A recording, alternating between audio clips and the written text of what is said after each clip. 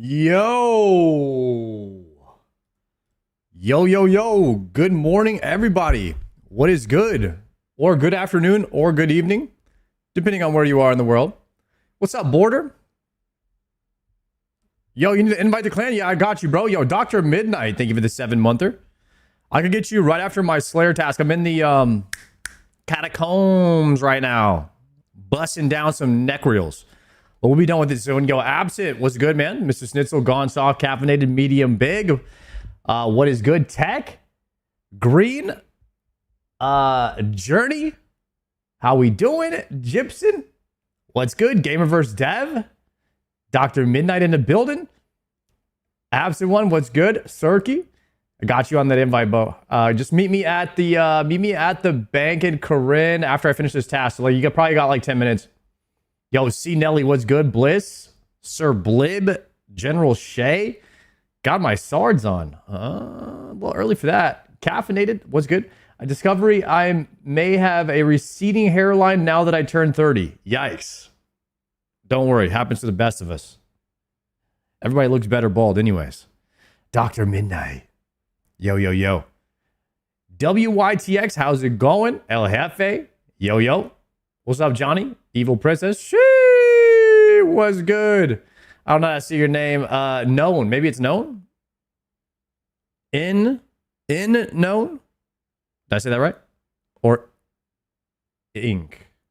I don't know. It's one of those two. Are Tebow Spooners allowed in if they did CG for the sail door? Yes. Have you watched any of LMGD's Inferno attempts? We're going to take a look at them. I definitely want to take a look at him.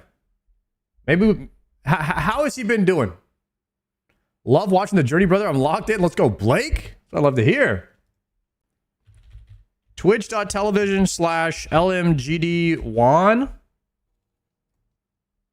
Is this guy still in this simulator? Guys, every time I look over to LMGD's stream, he's in this simulator. This guy does more simulator than actual Inferno. All he's doing is simulating. All right, let me see. Here's the current stream. He's doing simulator again. Is there any attempts here recently? Like, how far did he get? And then I did like because he died on 52. Completed. Let me see. well, Let's see. That's what it is. This is a tough spawn right here, but the solve is to go over here. This is the best solve. You just tank one hit. You're gonna tank these 2 hits, and you're gonna go here, and then it's solved. Or you can also flick here, one tick flick. But for a noob, I'd recommend going here. Dying on my He tried to go there afterwards. Oh god, dude. Yo, does he not one tick flick yet? Has he not been one tick alternating? That's a tough wave. I mean, if you go this side right away. He hasn't been one tick alternating yet. Dude, he's got to learn that. If you don't one tick alternate, it's rough. The Inferno's rough. This is the hardest spawn, in my opinion, is Blob Ranger Mage is tough, especially if the mage is right here. It's probably one of the hardest spawns you can get. And you either have to go here and one tick alternate while killing these, or you just let these, or you just go here, like you freeze, go here, take 2 hits, you go here, and then you just kill this guy, and then you deal with the nibblers after. So, yeah, I mean, that's 52. Like, and imagine if you have like a snake coming down, you get this wave, and you get a snake and a snake coming down and a bat. So, like, this wave can get even harder. But yeah, I didn't see any. Yikes. dying on my hard cry, man. Yeah, that was he figured out like the easier solve halfway through the attempt, which is tough. And then he ran melee through the boss. How are some of the other attempts? I mean, did he get far? This is probably the same attempt here. Looks like he's doing simulator for about an hour. Wait, new wave. 2 hours of simulator. Okay, wait, here's a wave 62. Wait a second, let's see this. All right, ready? I'm going to solve this wave for him instantly, guys. Don't even worry. All right, go right here to this tile after you cast, kill the bat, and then bring this guy in, and then you're going to come back here, and you're going to start killing the mage. Okay, don't worry about that. Perfect. Good tile movement. Dude, we got a lot of tick loss. A lot of tick loss here. The bat should already be dead. Pray, Rygor. Rygor prayer. No. Trap, corner trap. Bro. All right, now you got a one tick flick. You got a one tick alternate. Dying on my hardcore Iron Man. Completed.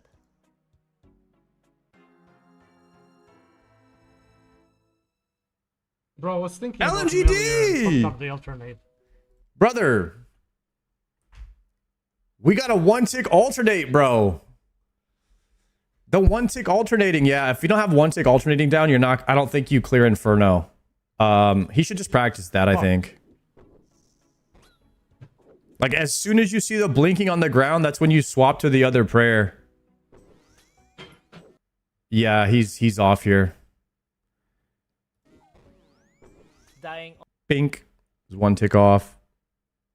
He's got the bar here too. He can see it. This was probably the hardest thing for me to learn is like when to one tick alternate. I would say that is the, like, once you get this though, then you have the Inferno. If you can one tick alternate blobs off stack. Oh, he has a snake coming here too. This wave sucks, dude. This wave sucks. He's gonna have to, I would personally, on this wave, I would probably kill this guy as fast as possible while one tick flicking before the snake digs. And then I might go here praying range and try to do some damage on the snake. And then when the snake digs, then you corner trap him, kill the snake while praying mage, and then you can kill the mage. So killing this blob quickly is probably the easiest way to solve this. That's how I would do it. But yeah, you still have to one tick flick. He's losing a lot of ticks. This is one thing that I had to do to get better at the Inferno was, like, right off the rip, as soon as this cast, you have to know that you're only going to do one cast on these, and if whether it lands or not doesn't matter. You immediately need to be in Bofa killing this one and then start preparing for what you're going to do next.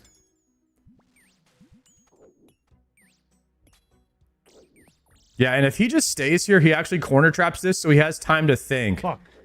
So right here, he has no time to think, and now he's gonna try to flick on the fly, and he should be killing this guy because the snake is coming, whether he wants it to or not, and you can't go to the right because you've got Ranger Mage, so you've got to clear the left side. I mean, he's getting some hard waves. Like the two waves that he died on, to be fair, they are hard waves. So I would say, like, he's doing decent, but yeah, the one tick flicking is just, I mean, if he can one tick flick like he just did right there, he will kill most of the waves. However, what was his plan for the snake? Because when the snake, he's not going to kill the mage. The snake is going to dig before he kills the mage. So I don't think it's the play there. That's like his 10th attempt. So I think he's doing very good. Yeah, he's going to be fine. He's going to be fine.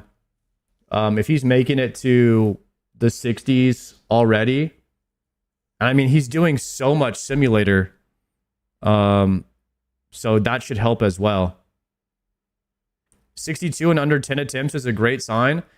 Yeah, I mean, but you have to keep in mind, like, if you're spending a lot of time in the simulator, like, this is a lot of time and stuff that most people don't spend.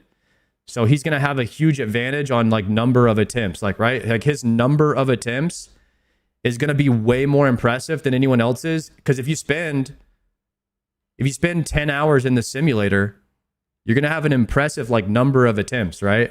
because you're doing a lot of attempts in practice in the sim, which is going to give you a lot of skills that you need to pass some of the harder waves. Whereas like somebody who's not spending that much time in the sim, like they're going to have a lot more deaths, but they're learning on the waves.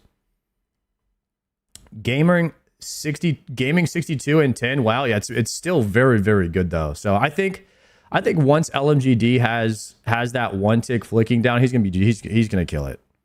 Because Zuck is not that bad. It's more like how fast do you kill the Rangers. I feel like how fast you kill the Rangers and the healers is what makes Zuck hard. He knows how to one tick flick. I think he's just in the panic phase at the moment. Okay, so you think maybe after he spent enough time in there, he'll calm down a little bit and he'll be able to just nail the one tick flick, no problem. Because right now he's just in that early stage where it's like super nerve wracking. I mean, I can't even talk really. I died the last 3 attempts in the Inferno. I'm 0 for 3 in there.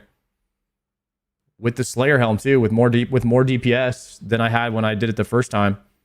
So you can just lose focus for 1 second, or you can just do bad damage on the healer, or the Ranger can just straight up max at you. Like the first time I was in there, the Ranger just maxed at me twice, and I died. He was joking when he said he was practicing on someone else's account for 2 months. Oh, okay.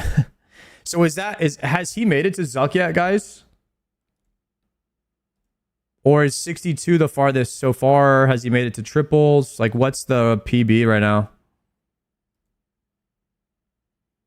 62 is the PB. Okay.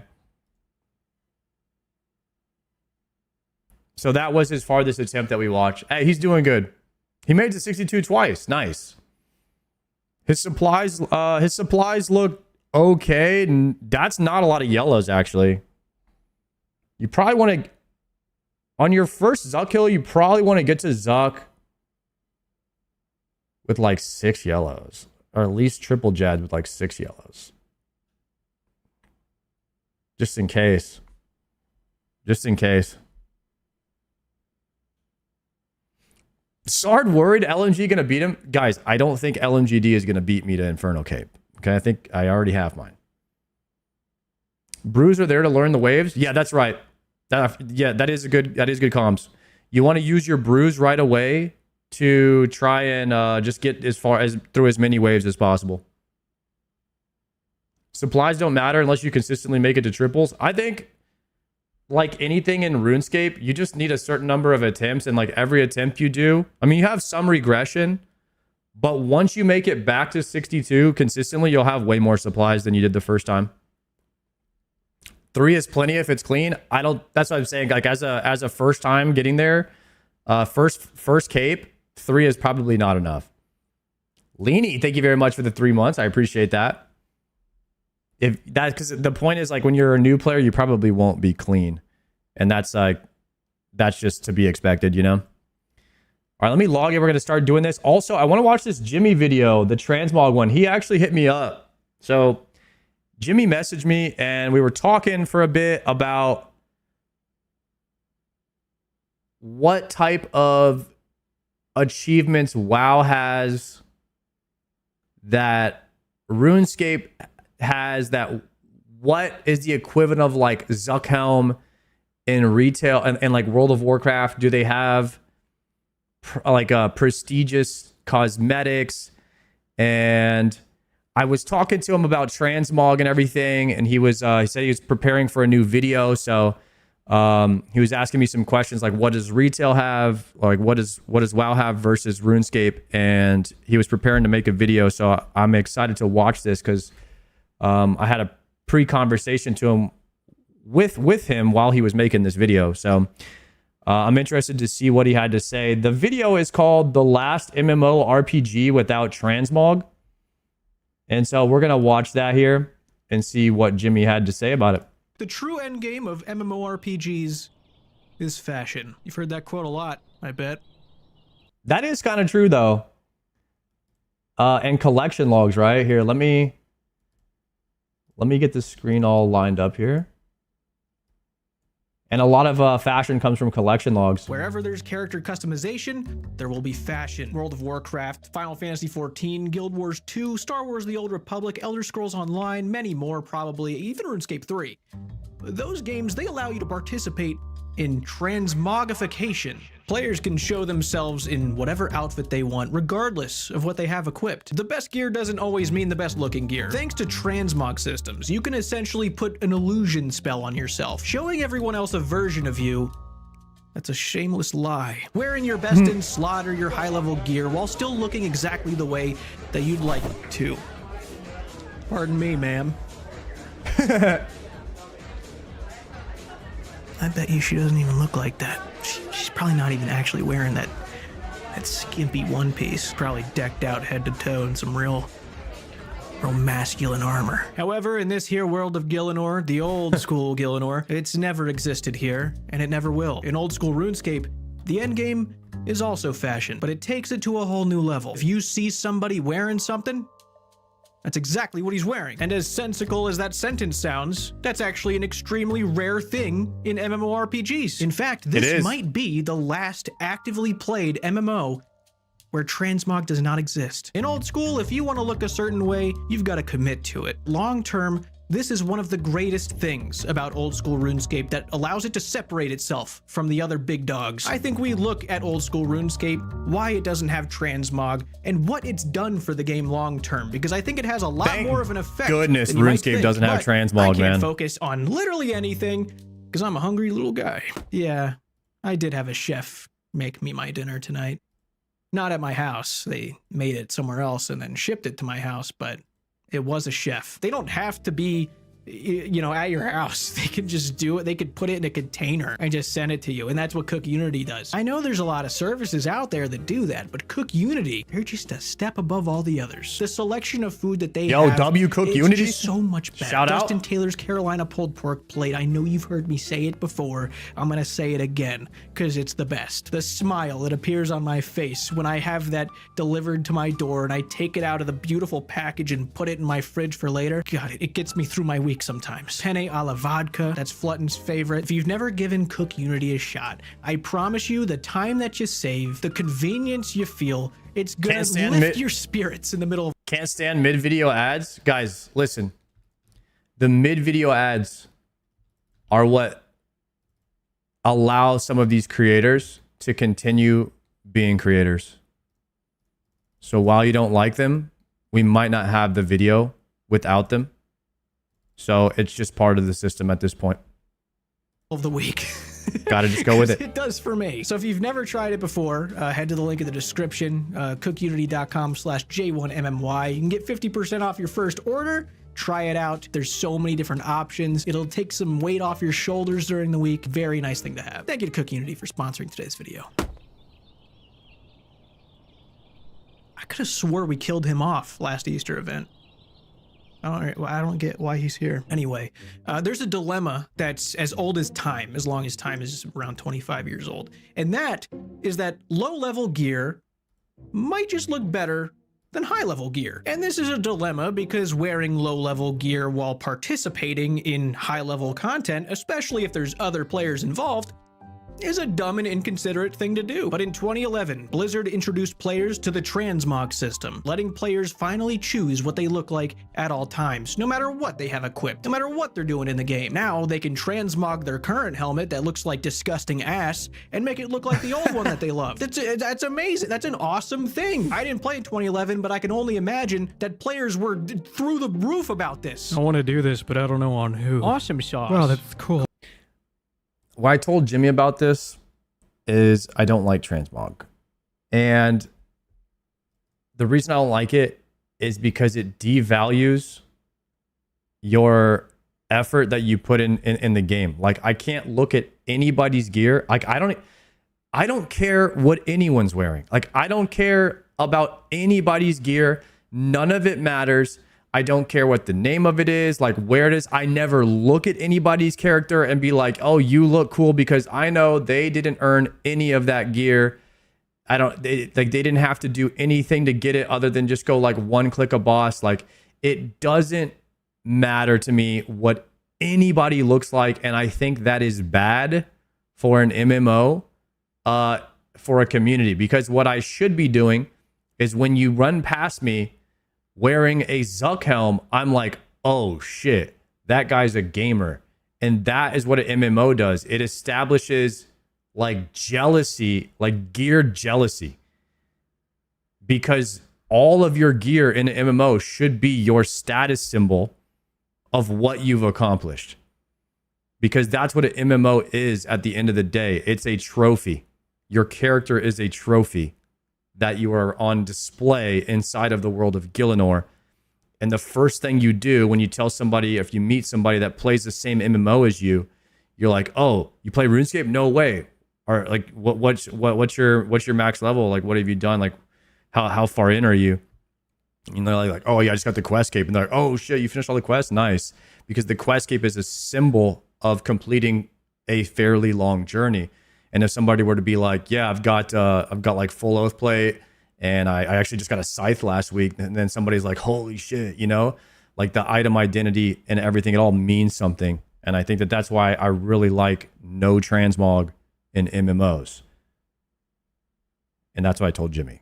Coolness. I can't do transform or whatever on any of my guys, so I'm pretty upset, but still cool. How do you even use this? What this is saying makes no sense to me. Will you guys help me ever? And just like most things that Blizzard were doing in the early 2010s, every other game copied them in some kind of way. Wait for Blizzard to do that cool thing and then create their own version of it. I mean, even right now, if you log onto retail and just run around some busy areas and you inspect any of the players you see, 90% of the time, you're gonna see that little purple text pop up saying, you know, the transmog, what you're seeing versus what they're actually wearing. Everyone's got transmog. There's even a mount in the game that lets you transmog your character at a moment's notice just by riding your mount suddenly. The transmog system is very loved by players. I know for a fact that there are a big handful of players that wouldn't even play the game if there was no transmog system. That's how much the RP part of the game means to them. During my short time playing retail, I remember competing in some kind of like dress to impress fashion show where they gave you a theme and you had to put together some outfit really fast in the transmog thing and then go on stage while everyone voted. Blizzard made that. They put it in. I haven't personally played Final Fantasy XIV yet, but I know they've got the glamour system, which is transmog. And with how gigantic their social scene is, I guarantee that this system is used basically by every player. Up until recently, in RuneScape 3, which is the retail of RuneScape, you would have to examine a player to see if that was the gear they're actually wearing, which it probably wasn't, because cosmetic overrides in that game, they took over. And they still have their cosmetic transmog system, but now they've added a toggle so that you can choose to display players transmog or not, which is amazing. Now you'll no longer see all the hideous outfits that players paid to be able to wear. I was just thinking in my mind that there should be a toggle for it. As we say, that's the word we use. You would think that fashion really doesn't take a high priority for the game, that players are going to be more focused on the gear that they need to be wearing for, you know, the raids and the high-level PVM. But unlike other MMOs, playing the game does not mean that you're engaging in combat. You're doing some fishing or some wood cutting. You're making runes. You're mining things. You're driving a boat around. With so much of the game being skilling, players will probably find themselves at some point going to the bank, seeing what they have, and taking the time to create the perfect outfit. The outfit that will embody their character, that will display them to everyone else exactly the way they want to be seen. They'll never have to question whether or not a player is wearing exactly what you're looking at, which creates the most authentic MMORPG world you could possibly be a part of.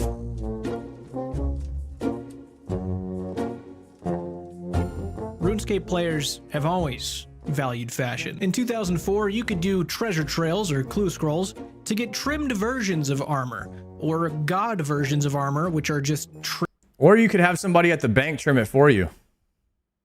I found that out.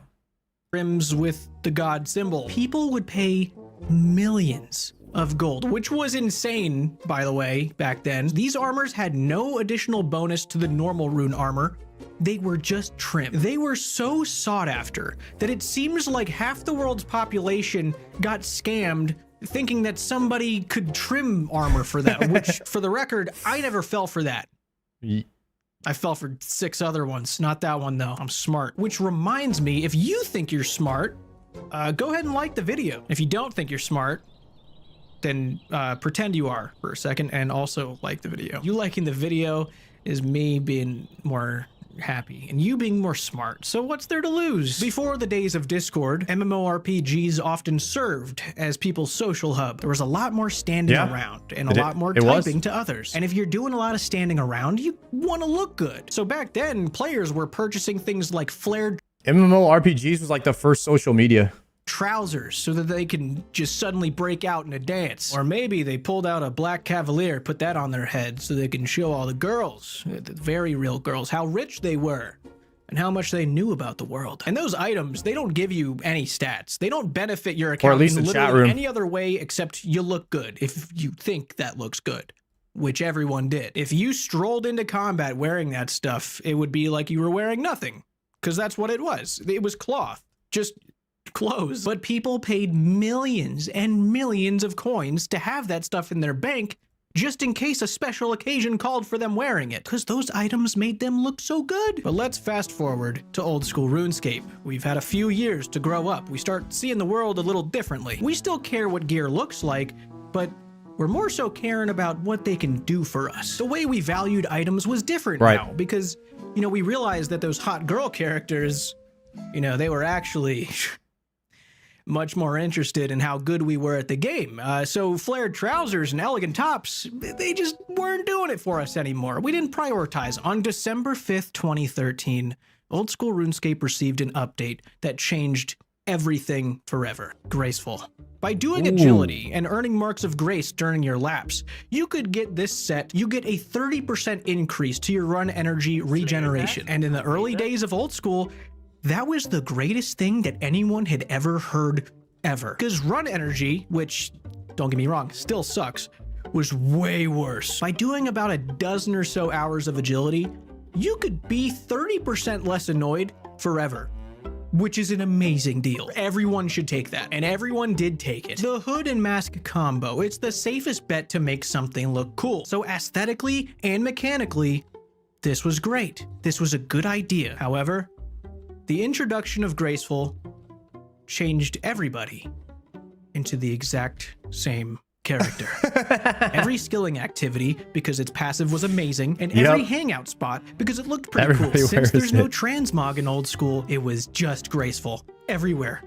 At all times. Wearing full Graceful was like the default Fortnite skin. There were more people looking like this than there were looking like that. That has always been what people think of when they think of generic RuneScape character. Not anymore. 13 years later, they're still all over the place. This guy, not so much. The bots, they realized that they can click more buttons on the start screen. It just lowered the game's saturation. The vibrance just all the way down. No one had any individuality anymore. It was a hood and a mask, so you couldn't tell what anyone's faces looked like. I actually banned the standard Graceful outfit from Gary's party when we threw that. People showing up to Gary's house in their full Graceful, the most default thing, the default skin. Kicks them out if they have Graceful. Their default Fortnite skin of Graceful, doing the same dance, the same default dance. We're gonna let that play. we're gonna let that play one more time, actually, because 8sat hated making it. I made him make that. Come to Slayer Master. Gave him money, don't worry. He really did not like the process of making that. It was worth it though. It got its screen time. We'll play it again. But in 2016, there was finally a way to recolor your Graceful. And hey, even if 5 people did it, that's a... Wait, the black Graceful. That looks good. Where does the black one come from? Hollowed Sepulcher. Ooh, I need to get that. To recolor your Graceful. And hey, even if 5 people did it, that's a great update to have. Anything to get one less person wearing the standard default Graceful. In a game with no transmog, if the devs are creating a very useful item, they have to look really good, because in the era of Old School RuneScape where people are caring a lot more about efficiency, they're going to prioritize the usefulness of an item over the way it looks. But that doesn't mean they don't care about the way it looks. In contrast to this, in a game like World of Warcraft, if Blizzard puts out an expansion, there'll probably be some cool items introduced with new expansions, but chances are players are just going to want to use their transmog, their character, their outfit that they've created. So whatever new items that they get they're just gonna override them anyway. So the devs, I'm sure they do try and make items look good if they're a brand new design, but there's not this big pressure knowing that if a player's gonna use that and wear it, that's exactly what they're gonna look like. The devs don't have to put that much weight into what they're designing. Not having any sort of transmog in this game puts a bigger Yeah, a lot of the gear does kind of look trash nowadays. Well, the thing in retail, they have to design so much gear, and none of it, like most of the time, people are not going to be wearing any of it. So it's just a lot of new gear that they have to add to the game all the time. Like Blizzard's art department is insane because they have to design thousands of pieces of gear for every expansion. And you want like the premier gear from the raid. And then they have 4 different tiers of raid, so they have to recolor the gear 4 different times. So you're getting 4 different colors of the same gear, and sometimes the mythic gear is glowing. So they have to or they change like something small about the mythic gear, mythic tier level of the gear. And it's just so much gear that you don't care about the names of any of it. And it's just like, you lose so much connection. Like that item identity is so strong, and you just lose it in that vertical progression MMO. pressure to make that end game, the end game gear, There's just too much gear. look better, because the end game is fashion, which takes on a whole new meaning in old school. Players want to wear an item that shows how good they are, how much they've been through, what their journey has been like. I think the end game items that we have, they are pretty fashionable. They look good. If Yeah, you they look go sick. around to areas in the game, like the Grand Exchange, where there's Damn, look at that Radiant. Haters in the chat gonna say no Rancor recolor. He's got the kit. He's got the kit on the Avernic, the kit on the Scythe, the Max Treads with the Radiant Oathplate Zuck. That's the end game right there, boys. That's the end game.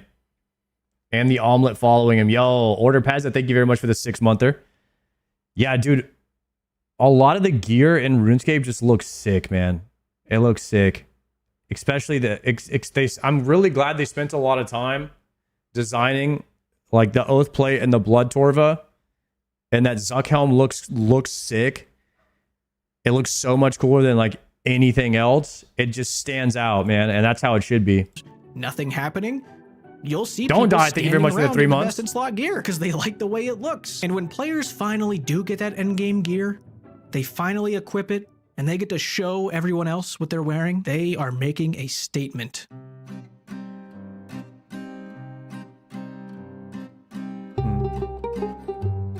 A lot of the gear in this game has a story attached to it. A real Yeah. True. Because like when they're making a statement, though, you have to be careful with mains. What I really like is that's why I like Iron Man so much, is like everybody earned all the stuff that they have on them without question. And with a main, you have to sit there and question like, oh, did he earn that? But if they have a Zuck helm on it, it doesn't matter if you're a main or an iron. Zuck helm like transcends that because it's a clear indicator of skill. It's like a status symbol. That's what I love. indicator of personal achievement. If you see a player wearing this cape here, you know a lot of things about them immediately. At some point, this character here survived 63 waves of Tazar monsters, understood the basics of in-game movement and safe spotting, and proved that they are mechanically competent enough to change their prayers based off a visual or sound cue under a pretty high-pressure situation. Now, I don't know if this guy's big brother got it for him. You could just endlessly accuse everyone of that if you want to. But no matter who was playing the account, at some point in time, this character here went through the entirety of the fight caves and achieved something with no help from another character. Wearing a rune plate body, Yep. they've killed a green dragon, a big one. Holding a dragon scimitar, they went through Monkey Madness 1 and navigated through one of the scariest places in the game, I think. Inferno True. Cape, you died 100 times over and over again until you finally beat the 75 big-ass times. guy, the huge guy. The same deal for the Quiver with the Colosseum. A helm of Neatsnot, a lunar staff, an adopted monkey that's on your back, a myth cape. Players are subconsciously giving value to different items based off what they've done themselves, the personal achievements that they've achieved. This sounds pretty self-explanatory, but let's look at that other MMO where people might want certain items a lot. In World of Warcraft, especially Classic, there are some very, very sought after items. They mean something to people. Let's take Thunder Fury, for example. I know a lot of people know what that sword is. If a player sees another player holding a Thunder Fury in Classic, they might look at them with envy and jealousy.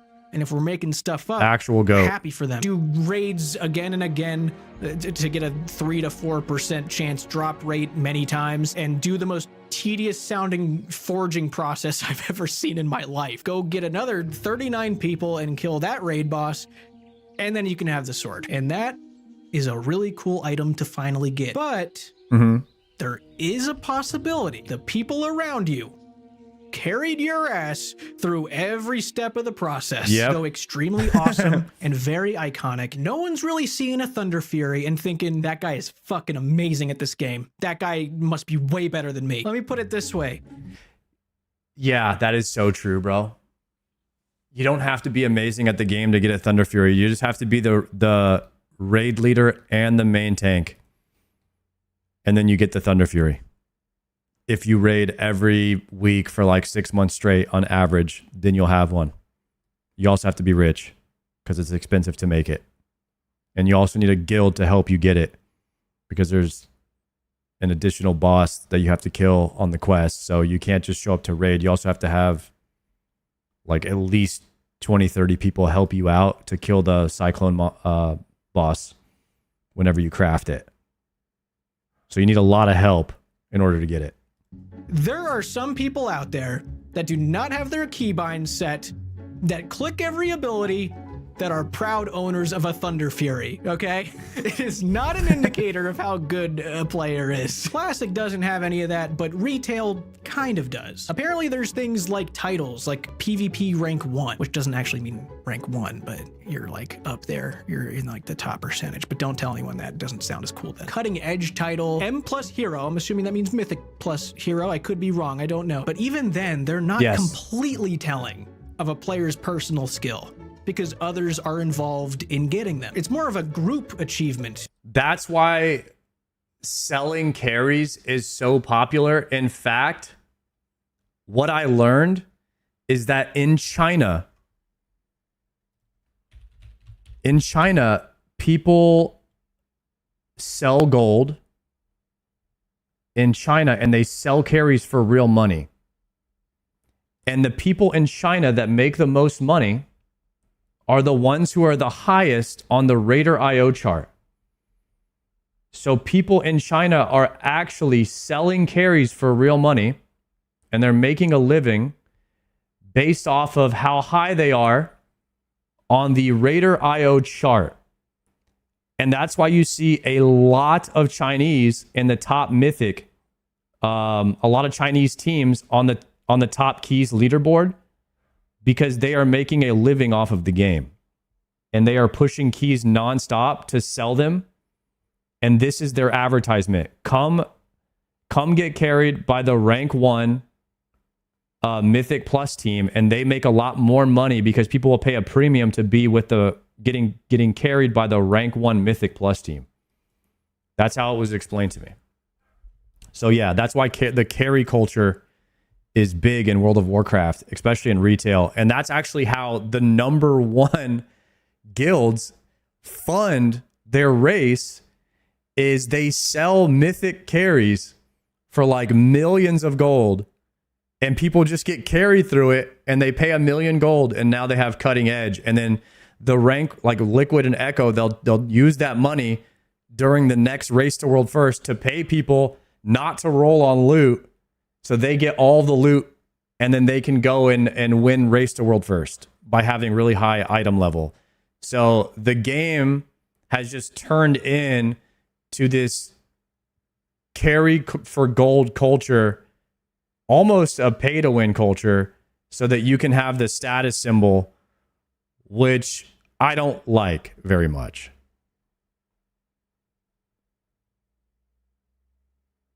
All because it's group content. Yeah, and that's why I love RuneScape, because it's like there's so much solo content in the game. There's solo status symbols where literally the only way you could get carried to do it is to break TOS and give somebody that's better than you your password and pay them illegally to play your account to get it, which some people do. But you have to at least commit a bannable offense to do it. And that, to me, is good. I like that.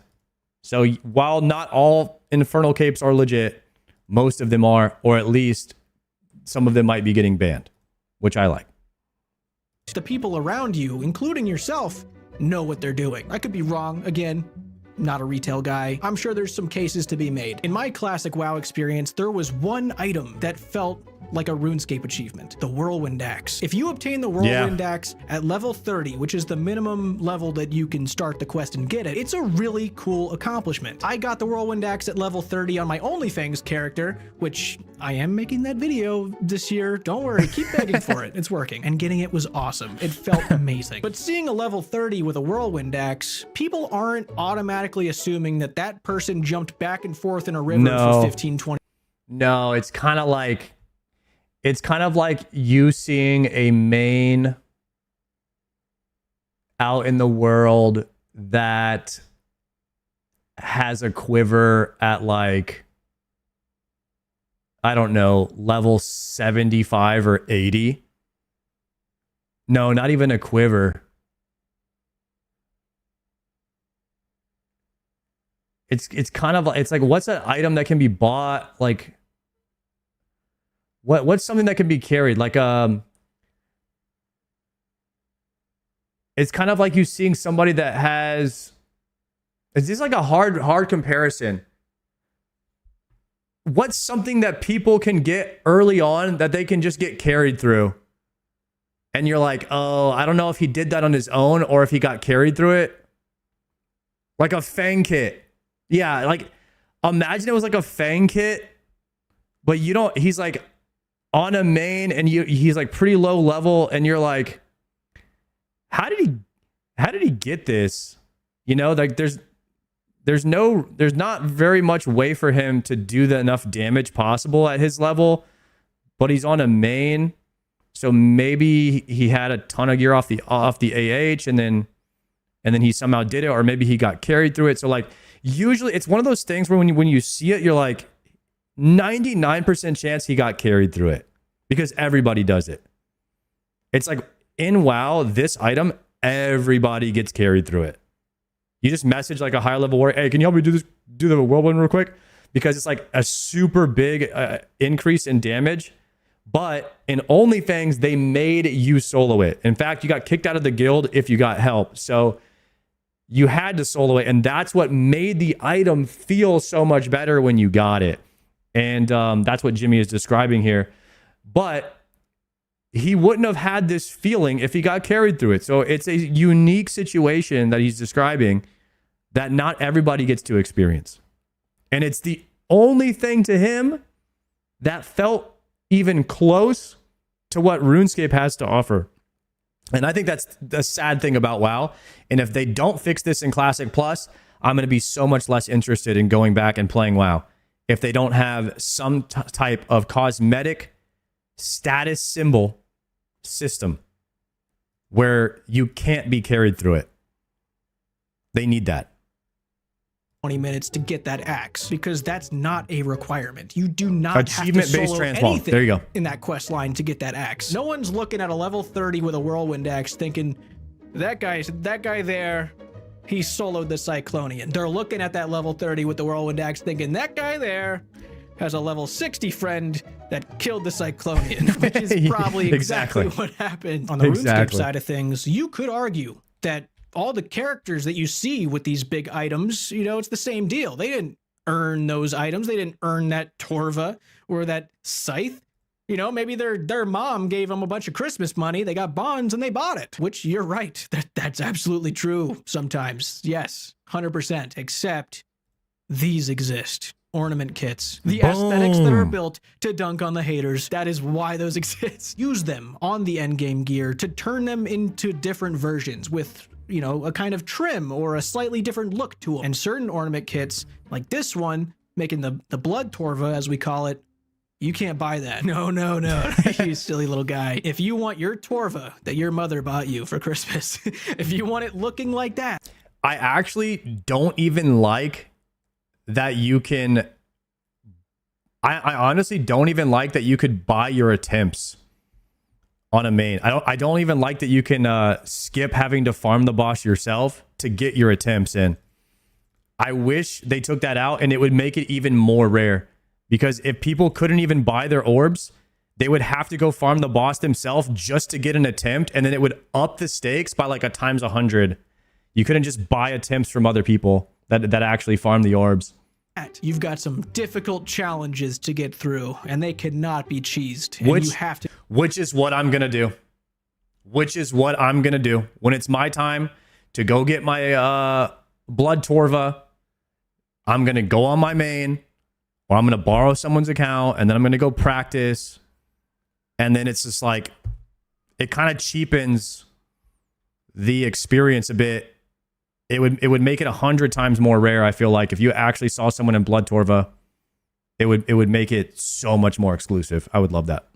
To do them on your own. For Blood Torva, you've got to defeat every single Desert Treasure 2 boss in their awakened form, which is not easy. If you want your Fang looking like this, you've got to complete a TOA at a 500 plus invocation with no deaths in your party, which is hard. Radiant Oath Plate, which I think is the coolest armor in the game, personally. To get that, you got to do the Yama contracts, which are unsportsmanlike, we'll call it. But it looks really nice, so it's probably worth doing. And of course, the cosmetic of all cosmetics. The hardest item to achieve in old school RuneScape by a long shot. An item that takes the game's greatest players years to achieve. The Zuck Helm. I haven't played all MMORPGs, but I'm willing to put a little money on it that this is probably the hardest item to achieve in any MMORPG you could play. I am not exaggerating. It's I think really it is difficult to explain why to players that aren't familiar with old school, but dude, I could be wrong. I could be wrong. I've been wrong once, maybe even twice before, but I'm probably not. Look, if you see a guy or girl, it's a guy. If you see a guy wearing this, don't go up to him and talk to him. They probably do not want to be your friend. They've been through a lot. All of their happy was absorbed by the process of getting that helmet. They've lost a piece of themselves. I mean, look at this one. Even his pet's puffing his chest out, dude. don't mess with that guy. They all... RuneScape difficulties gnarly. What's up, Jay? Yeah, Jay's in Doom right now. He's learning Doom. He knows about the difficulty in RuneScape. Yeah. Wait. Jay, if you're frustrated now, bro, wait till you start hitting level 8s, man. Wait till you start hitting 8s. You will pull every hair that you don't have out. All have difficult challenges behind them that take real mechanical knowledge, a lot of determination. There is a way to make every item you get some form of indicator of your skill by talking to this gentleman right here on Tutorial Island and telling him you'd like to play the game single player. Let's take a look at this guy here, okay? He's got bandos, chest plate, tassets. He's got the nay it's not face guard. The prims? He's got his prims, a rapier. He's got a torture amulet. He's looking nice. On the surface, when we look at this guy, we can assume, okay, he's got 75 defense. He's got 75 hit points. He's done Fremenic Exiles, and he probably paid around 100. He's got 91. Okay, he's got 91 Slayer at least. He's got 93 crafting at least. Actually, my bad. He's got 95 Slayer. He's got the Pharaoh gloves, right? Is that Ferocious Gauntlets? Oh, wait. You can buy all this in a main. Is there anything you can't buy?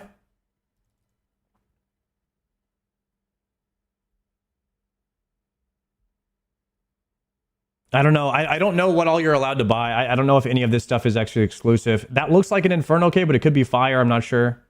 130 mil for that gear. But because the Inferno is red like that when you look at it. Figure out that he's got this symbol next to his name.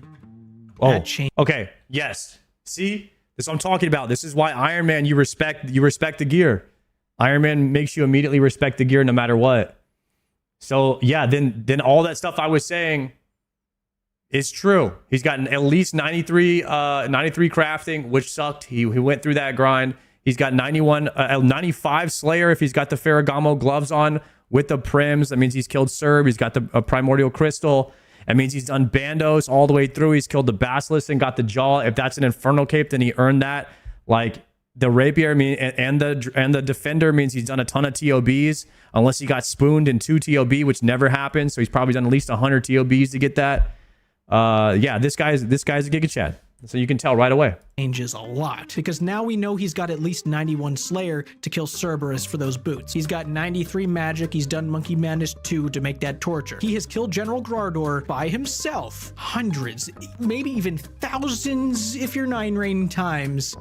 If you're 9-rain times. And we know he's done Theater of Blood with another group enough times to earn that drop himself. And he also got a 1 in 1,000 drop from the Basilisk. He put 91 Slayer. What gloves are those? Are those Pharaoh gloves?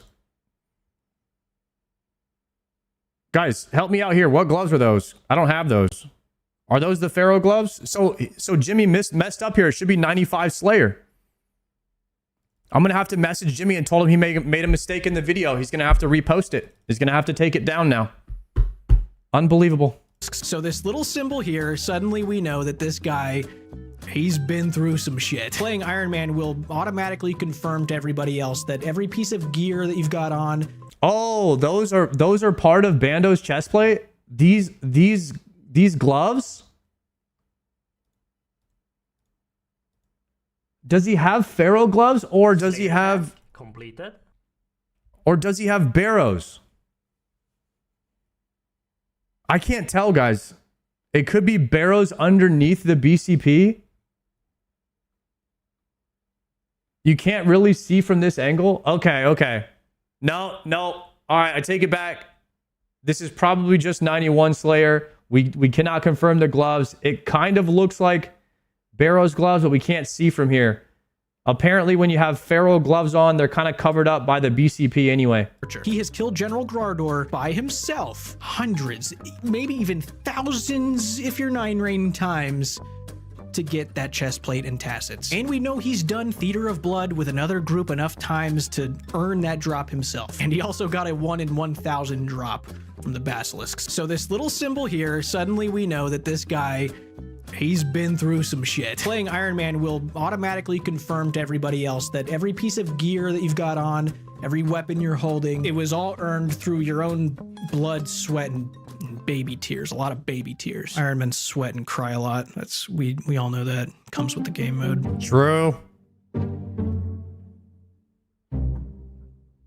No transmog.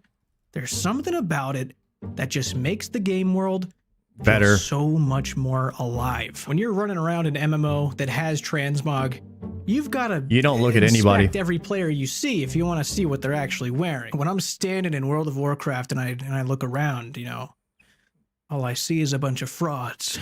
I don't know who's telling the truth. They're all disguising themselves as someone they're not. I'm sure that's what everyone's thinking. This paranoid, crazy thought. There's just something about it that takes the authenticity out of the game world. And this can go a couple different directions, because I remember a few years ago when me and Framed were trying out RuneScape 3 together, we were trying to seduce this guy. Yo, LMGD, thank you for the raid, sir. Good job hitting level 62. Saw your 62 attempts there, Mr. LMGD. Fantastic job. You'll have it soon, man. You'll have it soon. Keep on sending attempts, bro. That's what the Inferno's about. You get frustrated, you get mad at yourself, and then you come back the next day and then you just try to do better. That's what RuneScape is. It's hard. It's a big mountain you got to climb, man. You're going to love it. You're going to feel so much more accomplished when you get that Inferno Cape, dude. I'm doing really bad. Newsflash. That is not exclusive to you, okay? So you might be like, I'm doing really bad, I suck, but everybody sucks. So just try to remember that. Everybody sucked on their first few attempts. But what RuneScape players like to do is they like to look back at people that are on their first attempts and laugh at them and try to pretend like they weren't worse than that. That's what RuneScape players do. Because now they know everything. They know what to do. They like to flex. I've got 100 Inferno kills. Guarantee you, they were worse than all of your attempts combined on their first free tries. Okay? That's just what they do. So just remember that you're doing better than all these people that are making fun of you. Good job, bro. Into giving our girl characters money because he looked really powerful and rich, and we were doing the right thing. But I inspected this crazy looking guy, this overlord of power and destruction. He's wearing rune armor. He wasn't rich or powerful, but since he spent real life money on these big man coins, he could disguise himself as a powerful and rich guy, which isn't right to do. You shouldn't act like the character you're not. You don't see us tricking anybody with cosmetic overrides. This is us as we are. Your character's appearance in old school, Yeah, 0 blood runes, dude. Go craft them at the Scar Essence mine. I made I crafted 30,000 blood runes yesterday for like 10 mil or something like that. It took me 20 minutes to do it. Just go craft them. requires commitment, true commitment. If you want to do a raid dressed as a free-to-play bunny girl, you've got to go into that raid with free-to-play bunny girl items. That is what you have to wear. In old school, there are no cosmetic override bunny girl outfits carrying the raid.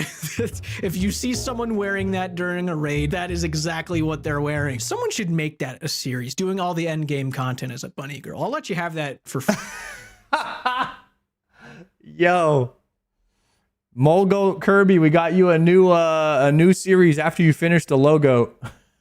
Free. I know if the right person starts that series, they'll jumpstart a YouTube career, no doubt. Next week, there's 6 bunny girl raid series. Fashionscape.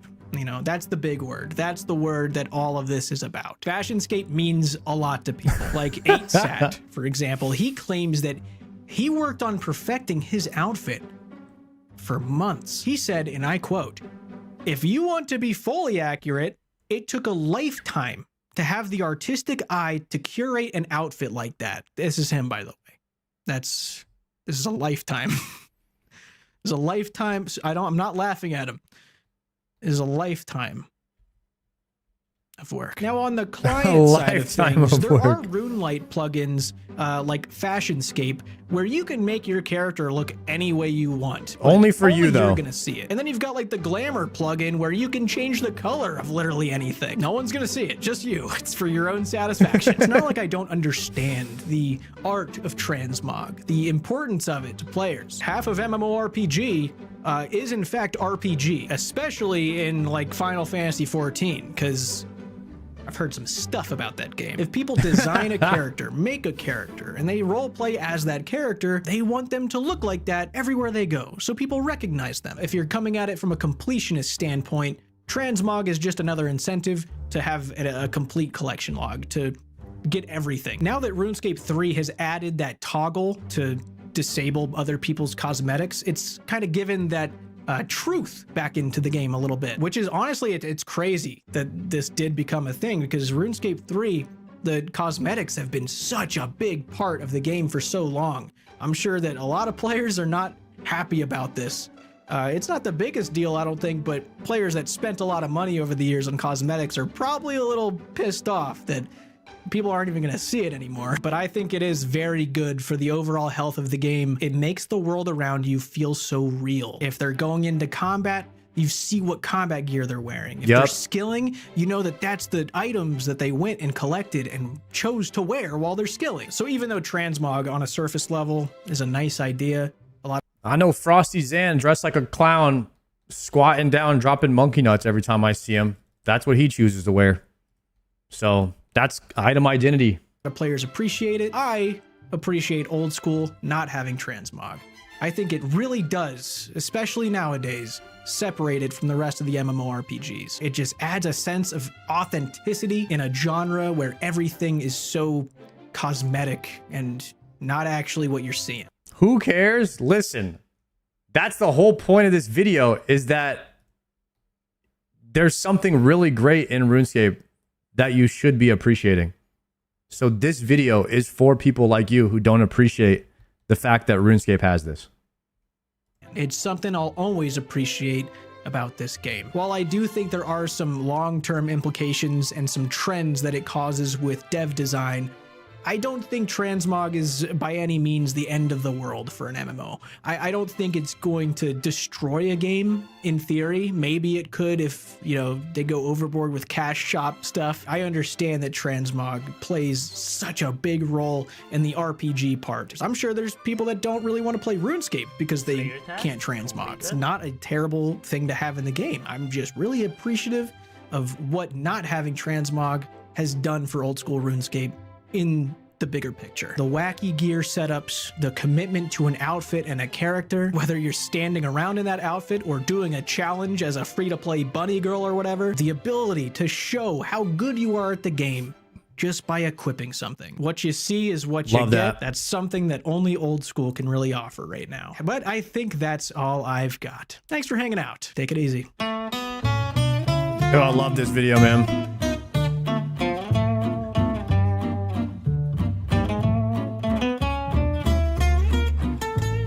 Awesome video, Jimmy. Guys, did anybody enjoy that video? It just makes you appreciate, you know, all the things that you're wearing.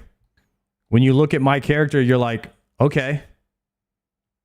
All right. Yup.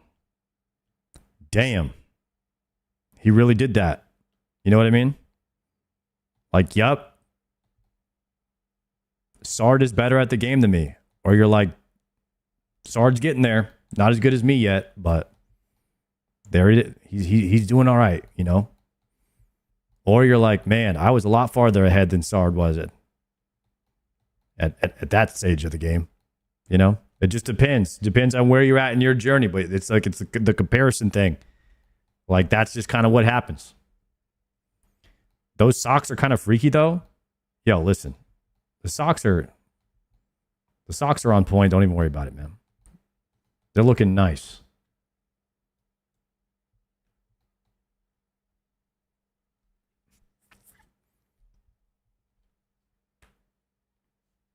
Credit card warrior fit. Yeah. That symbol right there takes away the credit card. Also, I'm a streamer. I just do everything on stream. So that also kind of takes away the credit card. Imagine I just like logged in one day and I just had a bunch of stuff and you guys are like, yo, like where did this stuff come from? That's the streamer that's that streamer guarantee, that money back guarantee, just always being live when you play.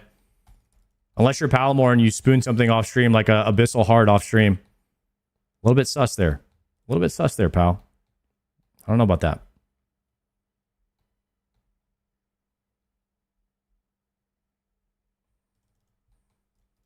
Oh, I need to go to the Ice Fiends.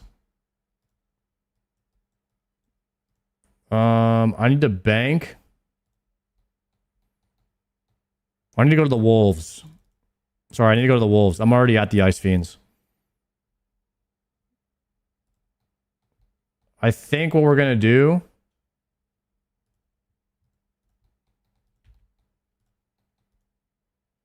1 million XP until 99 attack.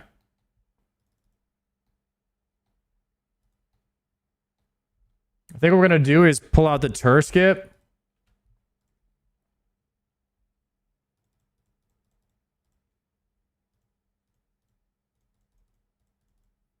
And the Expeditious. Withdraw one more extra Expeditious.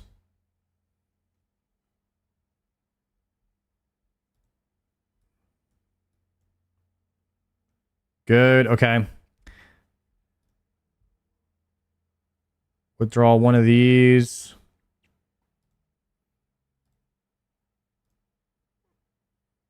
Okay, we have Arturial Skip unlocked now, and then I need a Dueling Ring.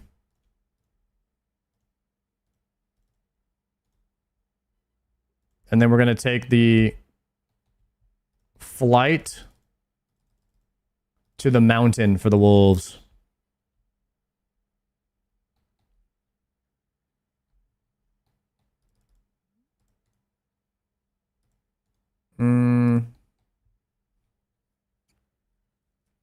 You just say your account got hacked and they bossed on your account. You think somebody's ever hacked someone's account and then just started like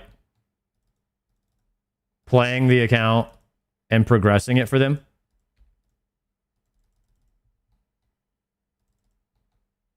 Sounds a little sus to me, guys.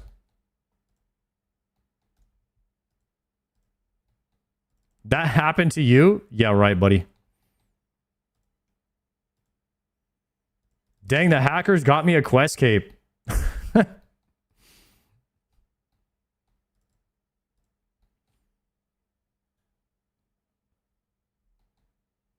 My pure account got hacked and became a chin bot. I recovered it with 90 hunter.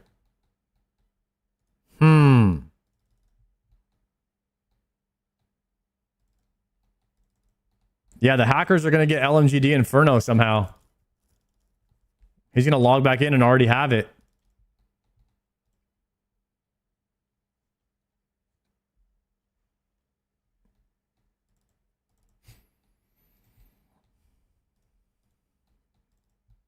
I ain't going to lie, though. How nice would that be, guys? How nice would it be if you had an Iron Man that had all max skills, but no bossing on it? You don't have to do any skilling. You could just go and do all the combat achievements on an Iron.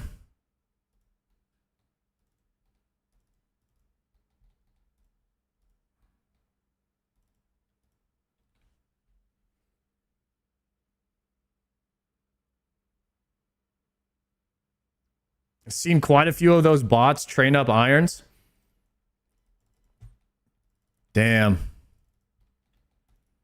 Nah, the suffering's part of the game, guys. You got to suffer through it. Otherwise, it doesn't mean anything. The suffering is part of the journey, so you really don't want to cheat yourself on the journey. It just doesn't feel good when you do it. Something about it feels a bit missing from the experience.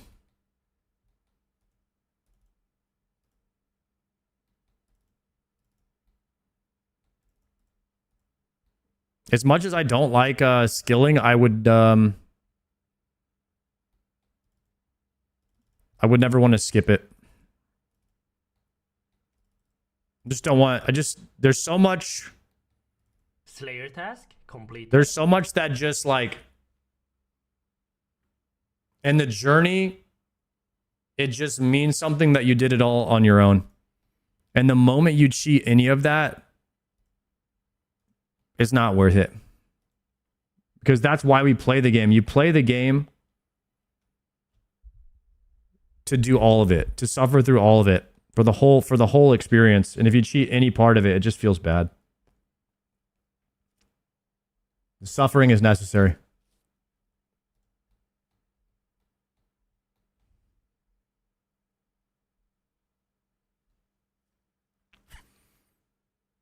I used to bot and advocate for it. I wanted to content I didn't have the time for because being a full-time single parent and a career now as an Iron Man, I'm fully motivated to do everything myself.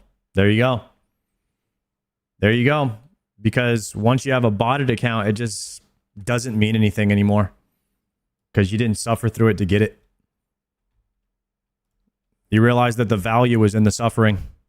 The value was in the journey. I think we're skipping Gargs.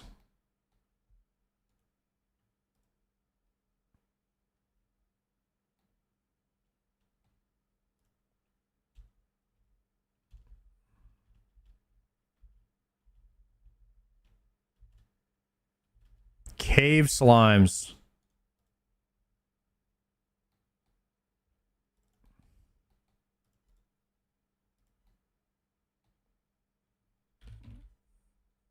Is it Dorgishan Cave or is it Freminate Cave?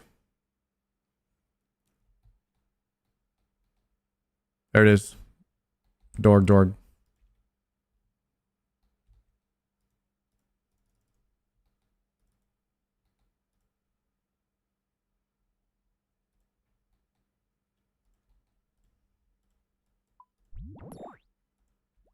Oh, I'm poisoned. I'm dead.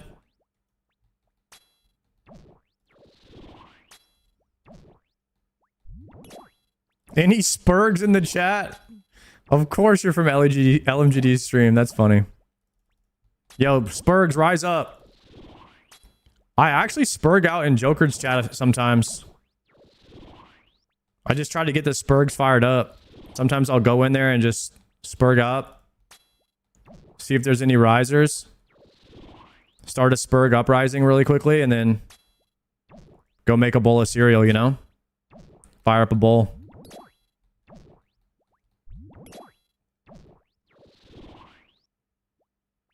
LMGD said Joker's never returning. Guys, what is Joker gonna do? Is he gonna level a 7th TBC character? Or is he gonna come back to RuneScape? Think about it.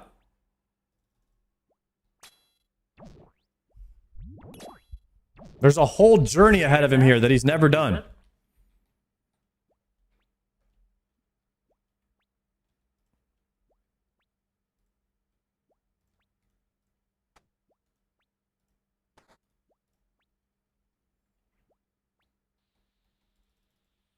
Joker gets more viewers on WoW? Yeah. That's fair.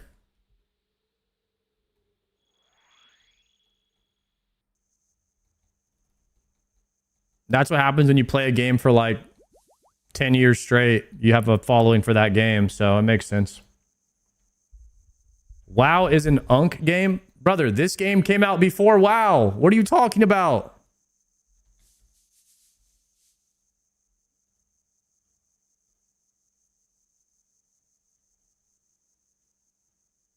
Mage Wave 60 Sard, 3rd in Inferno. Let's get it. Nice, bro.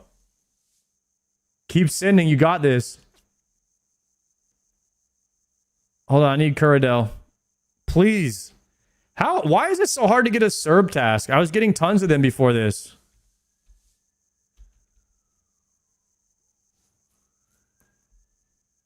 What WoW content do you like watching? Dude, I've been watching this Race to World First. It's so good.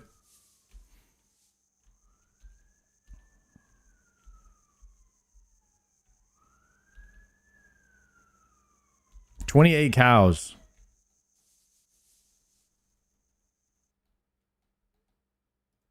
I'm going to get the cowbell.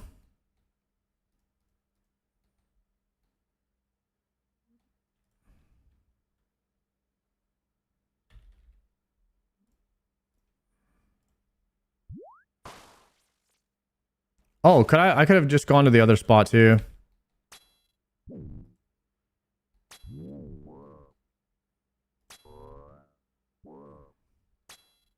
The baby cows are the best ones to kill. They don't have a lot of health.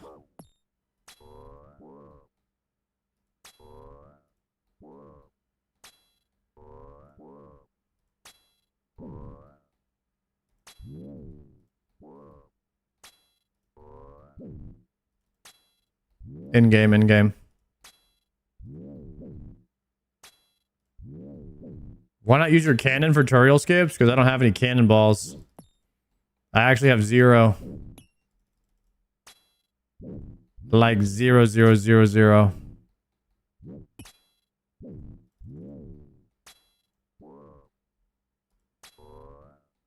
I was going to make some cannonballs last night, but I didn't have time.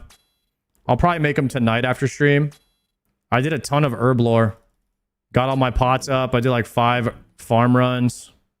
Slayer task complete. And I did like a ton of fishing and cooking. So I'm up to 78 fishing, almost 87 cooking now. Doing Doom is faster than making cannonballs? No, it's not. I mean, making cannonballs is the fastest way to get cannonballs. Did you actually do Demonic Brutus? Huh? Is that what it's called?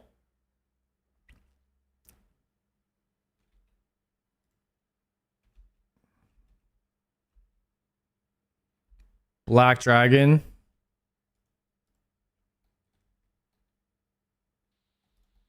Yeah, I did Temporos to level my fishing. That's what I did. But I don't know if I'll be going back to Temporos because I was getting 35k an hour doing AFK Karambwan, which is not bad at all.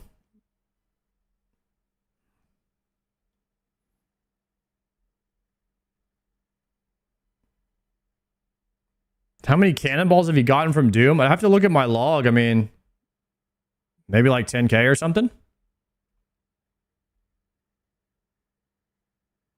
Oh, I'm going to Crafting Guild.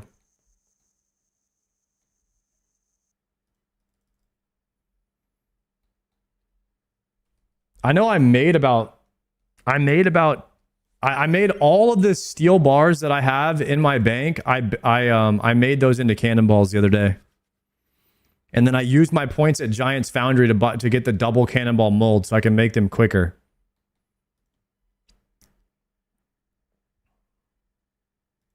So I made about 10k of them, but now I have to go to the blast furnace and I have to blast like 1,000 steel bars, which I don't know if I want to do that, but I might do it anyways.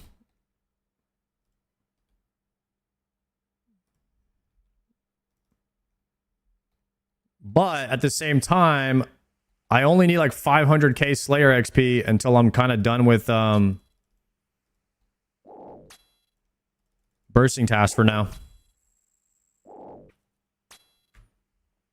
Don't worry, guys. I know about the sailing furnace and I'll never be able to use it.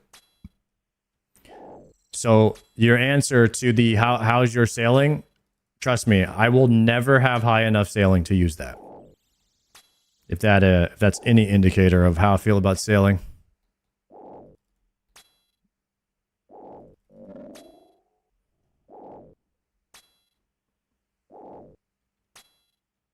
You say that now?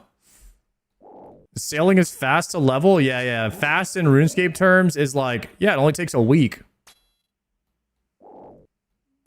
Guys, I'm not doing sailing for a week. I'll AFK. I'll AFK sailing actually after I've done all other useful AFKs. I will probably AFK sailing. Like once I get to like 5k anglers and fishing, maybe my wood cutting to like whatever level I need it to get the achievement diary.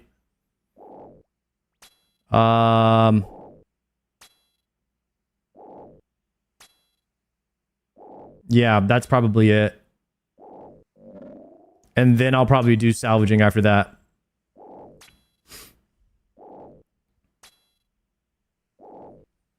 You still need cloth? That's a lot of cannonballs you could claim. Yeah, I need cloth and Venator bow.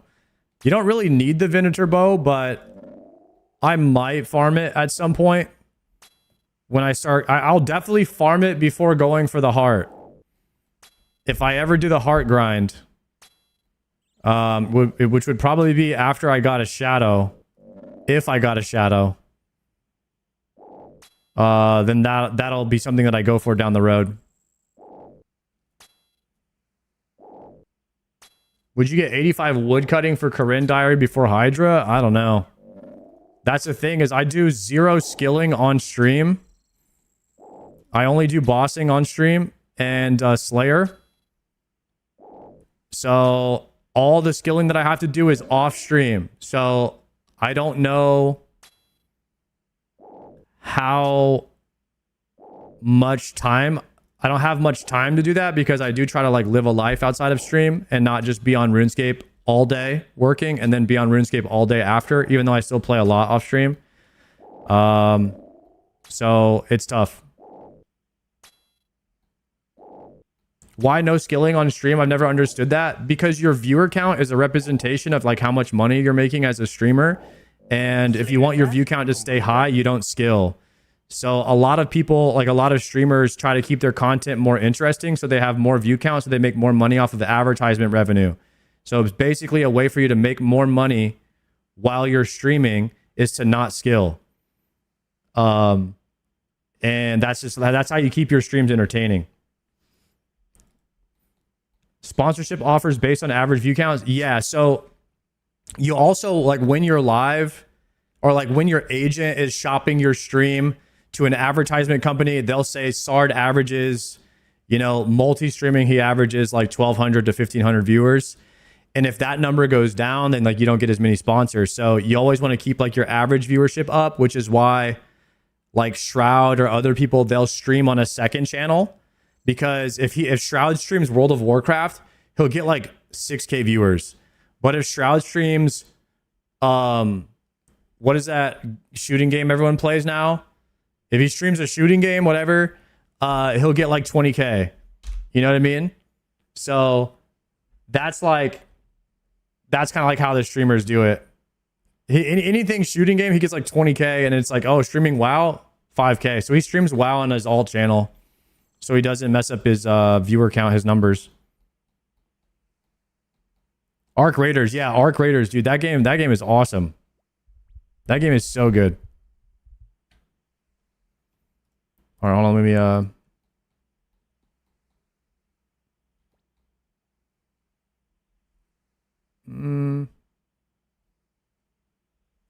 until you get to a point, I guess, like Soda Poppin'. I don't think Soda Poppin'. I think even Soda Poppin', person who probably doesn't need much like money anymore, I think he's good. He still values the viewer count. Like, he's not going to go do something if he gets 1K viewers. He'll just do it without streaming. Like, your viewer count as a streamer is almost like some people don't care about it, and some people just like are obsessed with it. Like, Mizkif got called out for being like even holding view count above like his relationship, and like he got kind of torn down about that publicly. And it's like, it really is a lot. It has a lot to do with your stream and everything. Like, it's a direct indicator of how good you are or how good you're being as a streamer. And it's not necessarily as like, there's some great streamers that have 100 viewers, but if you are a 100 viewer streamer and all of a sudden you go to 150, like in a span of 10 minutes, that's a usual direct indicator that you're doing something interesting, because your stream grew by 150% in 10 minutes. And then if you go and change that activity and you go, let's say you go do like sailing in circles, and then now your stream goes to 50 viewers, then that's a direct indicator that activity is not good for viewership. So you may want to do that activity off stream or another time. And so that's kind of like how view count works. It's not necessarily like, oh, I have 1,000 viewers. It doesn't matter how many viewers you have. It matters if your number is going up or down based on the content that you're doing. If you're having you'll even notice, like, if we're having a good conversation, more people will come into the stream if you're having a good conversation. So that's why streamers like to engage with the chat, have meaningful conversations, because it keeps people engaged, it keeps people in the stream. And yeah, that's why a lot of people play hardcore. I heard Alfie say one time, he's like, he was playing his UIM and he was kind of bummed. He's like, no, I need to play hardcore because I want to have viewers. Because nobody wants to, I guess less people want to watch him play a UIM than play a hardcore. And because hardcore is more engaging for the viewership, because they know something is riding on it, there's risk involved. And that's why a lot of people on RuneScape play hardcore WoW, and essentially. Or that's why everyone's view count goes up when you're doing Inferno. You know what I mean? Everyone's view count goes up during Inferno.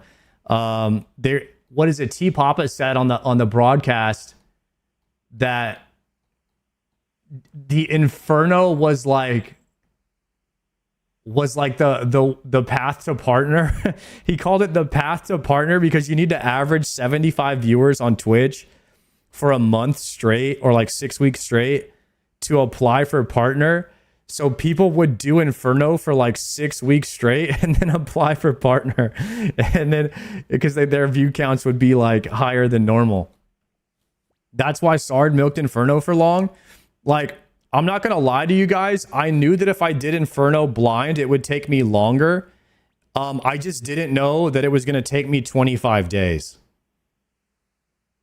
So looking back at it, it was way too much stress on me mentally, and I wouldn't do it again. But it wasn't a bad thing for my stream that it took 25 days to do it. And that was a pro. But was it at what cost? I would not do it again. How long did Colo take? 5 days in comparison to 25 for Inferno. And you went bald? Guys, I was bald before I started this game, okay? I don't have anything to do with it. Yeah.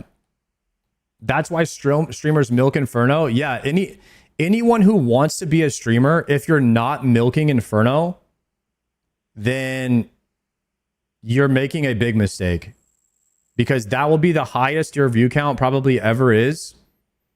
And you want to just stay in it as much as possible. And I think that's why a lot of people go with the blind Inferno. Because it means they'll be in there longer. Now, on an Iron Man who's rushing it for the very first time, who doesn't understand how many supplies you're going to need to maintain attempts, it could be very stressful to do that. So you might want to be prepared before you do that. If I could go back and talk to myself, I would have done Inferno like 2 weeks later, and I would have gotten like at least 50,000 blood runes, 100k death runes before I started. That was rough.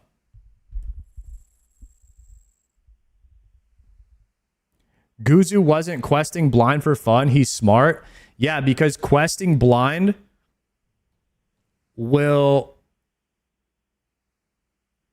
Well, how does it work when someone's questing blind? They can't aboba to do what to do. So what does he do? Does he just put it on emote only mode or something, and then people just laugh at him and spam emotes and spam Keck Ws?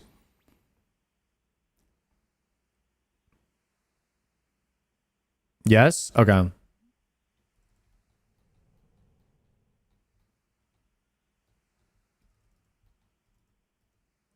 Yeah, whenever I see somebody like I fully realize that like doing stuff blind is good content, but I don't watch it a lot. It's not my favorite content. I don't necessarily enjoy watching somebody be confused because then they're in a bad mood. It's unless it's a streamer that can like somehow have positive vibes while being completely frustrated and confused. Like I don't enjoy watching streamers who look miserable. So if they're like having a good time and vibing, then like it's chill. You're missing out watching Mad Season. I would never watch Mad Season's new series or his RuneScape journey because I would just be like, dude, he's miserable. Like this is not, I don't enjoy watching people in pain. Like that's not something I personally enjoy. So I understand that there are people out there that do. Probably the majority of Twitch is like that. I guess I'm just not the majority. Yeah, I'm a minority as far as like what I like to watch. Like I'll prefer watching somebody that's like learning something or mastering something, or watching a guide like how fast they can learn it while getting coached by somebody or something like that. So I try to do the content that that I enjoy watching, which is why I'm always getting like Gnome or Sync to help me out. And then I try to see how fast I can learn it, or I'll watch a guide now, because after that Inferno experience, I'm like, I don't want to do this again. That was terrible. Mad Season, pretty positive about it. I mean, yeah. I saw like 5 minutes of his video and he was like cursing at the game, like what developer thought this was a good idea? He was doing underground pass. And no one can stay positive doing blind underground pass. It's just a misery.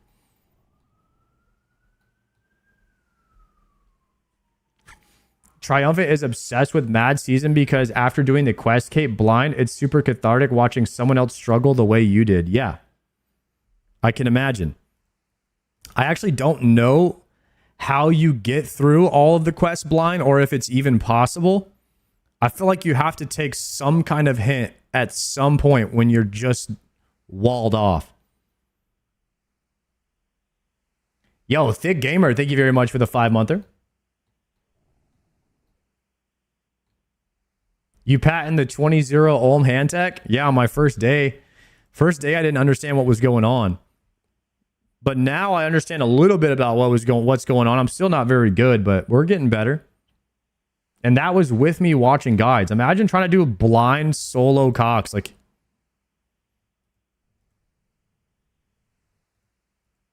would you ever figure it out? I don't know if you would. Like, it's really rough.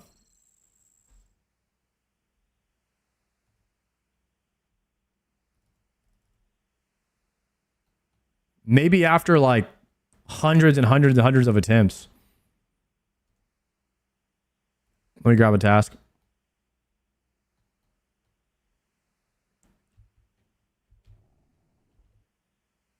Neck.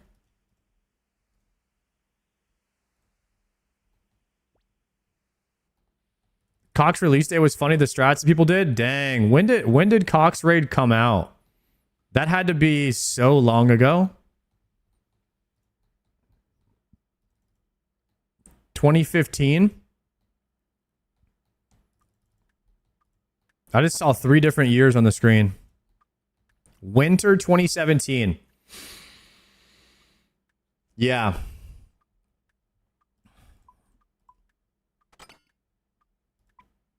Can you guys believe that Ancestral has been BIS for 10 years?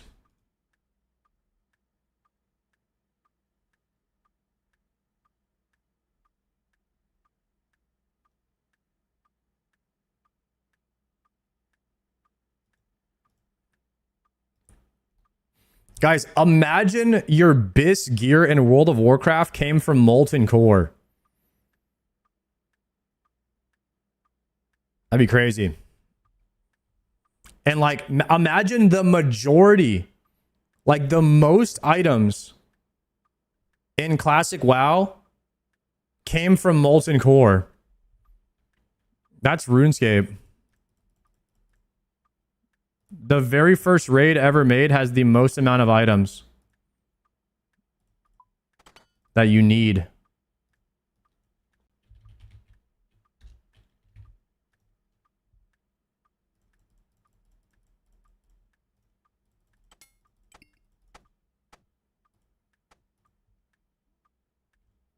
Fun fact, it had even more items on release. Dude, they put way too many they put way too many good items in Cox, you guys. Holy crap.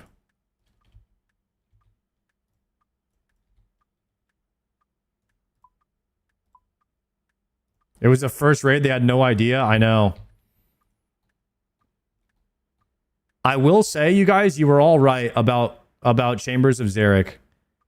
I did not like Chambers of Xeric very much at first, but after doing solo, I may or may not have gone in at like 2 in the morning last night because I wanted to send another one. I may or may not have just ran one solo Cox last night at like 2 in the morning after my farm runs. Yo, Nina, thank you very much for the 7-monther. There's something about unlocking the ability to do a group raid solo that makes you want to do it more. Like, it's almost like you've unlocked an ability that you know that other people don't have. And you're like, okay, I'm going to go use that ability right now. It's kind of cool. Like, also, it's like late at night. It's 2 a.m. I don't feel like finding people to raid with, but I know I'm going to need like 1,500 Cox runs to get a T-bow minimum. And I'm like, why not go do one of those 1,500 runs right now? Might as well go knock one out. I don't need anybody to do it. You know? It's kind of cool having that feeling. I feel that. Sending a random solo Chambers at 2 a.m. is peak. Yeah. I just kind of sent it, guys. It felt nice. Felt really nice. Like you said before, got to get your numbers up. Yeah. Please don't knock one out off stream. You'll get banned. What? How would you feel if you got it off stream? Okay, listen. I was thinking about that, guys. If I ever did a boss content off stream and I looted something, like if I let's say a Tebow dropped. First off, I would always be recording, but if Tebow dropped, I would go live immediately. I'd hit go live. And then on the screen would just be the Tebow inside of the chest. And I'd just leave it there for like an hour. I would just leave it there. I wouldn't loot it. I'd just stare at it for an hour straight.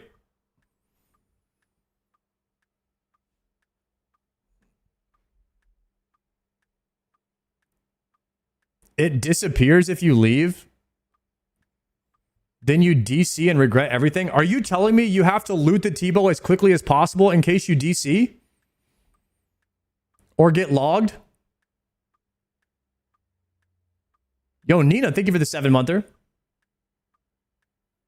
No, it goes into the storage.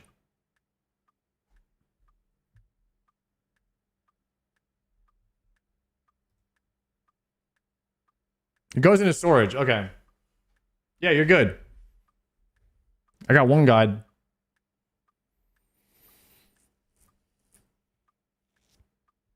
All right, boys. Let's do a poll real quick. Yo, Poggers, thank you for the 4-monther, Mr. No Miss. Legend. New poll. What listen to? Soup Behe Pod, Jimmy OSRS Pod. Would you guys rather listen to the Soup Pod podcast on Behe or the Jimmy OSRS podcast? Poll on Twitch. I'm gonna do CBT.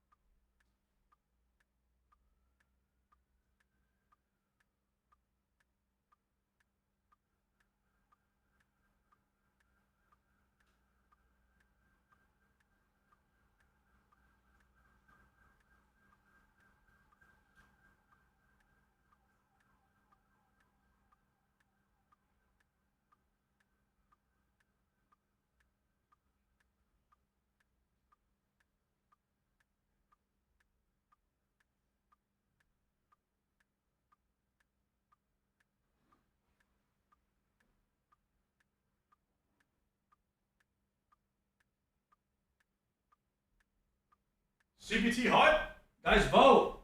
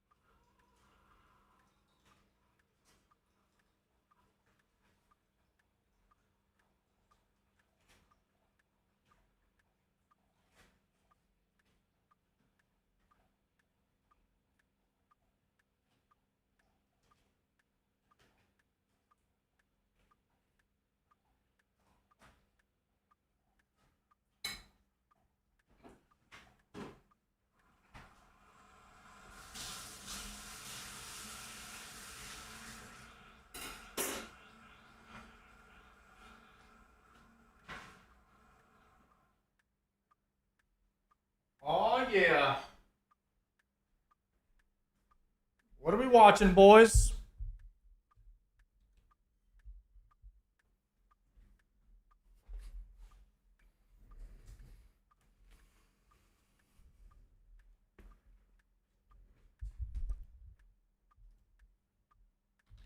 Behemoth Podcast.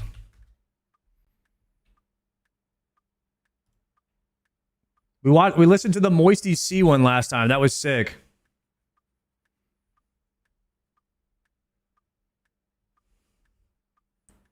All right, looks like the Soup Behe podcast is gonna win.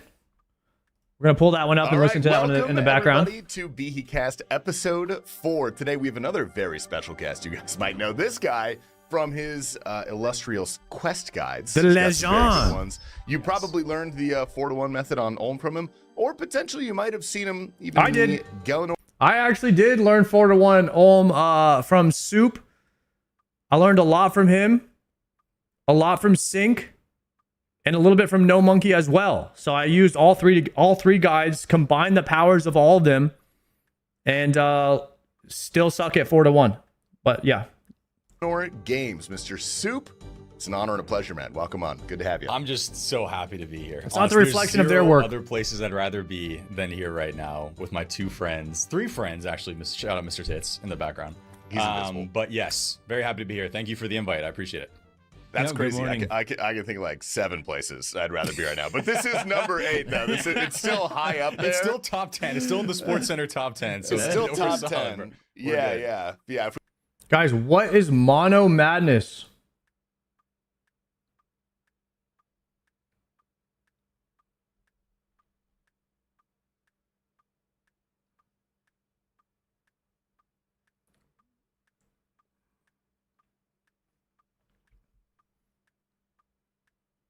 What about it?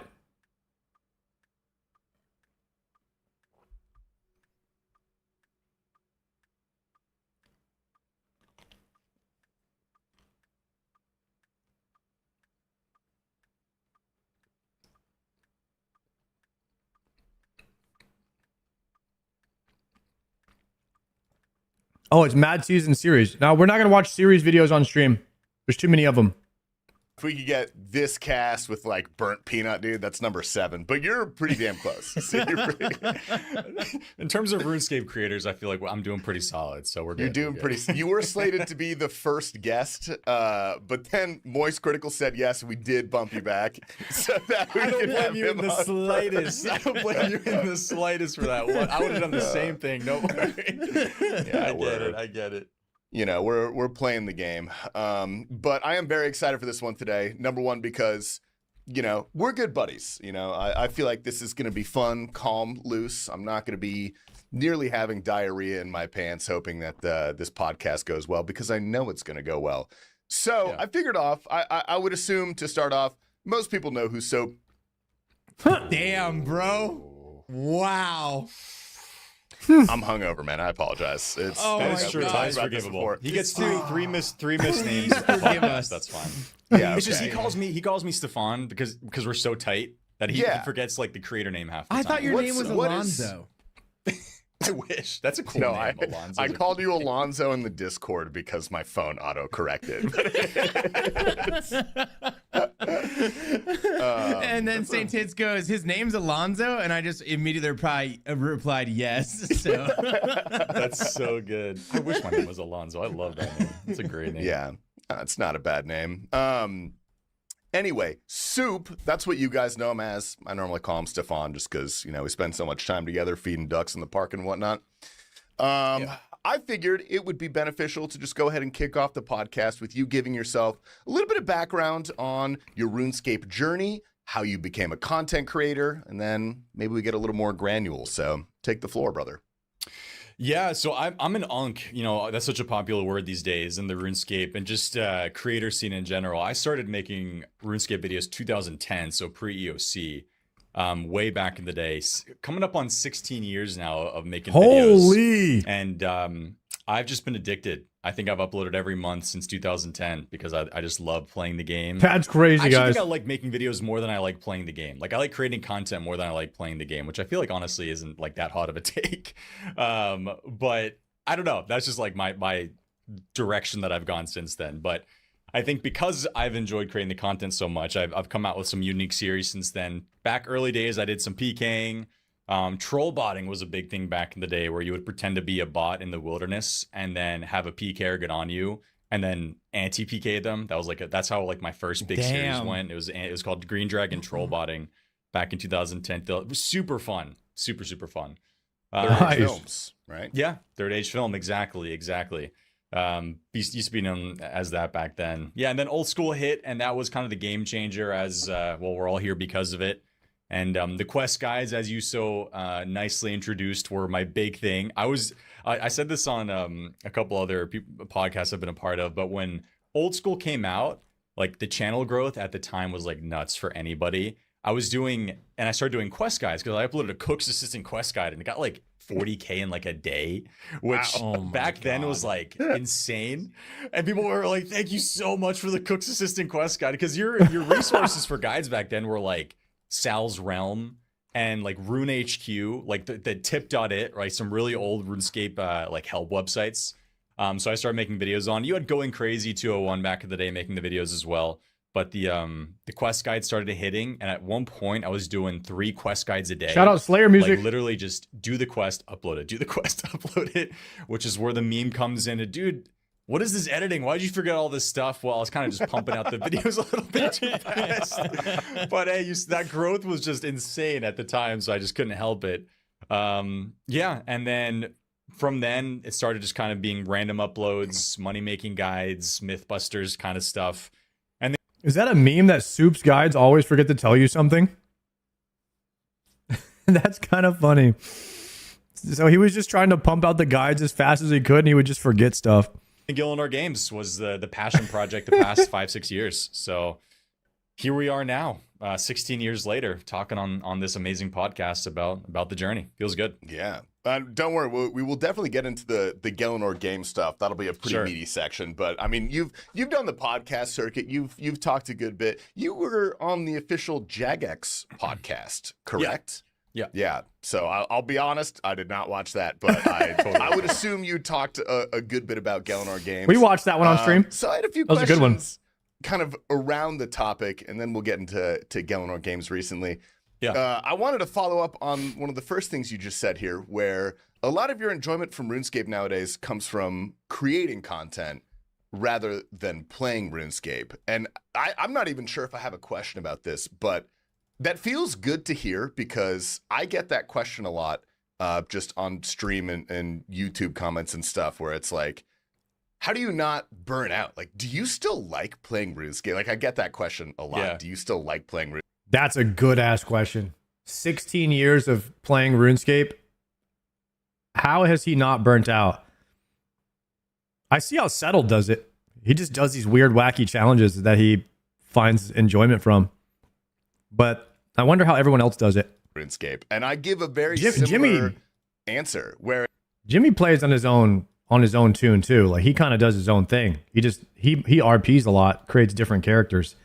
That's like an infinite play loop. The way that Jimmy plays the game. The way that I play the game is not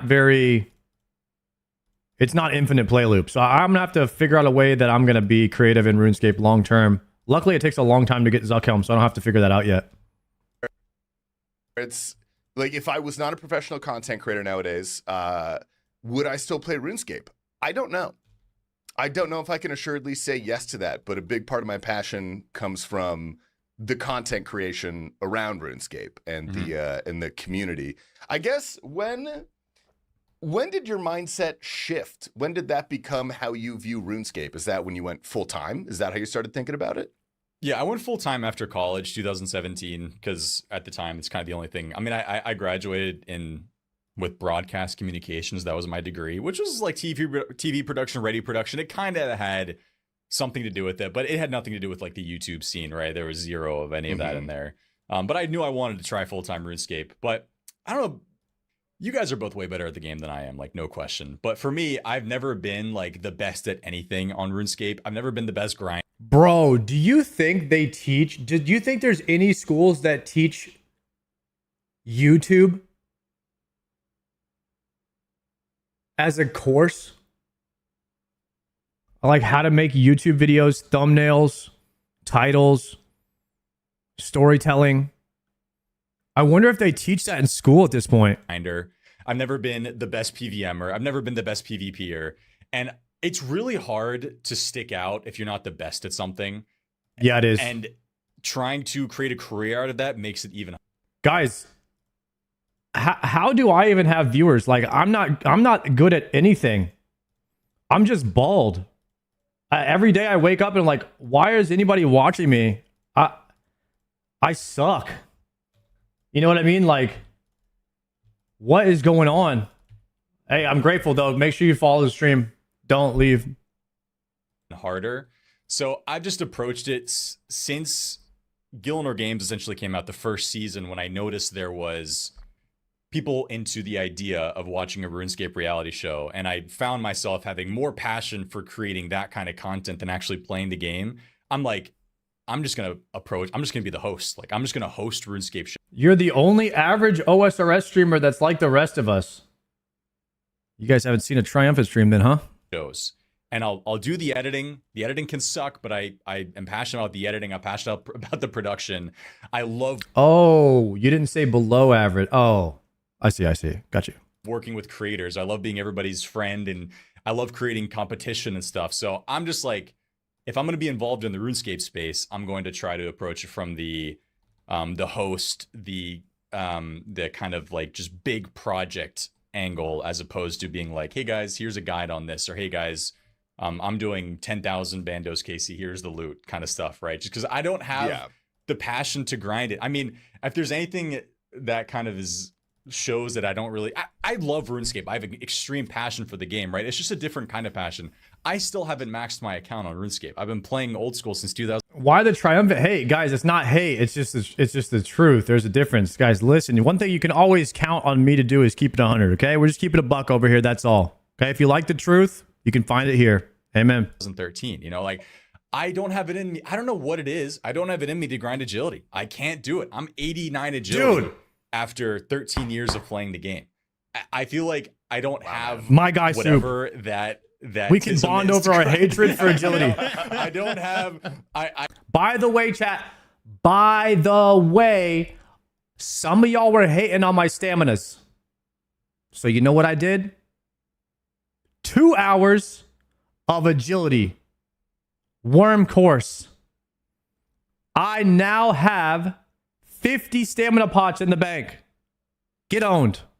I just can't do it. So, but obviously that sucks, because if you're a full-time creator on RuneScape, you have to play the game, right? So my way of playing the game is just through things like money making and clue scrolls, which you can do in short bursts, and I think are pretty fun. You have the loot boxes through clue scrolls, which obviously everybody loves, and money making. I always think money making is really fun in general. And Mythbusters, like just kind of fun one-off videos like that, which I think are really fun. So yeah, that's just kind of my approach. I'm curious how you guys feel about that. Are you more you love the creation aspect? I mean, you like the game, but the creation aspect is what keeps you guys going. I'm obsessed you go with first, the game. Papa. I'm obsessed with RuneScape. I play pretty much all day long. I go through spurts where like I don't play for a month, but that's only because Tasty's got me addicted to Counter-Strike, which is just my. Sorry.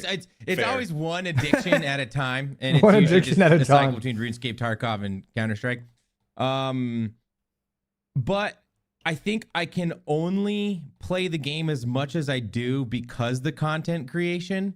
Like if it was not for the content creation, I wouldn't be able to put in these hours. So the content creation part. I said this before, but at one point in my life, I was playing video games for like just all my free time, and I had a lot of free time because I mainly worked on the weekend because I was filming weddings. That's what I was doing for my job. And I had a lot of time during the week to just play video games. So I was playing a ton of video games, and I was like, yo, what if we tried to become a streamer? Like, what if we just made money playing video games? Right? Like, that's the dream, right? So I was like, I thought about it for a few years, and one day I was just like, you know what? I got to pull the trigger on this. Otherwise, it's never going to happen. And at a young 34 years old, I started streaming. Part is very important. It's also where I think I have the most fun too. Like popping on stream with chat is like, I get to do that for 5 hours a day. You know, like I could probably do this every day for years. I don't know. We'll see when I burn out from that. But like working hard, dude. 5 hours a day. Big words. That's Big great. words. Hey. I have long work days. Okay, there's a behemoth episode every day out there. And, That's true. That is true. Yeah, that does take a lot of time. One of my friends shoots weddings. Is also bald. Thank you for sharing. I'm in the middle of doing that right now. Yeah. So I think I feel like I am pretty addicted, but also like I think Tasty's gone through his addiction phase. Like you have a maxed account. I am not maxed. Soup is not maxed. I think you're just at the end of the cycle I'm currently on. Yeah, this is the way I think about like a RuneScape longevity, right? So like you have your first playthrough.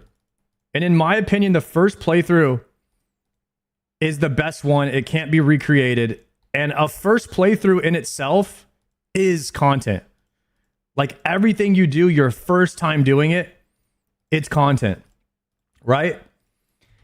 And then after that, you have like a phase 2 of RuneScape. And now your first time playthrough, it could be like going all the way to max. It could be clogging for a while. It could be getting all the pets. Like it could be getting a Zuck helm. Like your first playthrough is where like the majority of like the content is at, right? Like, cause everything is content your first time. So after that, as a content creator, like where do you go to level 2? And is like, is it doing everything again on hardcore? Is it doing it on a UIM, which is probably not it? Or is it doing some type of meme account like Doc Johnson, like what Settles is doing, like some sort of like challenge account, like chunk account, like boss account? Is it some sort of like you know, do you max out a main so you have a main and an Iron Man? Because my first time playthrough is an Iron Man, which is probably unusual. I think most people do main as their first playthrough, right? And so like that's where you have to get creative as a content creator. Like, all right, what do I do next? Like what's my phase 2? But the thing is, there's guys that have been around so long, they're on like phase 10. They're on like phase 10 of RuneScape content creation, right? Like they're at the point where I was getting close to in World of Warcraft hardcore. Like 15 level 60s, Horde, Alliance, solo self-found, guild self-found, regular found. I did one run where I only used items from the auction house. Like I did a full handout self-found where I wasn't allowed to use anything that I found myself. Like I did an anti-self-found to make fun of self-found. I called it solo someone else found, right? Where I could only use items that somebody else found. It was like a full meme run. So like I was getting to that point, like round 10 of RuneScape content creation. I'm like, where do we go from here? So I'm curious to like, how do these guys that are what are these guys doing that are round 10 deep in RuneScape content creation? Like, where are they going? Like, where's this going next? You know what I mean? And at least RuneScape has new content coming, so they can all. That's why everyone's like fighting over the guides and like the first day content of like the new RuneScape stuff, because everyone's just like 10 years, 16 years into RuneScape content creation. They're all trying to like make the new content interesting and you know, I guess for lack of a better term, like milk it while they can, right? So that's why like the first day is like massive, but like Classic WoW doesn't have that, which is why I'm so excited for Classic Plus, because it's like, oh shit, at least every once in a while there would be new content that comes out, right? And that's why I made all the guides in Season of Discovery that I could. I wanted to be the very first person to get out all the guides for SOD, because I thought that, you know, if I got my guides out first, they would get tons of views, and they did. I got like 250,000 views on a Warlock guide, the level 20 Warlock guide. And then I got a good amount of views like on all the raid guides and stuff that I made for SOD. because I knew there was gonna be big value in new World of Warcraft, especially Classic. And so that's what I love about RuneScape is it's an old game getting new content, and Classic just didn't have that. Classic WoW at least. Yo, Andy, what's good, bro? Thank you for that Prime. Yeah, well, I actually never thought about it like that, but that is probably pretty Saw, accurate. dude. And I can speak to T Papa's addiction. I flew up to Idaho like 2 weeks ago, I think, to surprise him for his 30th birthday, which happy birthday. And dude, we were hanging out all day at the house, just chilling, doing whatever, getting good food. Every time I look over at T Papa, He's on his phone. like, he's on his laptop, dude, on the couch. We're like watching TV together. I was. And he's doing God knows what. Oh, that's funny. Like, you know, You're right. I'm I not was mad because fishing we're not anglers. talking to each other, but it's like we're Yeah, just like watching it's TV. man. So I think a lot of RuneScape. I think a lot of my RuneScape play. I bet you a lot of people have this too, but it helps me almost focus on TV if I can fish anglers at the same time. I'm gonna be more locked in on what I'm watching. What? That's fascinating. He's saying that if he AFKs in RuneScape, he's more likely to pay attention to something in real life. Because if he wasn't AFKing RuneScape, he would be watching it and thinking, damn, I'm losing XP right now. Is that based? Well, if that works for you, man, then that's Yeah. Do you guys don't identify with that at all? Am I just sounding crazy? I mean, a little bit. I yeah. figure that's how we all got our anglers. What do you mean? I don't I'm play a RuneScape on my phone or main, my laptop. buddy. It's pure Oh PC. my God. It's pure PC. I will say when I had my Iron Man, like I did like a hardcore Iron Man series for 2 years. That's when I was the most addicted. I feel like Damn, Soup has already done the hardcore Iron Man journey as well. He did that for 2 years. So he's already been through, he's already been through phase 2. I feel like there's main, which is like phase 1, Iron Man phase 2, and then it's like phase 3, it's a hardcore Iron Man. And he's already been through that. And then there's phase 4, which is hardcore group Iron Man with content creators. And then you have guys like Foe and Mammal and Curtis and Roydy and you know, they're already on phase 7 or 8 because they're like Farmers version 4. And then you have guys like Alfie that's on like version 20 because he's died so many times. Shout out Alfie. like Iron Man mode changes the way you approach and play the game, because I found myself, it was the one time I played on my phone because like I have to do a birdhouse run, I have to do a herb run, like I have to do all this stuff for my account, and I was playing a ton. I didn't hate it, but I think I played more out of necessity that my account had to progress constantly to feed my Iron Man stuff. And then when I stopped playing on the Iron Man and I was on a main account again, I stopped feeling like I needed to do everything, because you don't need to do herb runs every day on a main if you don't want to, if you're already maxed farming or don't care about money or all that. So that's when I found myself playing the most. I always think about how somebody like Alkin, who's Soup died at DK's on his HCIM because his monitor cut out and couldn't fix it for 1 minute. He must have died before teleport crystals existed then. gained the most XP in RuneScape history. I swear every time I tune into that guy's stream, he's doing a farm run. Like, it doesn't matter the time of day, when I tune in, he's doing a farm run. And I'm like, he's probably done that every day for like 20 years. Like, Yeah, that's just maybe it's built crazy, dude. different. I've never had that, but there are some people who like that, some people who don't. So it's a I think RuneScape, voice cry. I think RuneScape truly is a phase game. Like, you go through extreme Different addiction phases. periods, you take breaks. But I think that's probably the best way to play. I think. I have you a need question. breaks to play all the Yeah. time. So Was your hardcore Iron Man and Iron Man part, was that when you were streaming? yeah, that's when I Okay, tried full-time that makes streaming for like sense. a year and a half or so. Yeah. That's the thing. Like, you find yourself, if you're streaming an Iron Man, you find yourself playing, or a hardcore, you find yourself playing so much because you have to prepare for the next stream.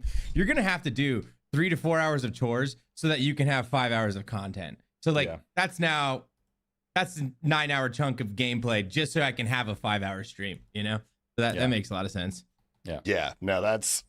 I think that's a very succinct way to put it. Is RuneScape is very much a game of phases, and you are correct, T-Pop. I've gone through. I mean, I'm not going to even try to quantify them, but many different phases in my RuneScape life, especially before I was a content creator. I remember I picked up old school the very first day, just playing it for fun, and I think I genuinely played, on average, 10 hours a day for 2 years. Like I Damn. Chat, I'm not playing 10 hours a day. Surely, right? We are May, June, July. So we're like May, June. We have 3 months. We have 3 months until July 3rd. So I'm 9 months in right now. 9 months. Guys, what's 9 months? 125 days in 9 months. Somebody do the math.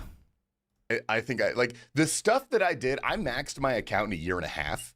Okay, I maxed my account so fast because That's I logged crazy. on. That's I logged on insane, that bro. first day, and I was like, "Yeah, I think I'll max this account. That's what I'll work towards now." And I just did that for a year and a half. Like, to put it into perspective, I don't think a lot of people would assume this about me based on 11 the content hours a that day. they see me do either on YouTube or stream. I did 3-tick granite for 80 hours to get 9. Guys, I've been playing 11 hours a day. There's no way. There's just no way. 125 days. I've been playing since July 3rd.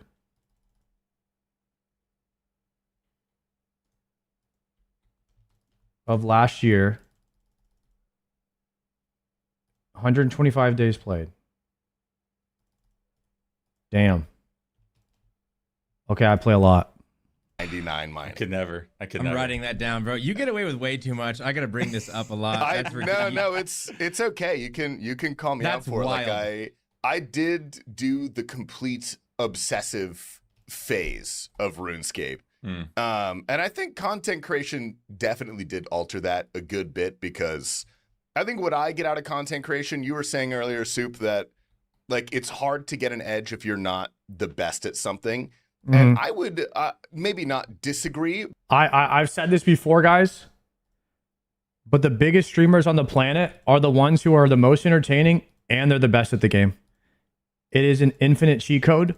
If you are entertaining and the best at the game, it is like being born attractive and you can dance and sing. You're just automatically going to win at life. You know what I mean? It is unfair for the rest of the people. But I think being the best at something helps, but ultimately you need to be entertaining. And you could lean entirely on being the best at something as your entertainment. But like, you know, case in point, Jimmy. Dude sucks at RuneScape. One of the best content creators we've ever had. He's incredible. His videos are spectacular. And I don't think that guy, I don't think he'd get a fire cape on his first try. Like, you know what I mean? Like, he's a brilliant I storyteller. fucking love Jimmy. I'm sorry, Jimmy, if you watch this. I mean it all with love, dude. I do. I was talking to him the other day about World of Warcraft. So keep an eye out for me in the next Jimmy video. We'll see how that goes. But yeah, I mean, No, he didn't mention me or Tasty in the last video. That, like, when I got on stream, I was so excited to talk to everybody. You know, I was excited to just hang out, have a good time, create an entertaining atmosphere. And at that point in my RuneScape journey, I kind of realized, like, hey, thank you very much, my friend, for the bomb. Thank you for the 5 gifted. Mine for 6 hours. Like, that's fucking boring. No one really wants to see that. Like, I want to create an atmosphere of entertainment. And yeah, and so basically, as soon as I became a content creator, I think I really only played RuneScape if I was streaming or if I was making a YouTube video. I basically ceased playing RuneScape for fun. I still had fun when I played it, but I think there's just this ever-present concern that if you're doing like a boss or something, you're gonna get a cool drop or you're gonna get a pet, and you're not recording it. You're not on stream. There's, you know, like, it felt like a waste of content. Oh my god. Almost. I mean, T-Pop, I'm sure you could. Dude, you I agree with completely that. forgot. Last night, Guys, we actually talked about this earlier. I was saying that I did one solo Cox run last night at like 2 a.m. in the morning. And I was like, you know what? If I were to get a Tebow right now off stream, I would immediately hit go live. That way everyone could see me loot the Tebow. And there at least be documentation of it. But that's all I was thinking about. I was like, honestly, like, please don't let the Tebow drop. I'm like sitting there doing a solo cock shot. I just want to get better at Ulm. And I'm like sitting there like, please don't. I don't even want it. Like, don't drop. If I get a Tebow, it needs to be on stream. This is like how your brain works now. Once you become a content creator, that's all you think about now. I was doing hard mode top with Penguin at 3:30 a.m. I'm 110 dry. I die P1. I pulled a purple off stream. Was it a good purple? I go live at 3:30 a.m. for 5 minutes to open up this purple, bro. You're so sick. Dude, You're I sick. did that. I did it because I'm not taking the heat anymore for this off-stream drop stuff. And Yeah. like you're talking about, it is. You don't To want be get fair, that shit to be off stream. fair, So, yeah, I went the community, we do, you know, I'm guilty of this too because I make fun of streamers that get stuff off stream as well. Like, it's almost like you have to. It's like, oh yeah, you're a streamer, you got something off stream? Sure, yeah. Sure, you probably had, you know, somebody working on that for you, huh? Like, you always got to make that joke. Like, you can't just not make that joke. It's kind of like just the low-hanging fruit that you always have to point at and make fun of. So just to avoid that, always, you either need to be recording or you need to be hit go live if you get a drop. live at 3:30 in the morning last night, and it was a Justy face guard. Yeah, that's bummer, man. That's what you get for baiting Dude, people you in think with of a all the 3:30 people stream. with their stream streaks that I broke last night. I realized that right when I ended. Ooh. Does that count for a 5-minute stream? That'd be pretty harsh. I don't know, but people are gonna. I didn't realize until after I ended. I'm like, bro, I just ruined Stream so many streak. streaks. They're gonna. Chat, who's got the longest streak in my chat? Who's the biggest streaker? Can we find out right now? I don't know how to find out, but any streakers in the chat? Who? How can you find out?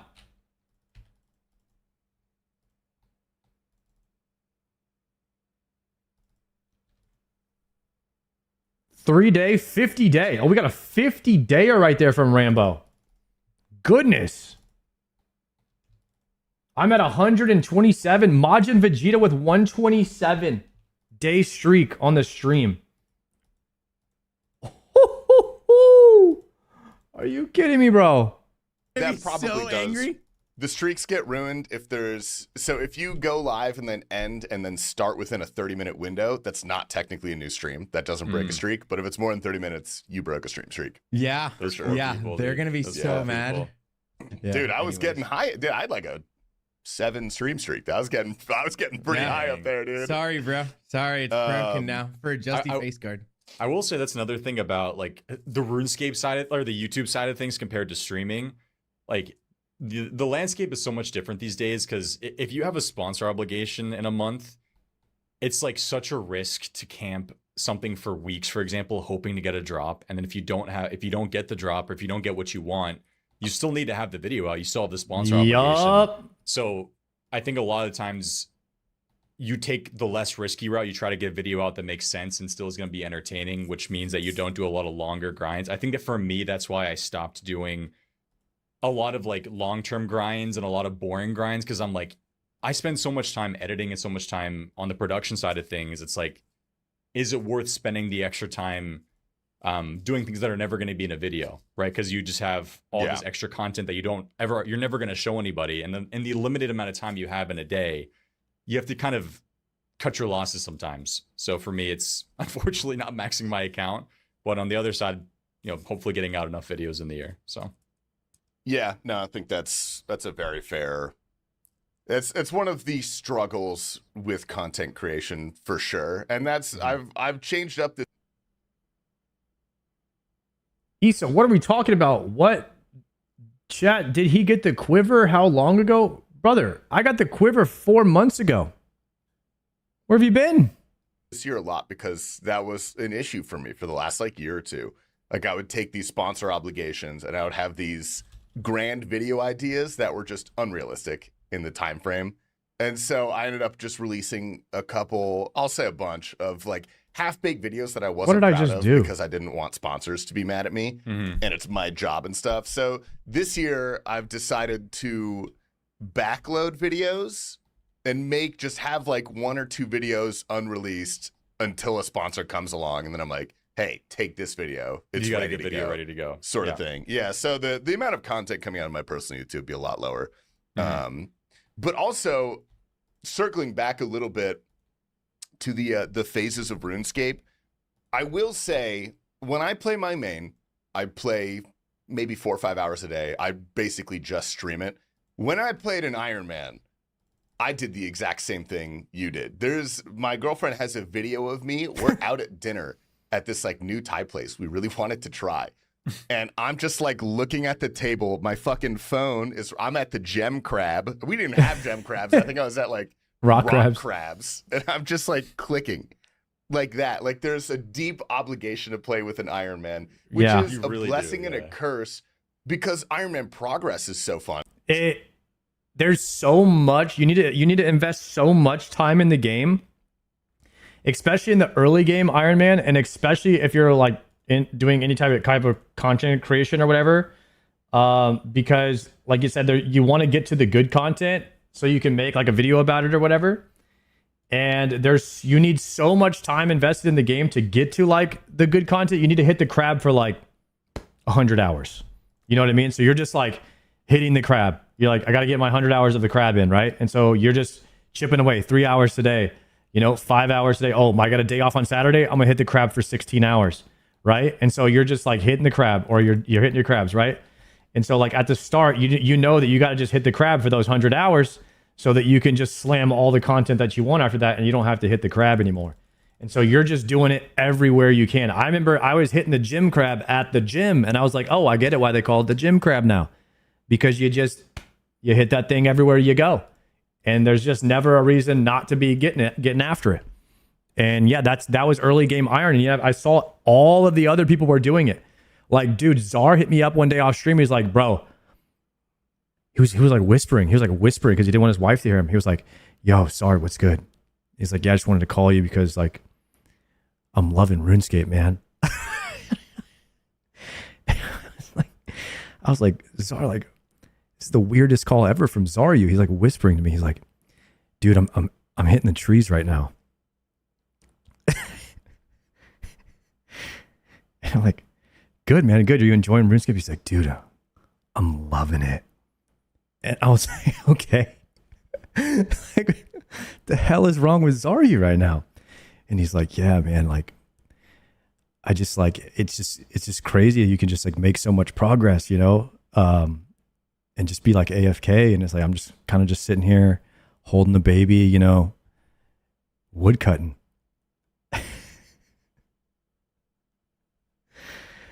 And then literally the next week, Czar was like, guys, I gotta quit RuneScape. I'm playing too much off stream.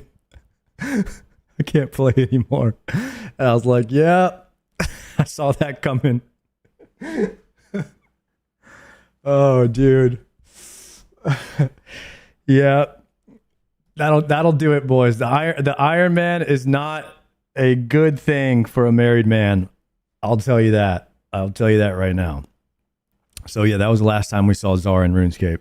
Especially in the early and middle game, like it's great, but feeling the need to play it all the time, I think, can hamper your responsibilities as a content creator. So I think I would agree with that overall. And as an adult too. It's just And like as an adult, dude. You yeah. just find yourself like not doing stuff. You're like, I really should go outside today and instead play RuneScape. Probably specifically a married man with a baby when they're co-parenting and raising it together. That requires a lot of time. And an Iron Man hits that note, but I've never played a group Iron Man, and I know for people who have, they're like, there's this kind of inner competition where you don't want to be that guy in the group who's not doing stuff. So you constantly play to try to keep up or be like the good member. Yeah. I've never been a part of that, but I can only assume that's probably a thing as well. Ooh, I never thought about pressure, like peer pressure in the group Iron Man, that you're not like carrying your weight, or like people are playing more than you.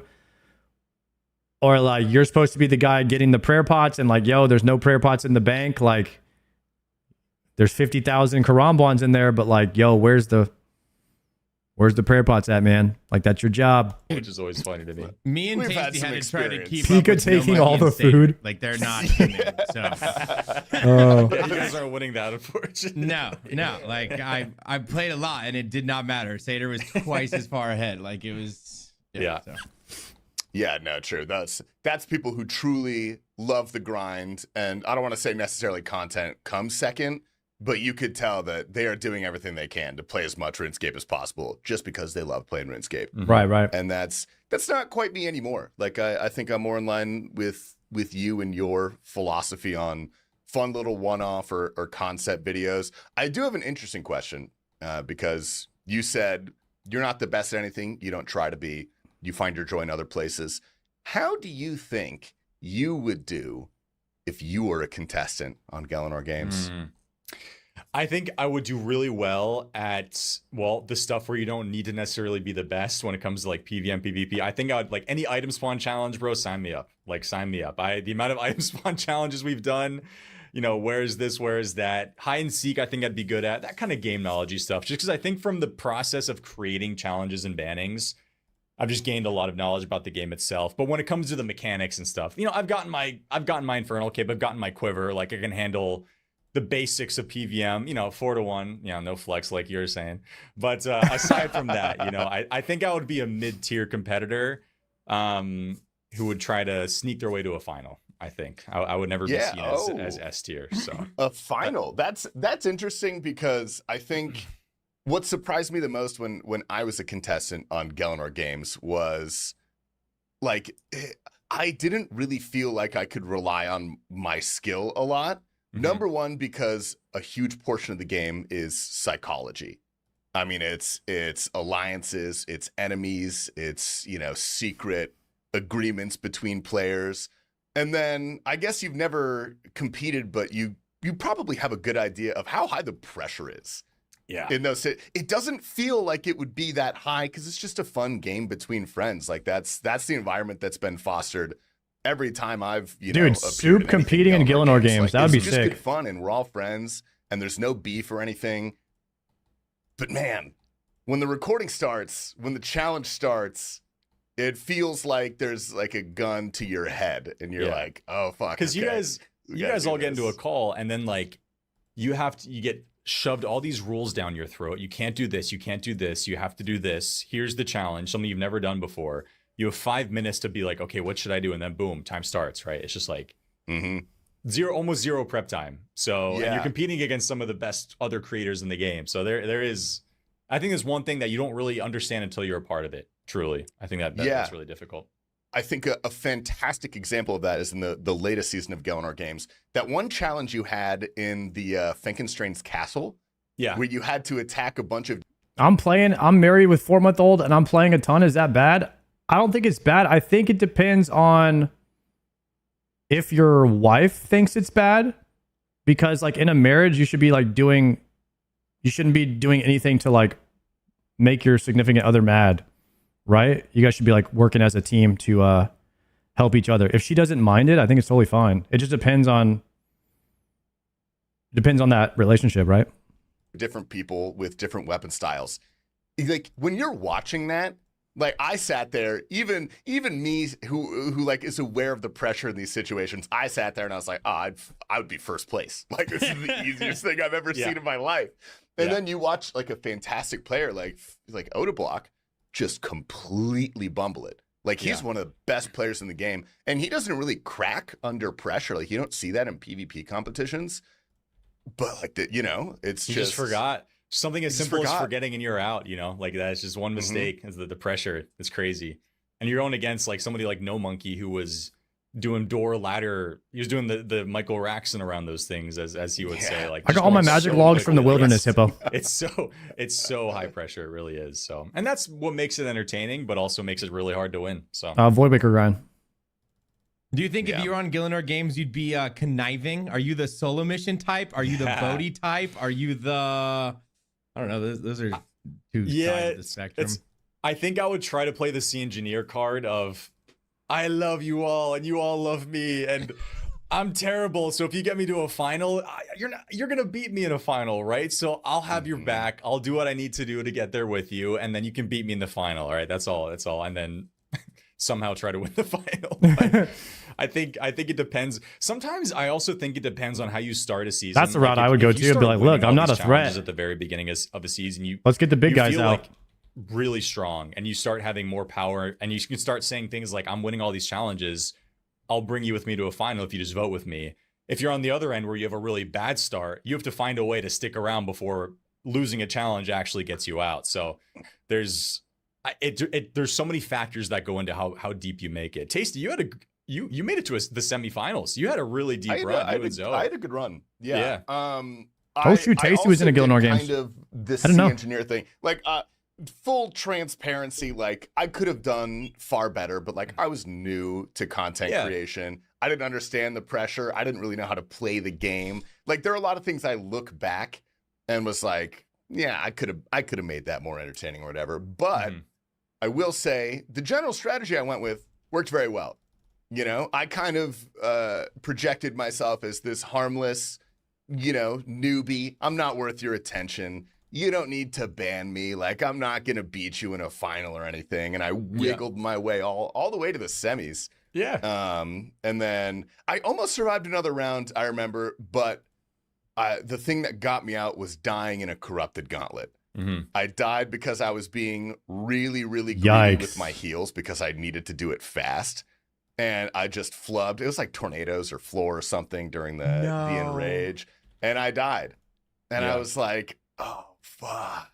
Like, well, it's just like the Oda thing you said, like just something you wouldn't expect to mess up happens. And you're like, there's no way. And then you're just like, why did I do that? But that's just the pressure of it. So I've got 300 KC there. I'm a grandmaster. Like I've done all that shit. Like it's, and then when it comes down to it, can't do a normal corrupted gauntlet run. Like it's intense, man. It happens. But I don't know, it's fun. And I think even with an exit, I was happy with my, Only 300. Tasty's got to be a main.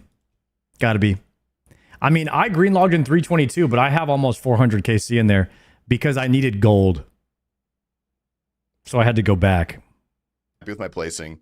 And a lot of gratitude, which is what I really enjoyed about all the competitors. So that everyone there is just happy to be there. Bit of a salacious question. And you do have to answer this, okay? You can't defer. Who's the worst person you've ever worked with on Gilnor Games? Oh God, that is why. And why is it Rakesy, dude? Listen, I'm not gonna say Rakesy because I do like Rakesy, but I will say in season 1 that was the most stress I've been in when it came to a filming session because he didn't show up the day of filming. I'm about to say it's probably just the content creator that's least likely to show up or show up on time. Like that'd be a miserable. Because then if one guy doesn't show up, you got to reschedule everybody, and scheduling is the worst part.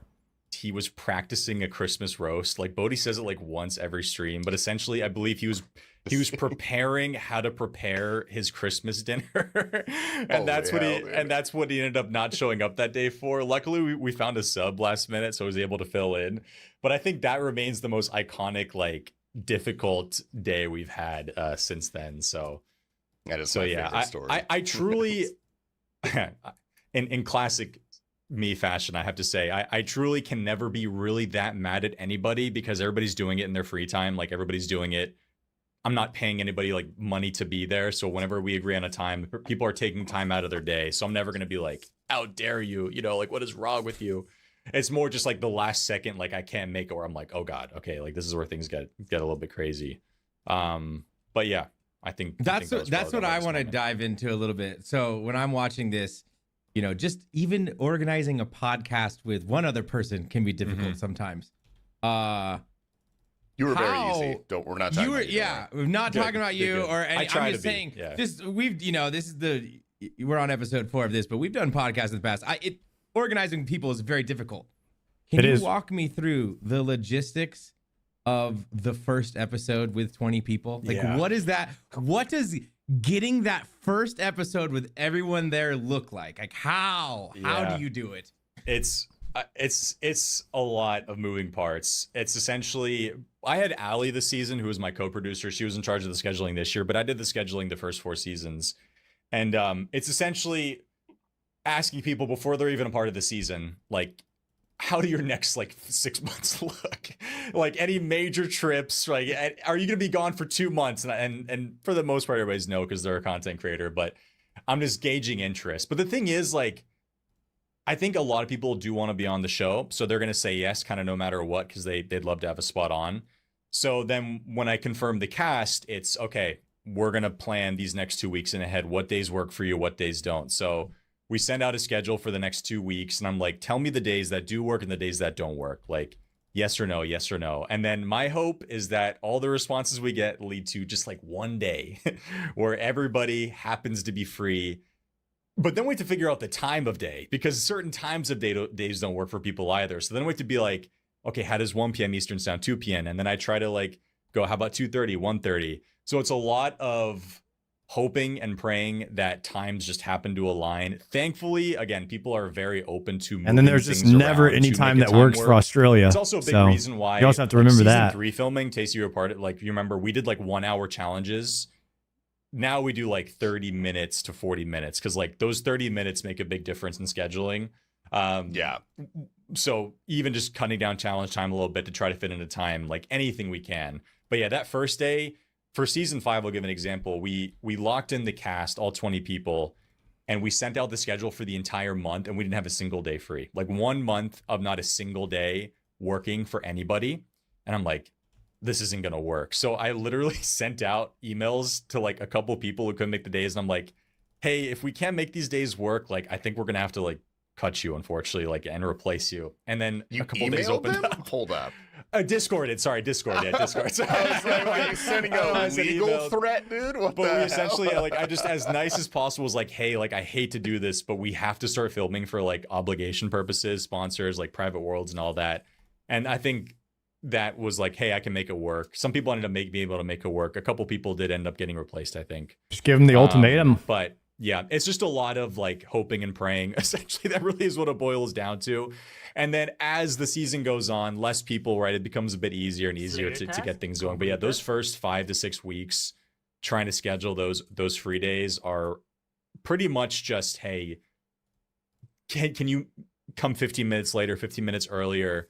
We had a couple of like 9 a.m. days for Pacific people, like some early filming days. And I remember Will was like so mad at me. Like, it's Will. He was just like, Soup, like, why am I awake right now? Just like, I'm so sorry. Are you the reason that he retired from RuneScape? Man? I honestly, this latest Go in our game season might be the reason Will is not playing RuneScape anymore. Honestly. What? But yeah, it's at the end of the day, we end up getting it done. Confirmed. But this past season was like the hardest we've ever had to work to get 12 episodes filmed. Because as you know, as we get older, real life obligations just stack up, right? So people have kids now. Like half the cast have kids, I'm pretty sure. So it's just like you gotta make a time work and hope that everybody can make it, essentially.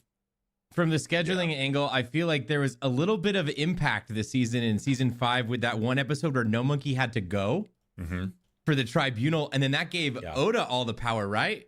Yeah. If I remember correctly. There. Yeah, and so that kind of like doubled Oda's power because No Monkey had to go. And I just remember sitting there being like, oh my gosh, if No Monkey's here right now, this might be going a different way. Yeah. Like, and on one hand, like that led to a really like cool moment, which content wise, you're like, oh, it was a that's great awesome. episode. That's like, yeah, really, really good. But that was the thing, like that episode, I was like, what if we just delay the tribunal call and the banning until the next day? But then people in the call were like, well, that's going to give them time to talk behind the scenes and think about it, right? That gives them extra time. And then the next day was I'm pretty sure the next day was like the All-Stars draft. So there was, and then All-Stars started. So there was like zero time to make it happen. So we're like, holy, we had to make we had to make a split-second decision to be like, you guys have to do this like now. And I think No Monkey had to go because, or he wasn't there that day because hard mode Yama came out, and he's like, I can't film that day. Like, I have to do hard mode Yama. So it was just like, we just have to make this work. Like, we just have to make this work. I was gonna ask that. No Monkey doesn't do anything. I love the guy. We're friends, but like, all he does is RuneScape content, man. That's crazy. Yeah, it was like, this season, out of all the season 2, I always say this was You amazing. definitely don't want to film Gillinar games on anything when a new RuneScape comes out. So that makes sense. And had to be online, and like nobody could say no to a filming time because like nobody could be anywhere. So we filmed like 1 to 2 episodes a week. We got 11 episodes filmed in under 2 months. Like insane schedule. And to put in perspective, the season 5 was 12 episodes in 7 months. So like it was. That was my next question. Yeah, It was I wanted to know how much they brand. I imagine, like you said, the first episodes have to have big gaps, and then it gets a little. Does it start to waterfall after that? Yeah, I think we filmed twice a month for like the first half of the season. I think was probably the average, and then when there was like 8 people left, we got like an episode or 2 a week. I think was essentially what we did, and that was a lot of me begging people to make a time work, and just my thing at the end of the message was always like, if we get this done, you don't have to worry about it anymore, bro. Like, don't worry. Like, this is the last time I'll message you. And then then we did it the next week too anyway. So because we just want to try to get a day in no matter what. So, but I think once like honestly, finishing a season after getting all the scheduling done is almost more rewarding than like releasing the final episode on YouTube, like editing wise, because the scheduling truly is that difficult. Like, honestly, the editing is hard, but that's more on you. Like the scheduling is more, as you guys probably understand with podcasts, like that's just so many outside factors that you just have to hope don't affect it. And just the stress level is way higher. Yeah, last week when we had Moist Critical on, Discord went down half an hour before. Did not go well. Yeah, we filmed that on Microsoft Teams. Yes. By the way. Did you actually? That was a Microsoft Teams meeting, and the free trial is only 1 hour, so we had to keep ending the call and starting a new one. No way. It was hilarious. a What a disaster. disaster. No way. huh? Shout out Oh Teams. my gosh. Yeah. Yeah, shout out, man. It worked. So funny. Everything came together, but like that's just one of the things you couldn't plan for. We were gonna meet the 3 of us before to talk to Critical to go over some notes, and Discord completely down. It was That's a pain. I got one more example for you. We did the World of Warcraft like RuneScape creator collab with Jagex back in last August, and we had a day set. August 20th, I think, was when we were gonna do it. This was 20 people, like, and these were like Soda Poppin was a part of it, like people who you want to like make sure are gonna be there for it. Some big guys in there, and that's the day that the RuneScape servers had the biggest DDoS attack of all time. Like last year, back when like Pirate Software like joined for the day, and then all these DDoS attacks started happening. It was the one day we had to reschedule. And I'm like, dude, like, what is the timing? Like, why does this have to happen? We had to reschedule us almost that. a month and a half to reschedule. Like, that's how long it took to get it back together. Thanks, Pirate Software. Yeah, that's everybody was saying in the call, which is really funny. But yeah, that was, again, dude, scheduling, bro, brutal. I don't know if you watched any of the Critical Cast. However, we did throw you a bit of a bone. I did see that, yeah. All I'm saying is that if there's any sort of Gillinar games coming up in the future, Critical could be a part of it. And also, you do have to include me and T-Papa because we set that up for you. I think. But, back and shield. I uploaded a video recently talking about like the future of GG, and I watched the whole that. thing. Yeah, we both watched the whole thing. Thank you guys. We were going to ask questions about it. Yeah, perfect. Well, we can maybe talk about it later. I want the IRL I have GG. a lot of plans for the GG multiverse. 1 week in a house. And stuff that's less stressful to film than an Like entire 8 season. content creators. That still lets me get as many people involved as possible. And IRL still have challenges. as fun as possible. Because it's like, I think Critical would... You fly an Eevescape for the Venezuelan challenge. If nobody can eat unless they make enough gold in RuneScape for the day. It seems like in the podcast in general, he'd be down to do like, 1-2 episodes of something.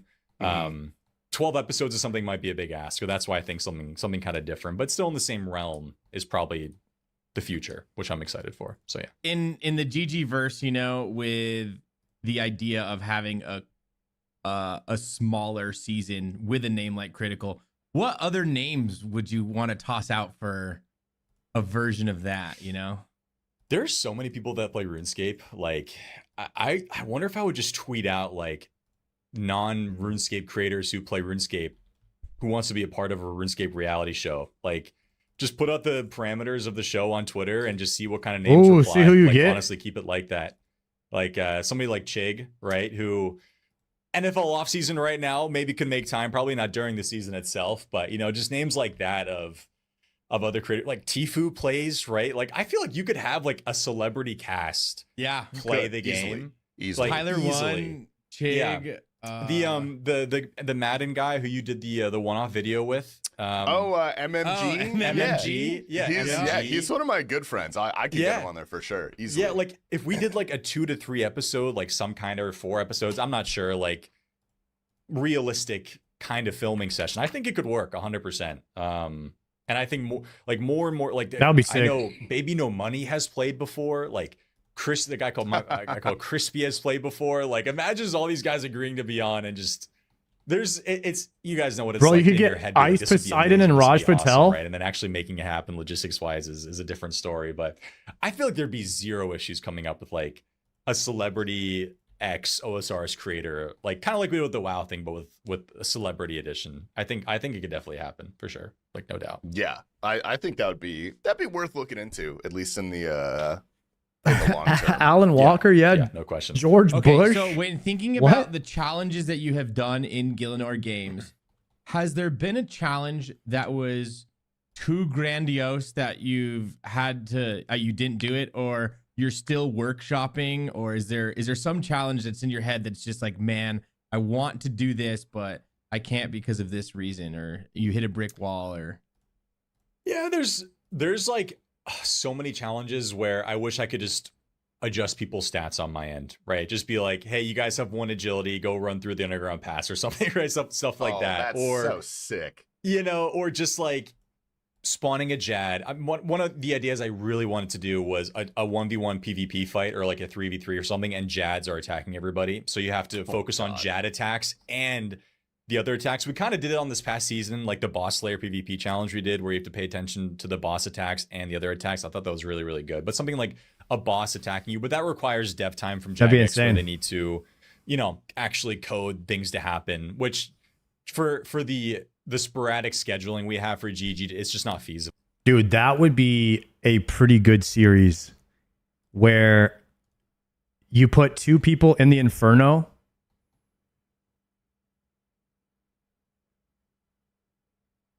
and you get points for how much damage you deal to the NPCs, but you also get points. You also win if you kill the other person. And then like you get to see the strategy in a PvP versus PvM style tournament. Because you can't get 2 people in an Inferno. If Jagex would have to drop you guys in there. That would be kind of crazy. To be like, Jagex, we're doing this on this day, because we sometimes find out days before, when we're filming.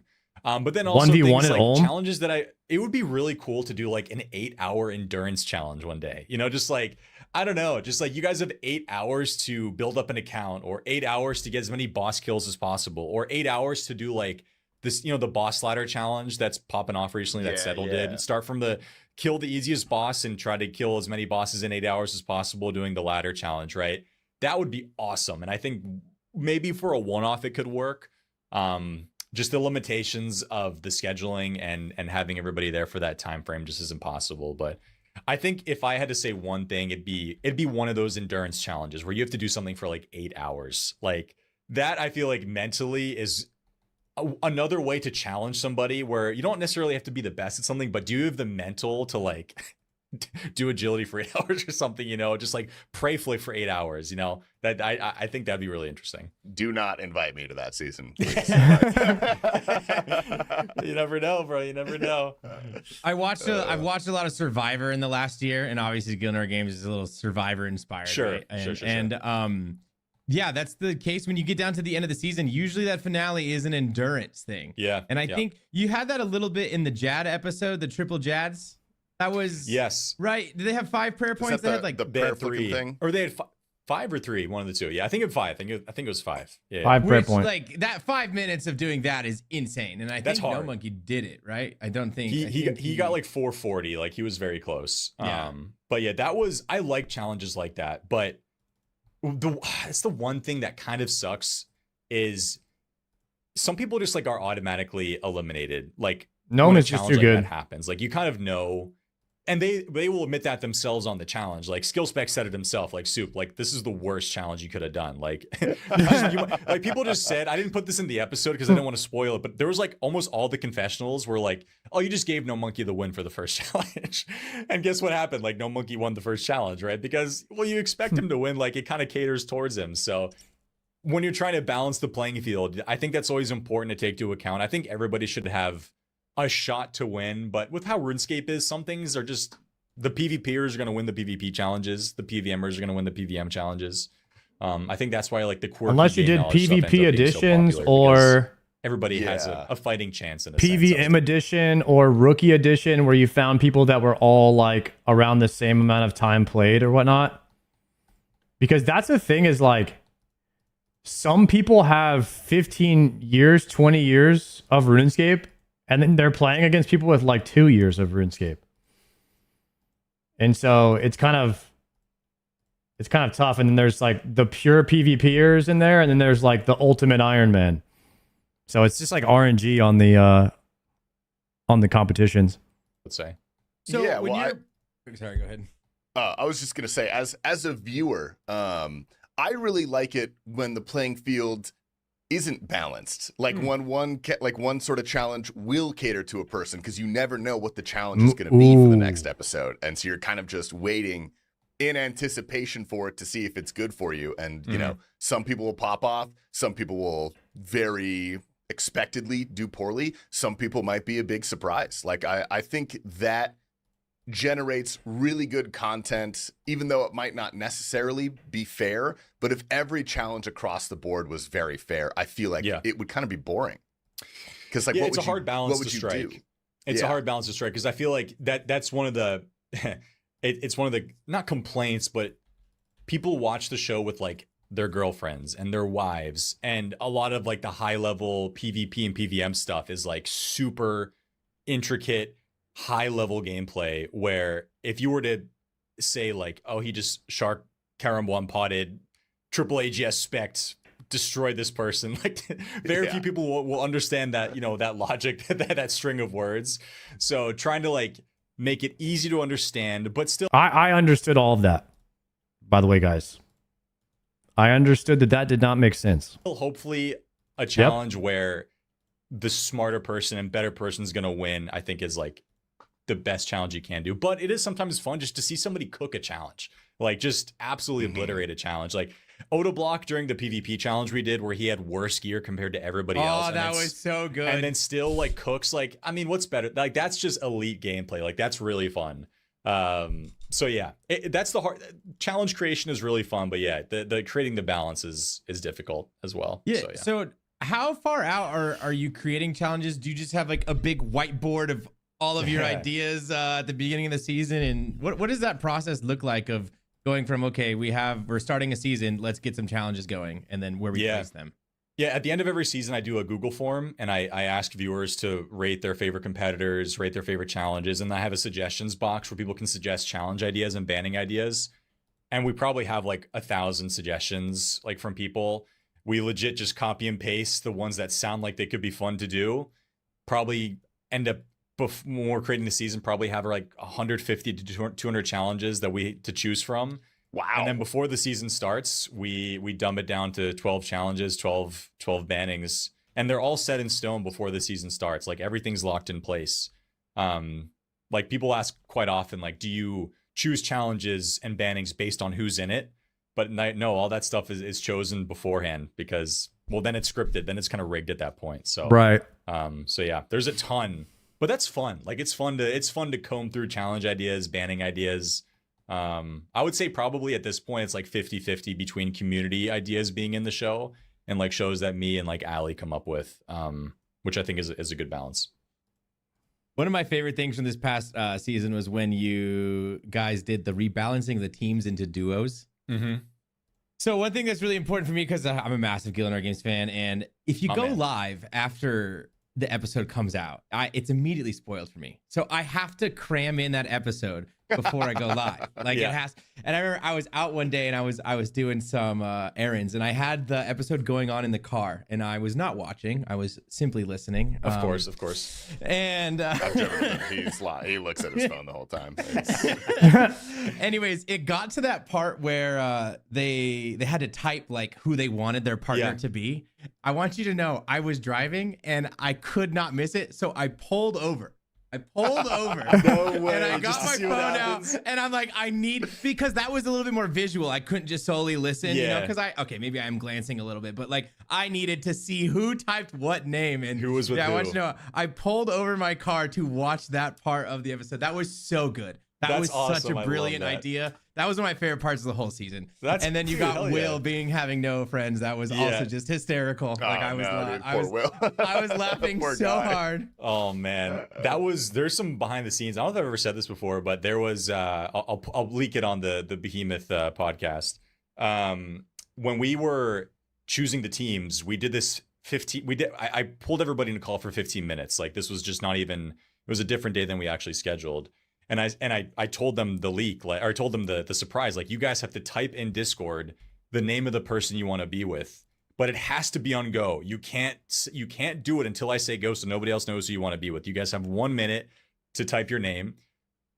In that 1 minute where I told people to wait, Otoblock typed No Monkey's name 3 times in the chat and pressed enter. Like he did not God, even dude. like he didn't even he never waited for the go to do Kind it. of smart. Either because that's the thing, either because I think it's Otoblock and he just like maybe wasn't paying attention or wasn't listening, or he was like psychologically being like, nobody picked No Monkey, I'm picking him type stuff, which was really interesting. Some fun behind the scenes for that, but it was so funny Bit because of underhanded play right there. it was interesting. Was Yeah, that I don't five head actually- by I don't think Oda? I ever asked Oda if it was on purpose or not. I'm I curious. think what he would just say to doesn't that. pay Oh, I'd attention, love low to know, key. because that's But huge. we'll That get was, him on the yeah. podcast. That's like on brand. Yeah, it I was feel so like funny he's 'cause just I was probably like, not paying guys, attention. Do it on go. That's how he so I did lost. He 3, lost from and not then he paying posted attention. on 3. Like if it didn't wait for the go, which is really funny. But yeah, that was some fun behind the scenes of the team. But then He's got ADHD. I felt really bad, honestly, doing it because you know what it's like doing those kinds of you have to pick your teammates. Like some people don't get picked, right? And it's like your classic dodgeball Bro, team my thing stress situation. personally, you know? I was like, this is so good. It was such a good idea. Oh. Yeah.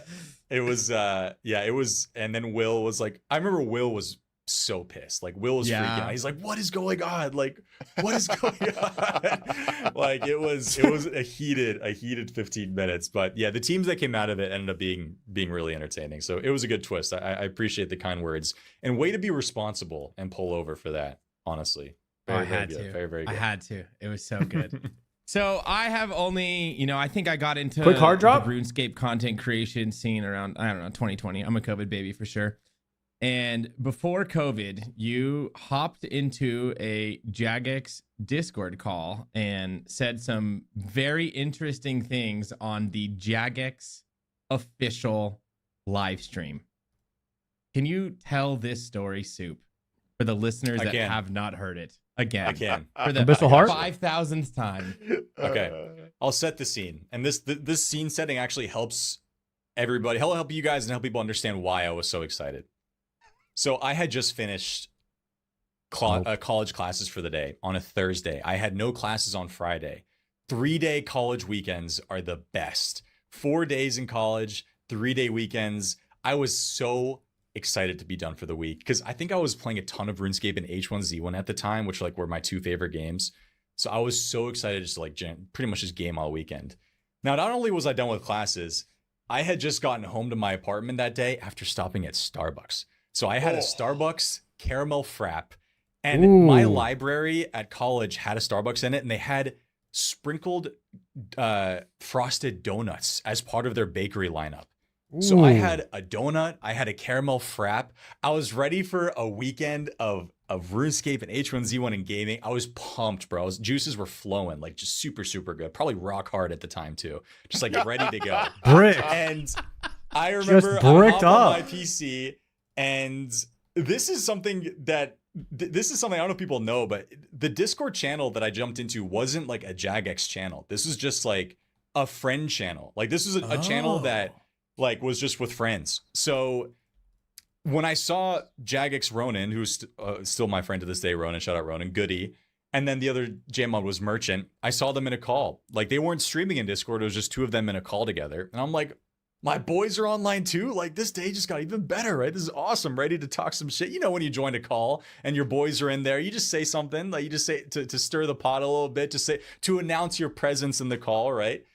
So I joined the call, and then for some reason, bro, I was just like, I love the pussy. Like, I don't know. It is what it is. But I like hit a crazy vibrato. Like, I just yelled it for some reason. Like, I had neighbors at the time too. Like, I don't know what went in me. I truly think it was just a combination of being excited to be done for the day with classes and the Starbucks, the donut, seeing my boys in Discord, and ain't no way, bro. And then that he first hit immediately. I love the puss. Ronan's like, Stefan, like, hits the classic, we're streaming on the RuneScape channel. And I thought he was trolling. Like, honestly, I just sat there like laughing. I don't know if it picked it up. Oh my God. But then he banned me from the Discord. Like, insta banned me. And From I the was like, friend Discord. from the friend Discord. Discord. He kicked me or banned me, one of the two. What And the? my heart sank a little bit. I'm like, what? So I go to the Twitch TV, because it was twitch.tv/RuneScape at the time where they were streaming, and they were live, and the chat was going nuclear, bro. and I was like, oh my God. Like, my weekend like was ruined from that point on. So I remember like DMs started like flooding in like almost right away. Like, I started getting Twitter DMs and like Discord DMs. Like, what did you just do? Like, what just happened? And the worst part Ain't no way, dude. was when the stream finished, essentially from me joining to me being kicked to the stream finishing, I went and laid on my bedroom floor and didn't move for 30 minutes. Like, I thought my career was done as a RuneScape player. Well, I thought because was it Ronan? Was it Ronan who's like, you're in big trouble? Yes, you are on yes. the worst list right now. Yes, like exactly. you should have been scared. That was like, he wasn't nice about it. He's Damn. genuinely mad. Yeah, and I knew Yeah, I was because in he a terrible state of mind probably- because my frap had melted. Okay, so you're definitely assuming at that point that like he's watching the stream and purposely came in there to do that for attention. That's what you're assuming. You're like assuming that this guy is just like coming in and saying some heinous shit just to like try to get them in trouble. So like it's natural to like assume that. I mean, I would assume that like if somebody just came in the Discord channel like that, that they would know like what's going on, right? He just had no idea. At that point, like, I didn't even enjoy the frap that I got from Starbucks. No. So I'm laying on the floor, literally just like this, like I'm drained. I feel terrible, like awful. And then to make matters even worse, Ronan DMs me on Discord, and he says it's a link to join the server again after the stream had finished, and he says, Stefan, period, get in here now, period. Like, no emojis, no exclamation marks, just 2 periods. And I was like, when people end a sentence with a period, it means they're fucking mad at you. Exactly. And That's what that means. Exactly. And I was just like, oh my God. Oh no. So I was like, well, this is it. Like, no full-time RuneScape after this. Like, it's over. So I joined the call, and they're laughing their ass off, bro. Like, they're laughing so hard. And I'm just like, I'm doing that Homelander gif where he's like, he starts like laughing with the crowd and everything too. And they were laughing. And then I remember getting a DM from Archie, Chris Archie at the time, who was at JagX, and he was Holy like, crap. Lamau, like all this stuff. Thank God. I didn't know the backstory It was to this seen story. as funny. That's all I'm gonna say, bro. When he tells it like I'm this, it's happy so much everybody was better. So chill about it, and I'm happy that it's seen to this day, and it feels like it's held in high regard, which is really funny to look back at. We're coming this year. Actually, is the 10-year anniversary of the clip, which is makes me feel super old, but also makes me be like, damn, the scene's come a long way For since me, then. being a fan and Man. having watched RuneScape Gillinor games now, I look at Yeah. you as the most professional.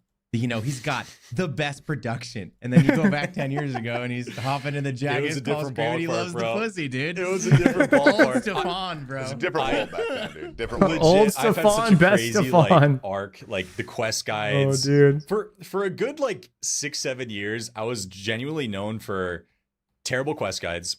Oh my God, I didn't even do that on purpose, guys. I promise you. I promise you. I'm so sorry. That was not even on purpose. That was not even. I saw the hand. He movement. It was hasn't not even on changed. purpose. He's still the same. Oh my God, I'm who would have so thought? sorry, dude. It's so funny. But yeah, for good you know, 7 to 8 years. That is too good of a story, man. I genuinely Yeah, had I was known as like just shitty quest guides, screaming, "I love the pussy," and then having a hardcore that died because his monitor went out. Like that was Yeah. kind of my thing. So Gillinor Games definitely saved me and my channel, like no doubt. You got when you crazy when you say PR. when you say your accolades, you got to toss on the Ulm guide. I think that's pretty iconic. Oh really? Okay, I'm down to do Yeah. that. It was got me really, on. really good. The Yeah, Ulm like, guide. sure. Your Ulm guide legacy is- to me is pussy. That's what I think of. love the pussy. Yeah, yeah. That's what I think of, and in a good way. I'm great life. cool with that, honestly. Like, it's not the worst thing to be known for, I would say. Could've Okay, been so something that was your lowest moment probably in your relationship with Jagex for at least a 30-minute period. How are they now with you with Gillinor Games? I know you mentioned a private server earlier, and you mentioned constraints and what you want to do being on server side. Is there? Yeah. What's that relationship look like when you're trying to plan something? Dude, the Jagex communication with creators, which you guys can probably attest to, It's is like second to night none, and bro. day. Like So a good. decade ago to now, it's like if you like knew and talked to a JMod, it's like, damn, like congratulations, like that's awesome. Like you're talking to this guy. To now, to them going to like occasional communication to willing now, they want to partner with creators to do things is just insane. So That's so cool. last year they approached me for that World of Warcraft's GG episode with RuneScape guys, and for them to do that and then be willing That was to, so much fun, by the way. put it on their own channel and have hype behind that. Spoiler alert, I won. Me and Skill Specs. Shout out to Skill Specs. And now constantly be putting on events like All Stars, like with Solo Mission and Dead Man Factions, and it's not slowing down. Definitely, like things that are going to be coming out night and day. And they are, I mean, dude, shout out like the community management team. They're awesome. Like Aiza, Sween, Sarni, all those guys. I have so much love for them because I think they just truly changed the game.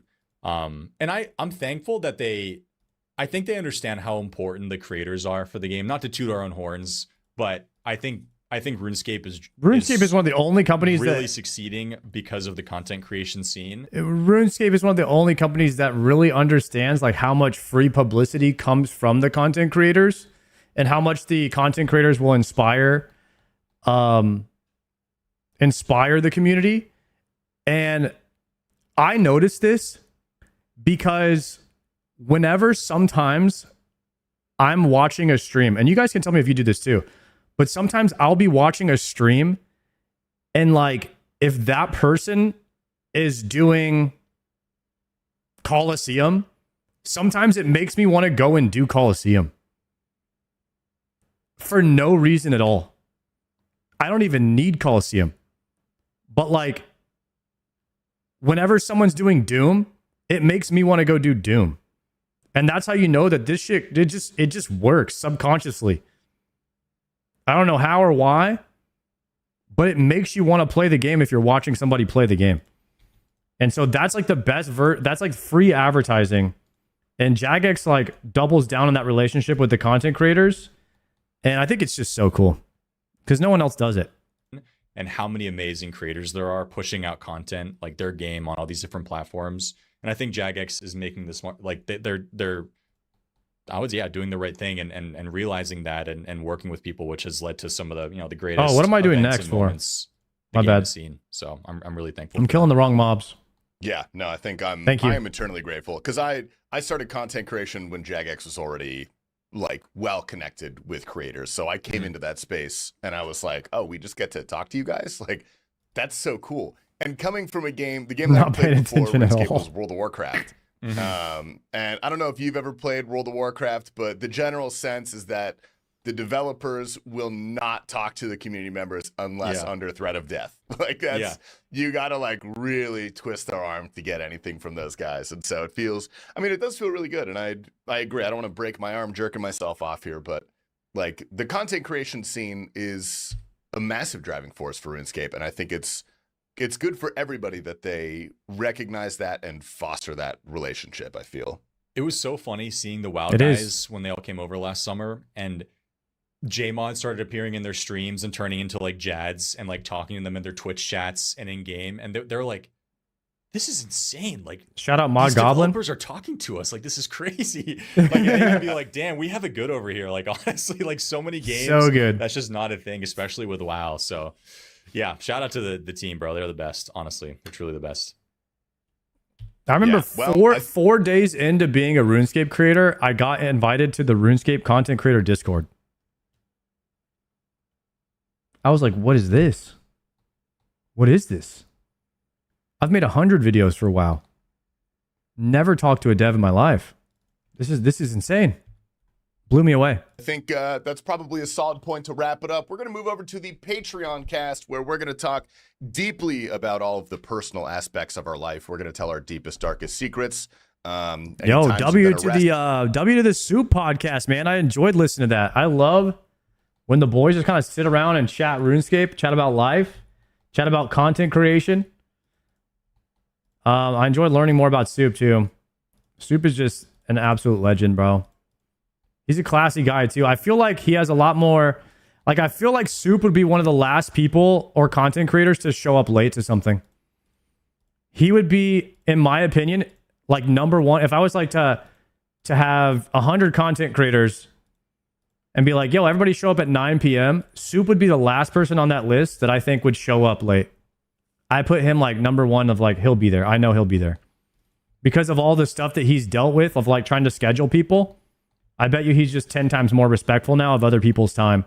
Whereas a lot of other content creators haven't been in that position where they're like counting on somebody to show up at a certain time. So they don't understand how stressful it is when that person doesn't show up. And that's why content creators are late a lot of times, because they've never been in that position. So I feel like Soup would just be like, he's just reliable, and he's just a good person. But content creators are notoriously known for just like not respecting people's time or just showing up late.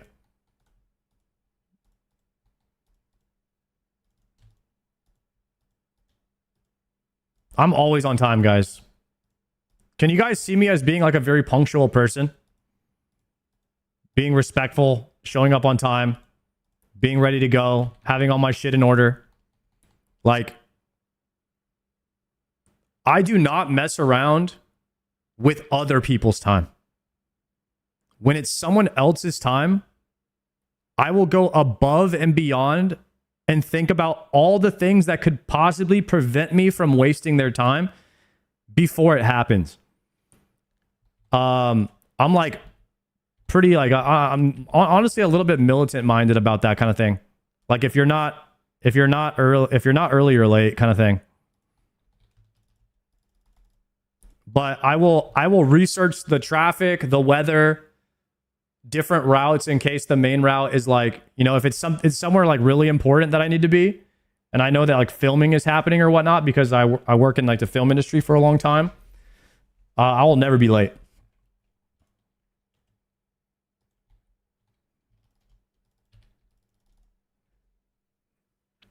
Clipping this for if he shows up to the Behe late when it's the Sard episode. Listen, I will refund all of your money that you guys are paying me for that if I show up even a second late. Don't worry.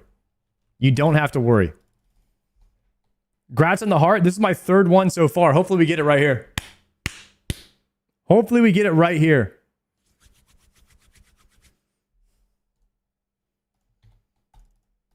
Can you see how many superiors that you've killed? Can we check that after this? Dude, if we get the Abyssal Heart right here, I swear I'm going to lose it. That grind being over with would be premium for me when I get the Shadow. Scam game.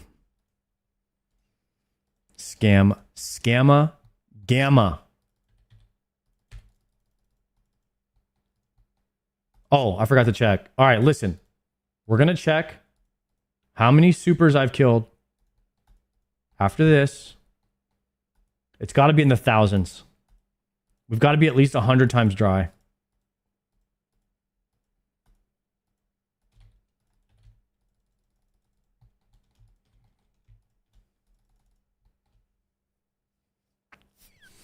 I haven't gotten a heart on my main with 99 Slayer.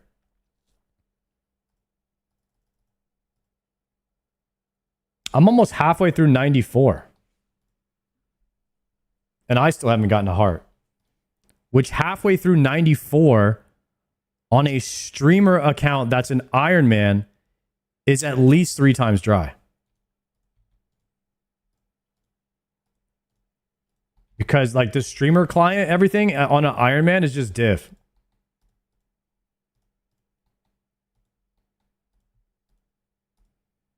Guys, we got 30 Dust Devils and we're going to smack Vardorvis tonight. We're doing the Sard method. It's going to be a thing of beauty. It's going to be like, it's going to be like a beautiful thing. It's going to be like a beautiful song and dance. I'm going to be tiptoeing around him. Like Muhammad Ali style. Breedus. Thank you very much for the 3-monther. What's the goal with Vard? You just want to learn it or you want to go for the full Ultor ring? Yeah, I want the power. I want the power upgrade. I want the free +1 max hit. I want the Ultor ring. We're going to get in, get out, and while I'm there, I want some orbs. I want some orbs so that I can, what is it called? Get the Blood Torva one day. We need a couple of orbs, and we need an Ultor. What we don't want the Soul Reaper. Because if I get a piece of the Soul Reaper axe, that's going to be terrible. Because then that's going to make me feel like I need to get the other pieces. And that might be one of the worst grinds in the game. That might be one of the worst grinds ever. Ever invented.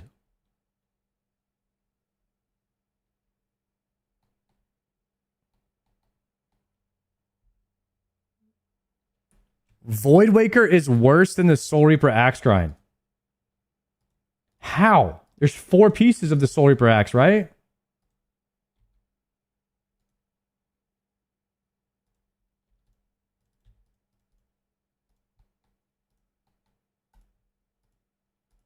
I mean, you can't get ganked because you're not in the wilderness.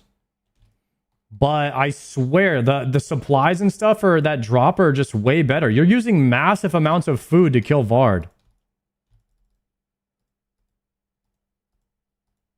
And then you have to run back every trip. Like the wilderness just supplies you the kills, and the kills are fast. And you have a chance for, well, you have a chance for Virtus, which is really nice. Virtus would be better magic gear than what I have.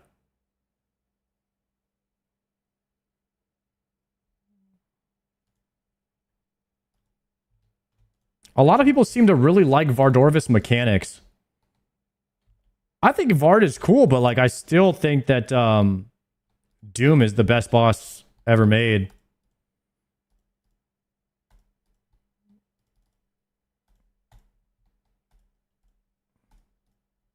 Doom is just another level.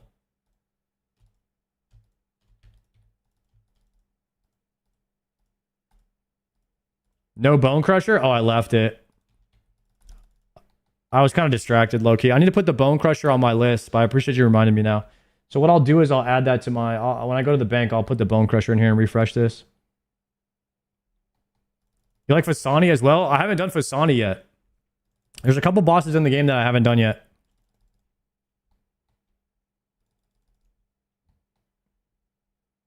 Slayer task completed. Done. Take the dagger, chaos runes, coins, earth runes, soul runes. Done. TP out.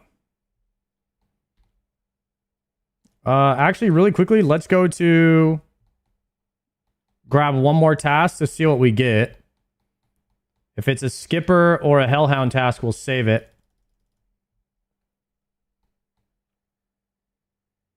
Vard is cool because it's a simple fight, but really satisfying. Maybe that's why people like it so much. Superior KC. How do I see it? Is it combat tasks, collection logs?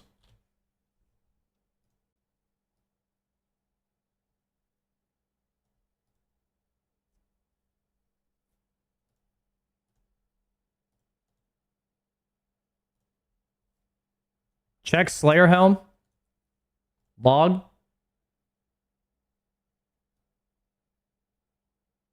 Superior creatures 110. Damn, I'm over 110 times dry. Wow. And you guys say I never go dry on anything. Abby Deems. We might get Abyssal Heart, though. All right, we're going to do Vardorvis now. Let's do a prediction. Will any unique drop in 50 KC? Actually, let's do 25. How many KC do I have?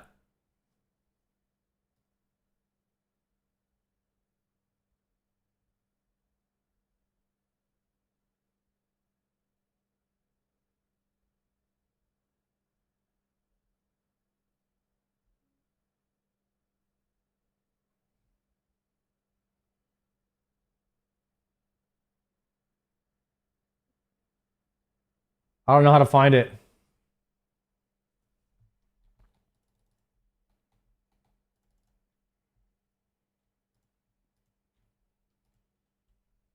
Let's see. What does Vard drop?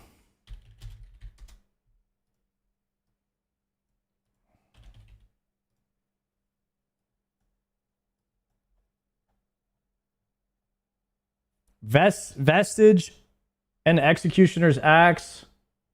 Verdus, Chromium Ingot. Ooh, I need the Blood Quartz, guys. I need that to attach that to my staff. Okay. I don't know what Ingot does, but Ingot and Blood Quartz would count. They can be used in making the 4 ancient rings. You need ingots to make Ultor. You need 3 ingots for an Ultor ring. Oh, hell nah, bro. Oh, hell nah. Oh, you can just craft them? Okay, nice. Will any unique drop by 50 KC? So we got 35 more. And 35 KC. Will any unique drop in 35 KC? Somebody said I had 15. I don't know if that's true.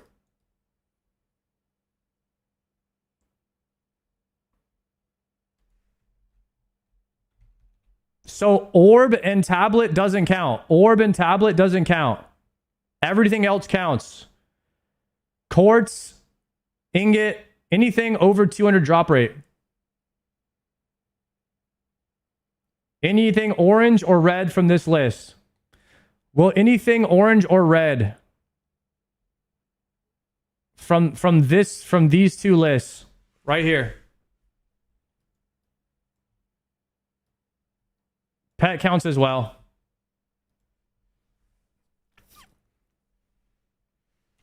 Will any unique drop by 50 KC?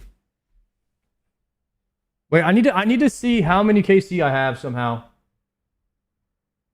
I need to just find it.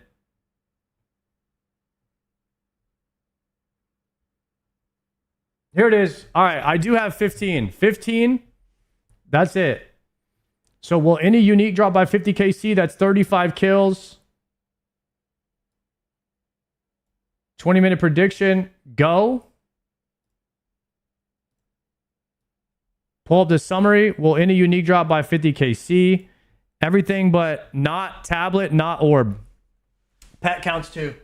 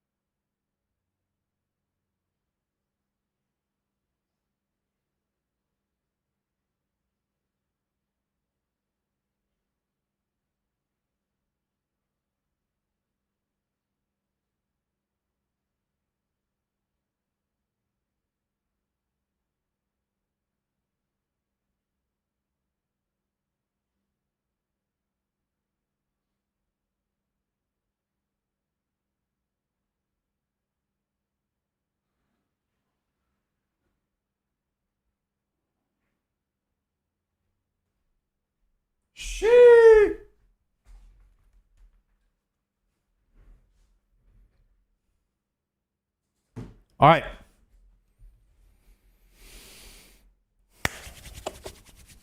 Dude, some Virtus robes would be sick.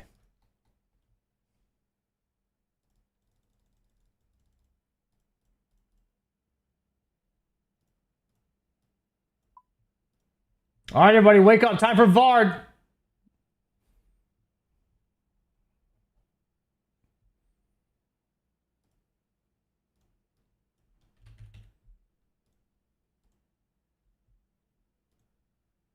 Bard hype. Ooh, I have an upgrade since last time. Avi Bees. No, they're called the Treads. Avi Tees.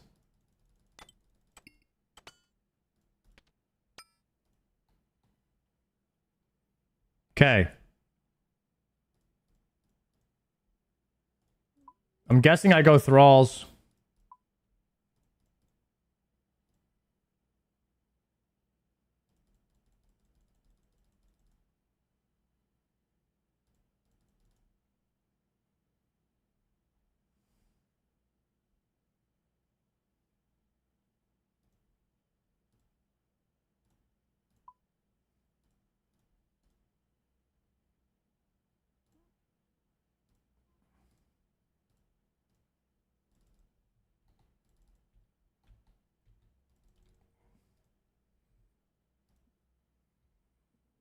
Okay, I don't think I need anything else.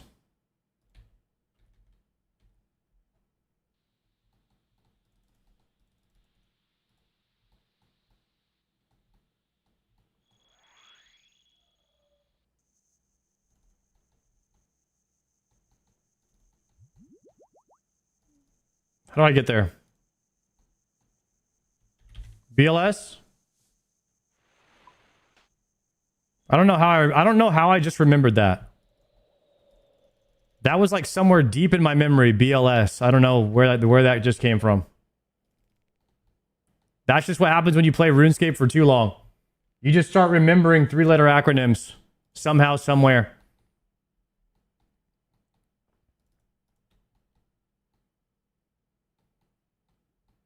That was a 100% guess, by the way.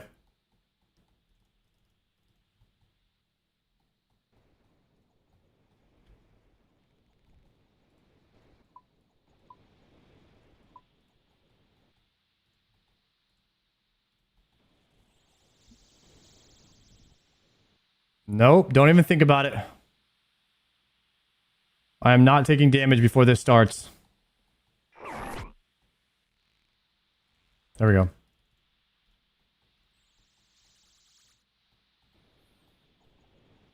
There he is. All right, boys, get your predictions in. Will we spoon a drop by 50 KCs? Currently, we're at 15.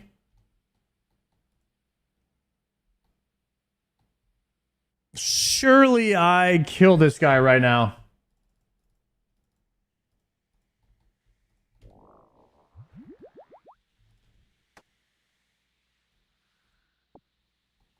Oh, he doesn't even wake up when he's right there. Ready?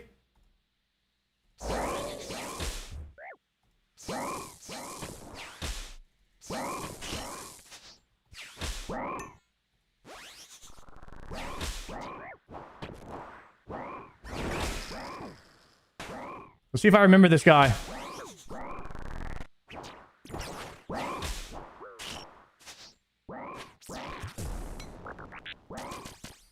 Oh, I remember you could right click him too. Oh! That was almost bad.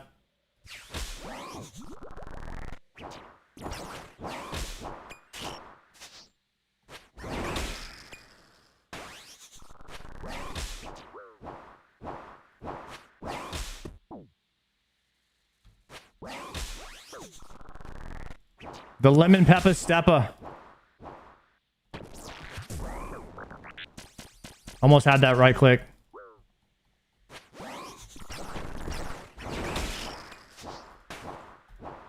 Oh! Was that last second?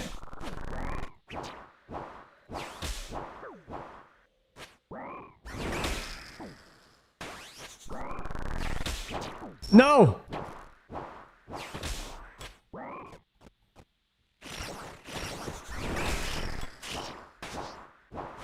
Go over there.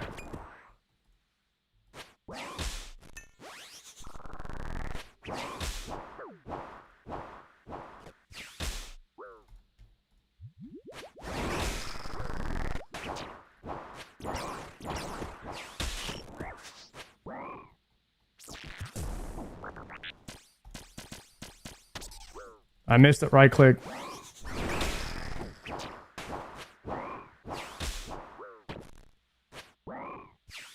Oh!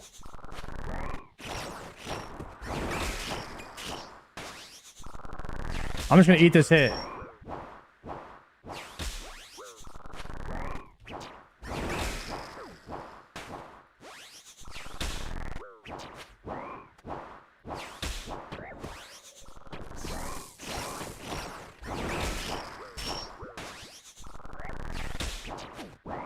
Oh, where's my defense at? Attack him.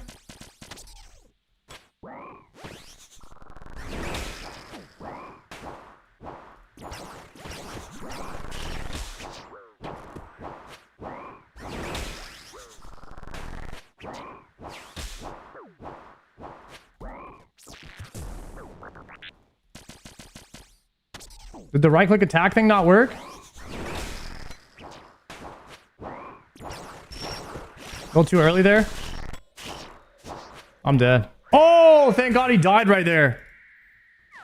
Thank goodness he died because I was dead right there if he didn't die. Holy. Holy.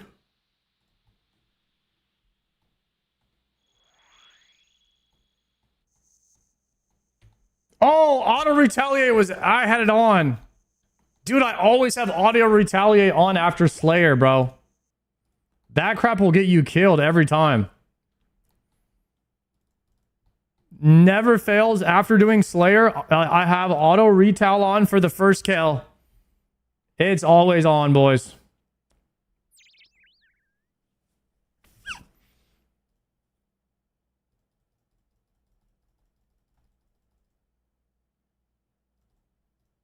Dude, I'm gonna need a lot of sharks for this boss. Holy. All right, boys, I'm gonna cancel the prediction right now. I'm gonna turn it off. So, oop, wrong.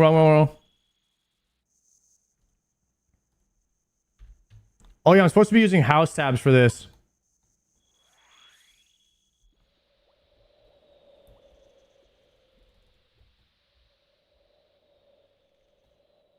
All right, stopping the prediction right now. 3, 2, 1, done. In submissions. Will we get a unique by 50 KC? We're at 16 right now. Hopefully we could be getting 2 KC trips. We need 2 KC trips all night.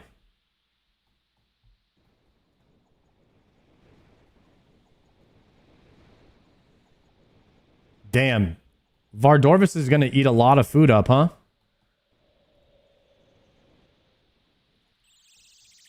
This guy is going to crank our food supply.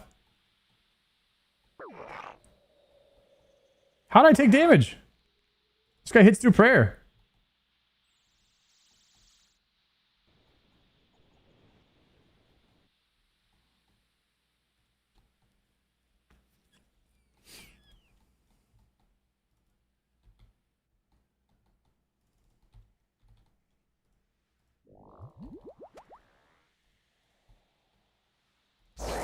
Yikes, the 0 on the first hit.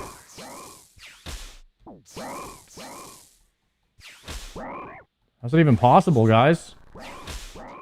It's not fair.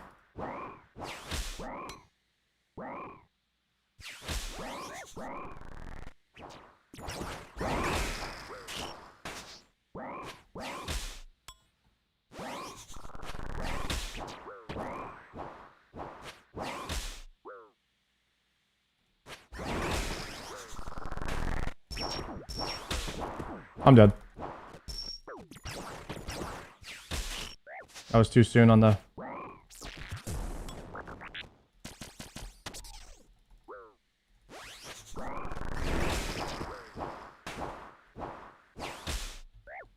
Holy.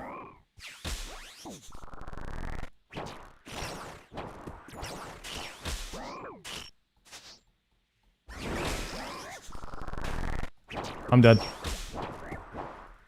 100% dead. I got an axe skip on the ranged mechanic.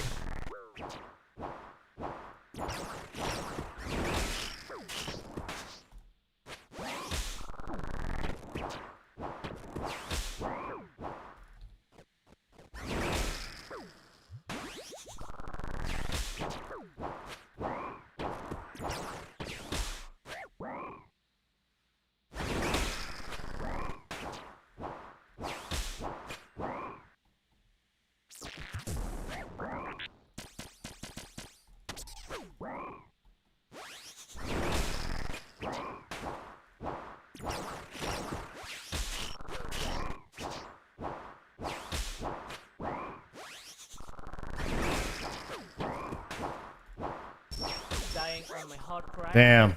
Completed. Ah, I went the wrong way there. Rip.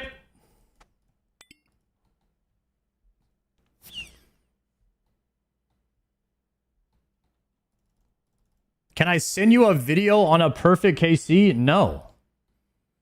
Guys, I'm playing the game. I'm vibing out, enjoying my first time being an idiot. All right? If you don't want to watch that, go watch something else. It's an optional viewing experience here.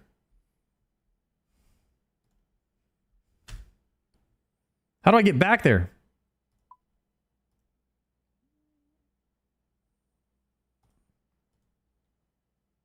Monastery TP?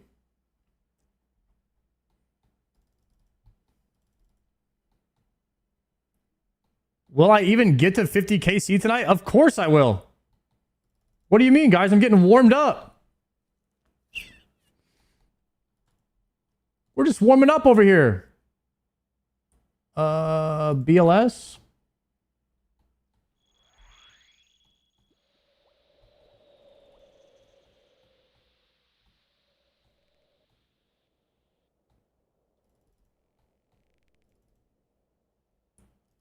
One thing that kind of sucks is how far it is to get back to your body. Why does that suck so much? There's no fast way to get to Vardorvis.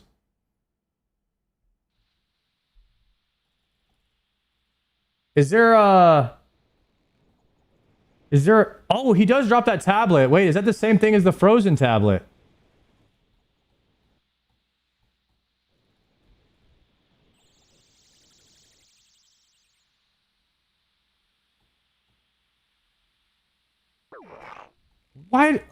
Why does this thing hit through prayer?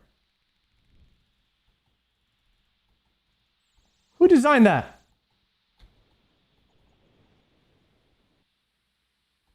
Grave?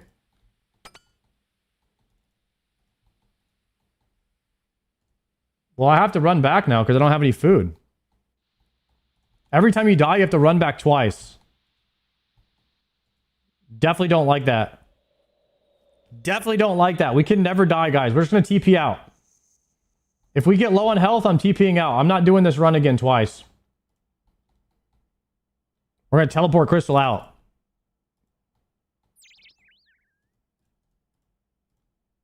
Also need to make more tabs.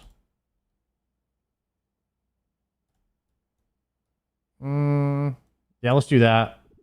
Also need to summon a thrall. I got to remember to summon a thrall. We got to do that.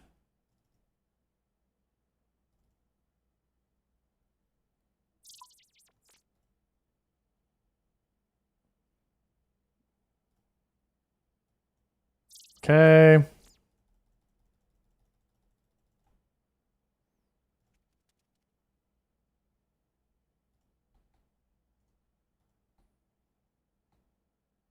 But then you don't really have a good way. Okay, you have to go to your house. Then you go BLS. this. No, no, no.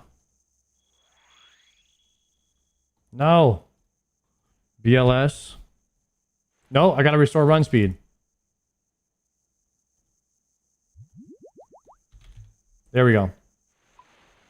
Now we're gaming.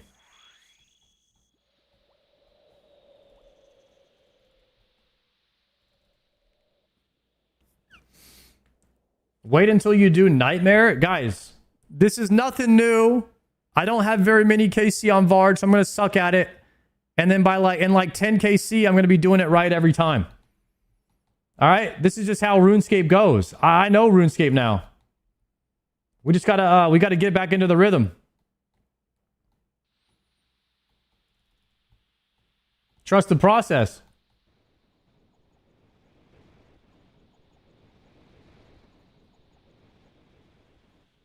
Suffering? Guys, Suffering or Berserker Ring? What's the best ring here?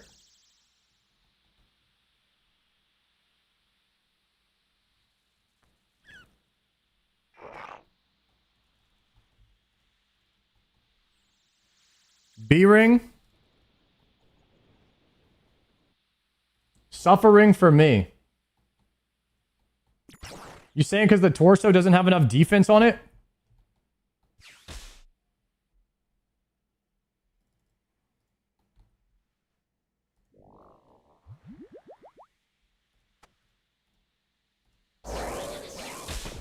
Yellow click.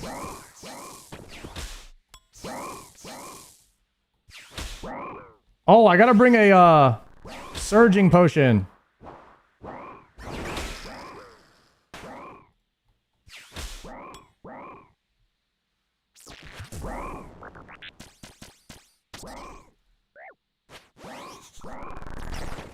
Oh, I missed my shift click.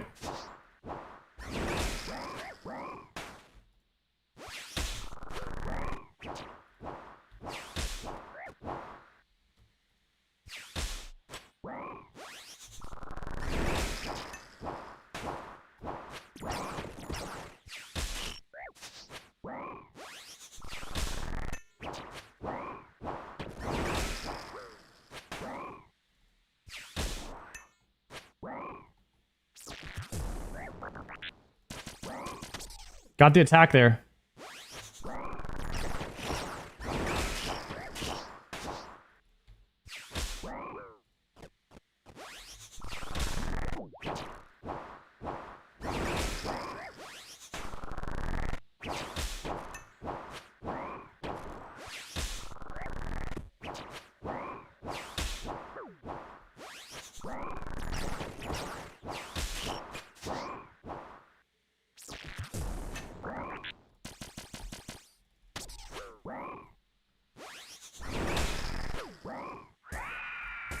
Nice. Collection logs. Got it. Completed. Woo! Let's go. Is that going to help me get back here faster? I need that. Let's go. All right. You feel a surge of energy run through your body. Stranglewood echo in your mind.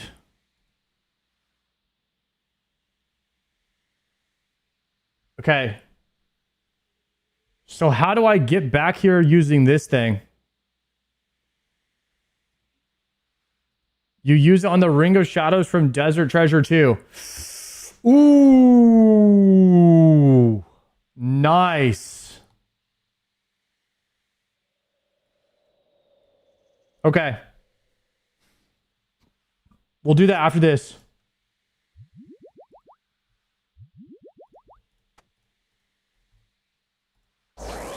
Zero, diabetical.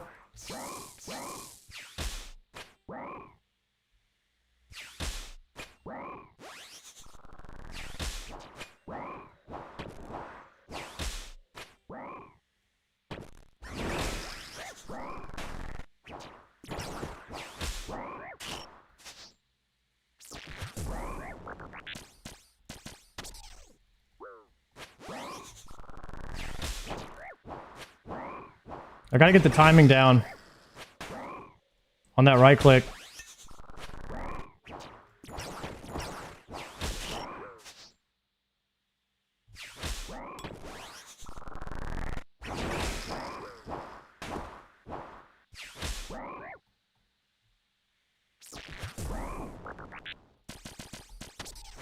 Got him.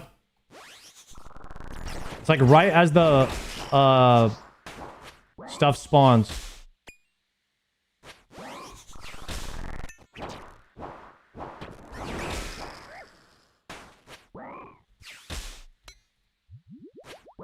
Oh. Thrall.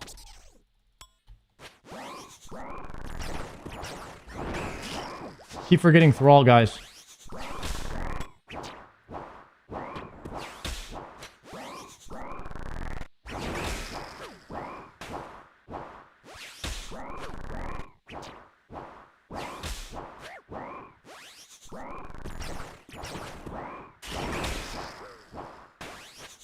Is this the right Thrall?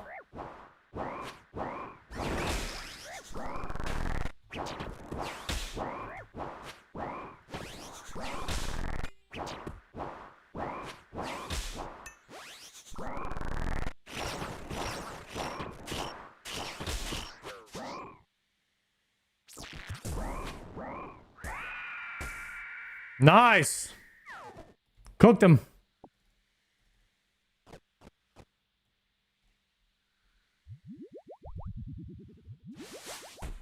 Do a nally hit, then spec at the start of a kill? Why? Is the first hit just cursed or something? Oh.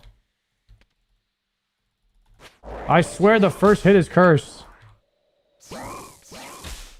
I noticed that. Even though my nally just crushed him.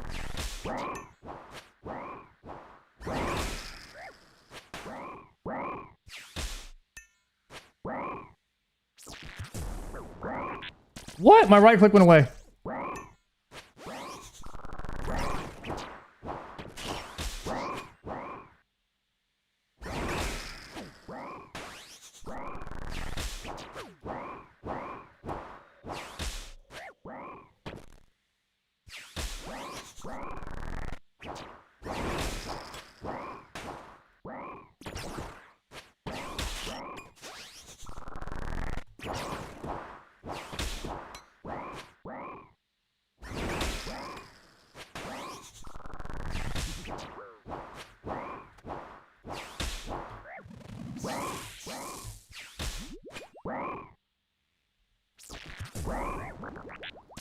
Got him. It's right when the bubbles show up. That's when you release. Release.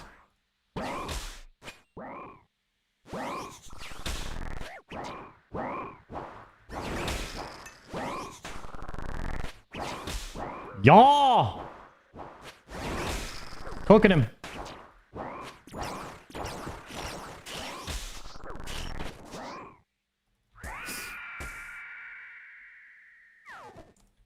Dragon jab tippies. Let's go. All right, this is a pretty good trip, actually. Do I have enough to kill him one more time, maybe? Send it.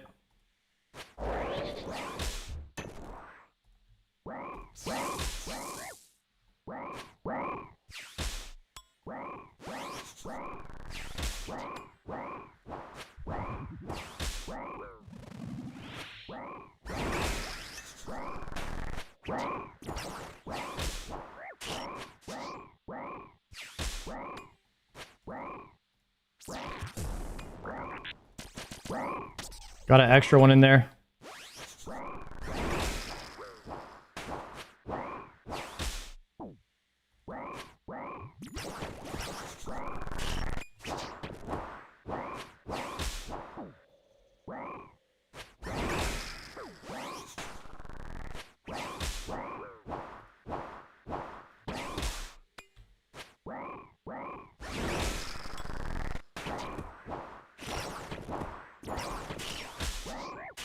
Wait.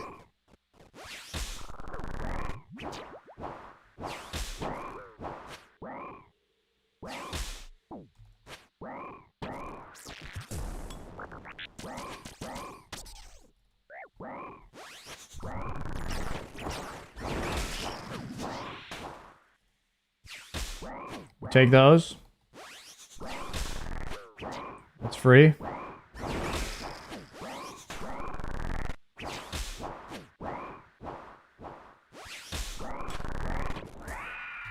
Nice! Guys, we're getting we're big kill trips now. We need more prayer. All right, let's see how do I get back here faster?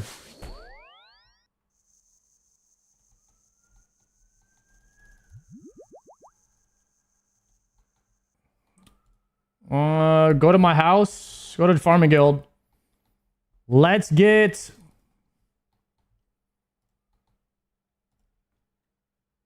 You said Ring of Shadow? You hold this tablet against each other, transferring the energy. Ooh! Stranglewood. Nice, boys. We got the Stranglewood TP now. Oh my goodness. Though I was like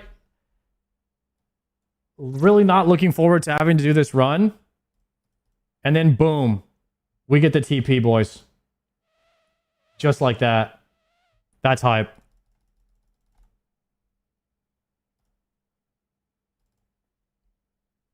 Okay, we'll do food for now. And then maybe we could do Serapots for extended. Everyone is saying get 2 rings 1,000,000 times. Like, get another ring so we could get back there quickly.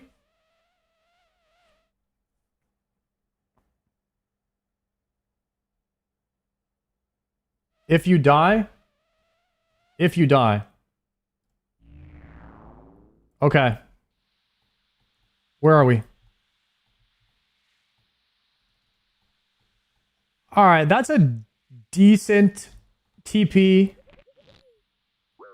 Still gotta do a little bit of running. Better than nothing.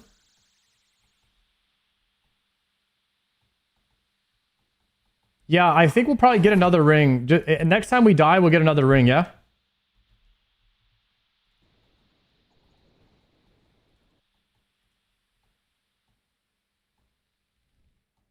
Sarge Spoons, Vard, Doubter shaking. Let's go, Glorb. That's what I'm talking about. We need the Spooner. All right, we're going to do normal hit.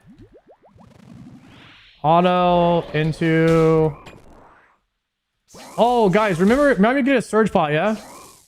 Everybody say Surge Pot next time I go to the bank, if you can.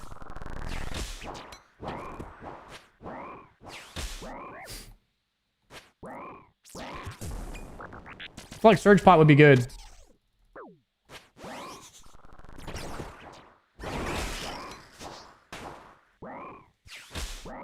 You don't need a normal hit at the start? I'm just superstitious about it, guys.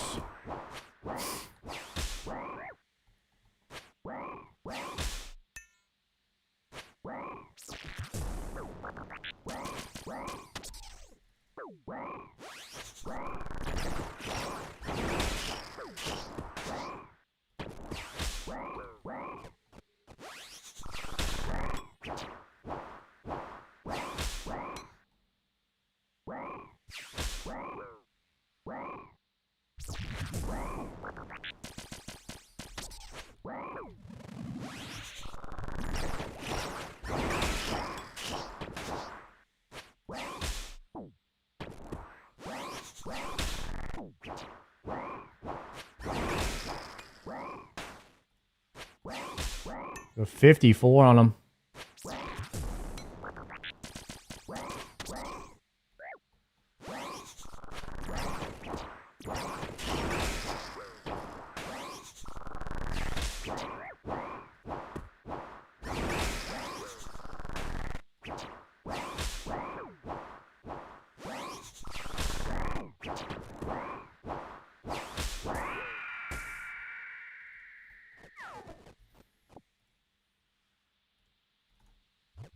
Now he's pumping, huh?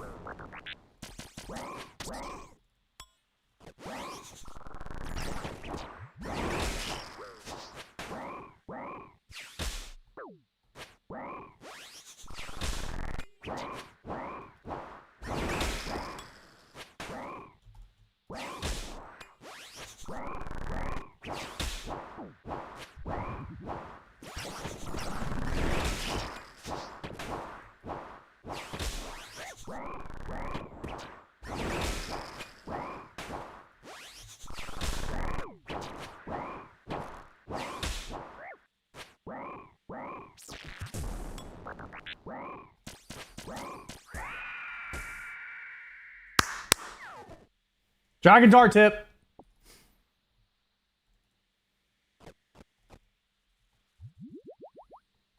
Where was that guy who was like 2 KC ago? Can you watch the guide, Sard? You can't. This is painful to watch. Shut up.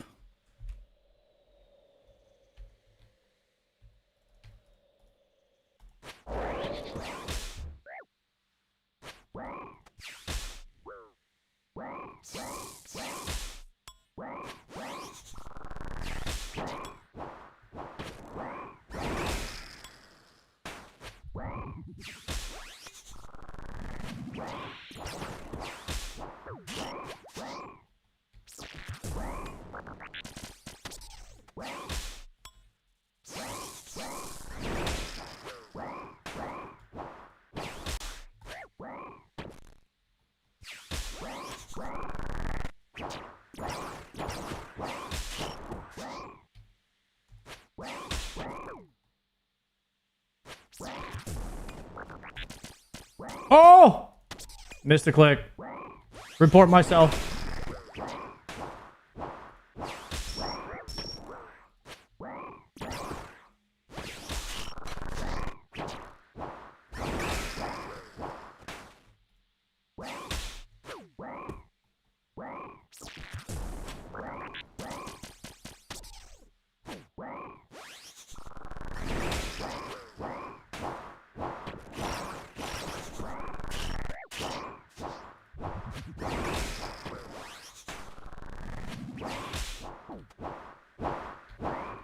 I got no spec.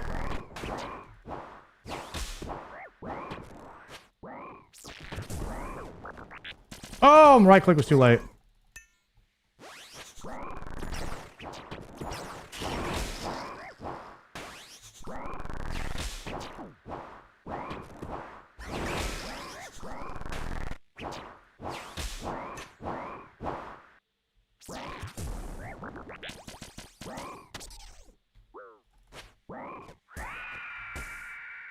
I was planking on my DPS right there, guys. Where's my DPS at all of a sudden?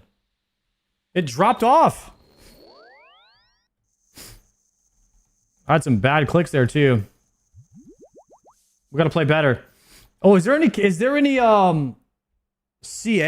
on Vardorvis is the question. Surge pot. Yo, thank you for the surge pot, com. The Surger. All right, let's get it.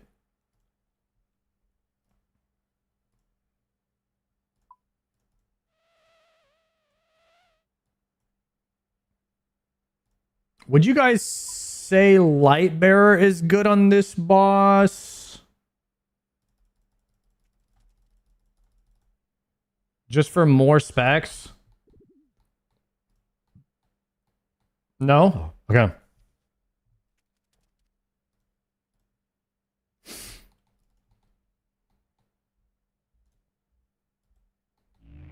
Stranglewood. Let's get back quick. The goal is to do 3 to 4 KC trips consistently.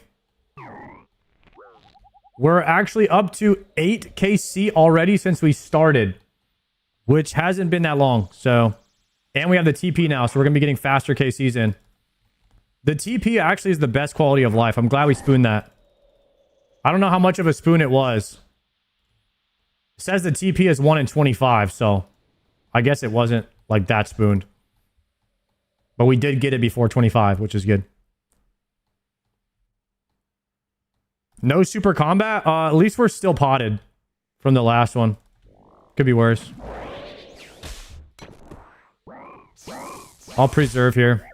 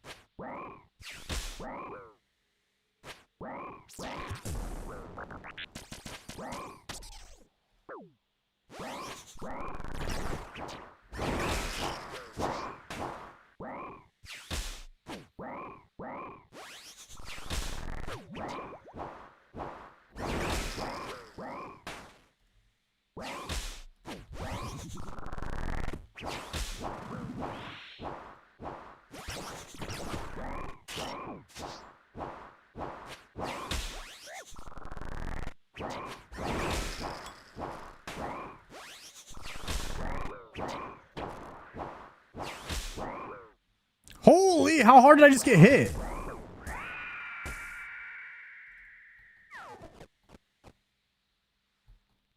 Where's the loot at? Oh, adamant ores. Underneath my thrall.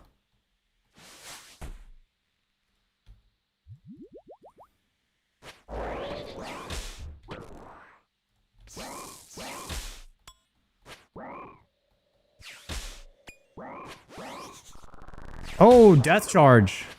Wait, should we be doing death charge too, actually? Surge pot. Good comms.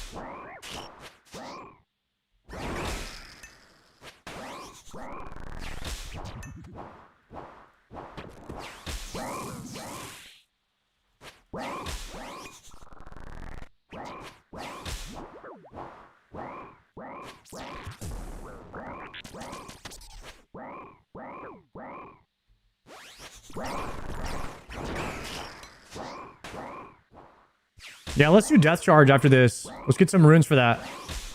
I think we just need death runes.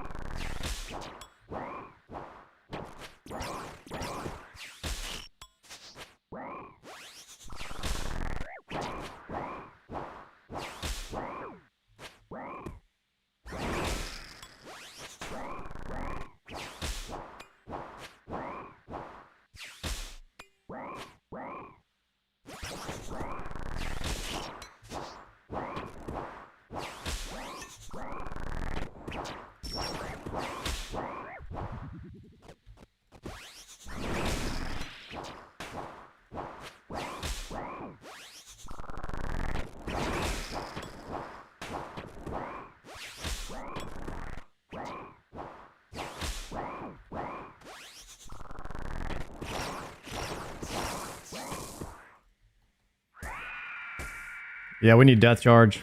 That'd be sick. Get a little spec back at the end.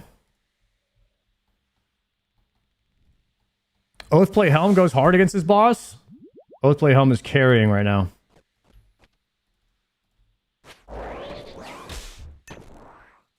Are we gonna try one more kill here with no spec? Could be a little rough unless we get lucky. And we're riding off our last super pot because we didn't bring one.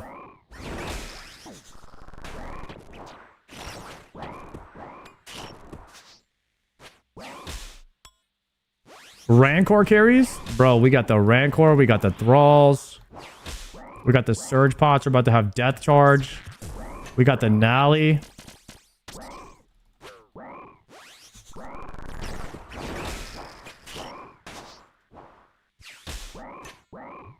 Hitting 60s with the Nally.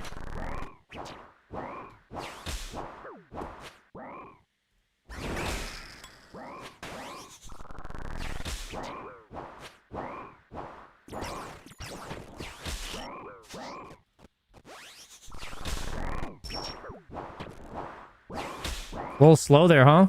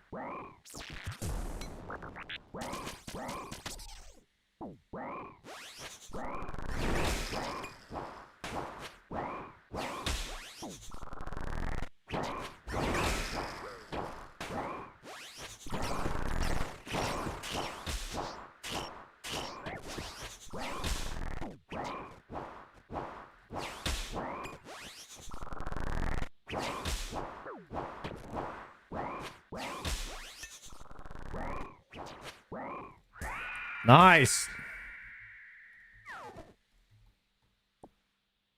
Okay, let's go get Death Charge. Might need to swap something else out. I don't need soul runes. I need soul, so I'd have to bring death. So it's just gonna be -1 slot. It's -1 inventory slot for death charge. I think it's worth. So we bring the death runes. What's your Cerb, KC? Like 500 and something? Maybe 600? Something like that? Somewhere around there. Okay, let's make an actual inventory. So I need...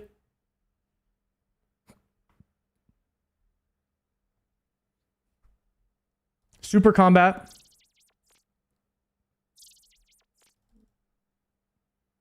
Three prayer pots. It's like 1 prayer pot per kill. Maybe a little bit less. And then I need a surge potion.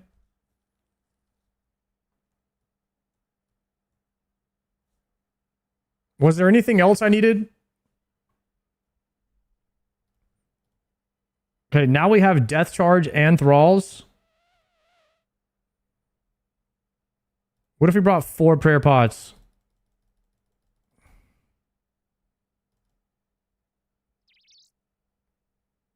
All right, this is going to be the Vard setup from now on.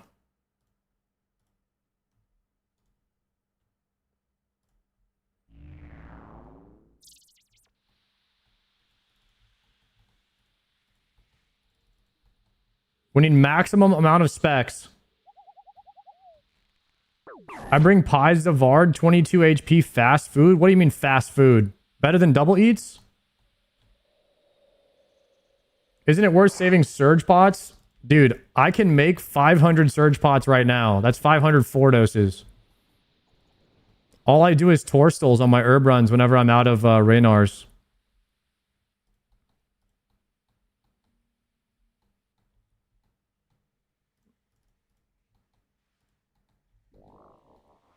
Okay, potting.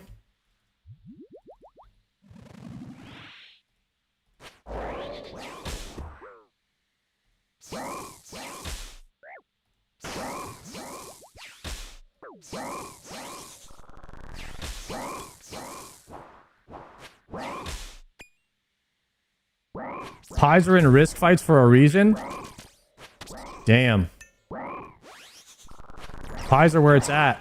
That's some tech I didn't know about. That's charging.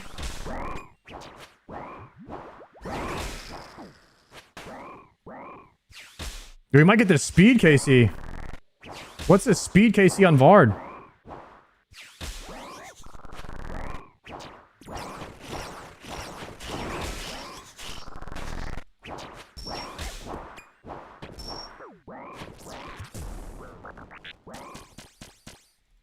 Bad movement, bad movement. Combat task Yeah! completed. We got it! We got the speed chaser.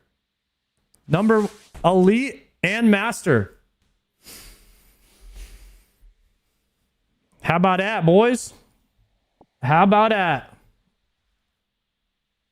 101. 101 speed kill. Is there any more Vardorvis KCs? That's 3 of 9 right now. 50 times. Oh, we got it. 105 without a Slayer task. Kill him in 55 seconds with no Slayer task. Wait a second. We can go for that. Kill him after surviving for 3 minutes. Kill him after surviving for 3 minutes of Vardorvis max speed, never leaving the center 25 tiles.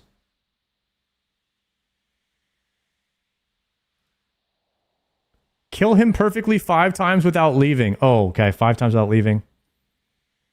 Kill him with gear worth 2 million or less in total.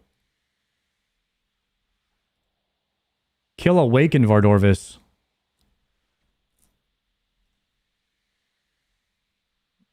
Okay, I don't know if we're doing some of this stuff yet.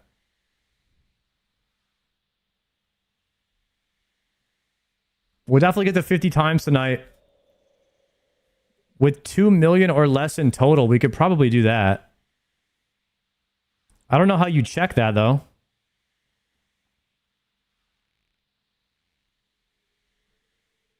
We can kill him with an Archon Blade on the next run or something. Did you not pay out the Gamba? I mean, I specifically said the tablet and the Waken Orb are not part of the Gamba, so we'd have to get any other item besides those two. So the Gamba's still going. You check in the PK risk menu. PK risk menu.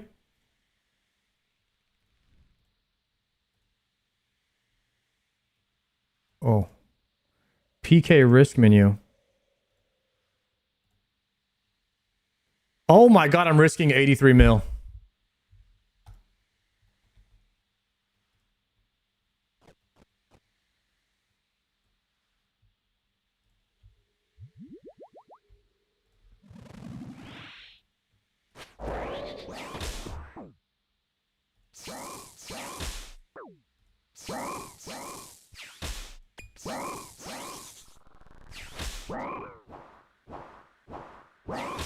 We can get the 55-second kill. We'll get 50 kill, 55 seconds, and then kill him with 2 million or less risk.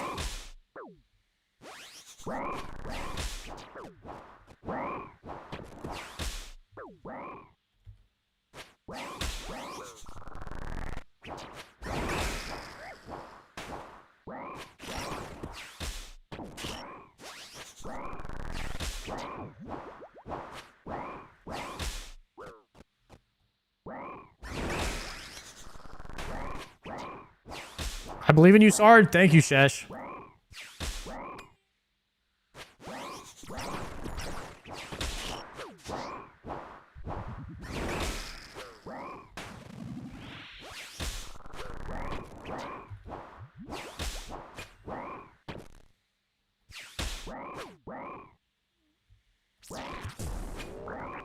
It's the right click. Surge potting.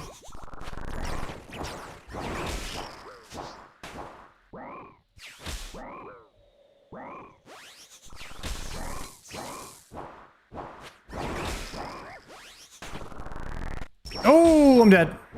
That was a tick late.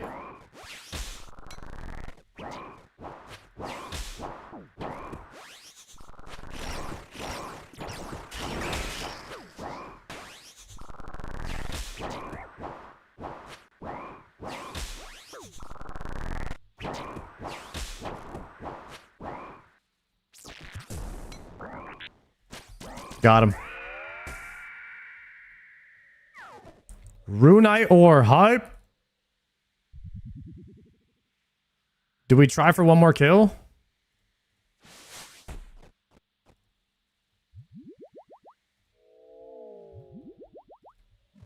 I got 3 food.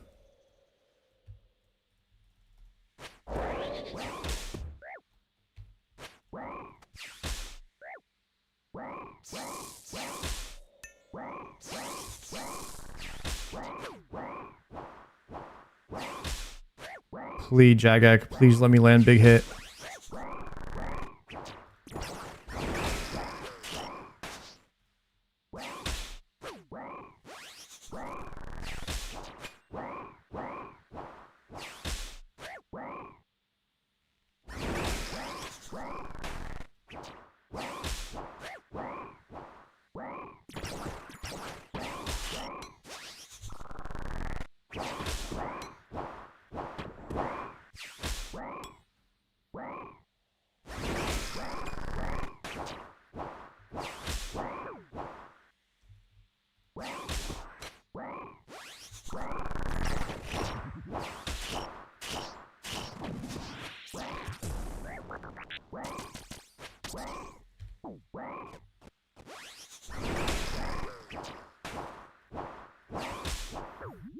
All right, boys, it's me or him here.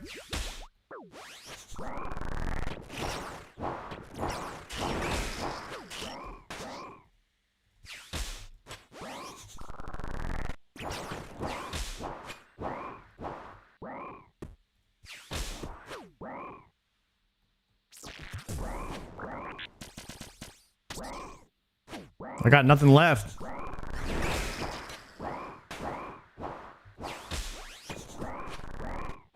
I'm hitting zeros.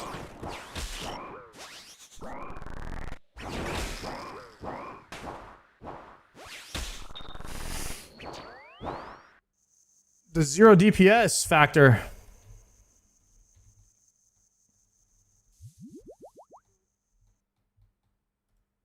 All right, maybe we go in, we absolutely dominate on this next kill. Honestly, I would probably be like divine super combats would be nice here.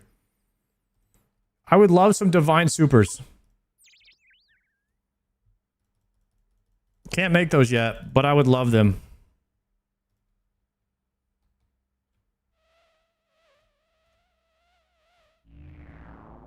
I am so far away from that. Like, we are maybe 3-4 months away from divine super combats.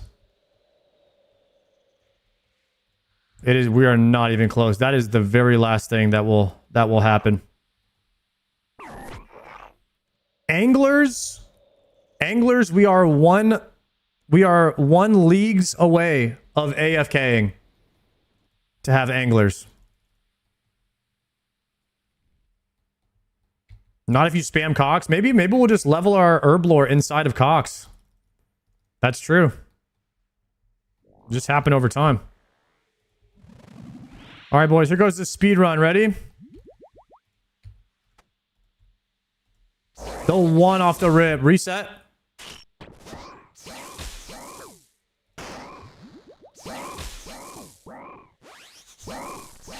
Speed run hype.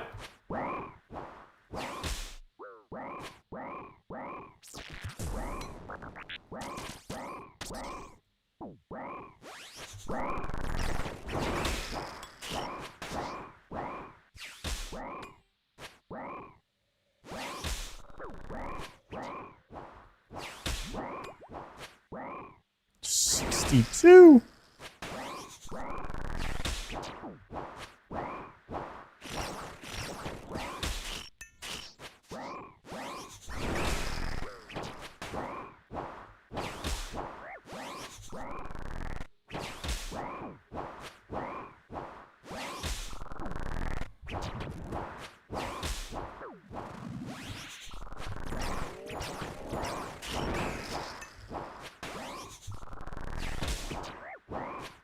What is with this planking on the last hit? Sheesh! Sheshomaru dropping the bomb on the stream. 10 gifted subs. Let's go. Appreciate the RNG boost, my man. Every gifted sub is another chance of me getting the Ultra ring. Thank you very much. Let's go.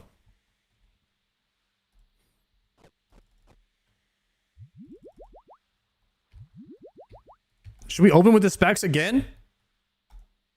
42. Getting a gold ring. Stop the cap.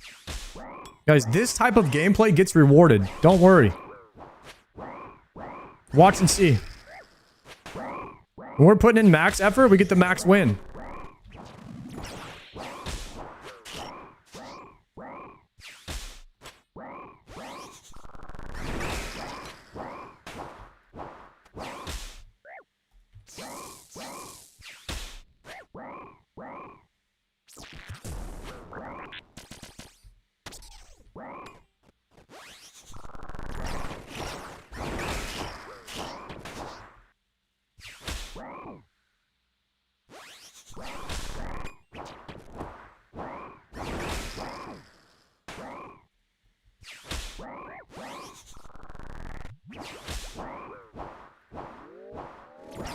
Death charge online.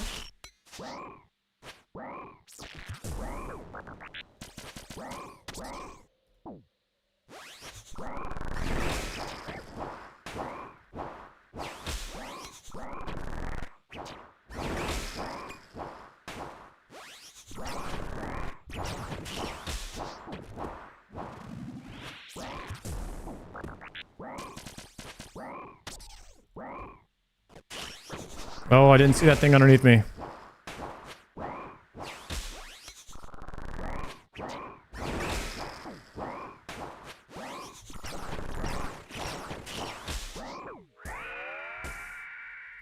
Good damn, good damn. Way to stay in the pocket there. That's 30 KC now.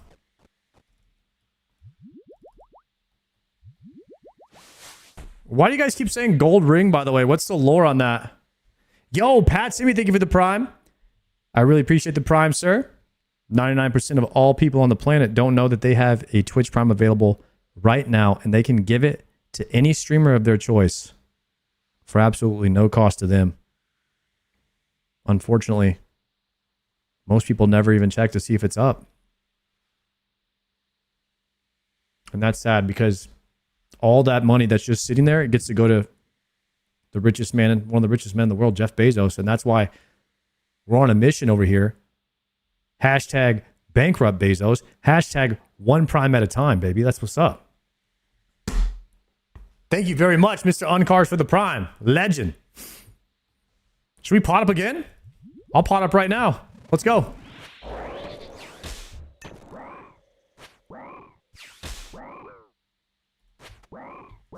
I wonder if I should claw in the execute window instead.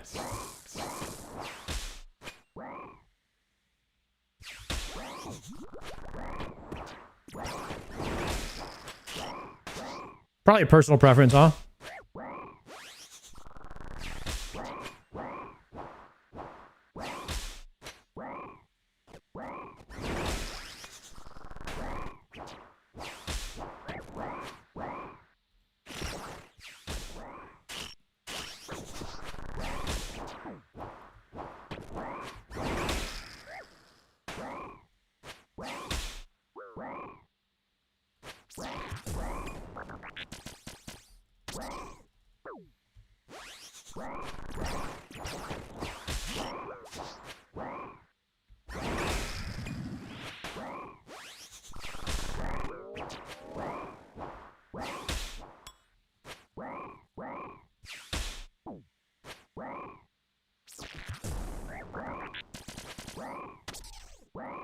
Extrues, thank you very much for the prime, sir, for 5 months.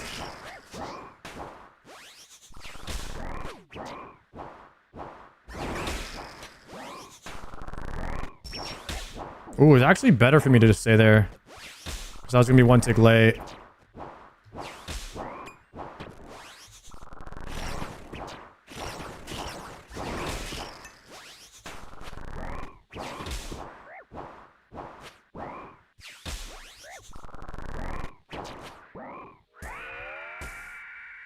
Collection log slot. Blood quartz!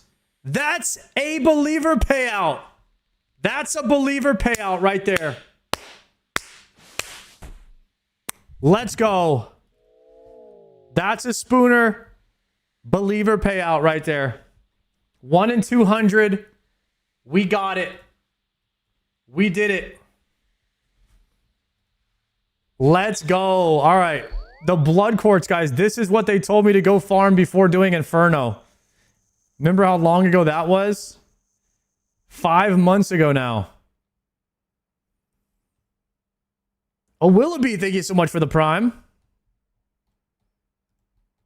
So basically, you take your... what do you do? Take your ancient scepter. Use the blood quartz on it. Are you sure you wish to combine the blood swords and the ancient scepter? Yes. Nice. Now we have the blood ancient scepter.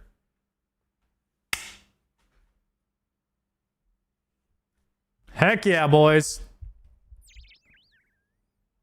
That's big for the Inferno. Right there. That's free overhealing.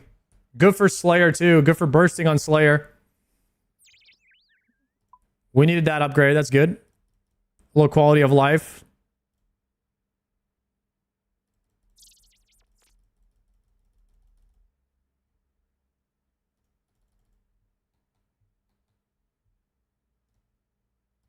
Guys, what the heck? Why do you keep saying gold ring?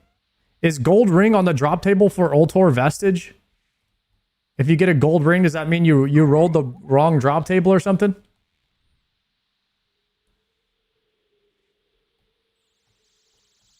One in 3 chance.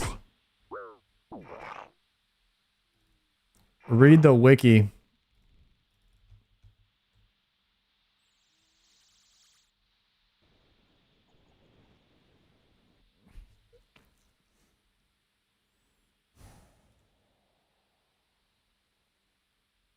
It's a 1 in 1,000 chance. Ultra icon, Berserker icon, 500 blood runes. Right under the uniques and the footnote. To receive an Ultra Vestige, a player must roll an invisible 1 in 362.66 drop on the tradable unique table. The first roll will cause a gold ring to appear and increment a hidden variable, while the second drops 2 gold rings. When the third such roll occurs, the vestige is dropped and the variable seed is reset.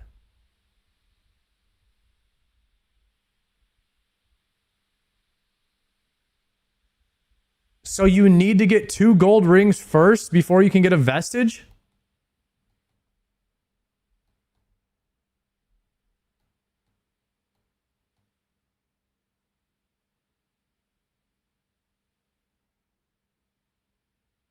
You need to get 1 gold ring, then you need to get 2 gold rings, and then you can get a vestige. It's an anti-spoon mechanic? Jagek, are you kidding me? You put an anti-spoon mechanic in the game? Yet there's no dry protection? Huh? Or it is dry protection? Wait a second. You're telling me it's anti-spoon and anti-dry?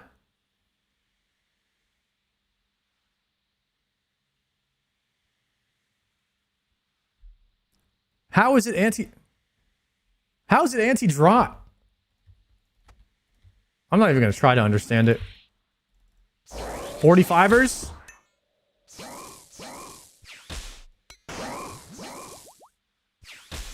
Decent hits there, decent hits. Probably not a speed time run, but decent hits there.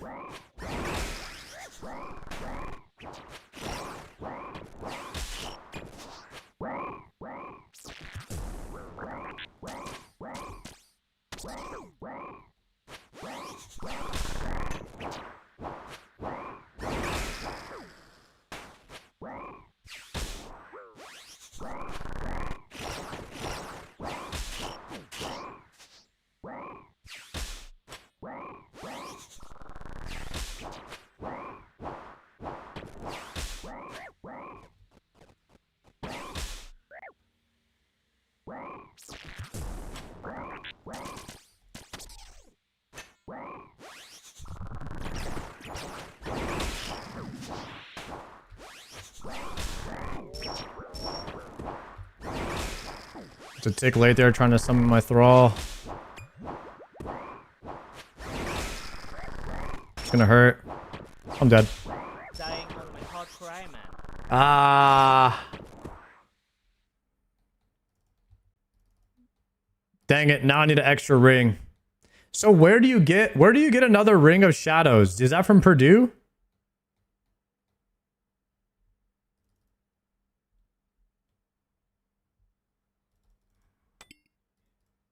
Okay.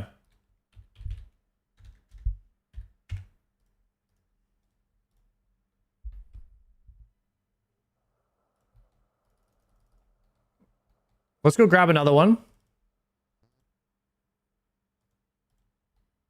Trade Purdue. Explorer ring.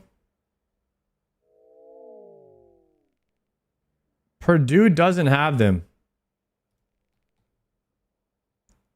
There's an ancient vault telly on the actual ring.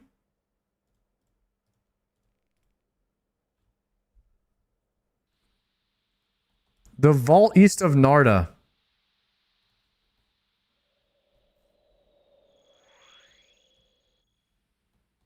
Okay.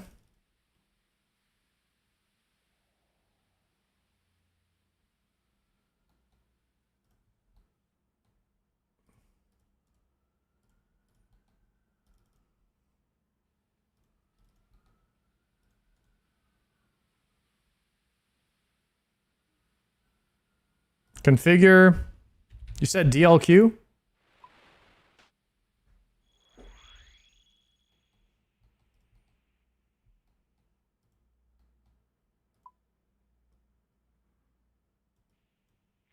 Here?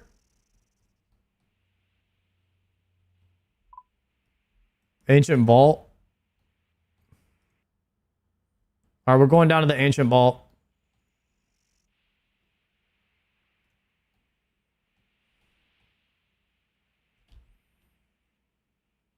Dang, these are my most expensive pieces of gear.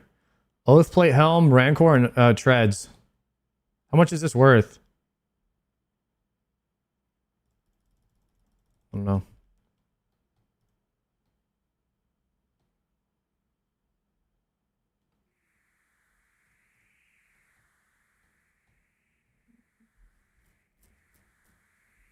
You have to click enable PK skull. Oh, 353 mil.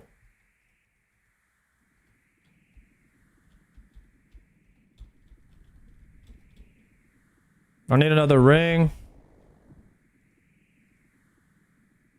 Got it.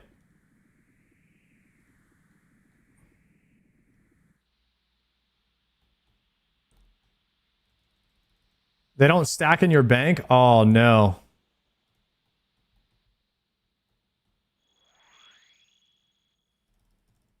All right, let's charge this bad boy up. We'll put like 50 charges on this one on the backup ring.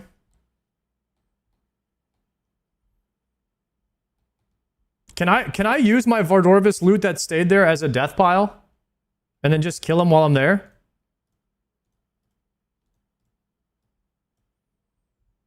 All right, let's just do that.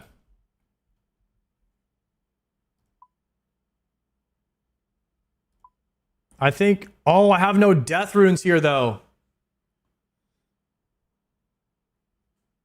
We're going to have to run back normally.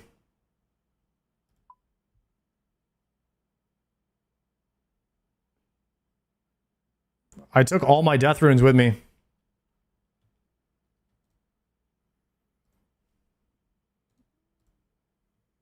All right, let's just do this.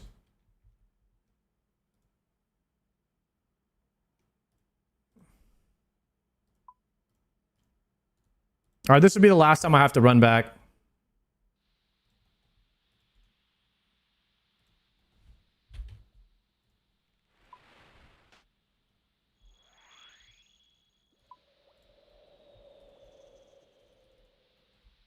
By the time I go buy runes and stuff, it'll be the same as just running back.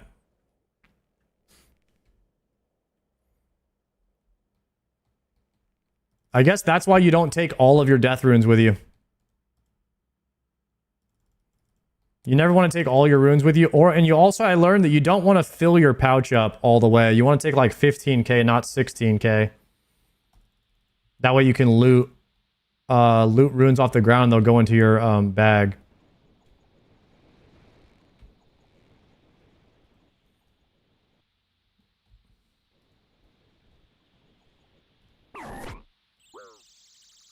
I swear, I don't even know if praying anything does anything against these monsters. They hit through prayer anyway.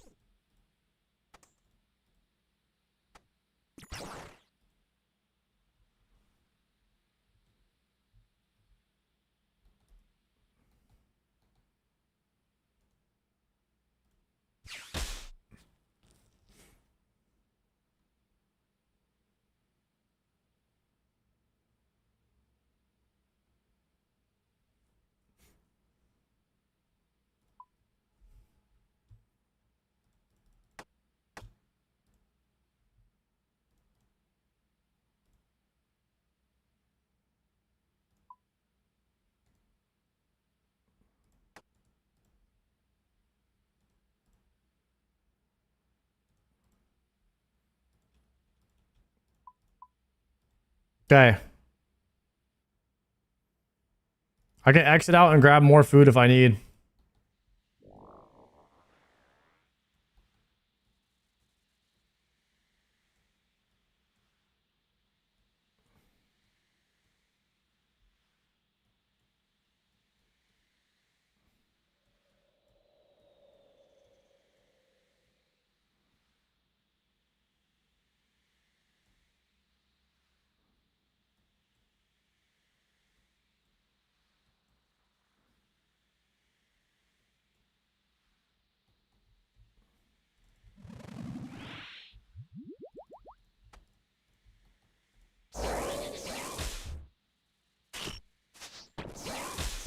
That's some tick loss right there.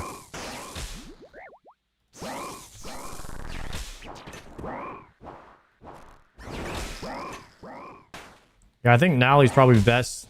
We're off the rip, so you don't have tick loss. And then go into the specs. He doesn't move or off the rip.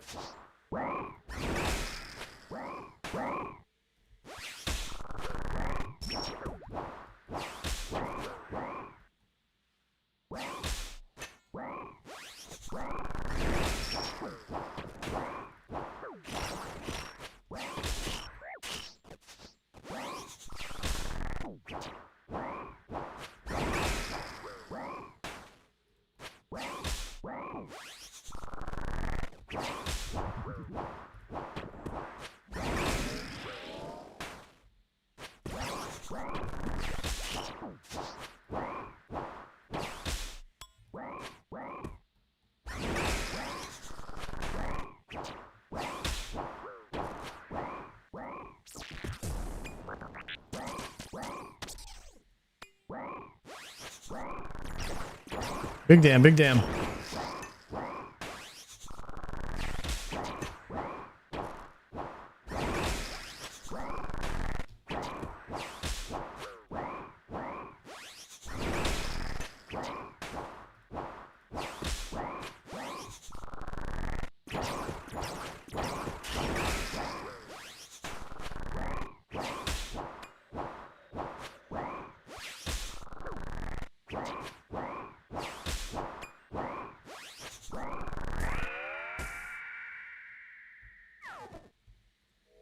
Rune jab tip.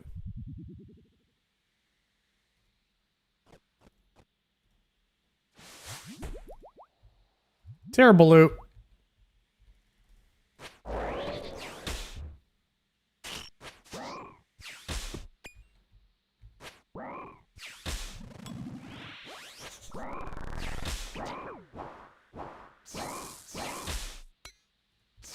The one on the Burning Claw spec is tragic.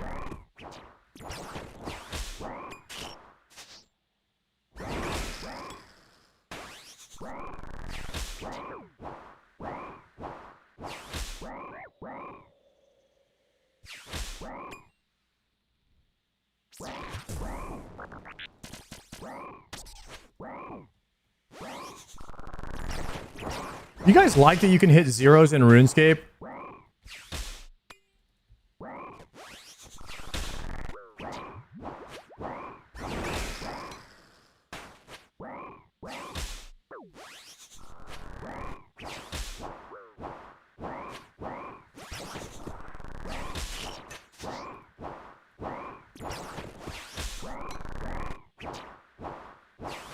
Nobody likes that?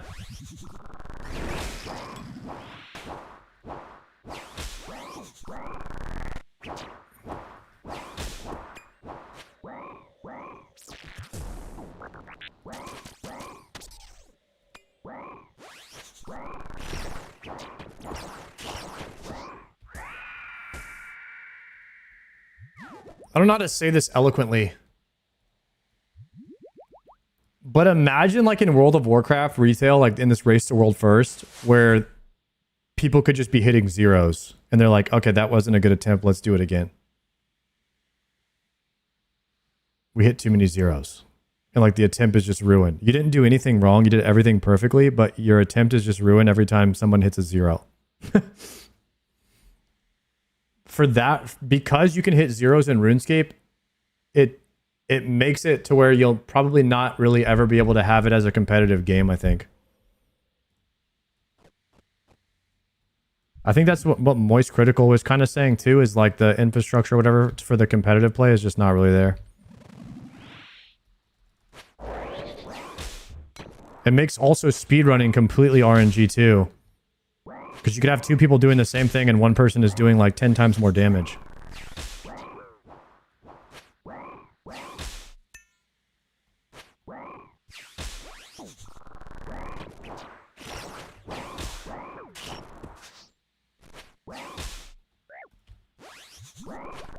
Not saying that RuneScape failed or anything or on that. I'm just kind of just having an internal thought here that RuneScape maybe wouldn't make a good like competitive game because of it. Because of that. Just like the same way in PvP, you could hit 5 more attacks off prayer than the other person and still lose.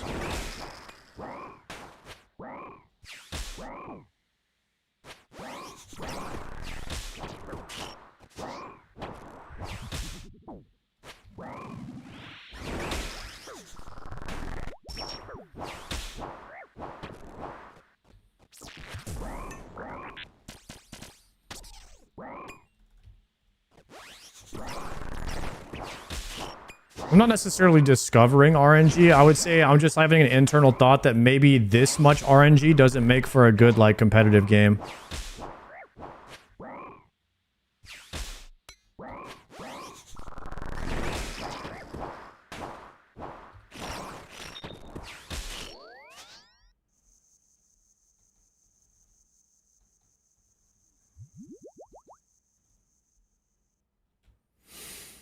You could fight Oda 1,000 times and you would lose 1,000 times? No. Oda, well, yes, Oda would beat me 1,000 times in a row. But he wouldn't beat West Ham 1,000 times in a row. And that's the argument I'm making. Even if he beat West Ham on the tracker every single time, West Ham would sometimes probably still win. That's more the point that I'm making.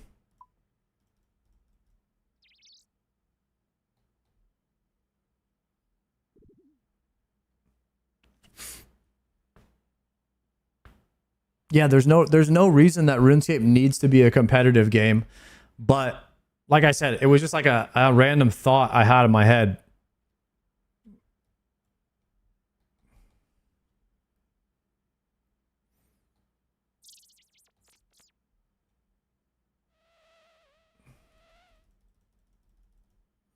The OSRS Speedrunning Cup seems like a good competition. Wait, what do I need to charge this? Chaos runes?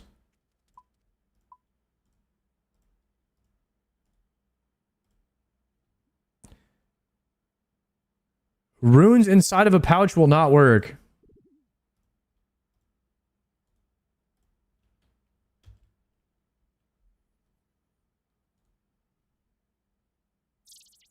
Soul runes too, maybe?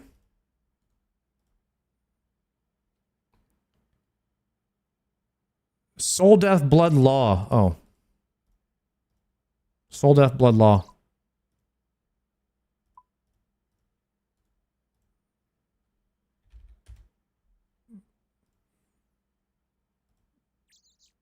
All right, withdraw 1 Ring of Shadows.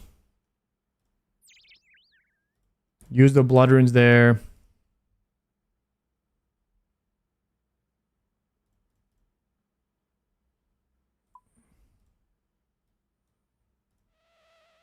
There we go. Let me put my bag the same way, though, because this is confusing me.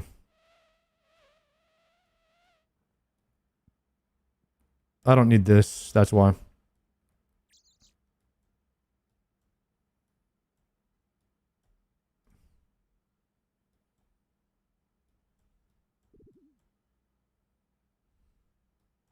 There we go. Okay. We are back online now.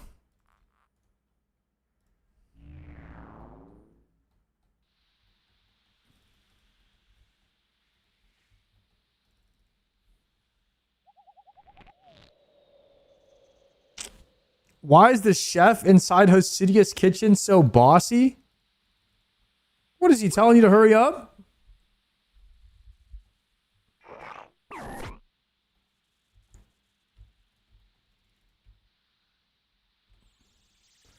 Solo speedrunning is a lot more RNG than 8-man TOA where they get this same room.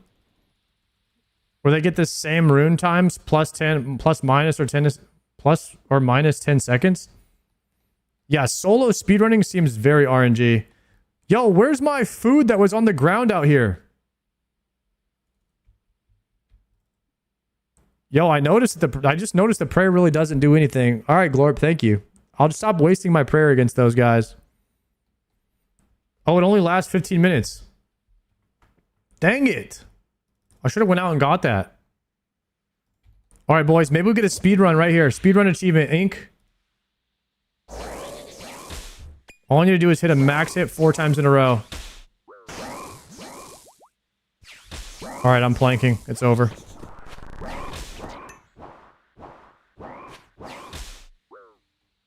I got absolutely scammed on those hits.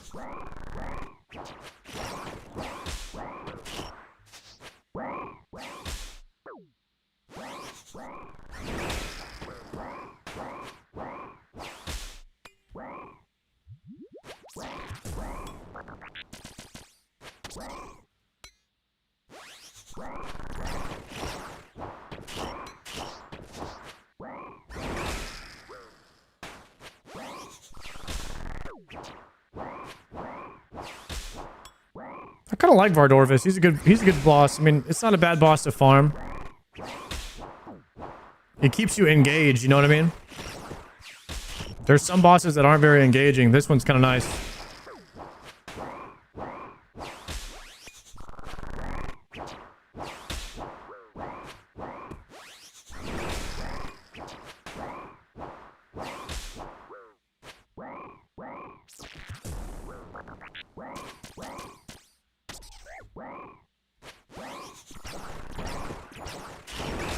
I don't know what his max hit is. I don't know if I want to camp low HP versus Vard.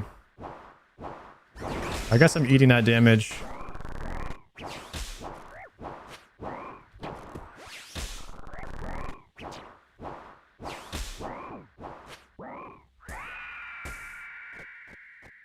Did you unlock Hydra yet?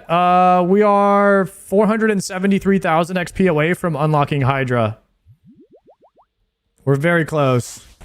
I forgot the death shard. Dang it.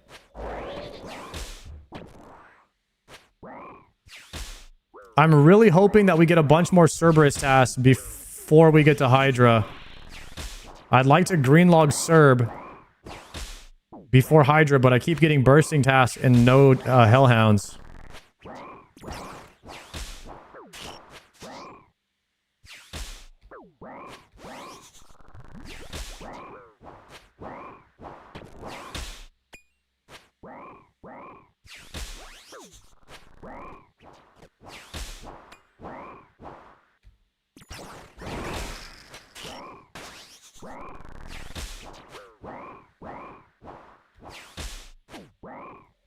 Come on, where's the damage? Where's my deeps?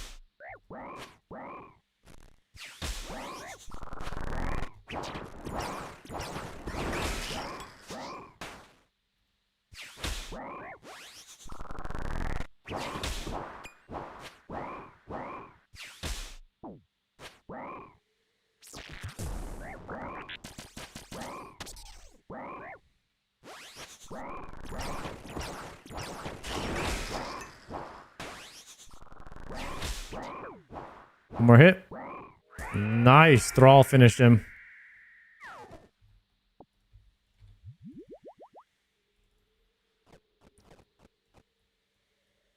I think I've made this mistake a few times of trying to kill this guy with low food, but you know what? Why don't we try it one more time?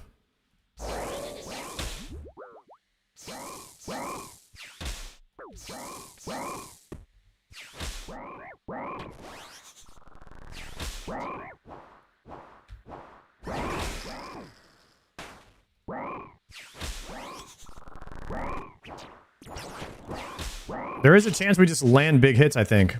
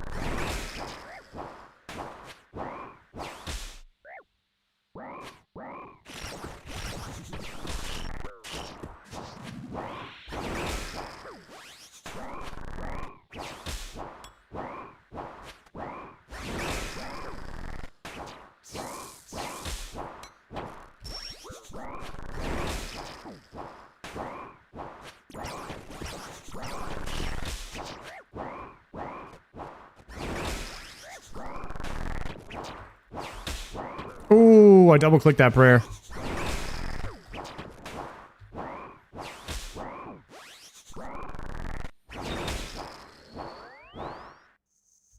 Damn. Not locked in enough for that kill. I don't think standing on that right tile is a good idea. I think you always want to go back to the home base.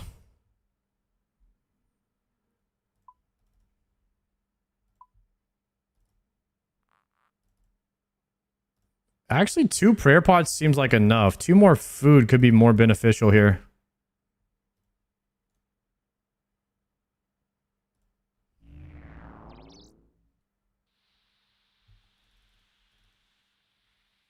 All right, we're not going to waste any prayer on these guys anymore. It doesn't do anything, apparently. Guys, I don't have any gold rings yet. We just got the blood quartz. I'll pull up my log here. I'm at 35 KC right now. We did get the blood quartz in the tablet, so the blood quartz is actually really big. That's going to be nice for Slayer tasks, Inferno, and stuff like that. So I just learned that you have to get a single gold ring, and then you have to get 2 gold rings, and then you get an Ultor vestige. So you need to get 3 gold rings, essentially, is what you're hoping for. 54 could be a speed run. 48 could still be a speed run.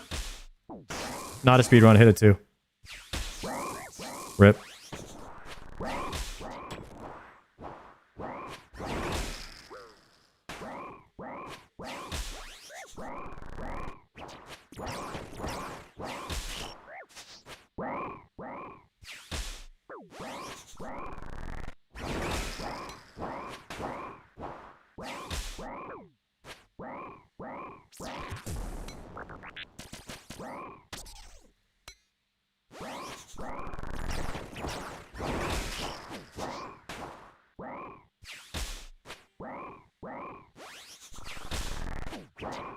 Some big hits at the end here.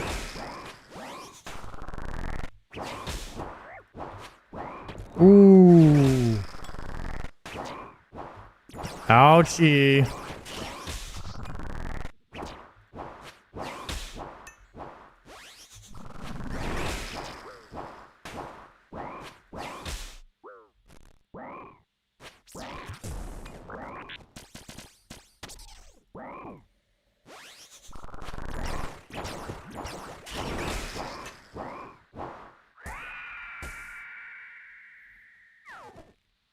Kind of planked at the end, though.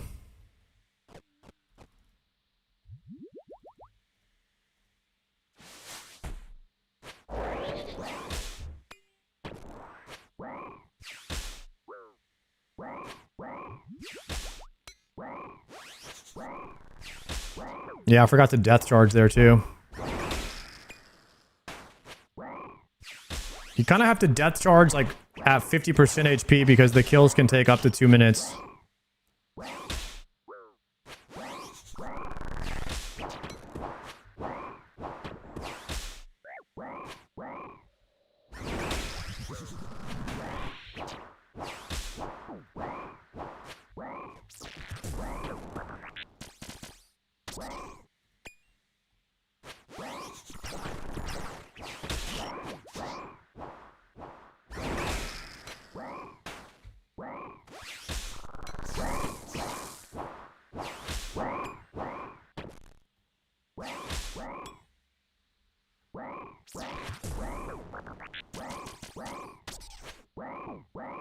61.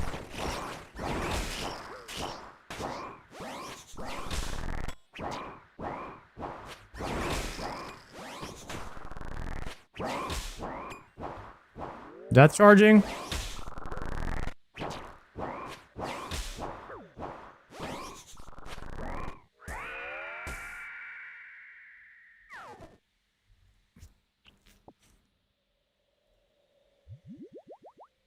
One more kill.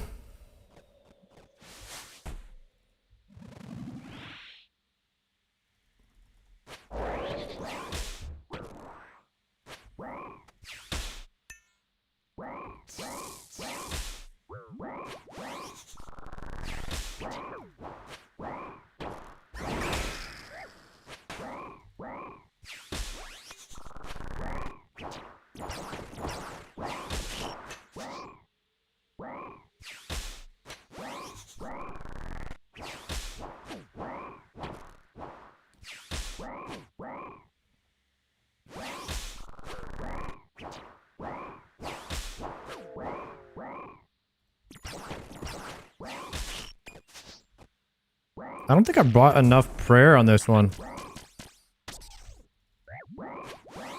I need to bring more prayer pots.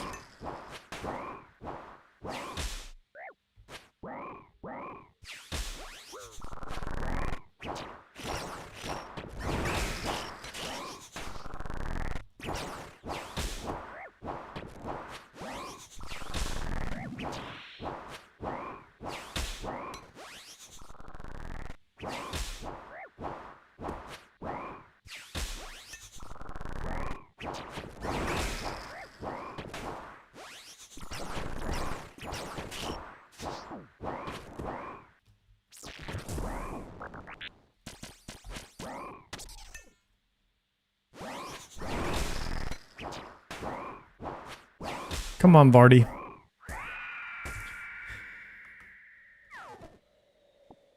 Iron ore, never lucky. Run it back. I kind of like Vardorvis, guys. It's growing on me.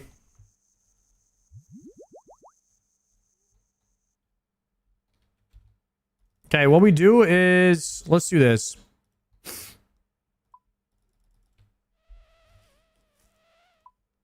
Four prayer pots feels like too much.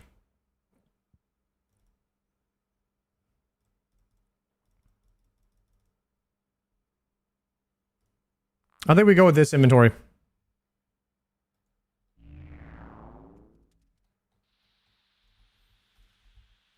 In before pet? Dude. I hope I never get another pet and all the RNG goes to the gear. That would be so nice. Regular Levi is the least boring D2 boss.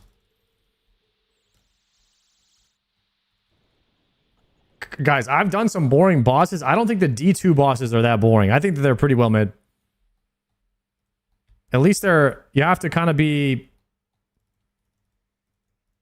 You have to make some click. You have to make some decent clicks, you know? Some engaging clicks.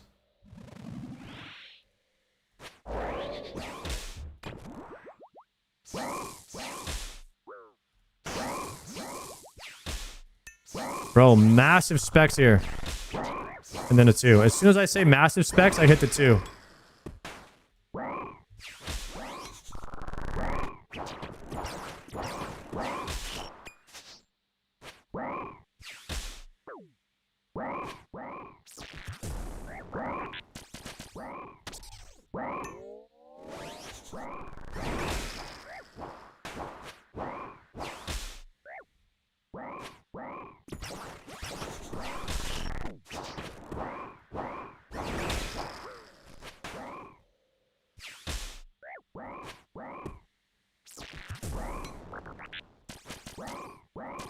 I hit a 0 there.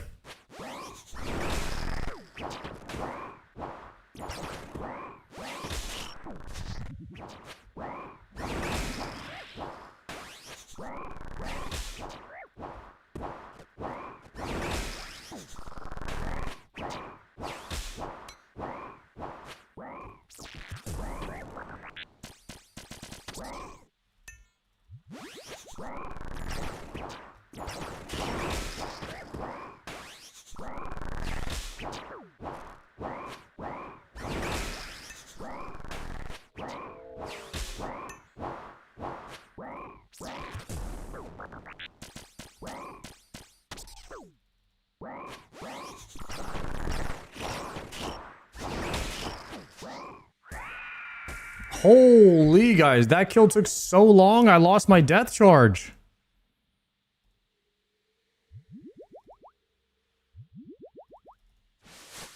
Oh, 300 sharks. I need that. I needed that bad. Nice. Cause I'm out of shark lures. I can't fish anymore. Until I get anglers, at least.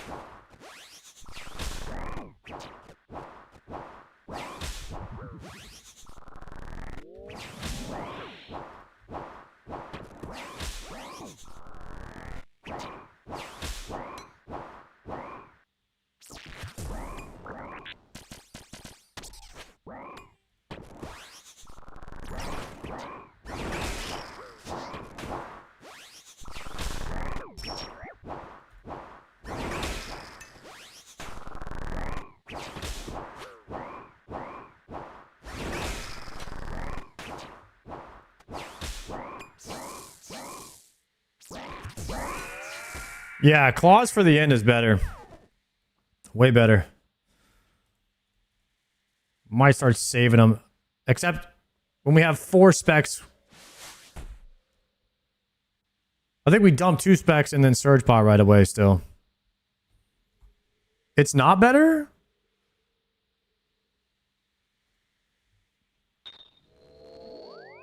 It's mathematically worse. Right there, it just felt way better, but just clawing through the enrage phase felt better to me.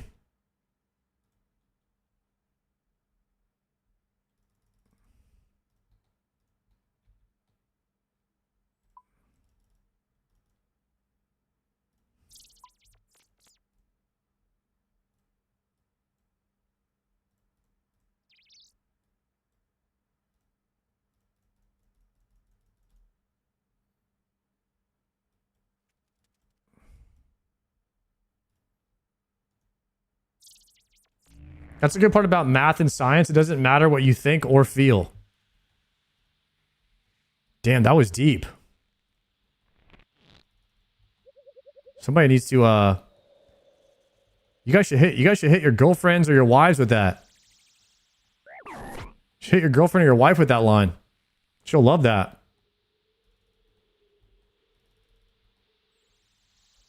We don't have those? Oh yeah, true.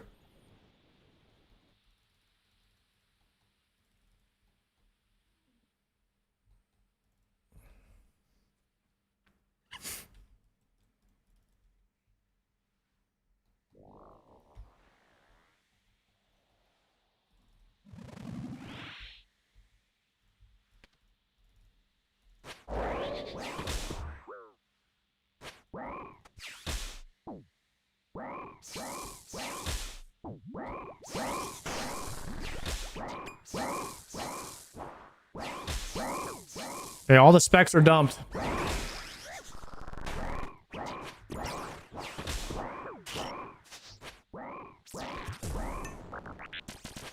Why is this guy still so hard to land hits on, man? He's got some... Could you hit this guy with a warhammer or something? Lower his defense a bit?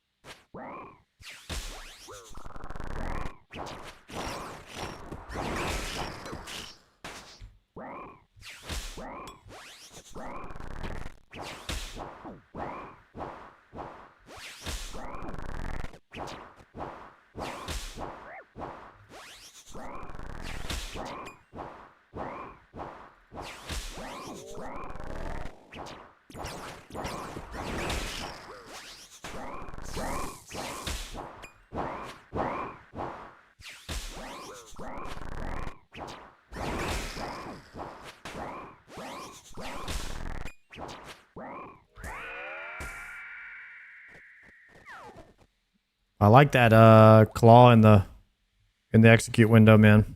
Even though it's mathematically and scientifically worse.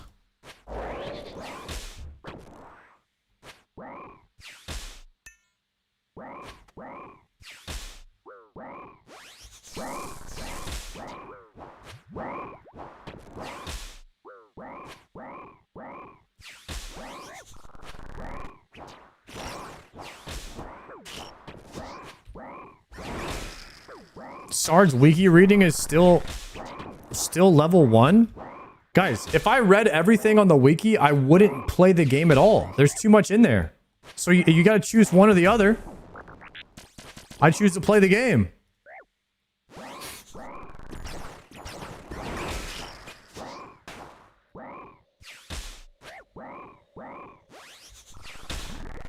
That's what I got you guys for. We're crowdsourcing the reading. Right here.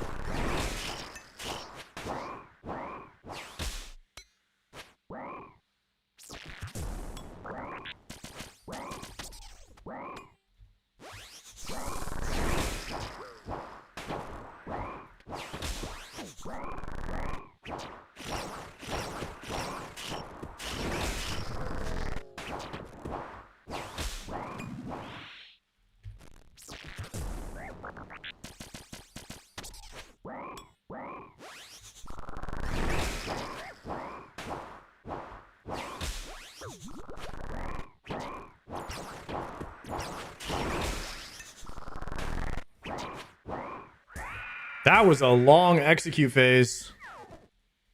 Holy. The ring drop is 1 in 50. Trust me, I read the wiki. Is it really? I only need 8 more kills till I get the ring. Nice. That prayer layout's kind of goated. Yo, thank you. Sard is smart, making chat read wiki for him. See? Guys, this is new meta. Why read if others will read it for you and then tell you what's going on? That's the goated method.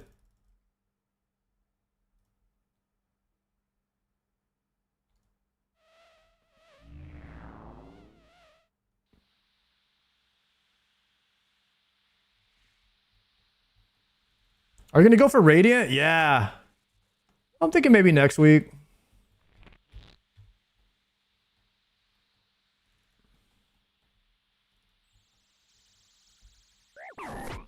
You guys think I have what it takes to get Radiant yet?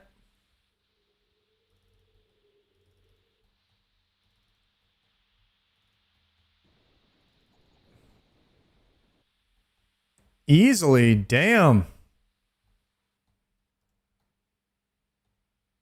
Only thing holding you back is the gear right now. Yeah, we're trying to get the gear right now.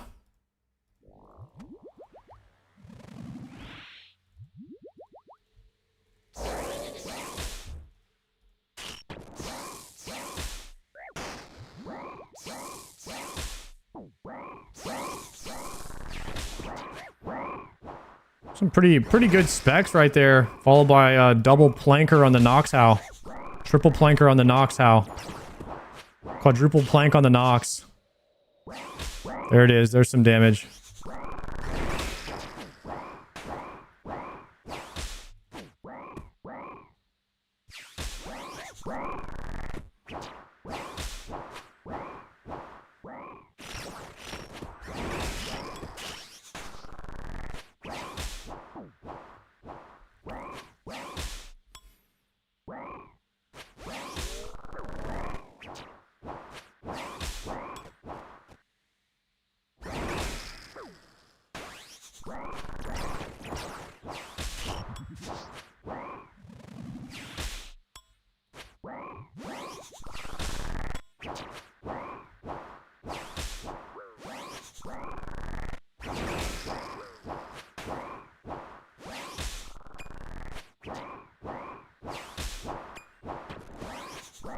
Nice moves.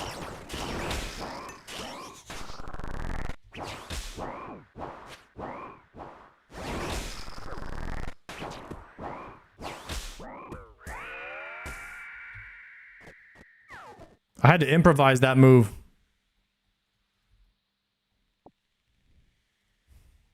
Worked out though.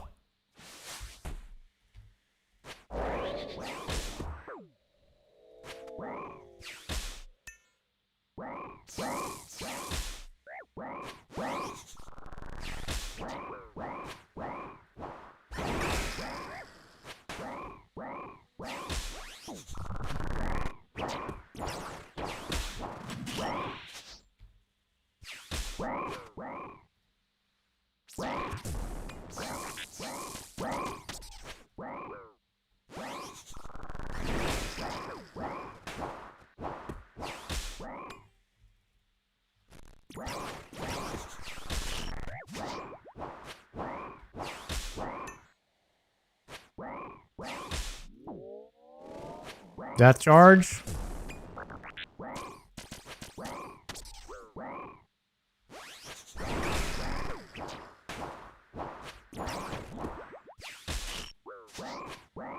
Come on, Vardy.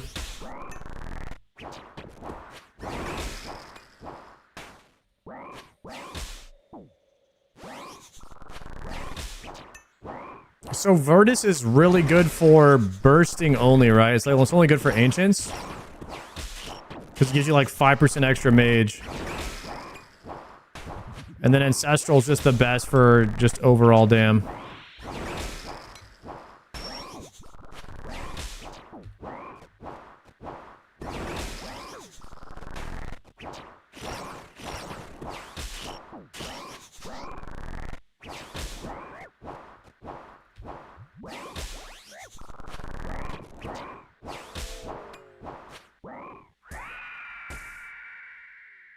Verdus would be great, even until you have Ancestral. Yeah, I'll be second bis until I get Ancestral, but it's actually, isn't it better than Ancestral for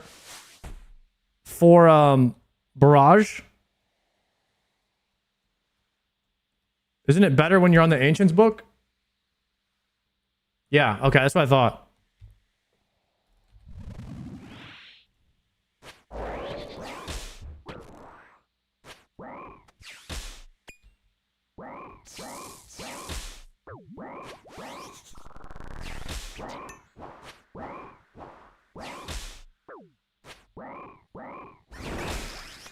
A little Vertice would be nice. A little Vertice.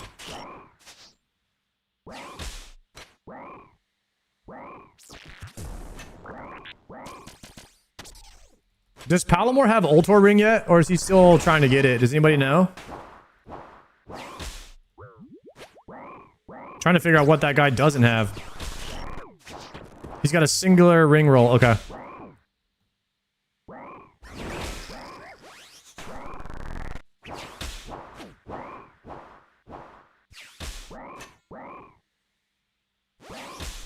Oh, I got a Surge EP here real soon. A little Surge EP. Yo, chat, what sounds good for dinner tonight? I'm thinking like hamburger. Double cheeseburger. Oh, bro, I just got hit by an axe thinking about double cheeseburgers.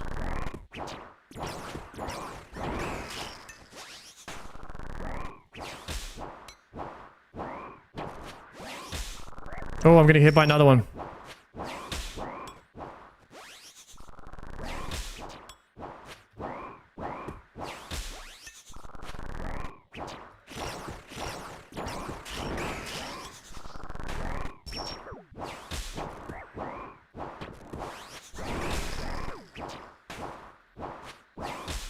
Dude, we do not stick that. Holy crap, I'm bleeding out over here.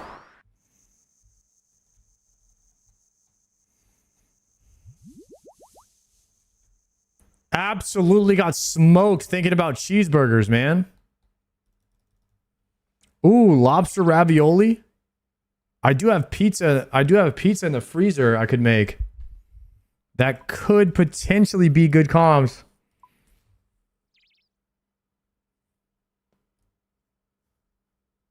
Ooh, a little 8 p.m. A little 8 p.m. pizza. Could go kind of nice, actually.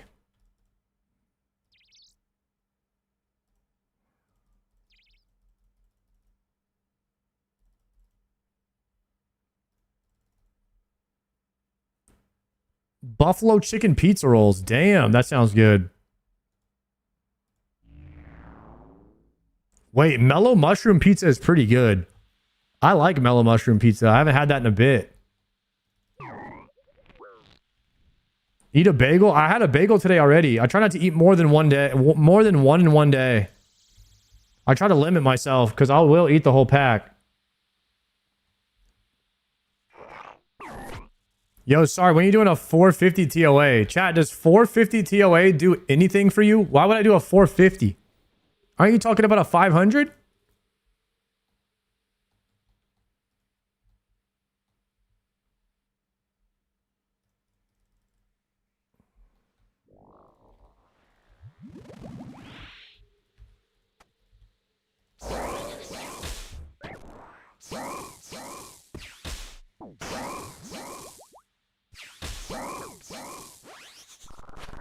$450 is some kind of MOG? For the shield? Yo, Boots, thank you very much for the 5-monther.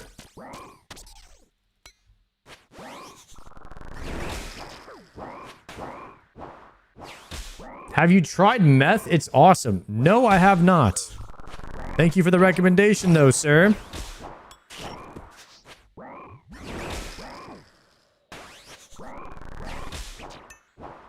We'll keep that one in mind.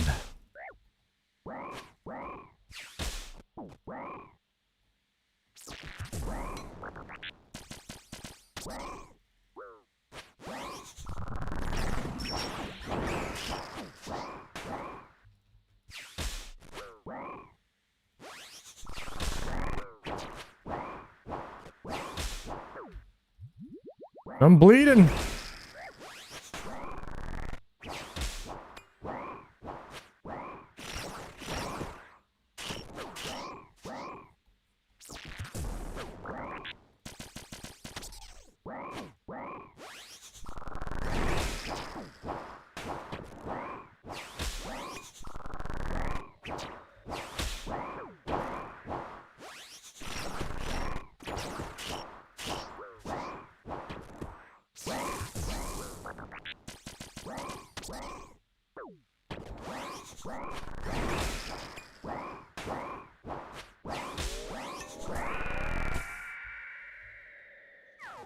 Nice.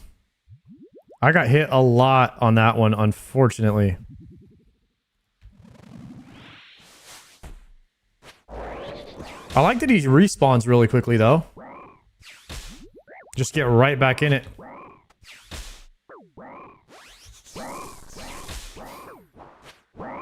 Where would you rank this boss in fun terms? I mean, yeah, it's up there. It's definitely up there in fun terms. I think sometimes like what happens is I think everybody overhyped Vardorvis for me, so I'm like, yeah, it's okay.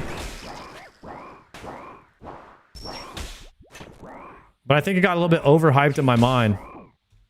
I think Doom is the best boss.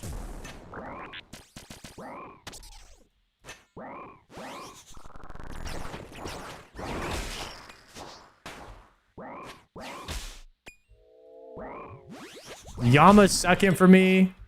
And Solo Cox, like all the tick perfect methods I like more than this. I would say right now it's like Doom, then Godfly Yama, and then Solo Cox.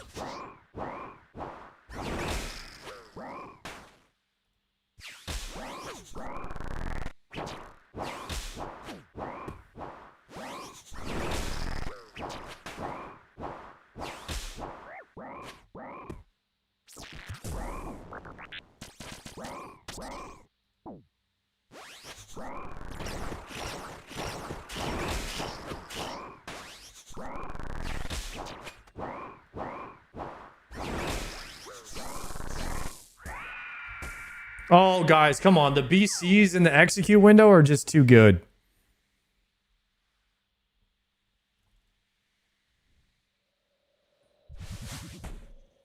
Can we get another kill in?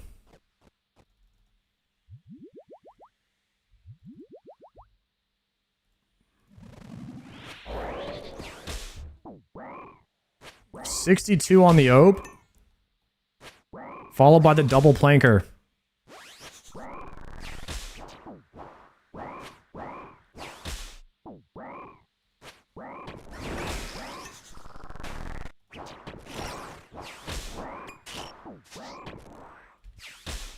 There goes all the food that I had for this attempt.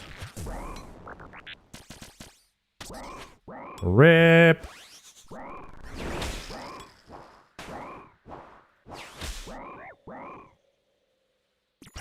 Surge pot soon, though. Maybe it'll save it. Maybe it'll save it. Maybe we randomly just start landing big hits.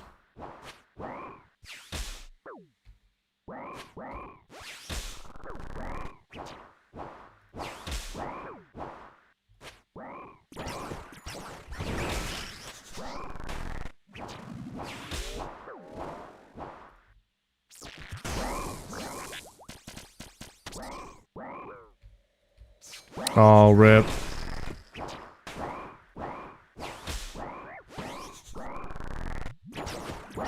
The surge pot wasn't enough. The surge EP wasn't enough for the execute there. Now it is.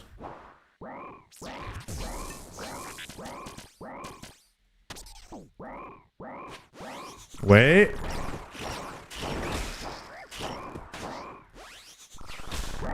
Surely we win this. Surely we win this. Yes. Ooh, the prayer potion. Tuna potatoes.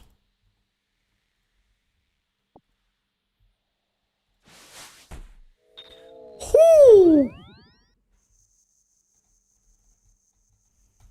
That was a clincher right there. Looking handsome today. Yo, thank you, Clutch. You too, my friend. You too.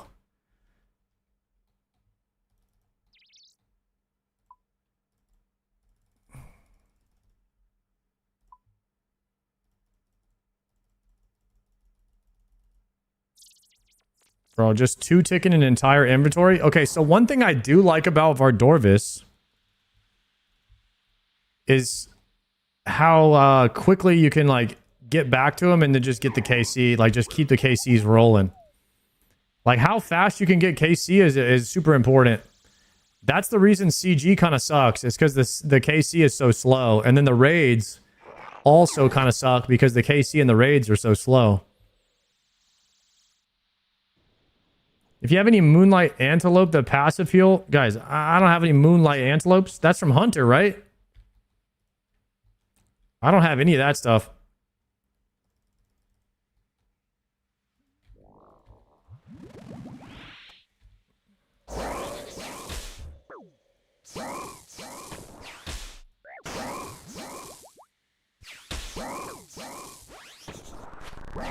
Not bad DPS off the rip, though.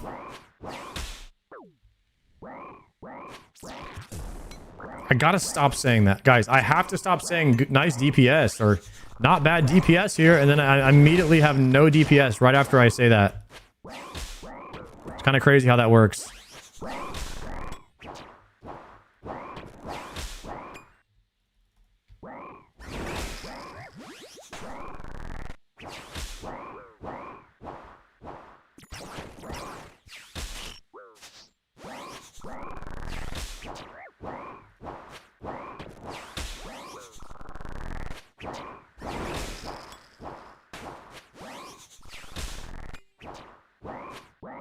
Nice. That was a good kill. 59 seconds. Oh, guys, we missed the Grandmaster time by 4 seconds right there. That's a PB though. Imagine if we didn't hit 00. That's an easy GM right there. An easy GMer.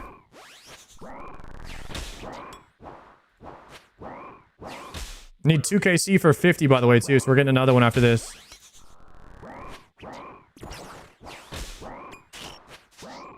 Araxor or Vardorvis? Nah, Vardorvis over Araxor any day.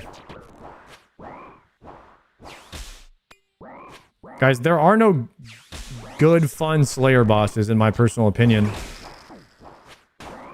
I can't think of any Slayer boss that I look forward to killing.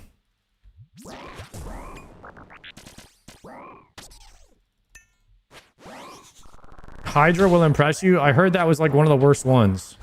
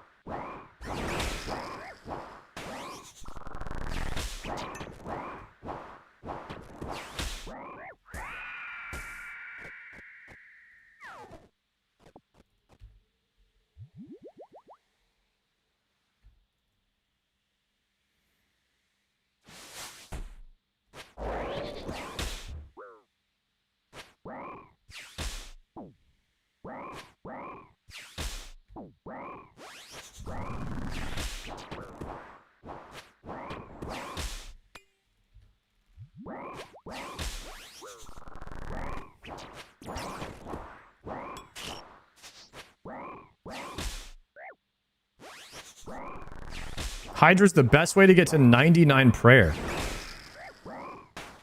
What does Hydra drop? Like Vorkath bones?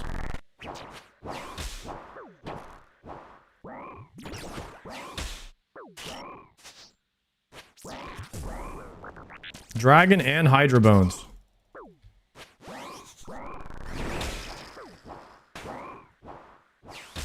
Noted dragon bones as well. Nice.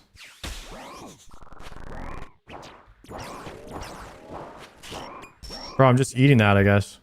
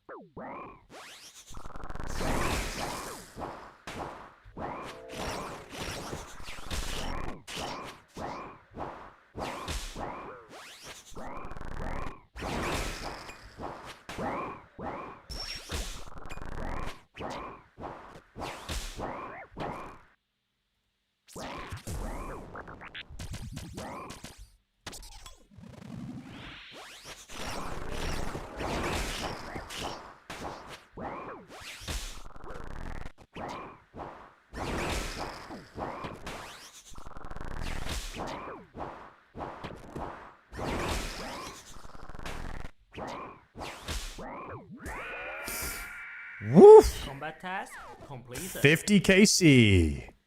The Vardorvis Master. Nice. How far are we away in combat points now? 145 points away from Elite? From Jadhelm?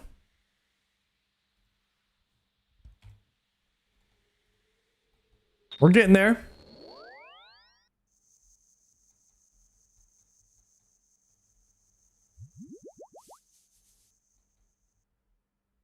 Rush that elite for superiors? Yeah, we're kind of doing that. Like, we're trying to do every time we go and kill any boss or whatever, or anything that has a combat achievement, then we do it. So we do as many as we can.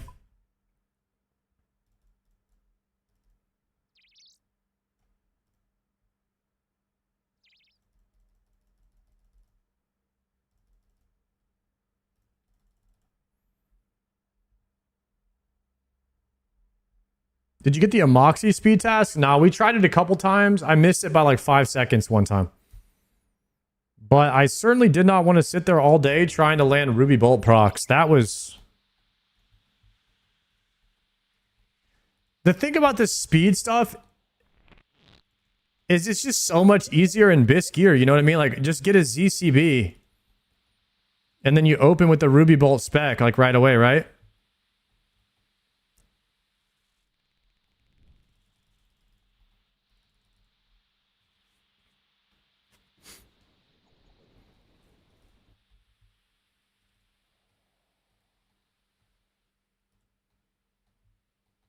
A lot of these speed achievements, they're just easier later on.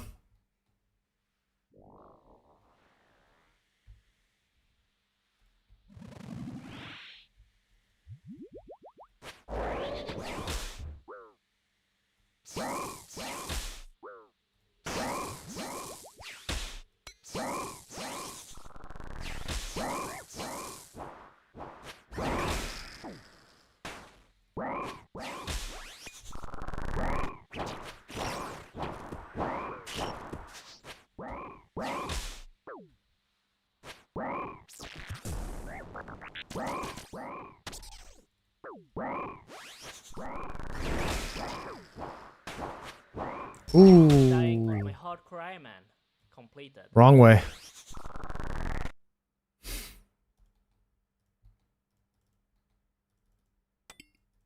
Vardorvis would be kind of a scary boss on hardcore, no lie. You definitely want to camp like high health. Because if you get hit by double axe, it could be rough.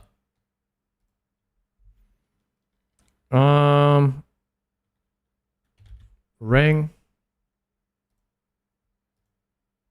This one.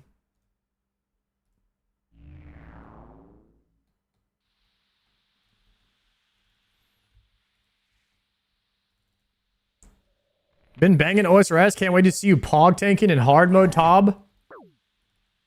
Wait, HMT, is that hard mode Tob?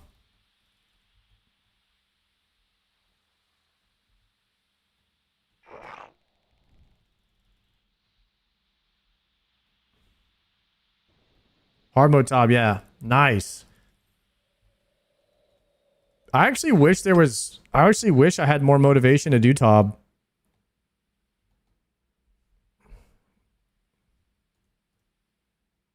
-1 Karambon, boys. Rip.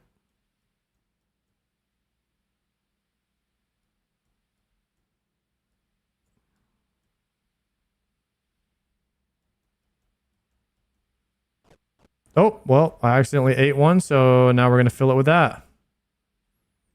Let's get it.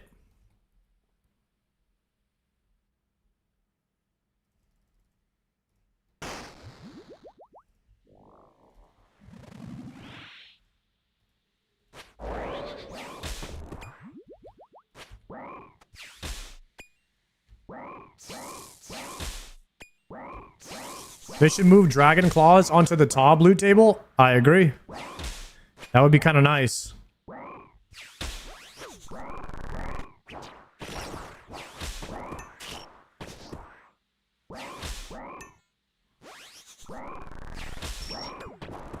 Would you ever consider a hardcore? Yeah.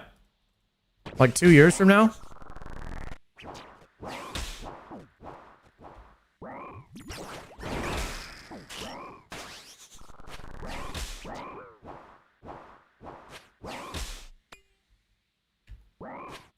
Man, I'm really enjoying being able to play the game as a non-hardcore and just kind of experience it for the first time. This is like where the magic is at in video games, man.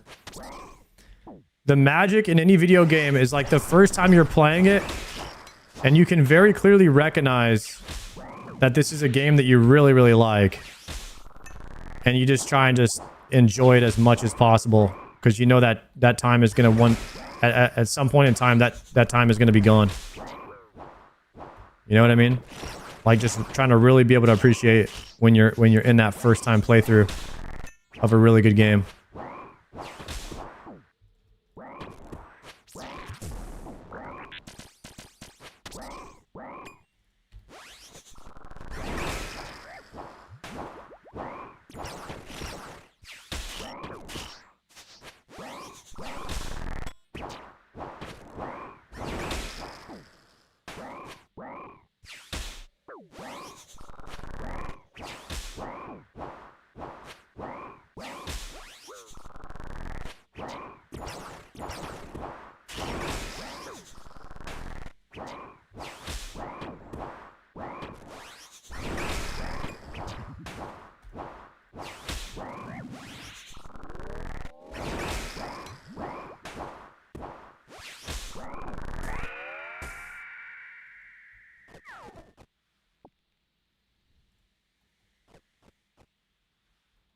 Smoked him right there.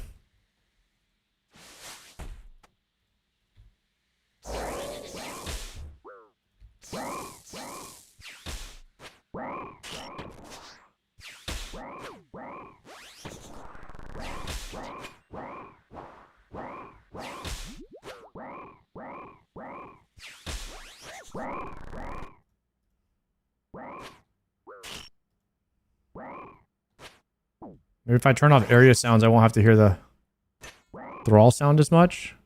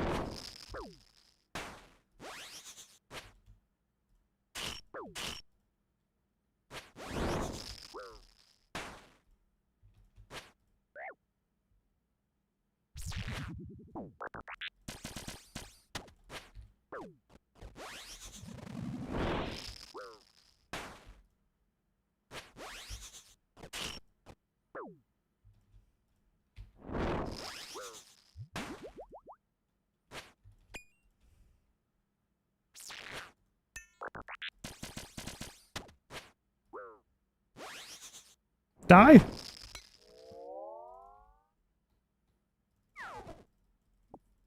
Tuna potatoes hype.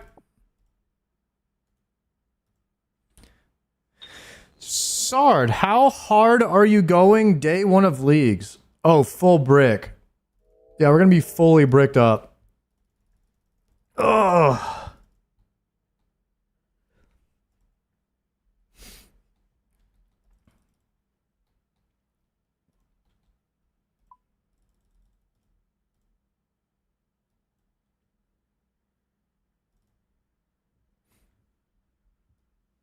Isn't the whole point of leagues to play as much as possible so that you don't want to play anymore so you can come back and not be wasting XP in the real game? Isn't that the whole point of it?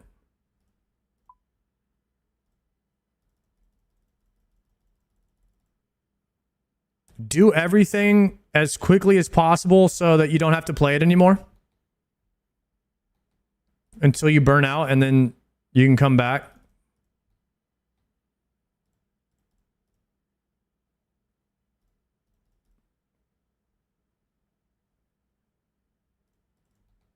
That's what I do. I swear that's what everybody does. Everybody plays it as fast and as hard as possible, and then they just stop.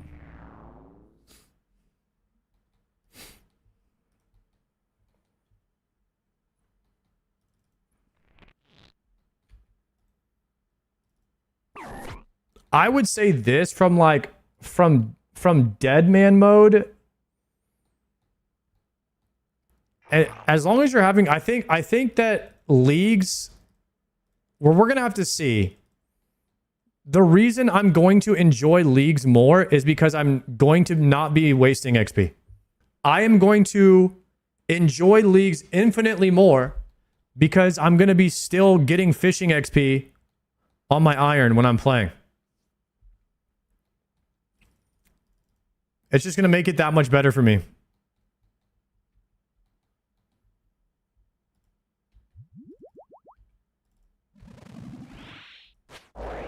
League starts on April 15th.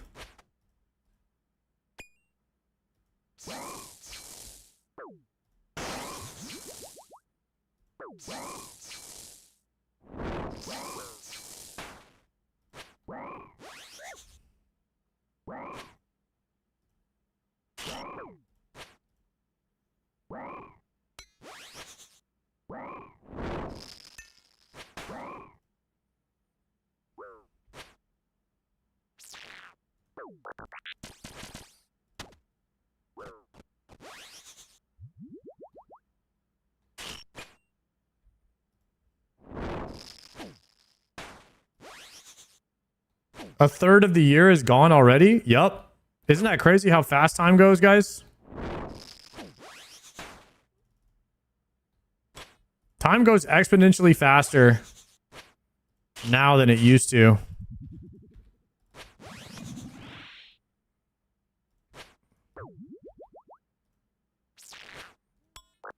One-fourth of the year? Yeah, 1/4. Not 1/3.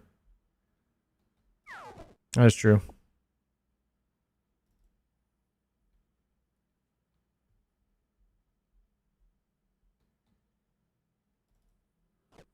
Since COVID, time goes twice as fast. I don't know. Yeah, I think as you get older, and there's just like how available entertainment is to us nowadays, we don't get bored anymore.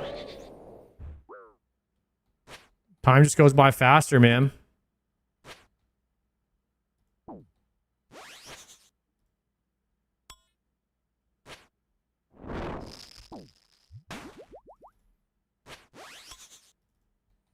I think I've heard something on like an Instagram reel or something. It's like you want a short life. A short life means you enjoyed it because it went by really fast.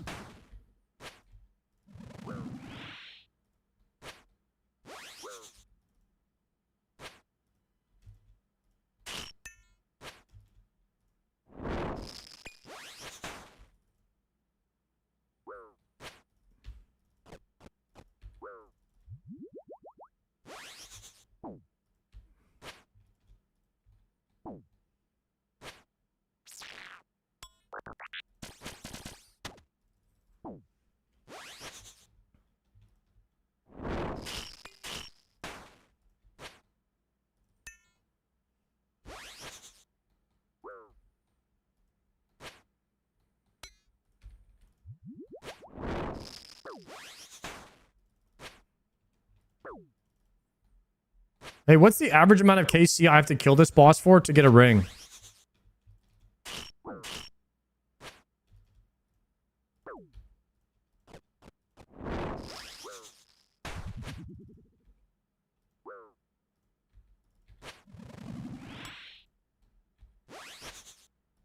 Like a gold ring.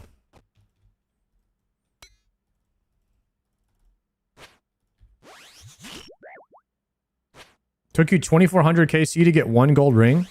Jesus.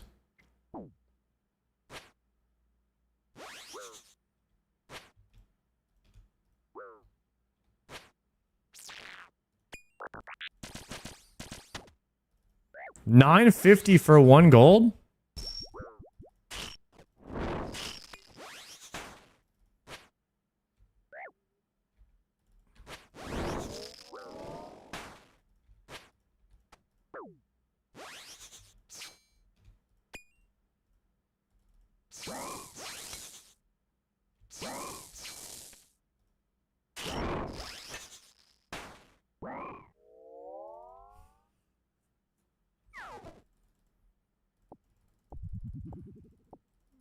Wait, these potatoes are kind of nice. A little trip extender. We take that. We take that.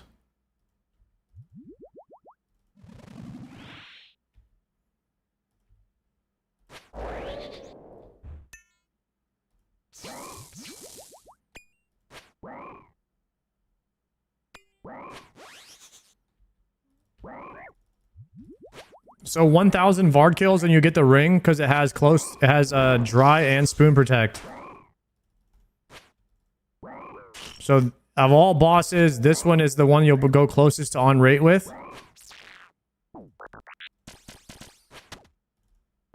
That sounds right. That sounds right to me. Is it? I have no idea. Surge pod?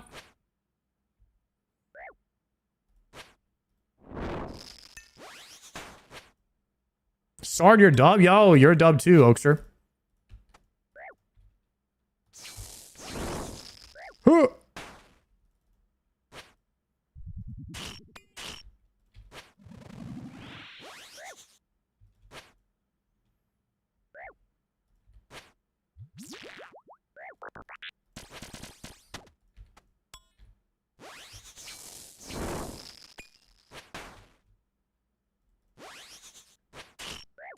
Dying on my hardcore Iron Man. Completed. Who's that death from?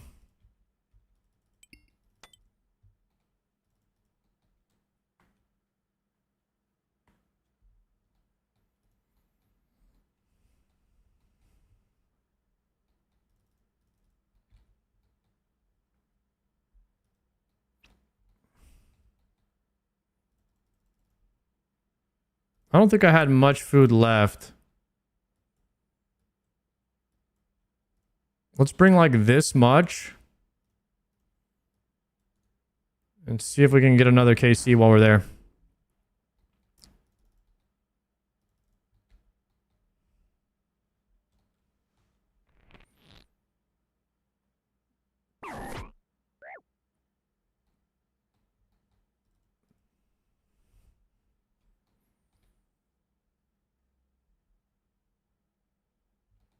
There was one guy who went 3K dry on his first gold ring. Is it possible to go your entire account without going dry once?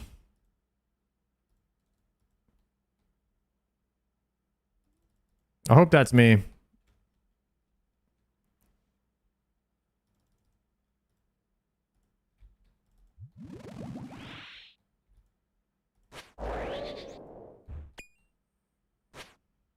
Rip.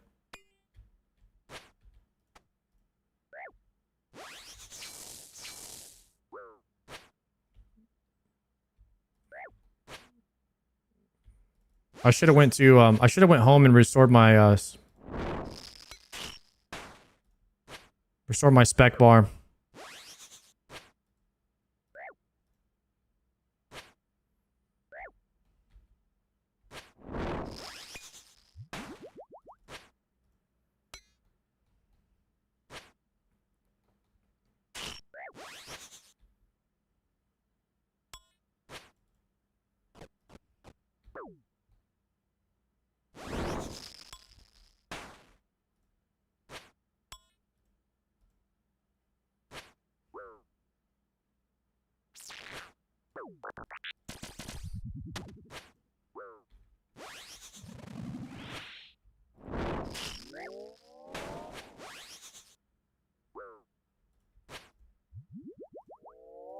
Nice damage. Could do one more kill.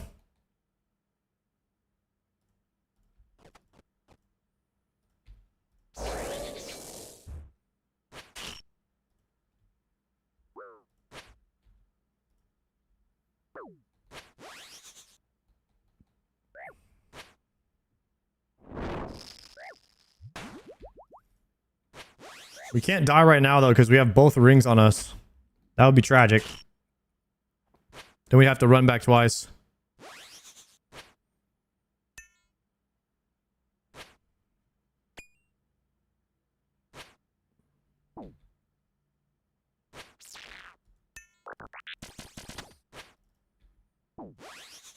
Ooh.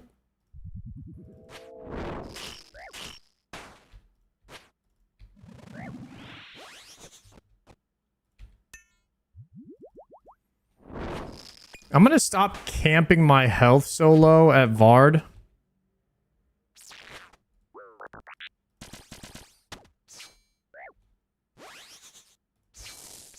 Just so I don't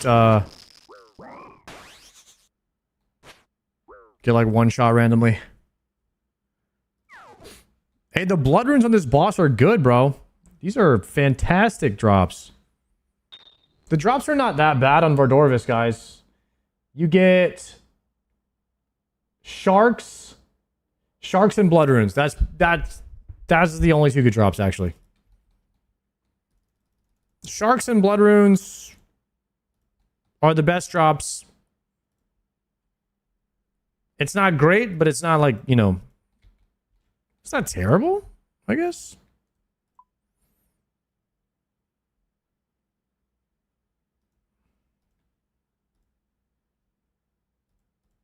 Oh yeah, dragon darts. Dragon darts are good. Yeah, we take those.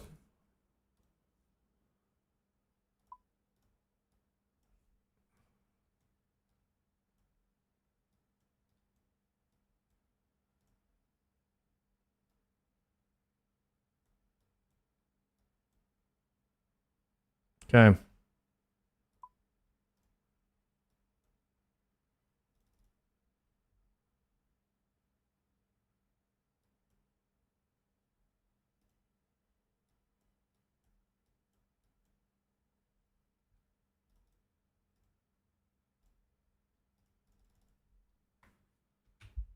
Okay, chat, how many KC should we do at Vardorvis tonight?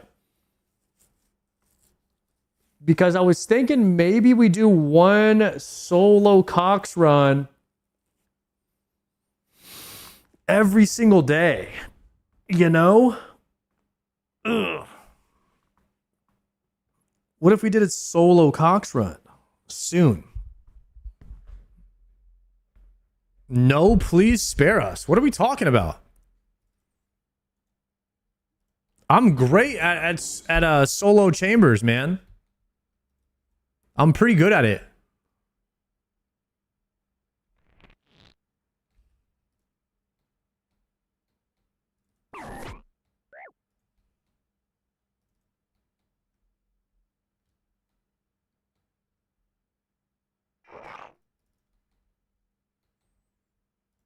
Let me bathroom and I'll guys, we're gonna do a couple of Cox runs later.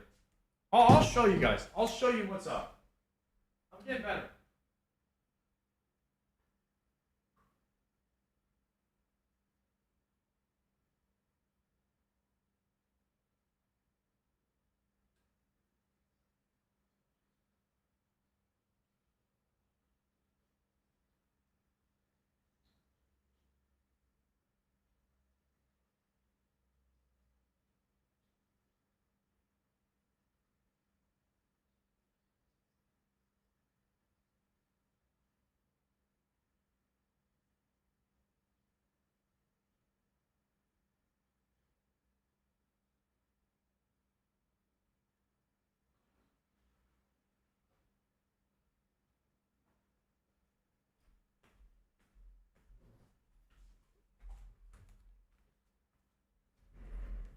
What's the name of the song? You just type in exclamation point song, it'll come right up.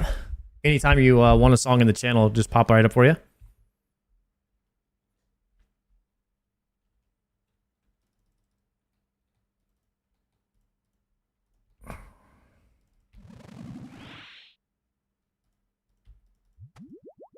Blasting.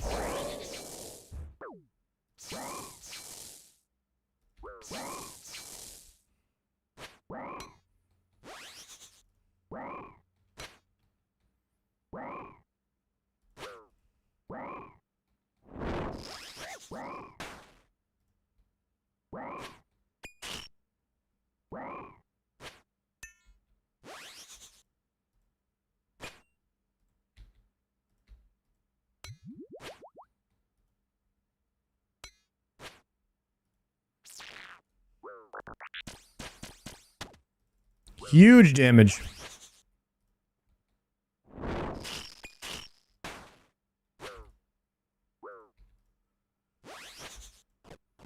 I missed the range prayer there on that move.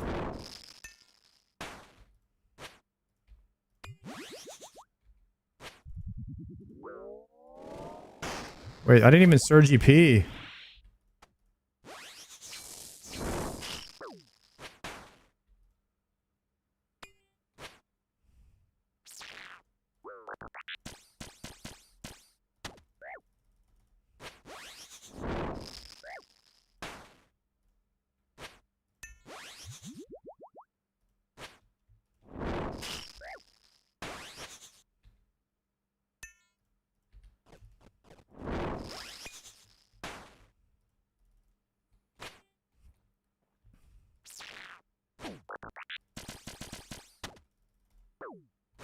Dead. Easy, boys. Boom, raw sharks. Just like that. That's what we needed. That's big loot right there.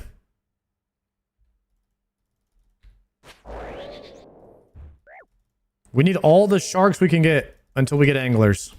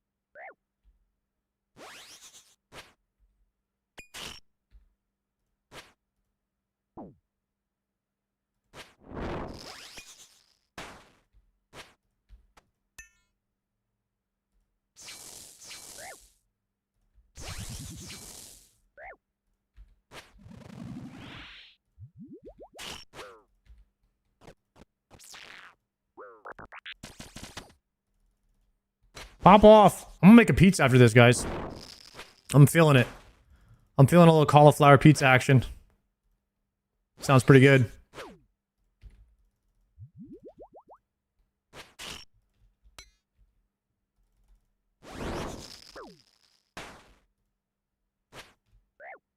Twisted bow in the clan? No way. Does that mean I can't get one now today? Yo, GZs. I gotta type GZ, but I can't right now.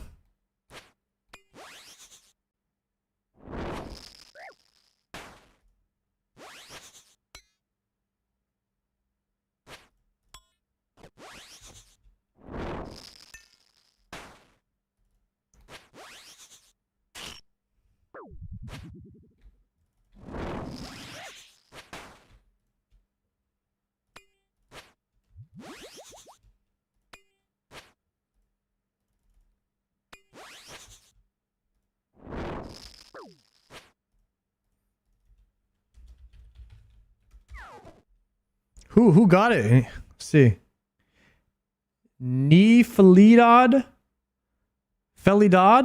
Felidad got a twisted bow. 1.6 bill. Holy. The actual legend. That's got to be the best feeling ever, guys, getting a twisted bow in RuneScape. Can you imagine that? I'm gonna have that feeling one day. It's gonna be cinema.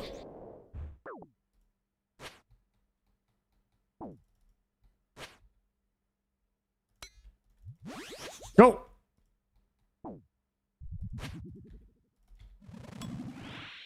He's in chat. Yo, grats, Felidad, man. Congratulations on the T-bow, dude. That's so sick.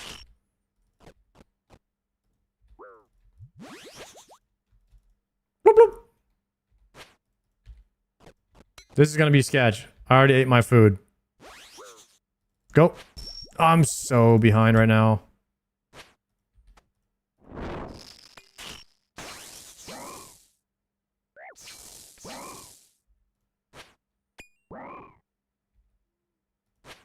Get one more spec soon. Let's just this is our last 2 eats right here. It's looking grim, guys.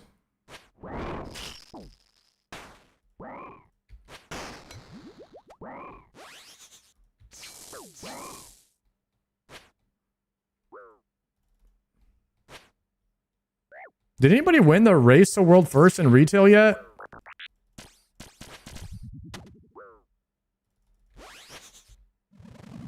Liquid one? Nice. That was a pretty solid race. They were both kind of coming down to the end there. I was watching it off stream a bit.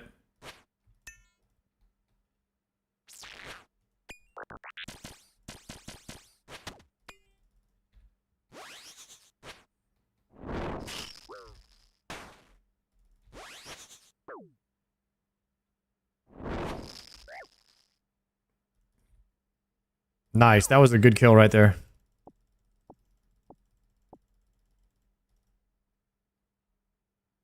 We don't think we can get another kill. It was funny watching the reaction to the hidden phase. Yeah, dude, they were like... pretty sure they thought they won and they saw the hidden phase and then it was just like, oh shit, you know? Dude, hidden phases are always so much... like, such good content for World First.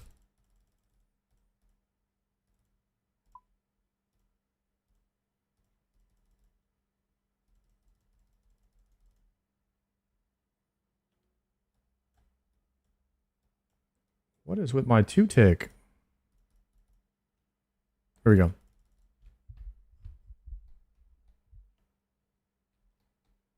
I hit 3 solo T-bows total. It never gets old. McKay's, how many freaking Chambers runs do you have on your account, dude? Holy.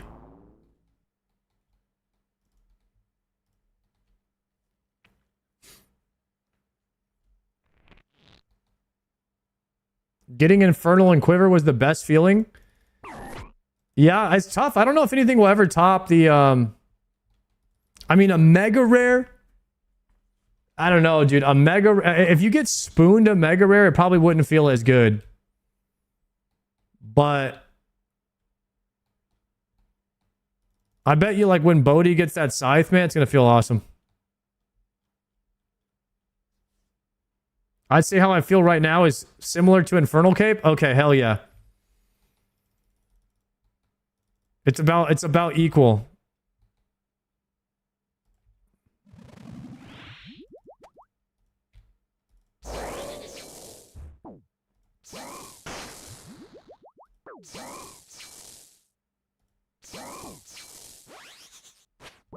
Dude, why do I always plank after 4 big specs? Come on, man. I'm trying to get the speed achieve. That could have been the speed achievement right here, guys.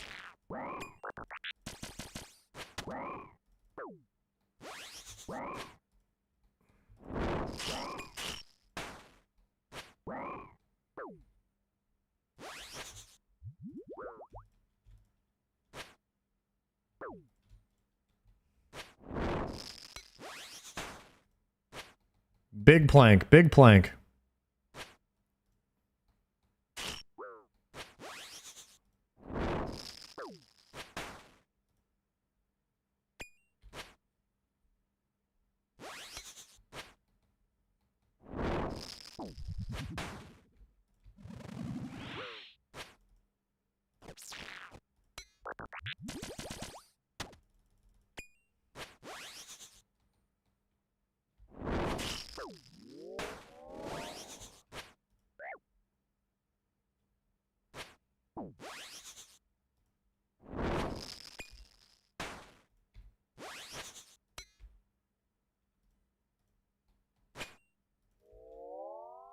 Clean.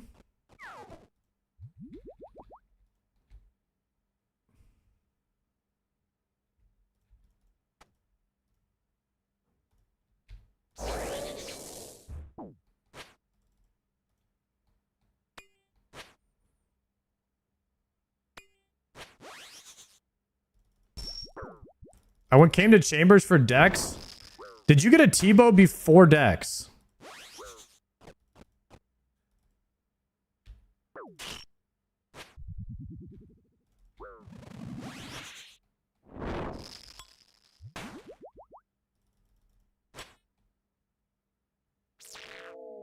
Damn. T-bow before Dex is insane.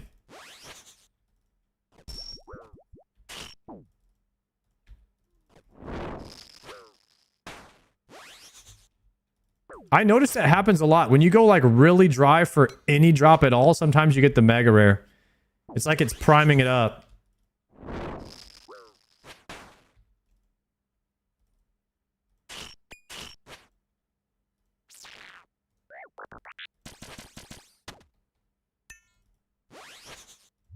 Dex probably still... You think Dex with a T-bow... Or sorry, Dex with Bofa is a bigger upgrade than just getting the T-bow without the Dex?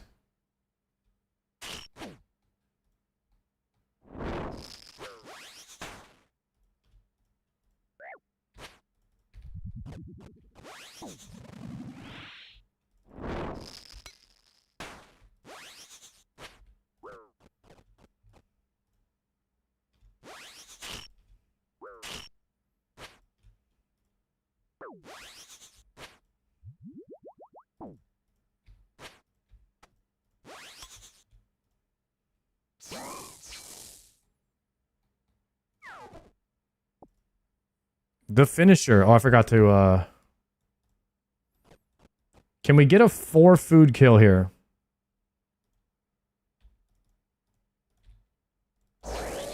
We send it. We send it. We send it. We're not going to hit any zeros after this. Not a single one. No, no. Okay, we're starting now. All right, that's a 1. Okay, let's try to hit higher than a 1 here.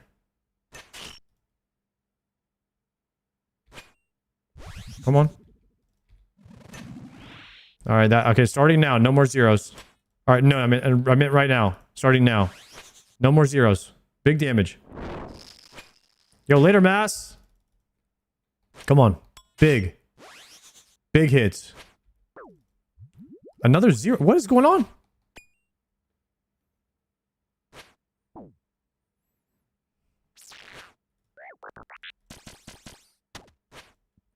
Zero.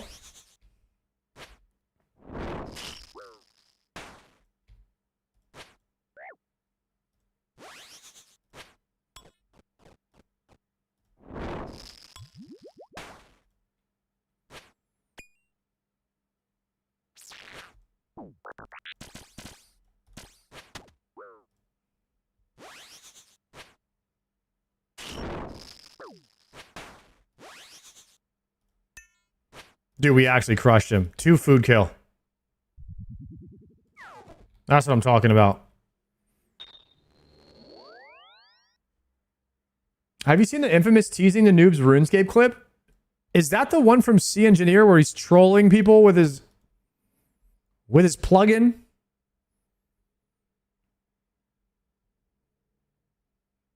I'd take the T-bow either way because Dex is common? Yeah, of course. You always take the T-bow spoon. The T-bow spoon is probably the single-handedly best item that you could get spooned on your account. Some people said they would rather get T-bow than Abyssal Heart.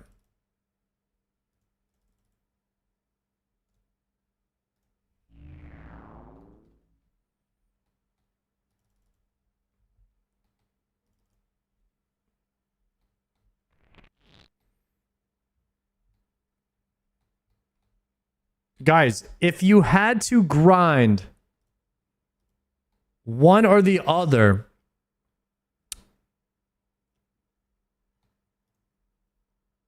which one would you rather grind? The Abyssal Heart or the T-bow? If you had to grind one. Would you rather do Cox or Bursting Slayer?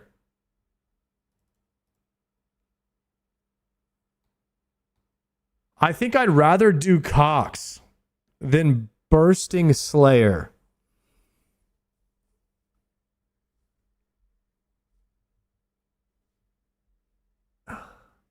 So even though I'd rather spoon a T-bow,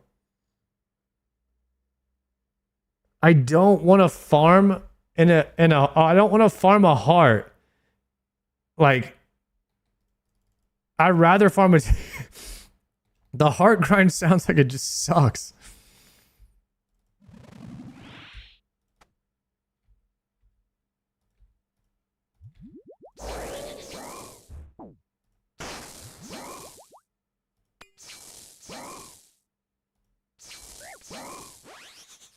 Just spoon both? Choose your spoon, boys. Choose your spoon.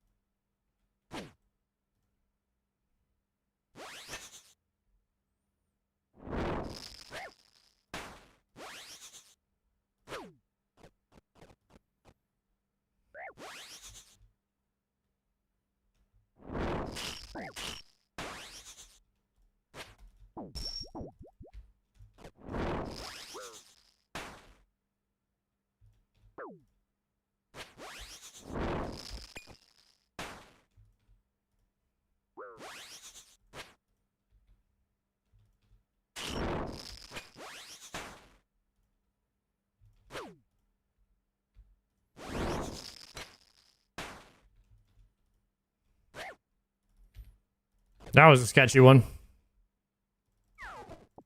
Ooh, the food drop, the trip extender. We needed that.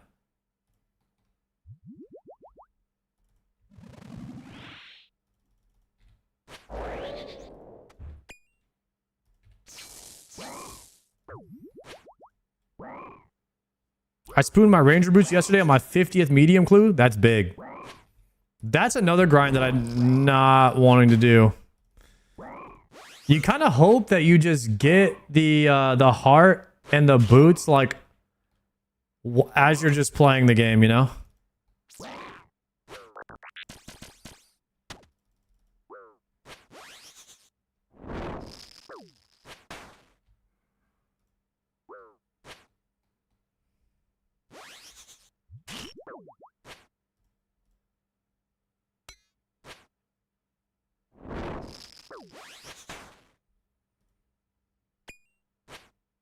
I have 5 T-bows and 4 shadows with no heart at 17 million Slayer, 18 million Slayer XP. Holy.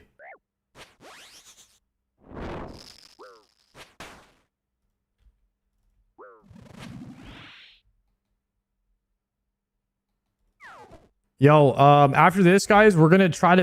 I want to try after this to do a budget Vardorvis kill. I need to cook up a set of gear that's under 2 million to get a kill on this guy.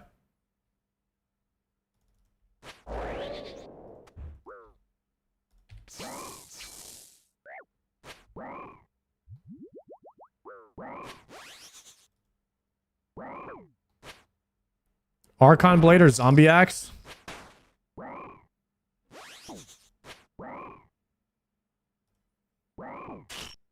Can you take like Inferno Cape? Because it's You can't sell it? Is that worth 0?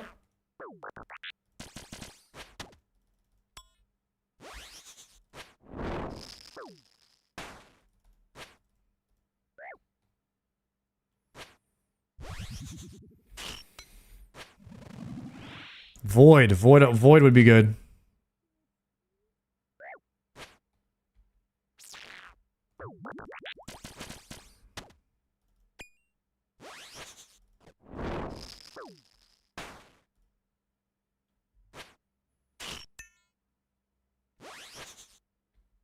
Oh, hit him with the DDSer.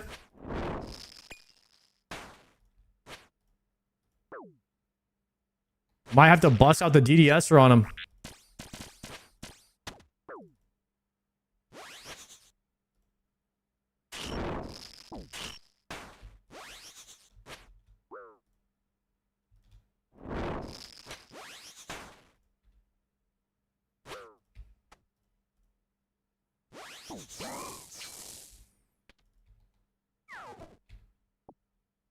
Okay, let's give it a shot. We are going for the sub 2 million. Sub 2 mil inventory kill.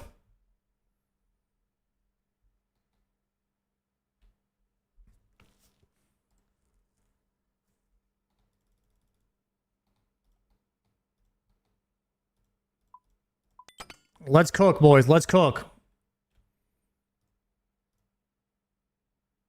Does Ring of Shadows count? Does Ring of Shadows count?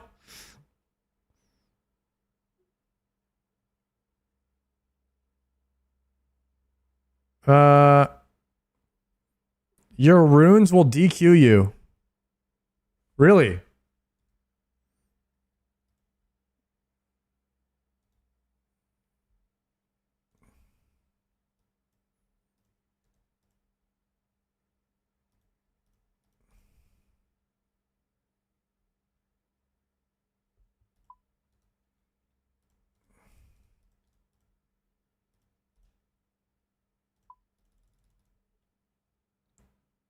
Runes don't count. Armor and inventory count for 2 mil. Okay.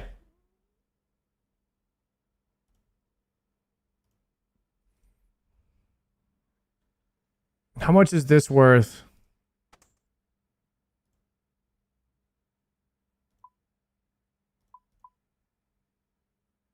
Bruh. I'm at 400k already. Archon Blade. How much are Barrow's gloves?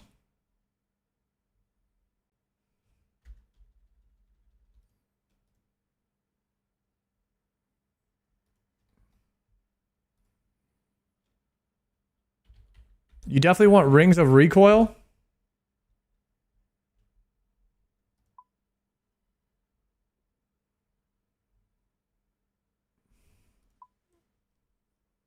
Little Sapphire Ring action.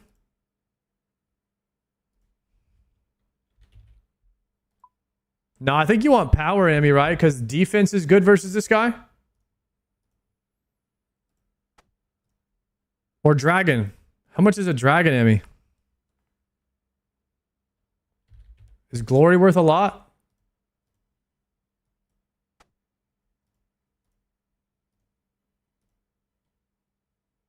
Glory like 25k. That's nothing. Nah, defense has some value on Vardorvis, I think. All right, so we want to be able to summon thralls. We're going to spec with the Archon Blade. Archon Blade spec is decent.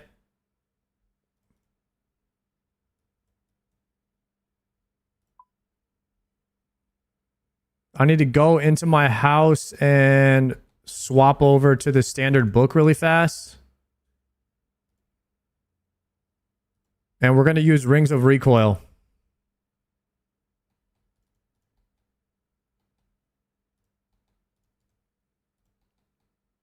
Why standard? I need to enchant my Rings of Recoil.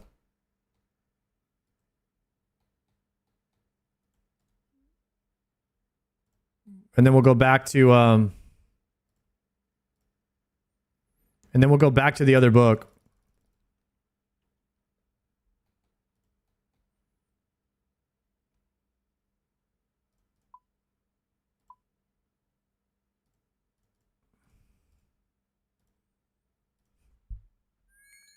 I'm gonna make some recoils here.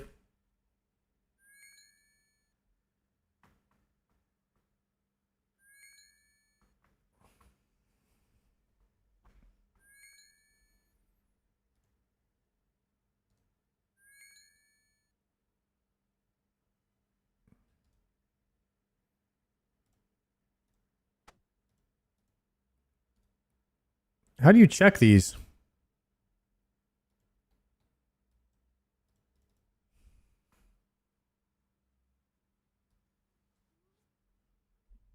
Torso angle could be pretty cheap, right?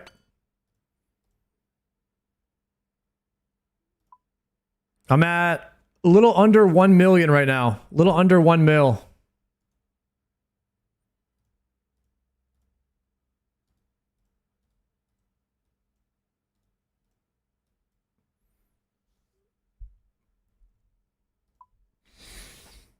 Okay. I need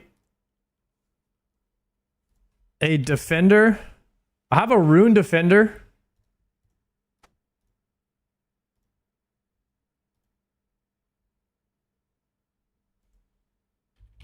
We can go dragon boots. Dragon boots can't be that much.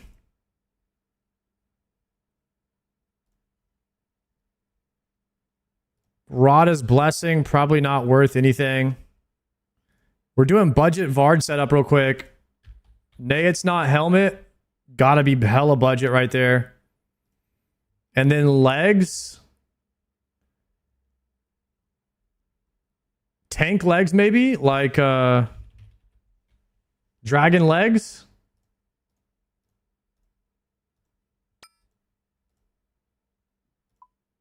This is 1.3 mil right here. We could bring something worth more, but this is probably good enough, right?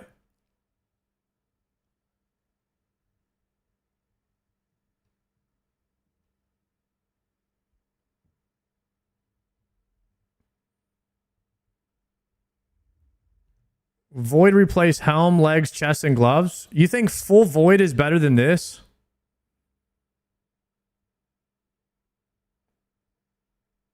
I think the defense from this is probably better against Vard.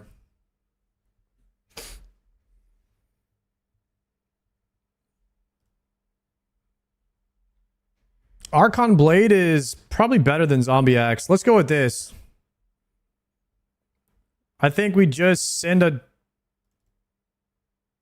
2 prayer pots.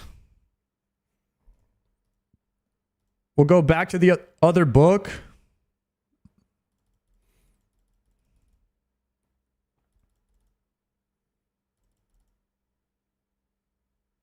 You got a whip? Do you think whip is better? No, Abyssal Whip is like expensive. It's 1 million. All right, we're going with this. This is the fit, boys. You see this guy walking up? You're not messing with him, okay? Archon Blade spec is decent anyways. We'll just Archon Blade spec. Your house.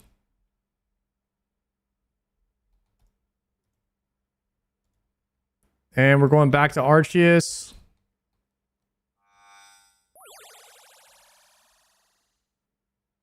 Here we go. I got the rune freaking defender on.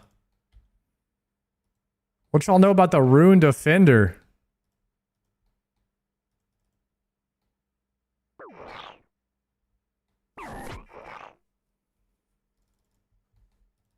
The dragon legs go crazy right now. Here we go, boys. Can we get a Vard kill like this?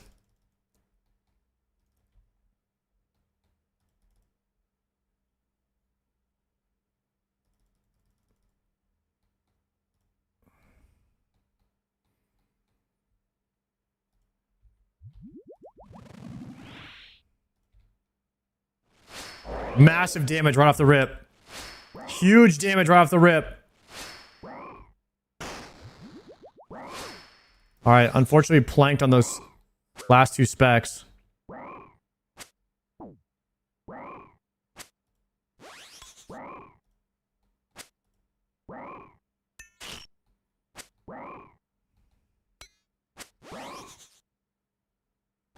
Need my thrall to carry here.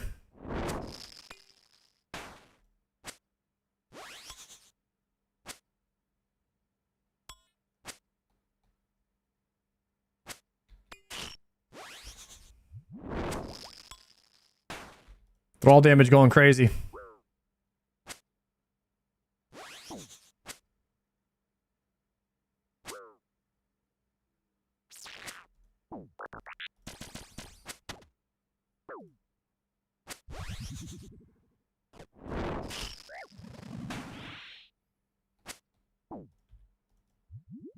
Working on him, working on him. Yeah, we're doing the budget task right now.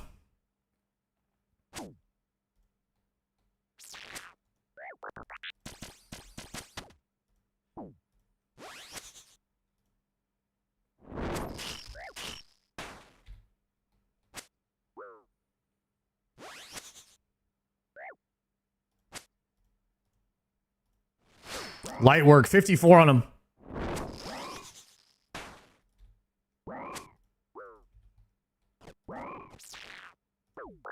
Guys, this is light work for the dragon legs. Light work for the dragon legs gamer. Light work.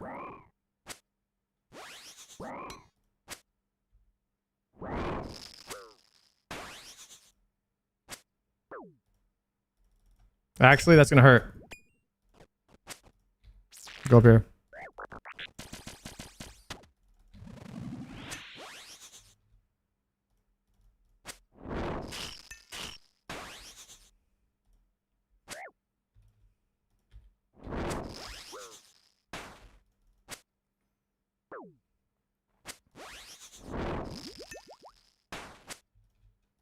Easy, boys. We're pumping him.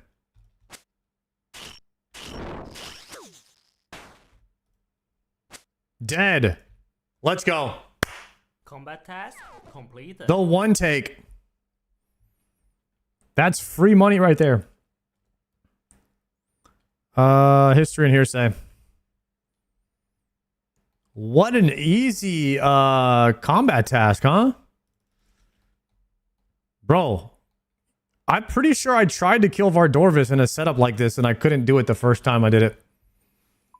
I think our skills have just leveled up since the last time we did that. Awaken next? Yeah, we gotta loot a that would actually be kind of fun. If we got an awakened orb and we go and practice it and then we try to get it done. Is it possible to unlock Blood Torva before you loot any pieces of Torva?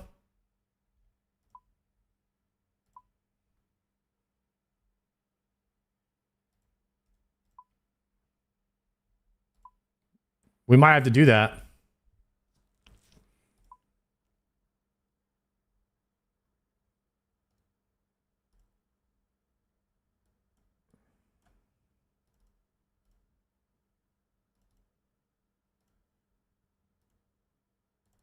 That's what I did because next sucks. You just have Blood Torva unlocked, but you don't have any pieces. Oh, goodness.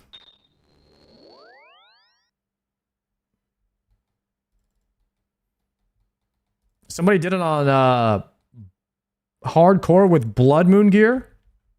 Jeez. Awaken must not be that hard, huh? I mean, it just seems like it would be a lot of two-tiling. Which, if you can two-tile and swap your overhead prayer, you pretty much have Vard in the bag, right?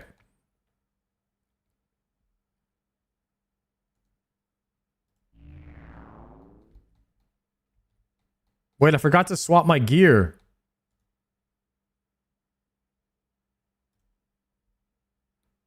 Rip.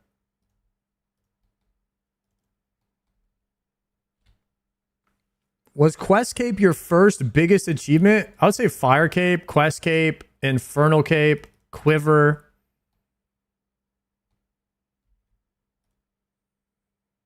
And then after that, the accolades on your account kind of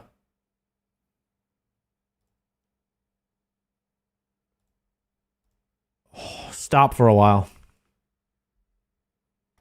The Bofa was a pretty big one, actually. Finishing CG is a big one.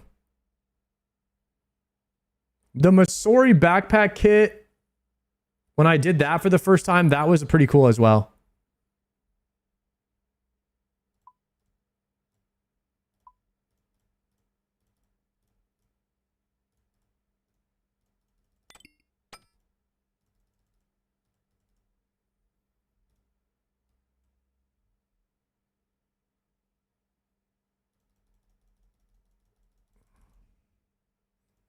Kind of wild to see 2 pairs of treads in there on an Iron Man. Okay, let's do this. Stranglewood.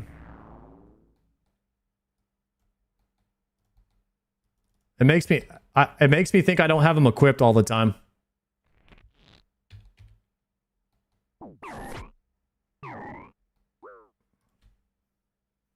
Got my heart at 91 Slayer. That's insanely spoon.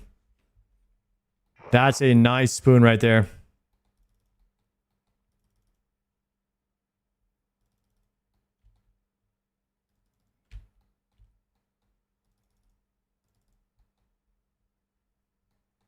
I got 28 million XP with no heart. Dude, that is ass, bro. That is so terrible.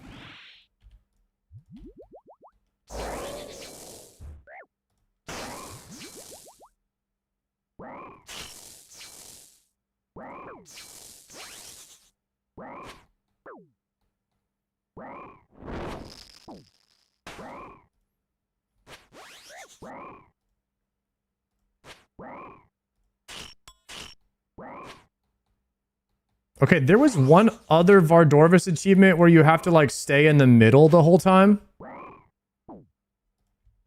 We could try to do that one.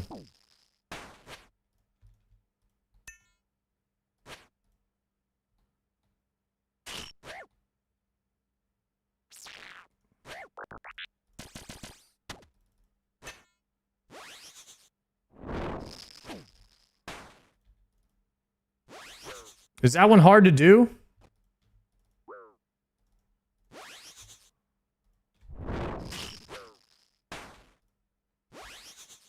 Just wait for better gear on that one? Okay.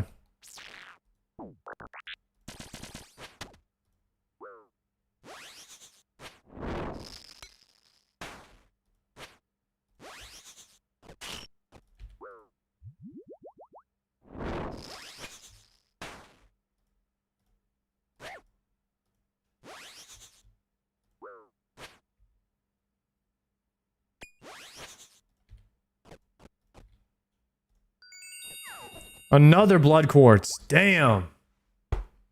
Trash. How much is this worth? High alg value 60k.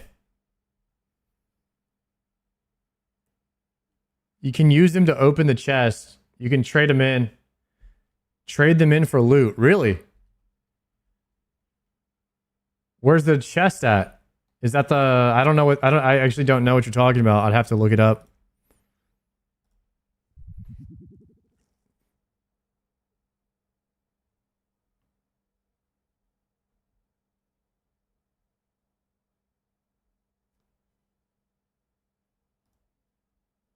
The chest in the ancient vault. What, it just drops blood runes or dragon plate skirt, soul runes? Okay, it just drops like supplies.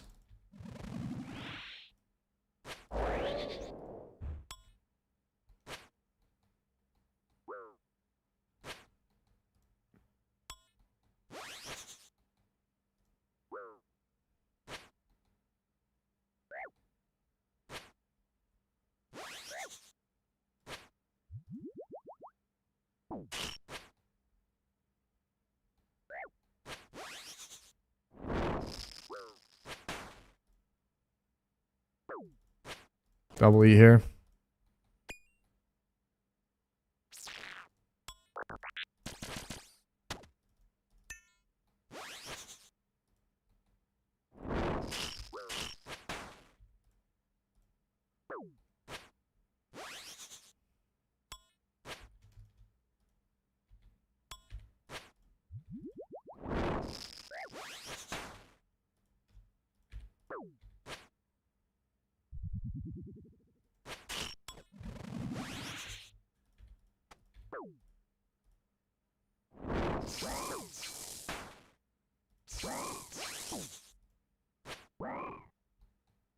Forgot to swap back to melee there.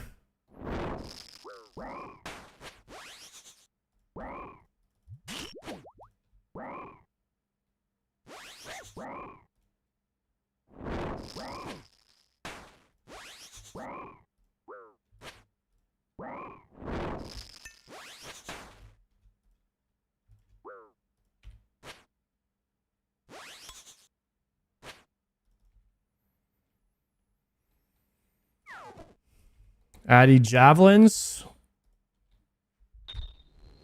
Addy javelins, bruh.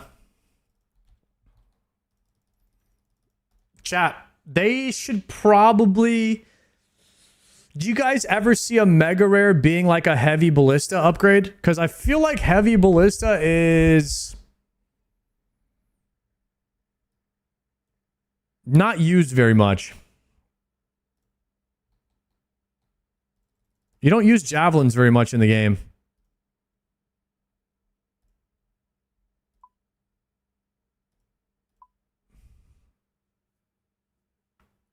Heavy ballista was dead content on release. Shee.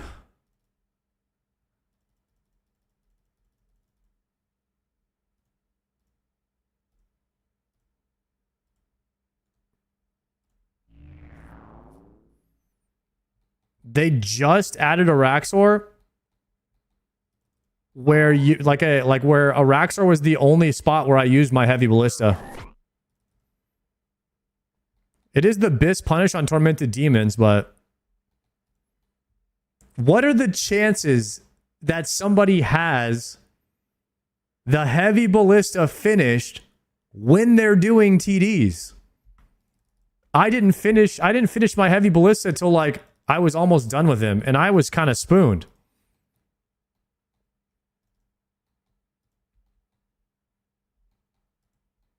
It cannot be that common.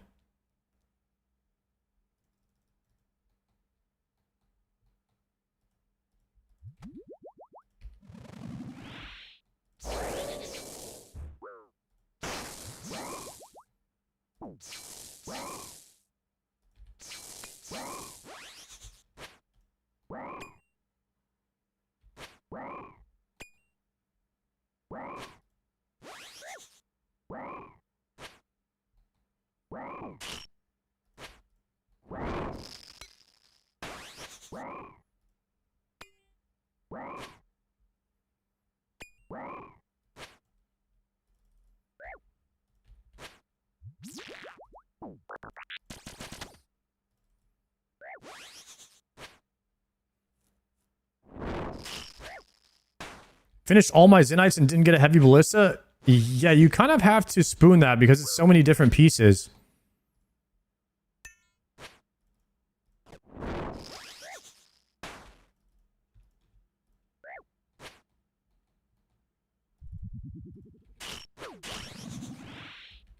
And even then, it's not really an item you would go back and farm. Like, there isn't much of a use for it in an Iron Man. You would definitely skip that. I certainly would.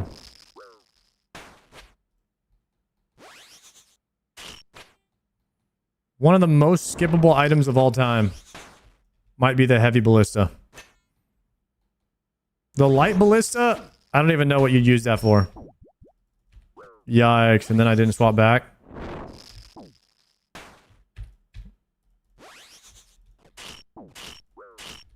Double eating through that. Yo, that was a combo. That was a crazy Vardorvis combo right there.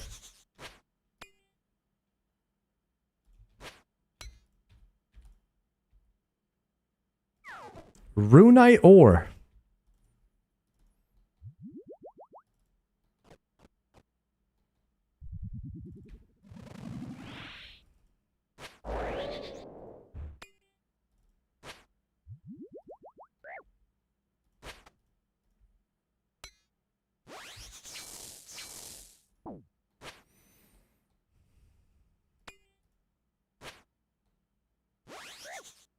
Light ballista is a high alch item? Yeah, what in the world would that be for?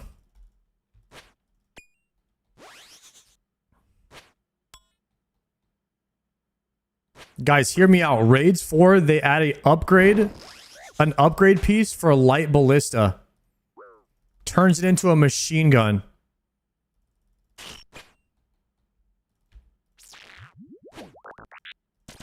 It's Biss over Vinegar Bow.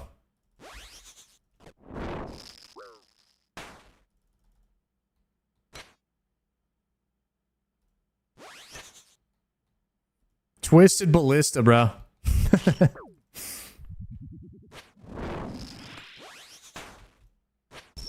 Ooh, that auto attack stalled me.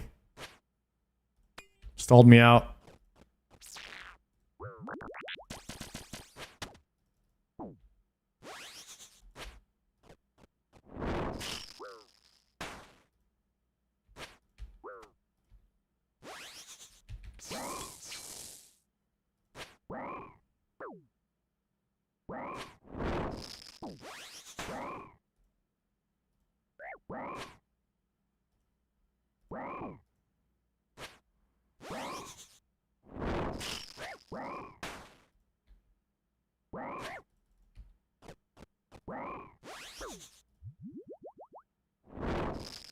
I'm out of food. Please die, Vardorvis.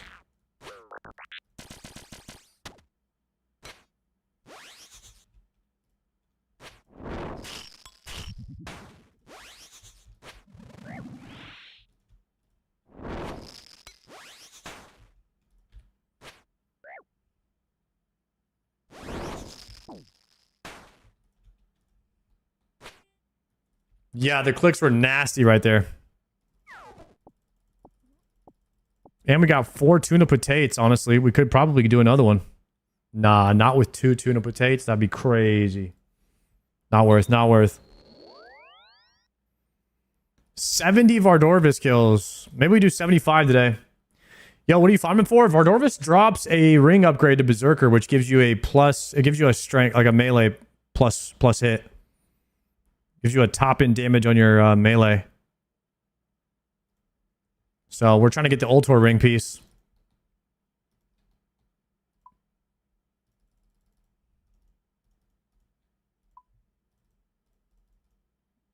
Just bopping around the different grinds and see what we get, you know?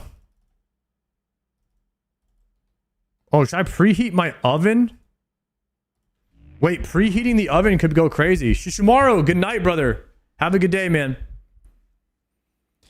I think we preheat the oven and then we make a cauliflower pizza and then we do 5 more Vardorvis kills and then we hit some solo chambers. Shoo!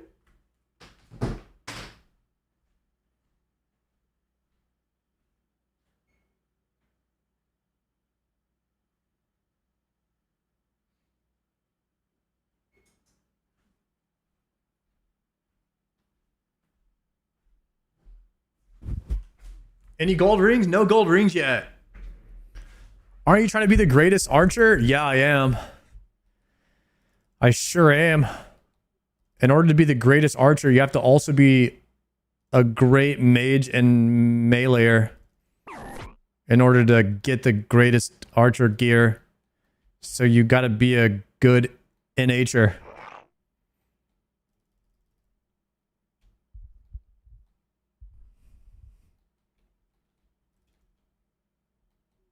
Dude, imagine me in full Biss Ranger gear one day. Got my Ultor right now? Yo, Cubone, grats, man. Huge.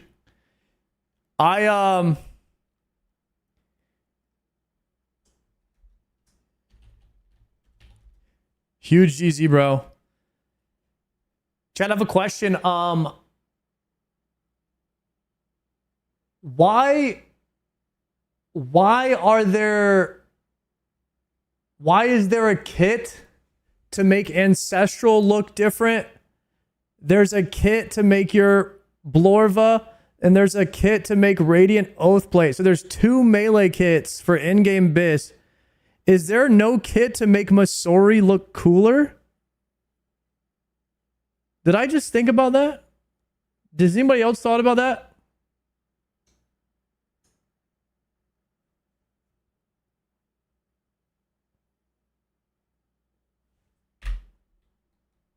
You're telling me Fortified looks cooler than normal Masori?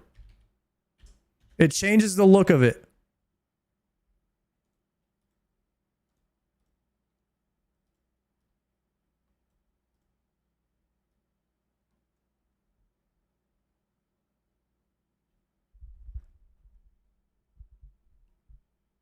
Huh.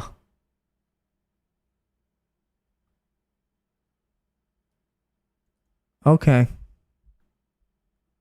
It does actually indeed change the look of it.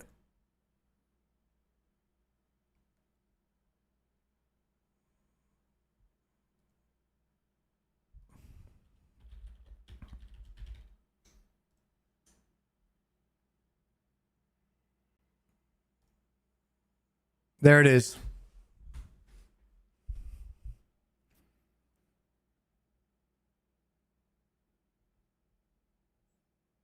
Okay, so if somebody has the pretzel top equals Fortified. And if they have a dick plate, those are Fortified Chaps. If you have the pretzel with the dick plate and the wizard sleeves on the neck, that is Fortified.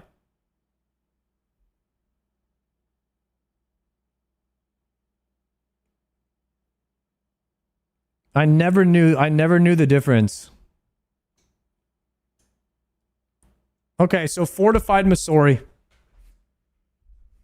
That's how you know you're a Giga Chad.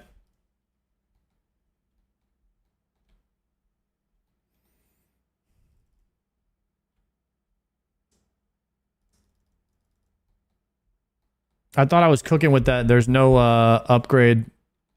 The thing is, it doesn't change the color of it. If it actually changed the color, because it's the exact same color scheme. So if somebody ran by, you could be like, oh, that might be normal. That might be.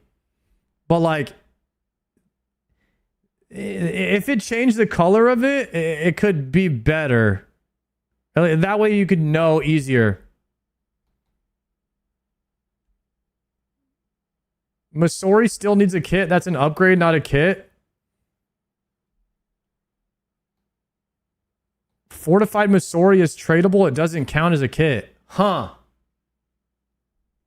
Raids 4 needs a Masori kit. We figured it out. Put that on Behemoth.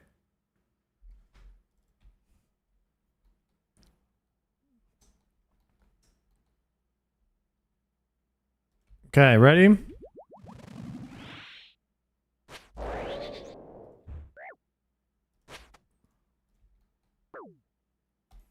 We need an artist to cook up a Fortified Masori kit.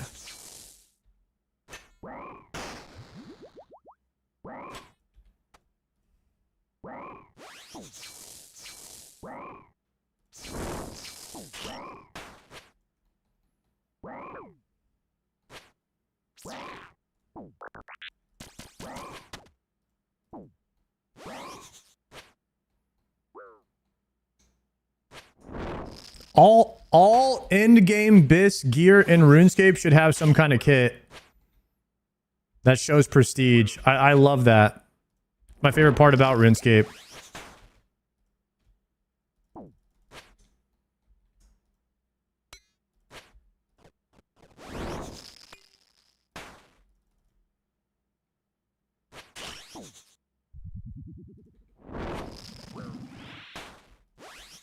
First 99 today? Johan, congrats, bro. Congrats on sale. Is sailing first 99? Nice.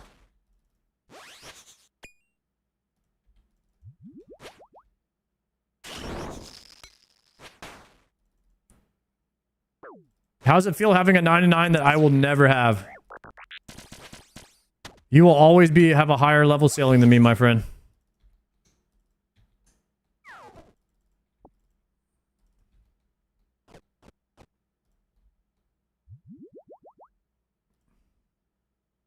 I forgot the death charge.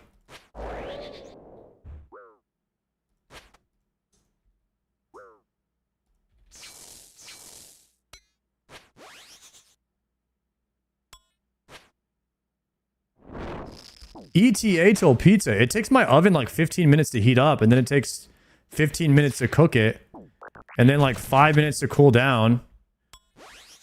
So I guess, I mean, like, potentially like soon.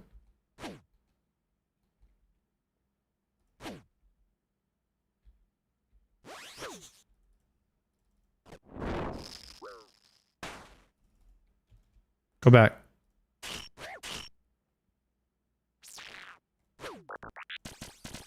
I hate that people can buy the recolor, loses the prestige. Wait, what recolor can they buy? For what armor? The Deadman mode. Oh! Yeah, like they didn't have to go play themselves.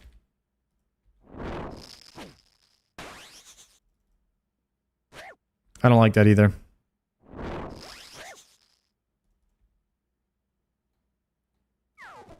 Low key, it also gives a reason for bots to be there. Prestige is the one thing, like, I would say is one thing that, like, real people care about that bots don't. And if you start giving a reason for bots to go and farm it, it's like kind of lame. IMO. Bots will do it and then sell the account. That is that's like never going away. But limiting it would be nice.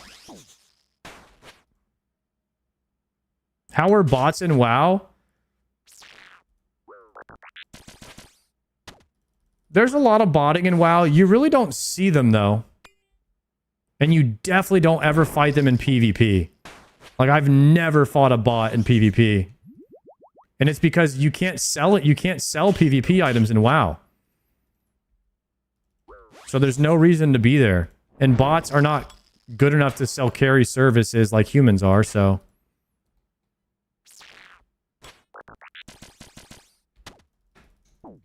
Bots are more for farming resources in the open world, like they'll go and gather.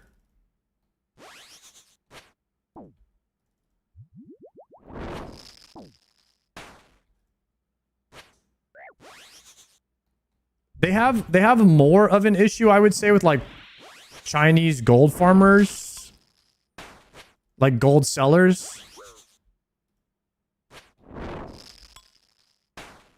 than botting.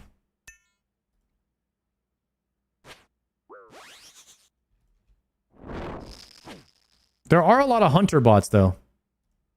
You do see them out in the world just like leveling up in Classic and stuff. Hunters are pretty profitable.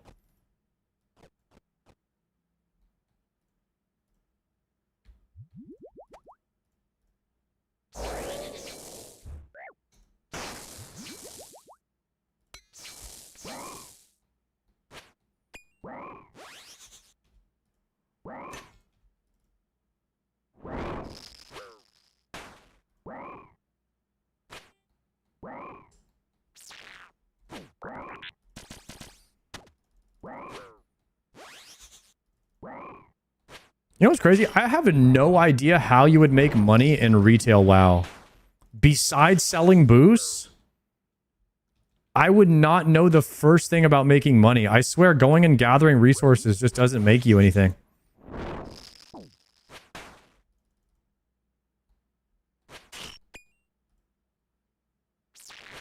Dailies? Dude, there's no way. That used to be a moneymaker. I don't think it makes you enough money anymore.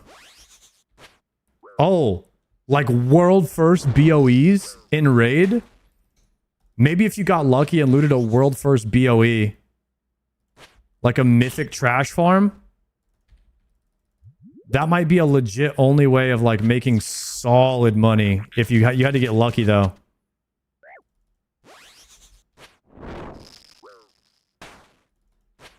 A mythic BOE could net you like a few mil. Especially if you procced an extra stat on it.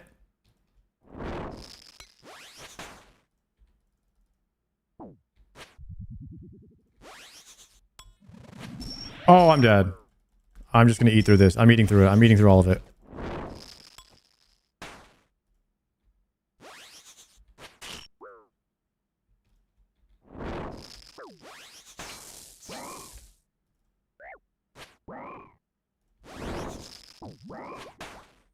Me or him? Me or him, boys?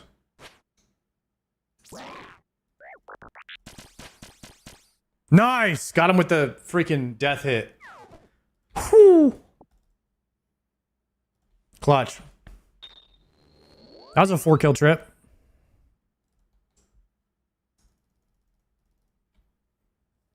What'd you do to level prayer?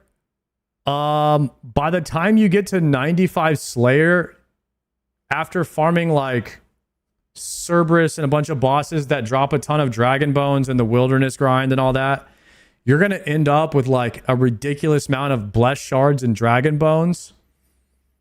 And you basically, you just bury all of those in the wilderness altar whenever you get to like 1,000 bones. You just spend a few hours burying bones at the altar. And then apparently Hydra, which is even more prayer XP, you just end up with a ton.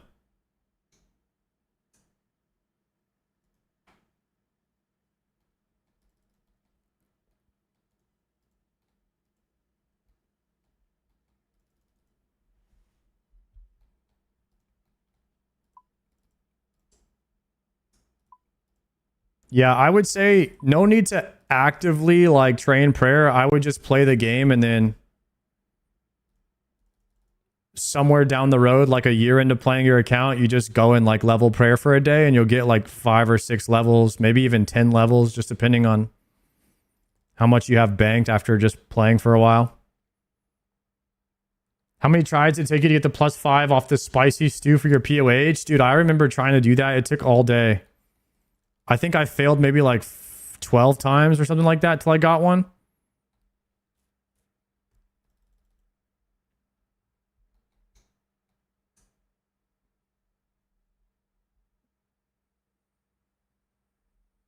You got to grind the first 43 levels, bro. If I was ever going to make a fresh RuneScape account again, I would rush 43 prayer before anything. You just go straight to the wilderness and get 43 prayer off of big bones. That's like your first step. And then you play the game.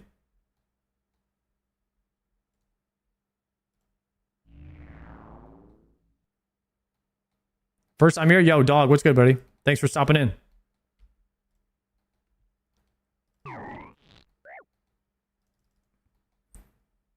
Wasn't able to get it to the full +5, so I moved on to other things, but now I need it.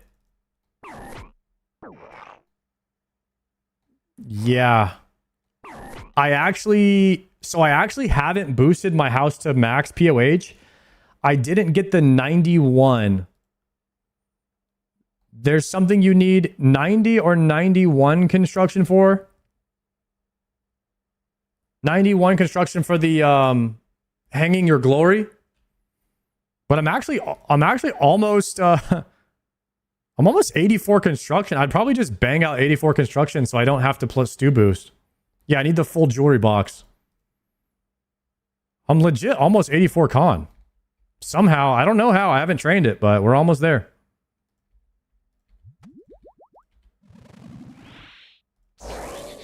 Should we just get the speed achievement right here, guys? Just open up with some Omega hits. That 11 was kind of trash. And then a 2 from the Halley. Rip. There goes my speed time. And then into the 0. It's over. It's over, boys. Into a 4. Oh, it's giga over. Into a 3. Into a 0. No, it's done. Rip speedrun.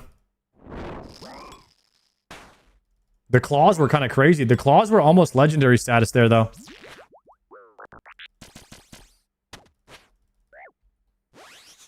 Had a legendary opener.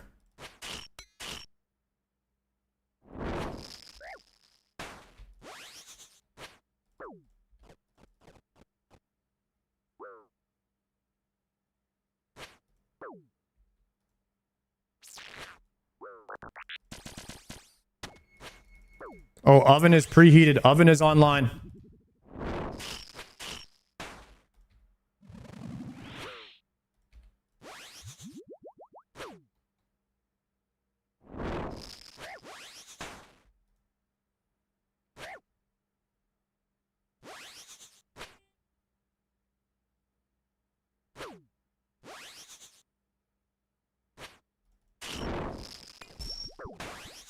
Yoinks.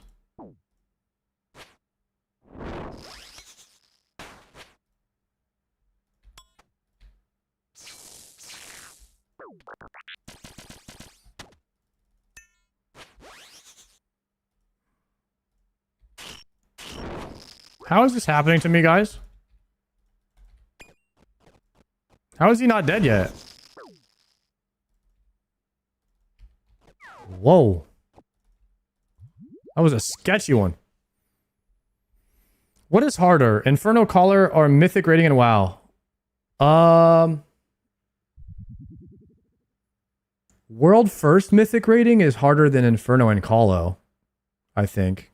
And I haven't done that, but I would imagine it's harder. It's just two different things.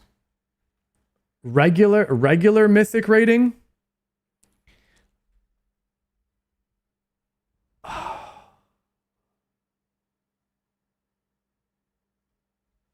You're comparing like I don't know, golf to basketball and being like, what's harder? Like one's a single player thing and then one is a team sport. They can't be compared. I don't want to compare them.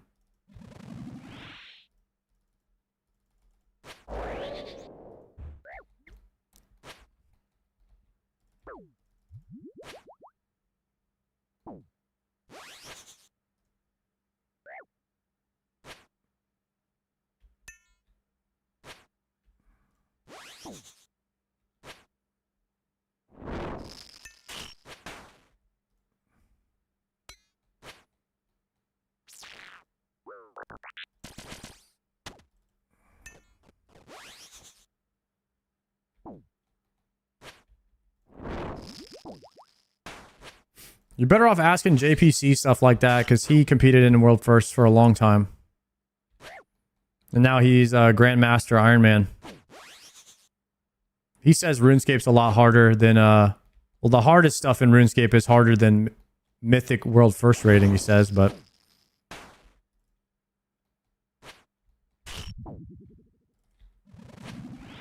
Like Inferno and Colo are like, you know, those are like baby steps as far as how difficult RuneScape gets, you know?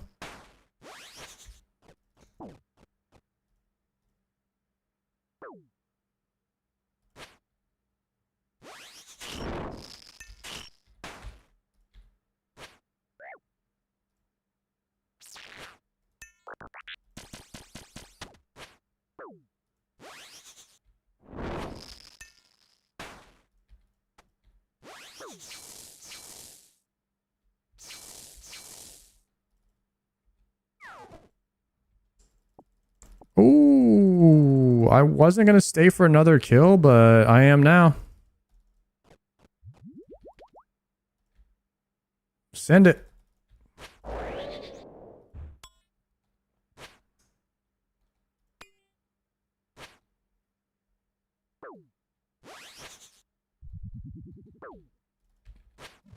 A lot of people don't understand how hard RuneScape is. The people that don't play.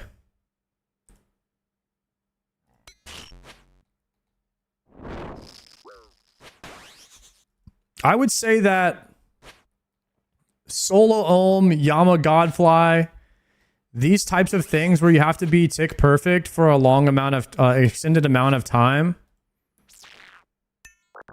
they are harder. Of course, like Radiant Oathplate contracts are some of the hardest things in the game. Those type of things are all harder than mythic rating, I think.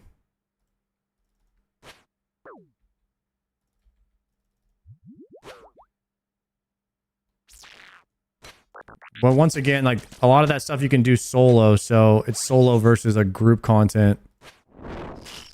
So it's just like it's tough to compare, you know.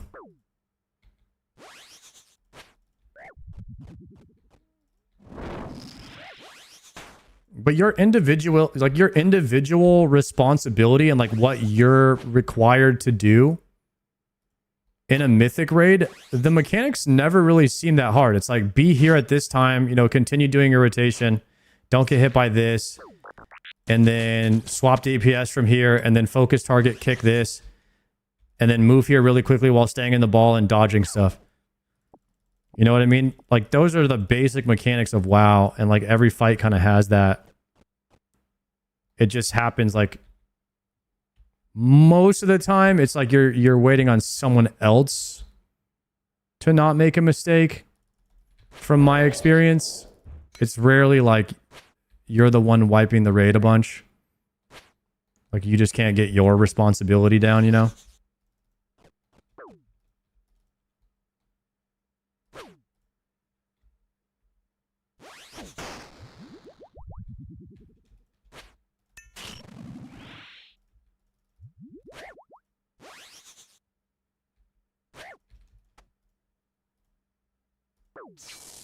All right, we're gonna go solo Cox after this. I gotta put my pizza in the oven. Oops. Gotta put my pizza in the oven, and then we're gonna send it.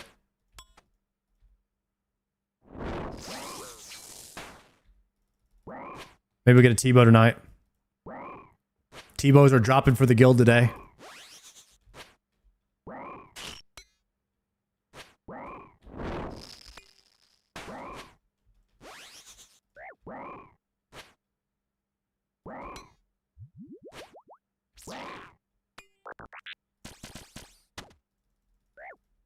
WoW's for babies?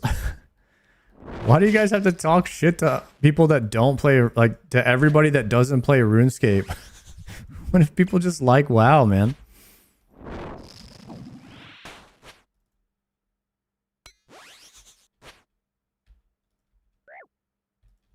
I wish the tribalistic culture is the only people acting like a baby, in my personal opinion. Like, they're both good games, man.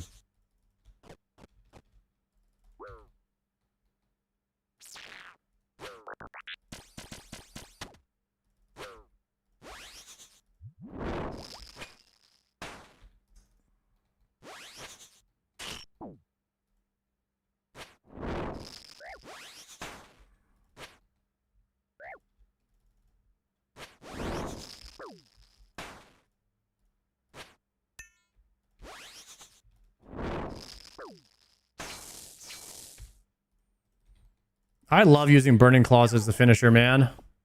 That's my move. That's Biss right there.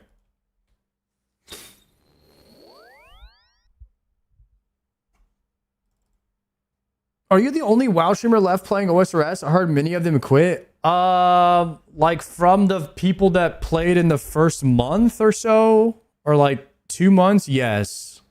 All the other WoW players came over after me that are still playing now. So, of like the original people from the first month, yeah, probably.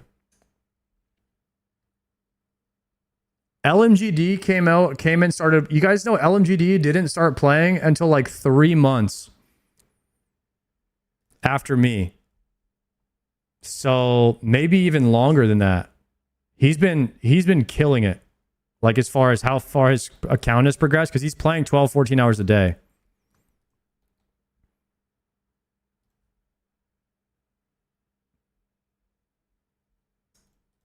He's made an insane amount of progress on his account, probably equally as impressive as what Joker did. Like he's not as he's going hard in collecting items. He's not going as hard in skilling as Joker did, but he's still putting in the work and playing pretty efficiently. Oops. Travel guild, farming guild.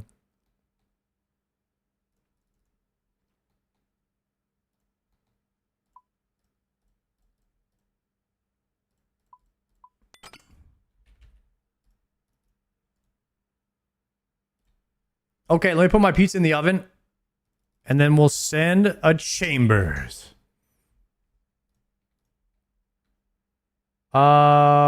Purple. Purple prediction up for first solo Chambers of the night. If anybody wants to gamba.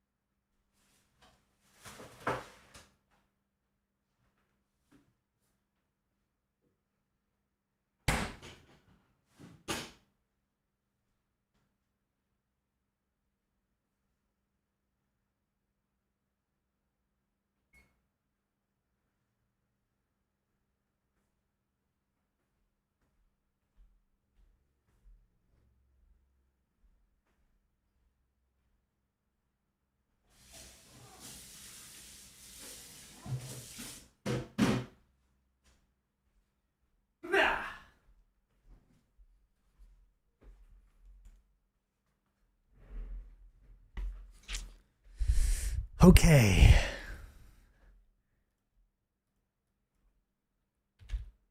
Solo Cox. Let's get the fit locked and loaded here.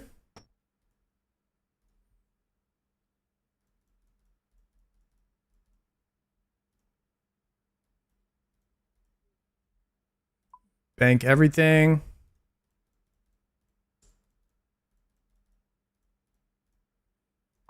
And I need a watering can. All right, let's get into it. We got 15 minutes on the pizza. Let's see how far we can get. Wait, forgot to start a group.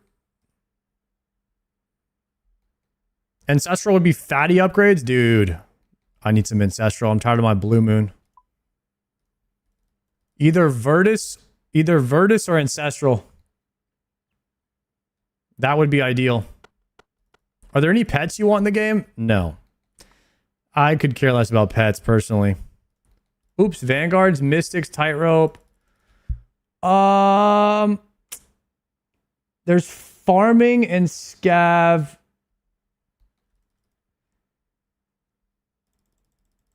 This is not a bad one. I don't really like Vanguards that much, though, if I'm being completely honest. Let's see if we can get one without it.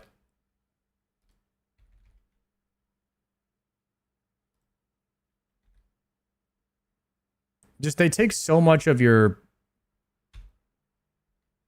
supplies.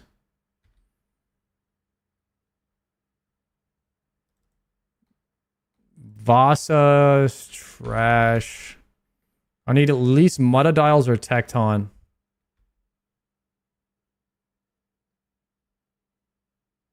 Vanguards at the end isn't that bad, but this is like, that's a long raid right there.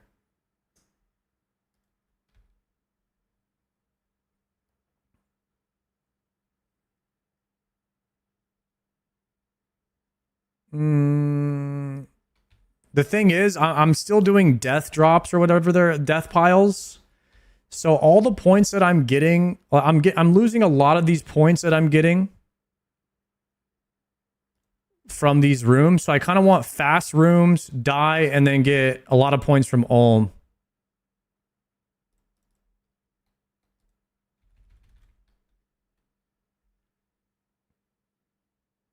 Until I can do Ulm with only like until when I can do Ohm with like 6 brews, then we start sending like CMs. And we start sending full layouts. Like whenever I don't have to do death piles anymore, that's when we start sending full layouts.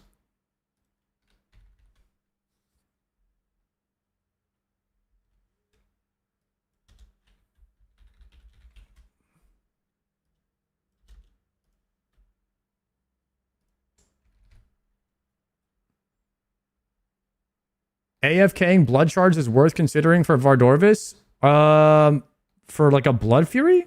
Over Rancor?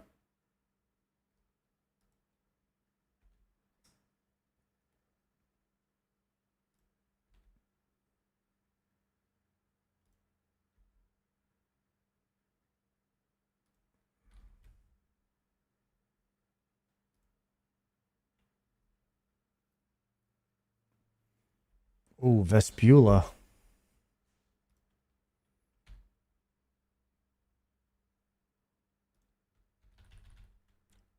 Low-key, Vasa, probably one of the worst rooms.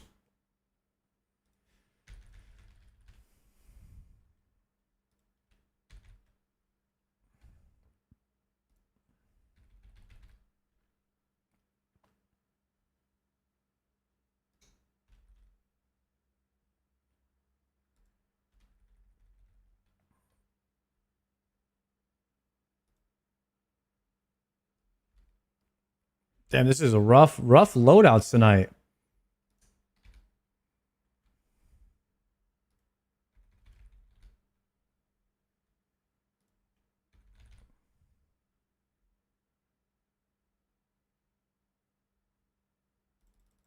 I'm doing this one. Tecton, Mystic, Vanguard.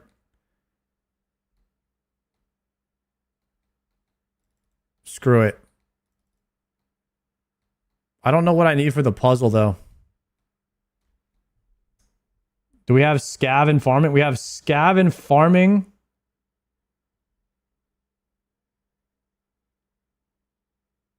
Wait, Tightrope doesn't drop seeds. Tecton doesn't drop seeds. No, we would need seeds before so we can plant. Nah, that's not a good one.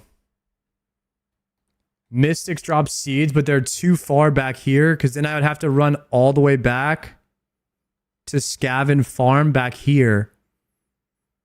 Tightrope and whatever this is and Tecton, I would need to be able to supply those 3 rooms. And those rooms would eat a lot of supplies. So I don't think it's that good. Ideally, Mystics into Scav Farm is best loadout you can get. Because then you kill Mystics with just what you have in your inventory. You still have to make it through like 3 rooms without it. Yo, party on myself. Thank you, man. Tecton, Vespula.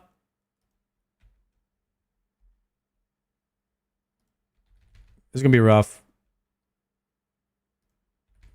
It's like Vasa, Vespula, and every single loadout. Okay. I don't know what that second puzzle is, but no. There's no overloads in this one. There's no overloads in this one. And I don't have 90 Herblore yet, so...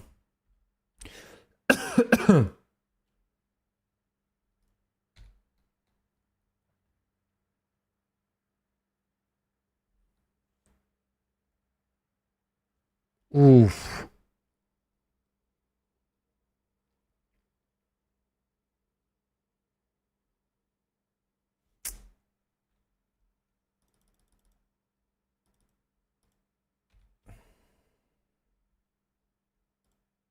That was a close one.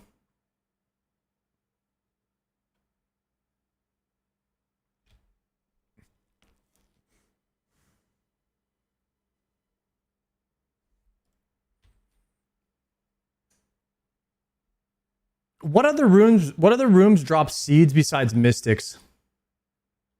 Shaman? Guardians. Guardians and shamans. Okay, we either want guardians, shamans, or mystics. We're looking for guardians, shamans, or mystics within the first 2 rooms. Tightrope, guardian, farming. This is the one. This is the one right here. We just have to make it through tightrope with our own supplies.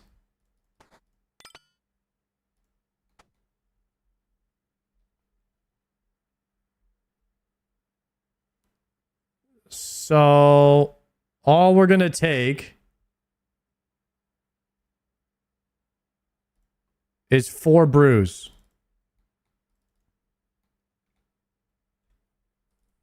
And I don't really need a super combat pot. It would make guardians go faster, but I could just pre-pot it. It's not really needed. Okay, let's do this. Did you watch the liquid kill? No, I was trying to watch it before the stream, but they didn't get the kill before I went live. I heard they won though. That's awesome.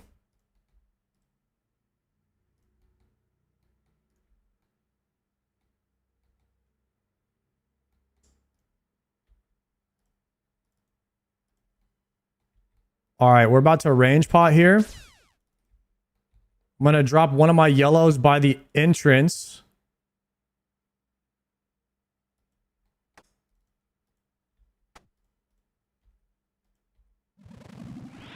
If you learn tightrope despawn radius, it's a 0 damage room where you run out of the room until like they disappear. I heard you could glitch them out like that.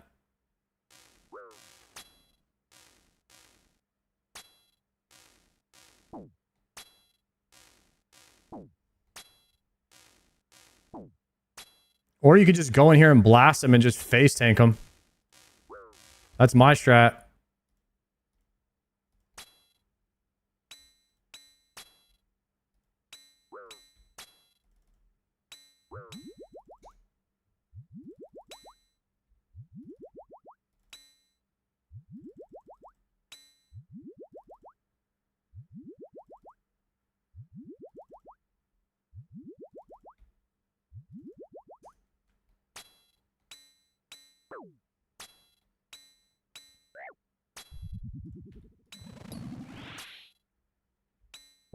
These guys hit way too hard, man. I need to nerf these guys.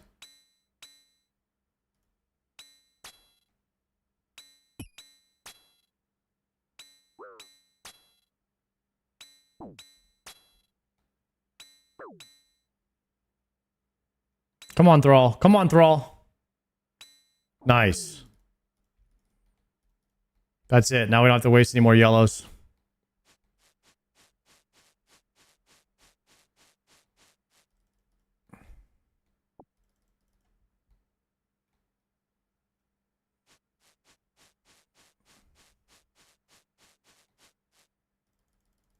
Okay, so we have a farm room next. So what we're going to do is just pick up swap to 2 weapons. Pick up the pot. Oh, we have to do guardians first. And then we have a farm room. Okay. So we're still potted.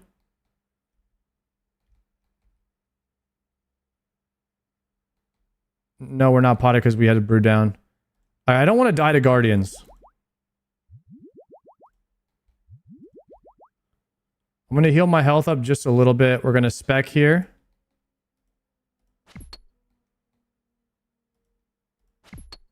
Trying to get one shot by accident on the guardians. We're just going to do the guardians unpotted.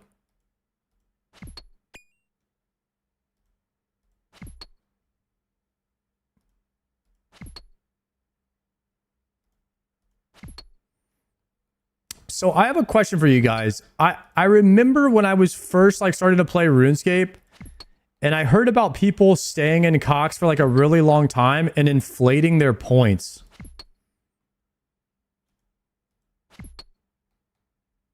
Does anybody know how they're doing that? where they're getting like a ton of points from... Oh, they got rid of that. What were they abusing in here now that I understand it? You could search up Cox inflation. No, I don't think I want to type that into Google.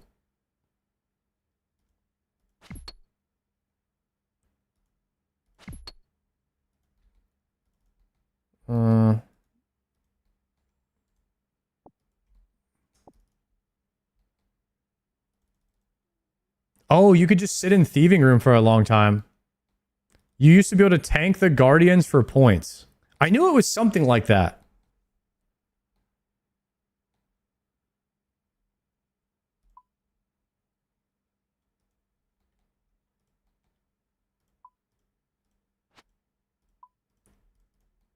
Okay. So now what we're going to do is grab a spade. And we're going to make all of our supplies in this room right here.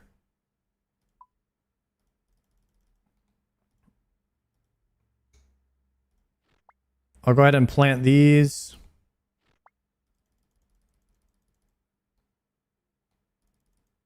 And we're going to hit the scav. There's a scav room. Oh, there's a scav right after Mudadile. So we'll have to just go back.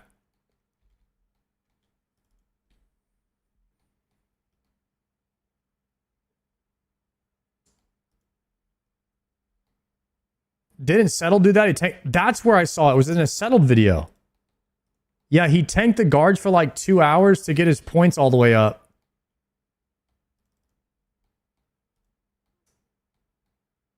Eevescape did that for like 2 days. What did he have? A guaranteed chance at a perp?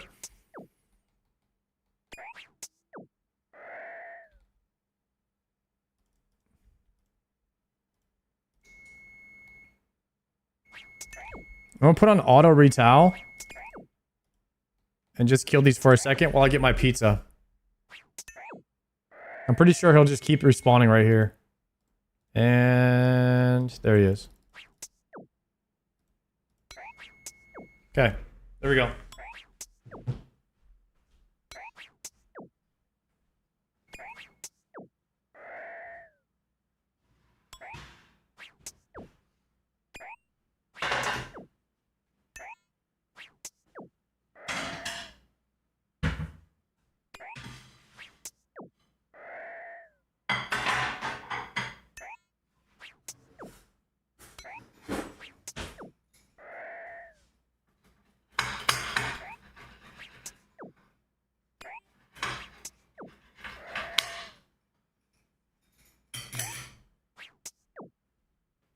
There we go. Check out the pizza. Rate the pizza cook today, guys. We didn't burn it as much. This is kind of how I like it. Just a little crisp. I'd say that's a pretty good cook on that. We have a margarita cauliflower crust pizza tonight.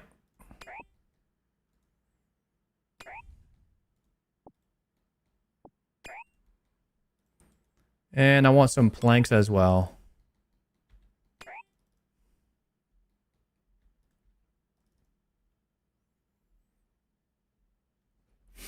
Dude, solo chambers, low key, kind of just like relaxing. It's chill. I'm going the wrong way. I said this at the beginning of the stream, but I ended up doing one of these last night at like 2 in the morning because I was like, you know what? Kind of just feel like sending a solo chambers. This is some of my favorite content in the game to do. It's like late night, just send a late night solo chambers, send one before bed, see if you get spooned anything. It's kind of cool to be able to solo raid. Arcane Prayer Scroll. Is that an F? Dang, F Arcane Prayer Scrolls, man.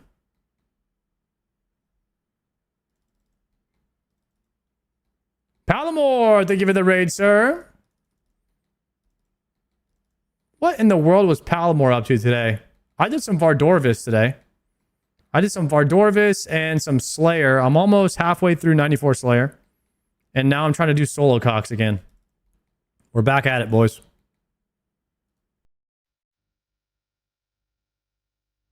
Clip of Palomar in the chat. Huh?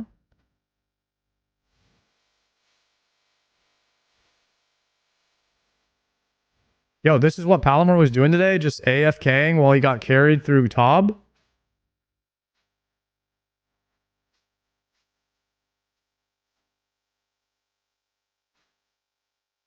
Huh? New tech? I had to get food? Dude. Why didn't you stay out of the room?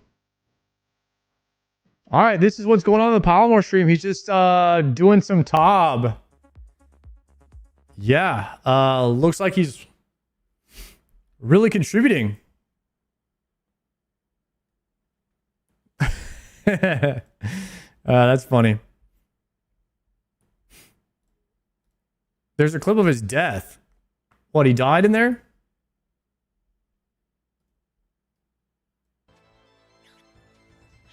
Just go to sleep. I'm not tired, bro. Yeah, I slept for 11 hours. I'm chilling. This is awkward. Why are you standing in the bad stuff there? Gamer moved to stream 12 hours of Tub, then to do some more AFK. I just died to poison? Yeah. Holy fuck, I'm gonna crash out, bro. I just died to poison damage? Damn. That was a rough day. Rough day on the Palomar stream, guys.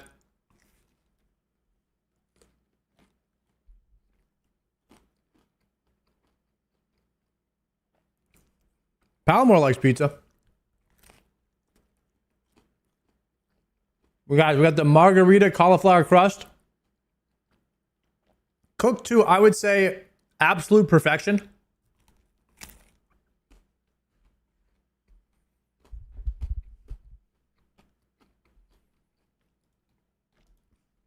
All right, I need my Dragon Warhammer.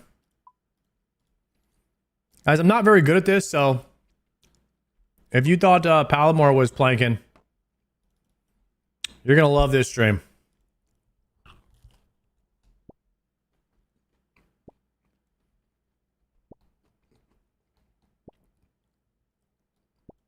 We're going to do a death pile strat.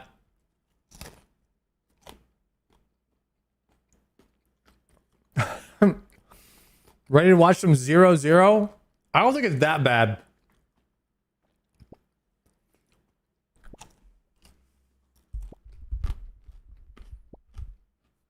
But I will show you guys what I got. We're getting better.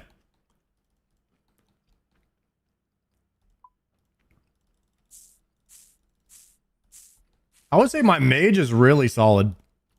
But anything other than that is kind of trash. Especially my Bofa.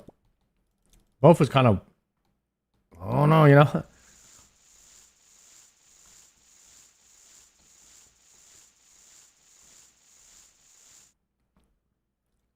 Let's stay here, actually. Dude. This is kind of nice to have something to eat while you prep all your pots. There's actually some good tech.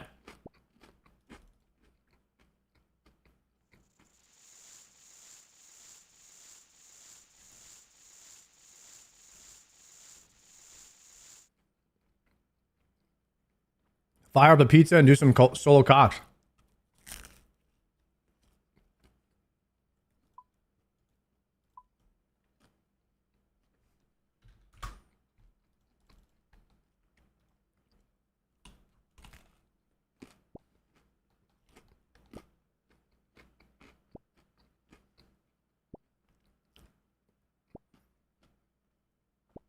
Pizza eating technique is on point. Thank you.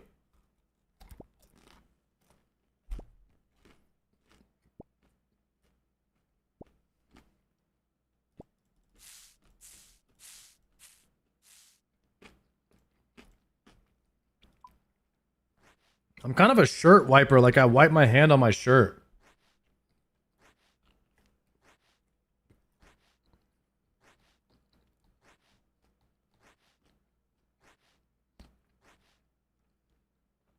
but I'm okay with it.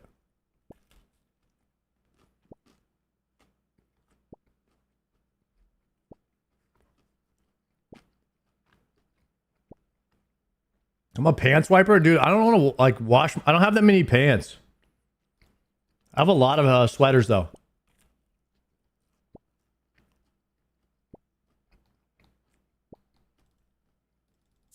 I try to let my pants last a few days before I wash them. But I wash my my shirts every day.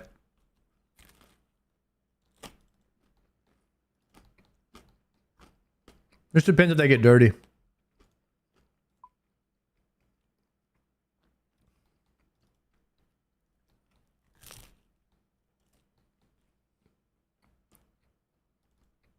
Mello, what's good, bro?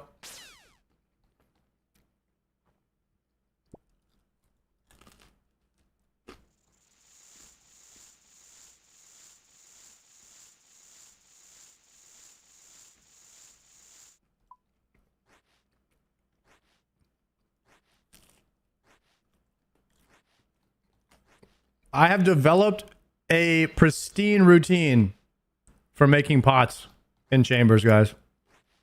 12 at a time. That's the meta.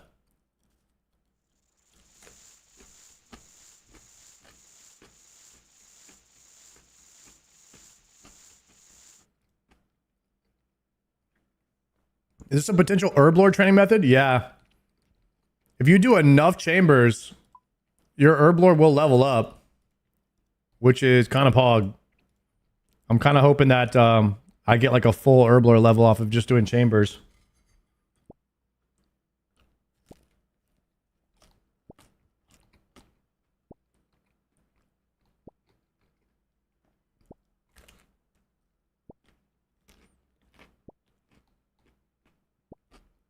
We do have a prediction up if you think I'm going to get a purple from this run. If you want a gamba.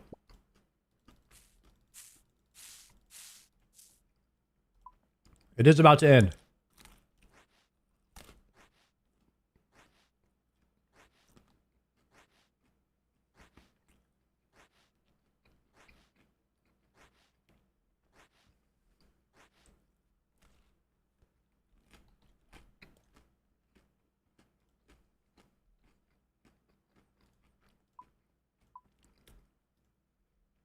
And that is it for our prep.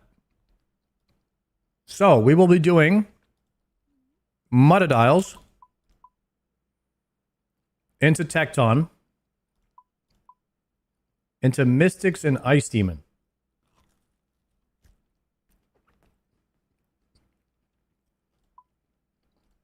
And that is our full inventory that we need.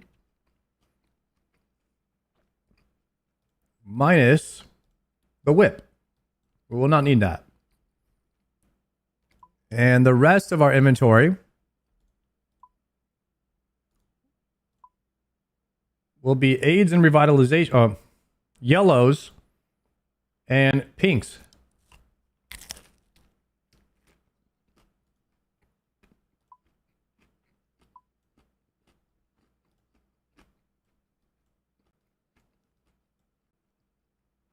And I want to leave some space here to pick up more stuff off the ground.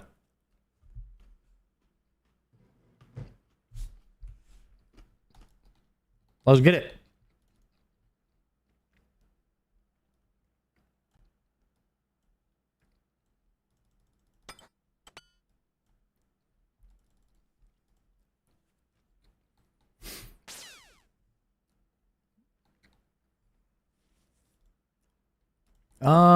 I could bring my range pod actually.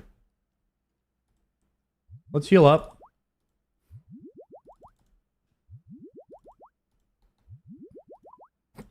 We'll bring our range pod because we don't have one yet.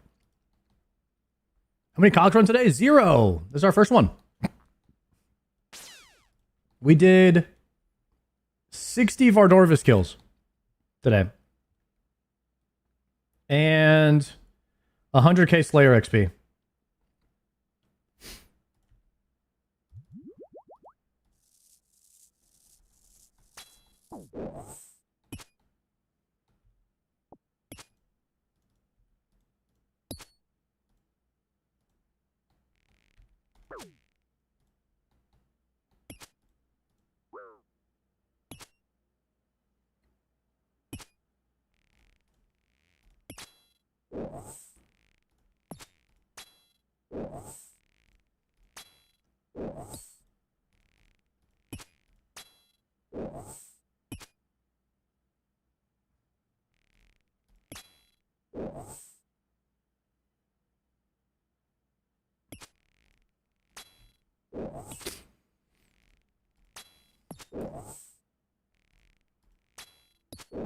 We're weaving, we're weaving.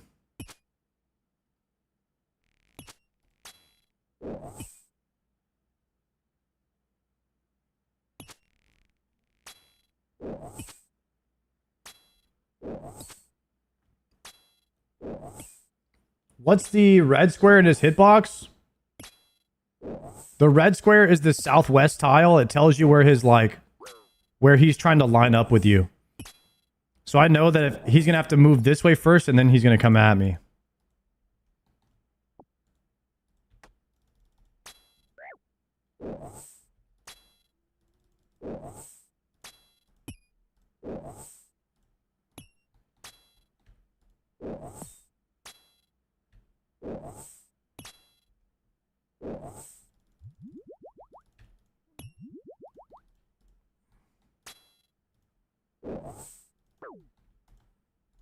$45 there is pretty unfortunate.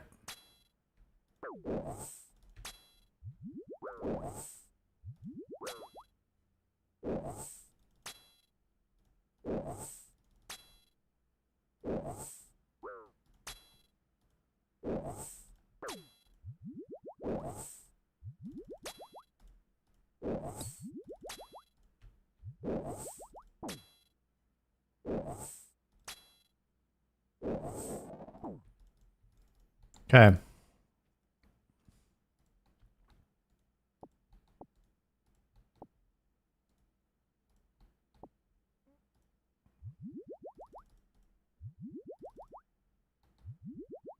And now we have Tecton. We grab the other prayer enhance. We can overbrew into an overload.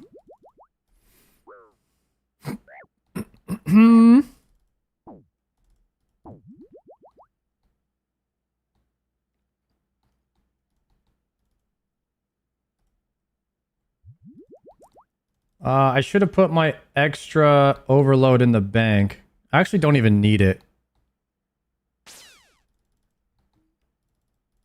Because Tech is going to drop one.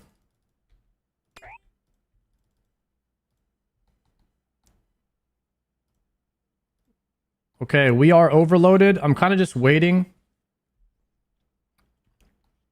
for my stats to go back up. With that, I guess I don't really... I could just drink one of these. Now, there it is. All right, here it goes. Now we run. And he does nothing. You really have to go in melee range of him.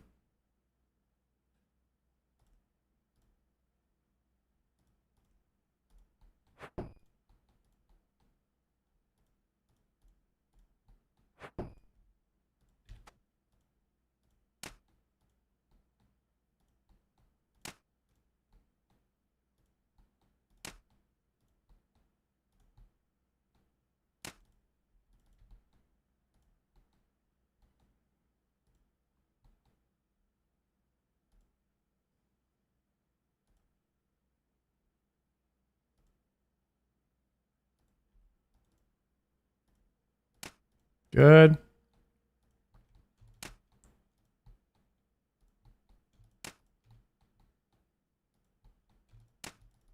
One more hit, one more hit. Nice.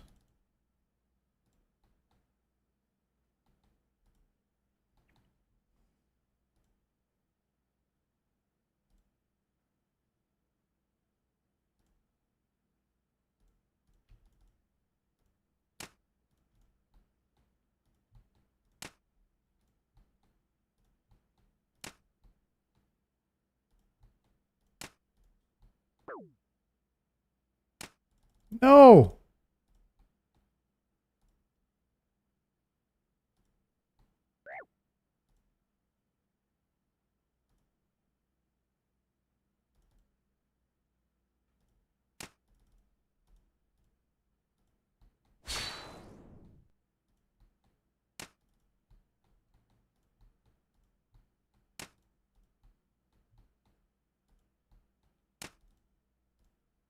There we go.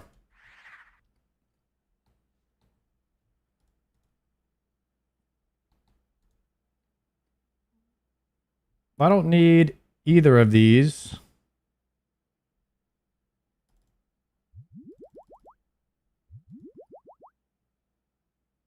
I don't need any of this. All right, time for Mystics. Salve on.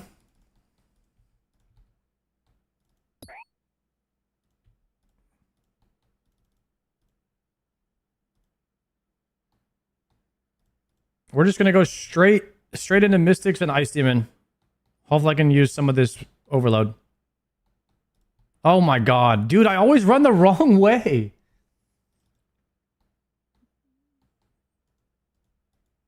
I swear this place confuses me so badly on like which way I should be going.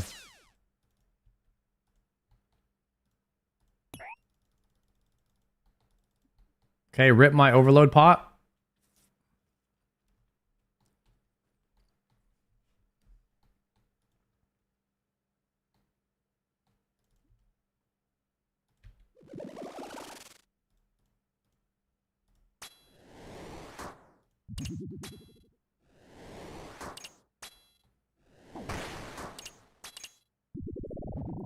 We could actually get a big heal off the overload here.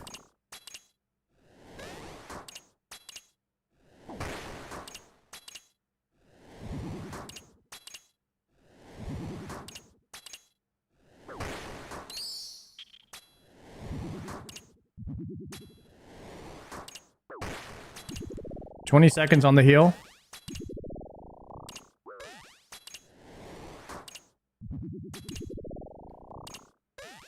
Yeah, we get a full heal out of this, I think. Yo, Slammers! Thank you for the 7-monther. You excited for leagues next week? I am, sir. I'm looking forward to it. There it is. There's that full heal. And I think we just go ahead and brew up now.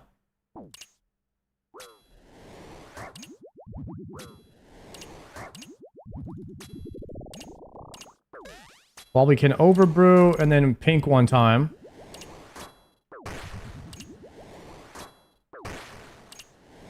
Nicely done. Okay, and then we go to Ice Demon, which is going to be full melee with the claws. Oh, a curved bone.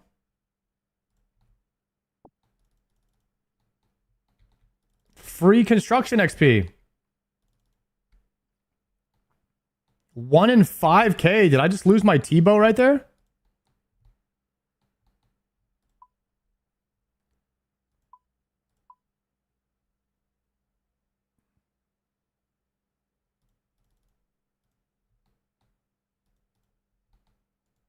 We take the bronze axe and the tinder.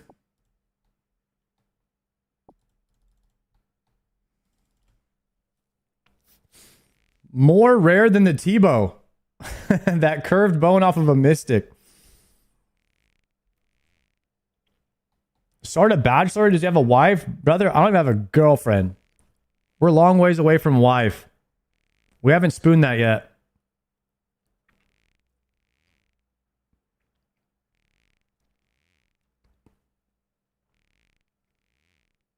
Thoughts on Liquid winning the race to world first? Max is the GOAT, man. Liquid put in that work, man. They won the last 4 races, I think. It's pretty insane, man. They're just dominating.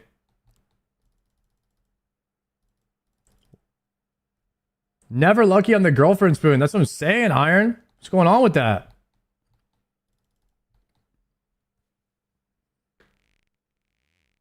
America first. America wins. USA hype. Mr. Stay Safe. What's good, buddy? Yeah, guys. The race to world first, if you don't know about it, it is a race in retail WoW where the top 2 guilds, there's some other people that are kind of in the race, but not really. It's just 2 teams. It's just 2 teams called Liquid and Echo. And it's USA versus EU. And USA has won, I think, the past 4. They swept all of Dragonflight. And now they won the first one in Midnight. So USA has been dominating the race to world first in World of Warcraft recently. I'm having issues with my girl right now. You're spooned with mental peace. Trust me. I will say this. Being a single guy is not such a bad thing. I will say that being with the wrong person is infinitely worse than being single forever. So find the right person, boys.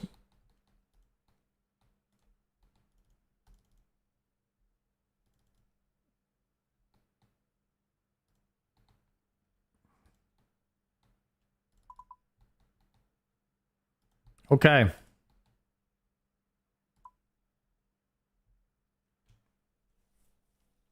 We are going to do what's called a death pile.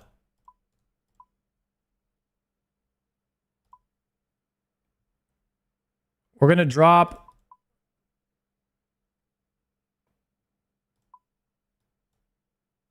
this many yellows and pinks and a backup overload with a backup prayer enhance into the room.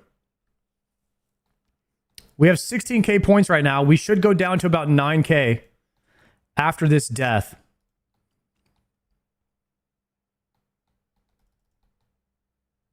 No death pile, you got to learn that? Dude, death piling is how you learn that. Like, what are you talking about?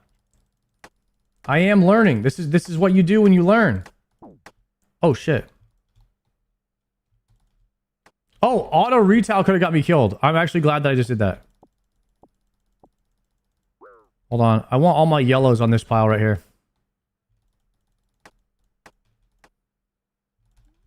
Hold on a second.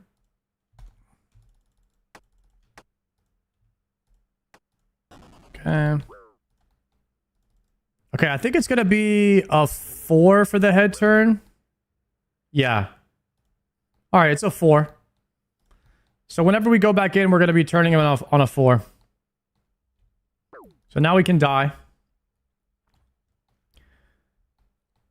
We know what the head is turning on now. On my hardcore Iron Man. Completed. We have a very organized death pile.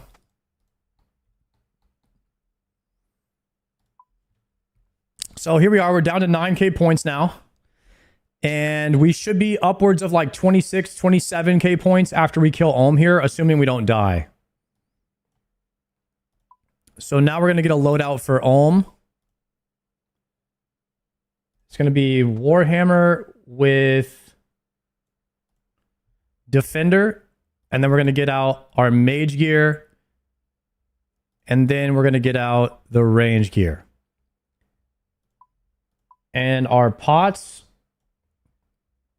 We have our book.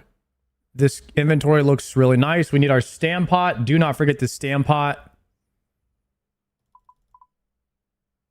And now we need a few yellows into 3 pinks is what I normally do.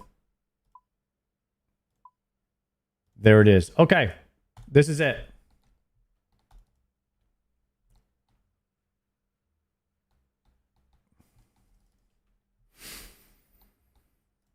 So we're going to go in. We're going to hammer the right hand. I might actually wait for my special to be up in case I have to spec twice.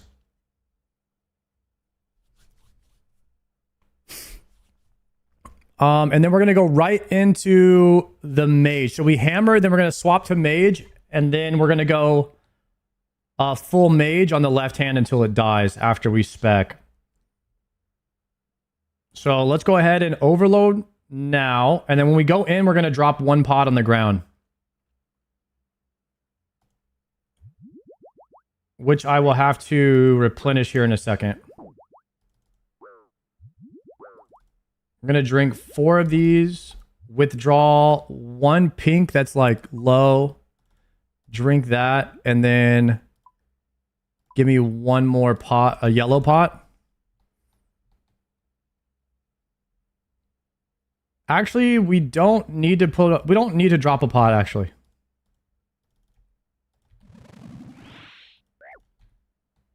Okay, we land there. 2, 3, 4.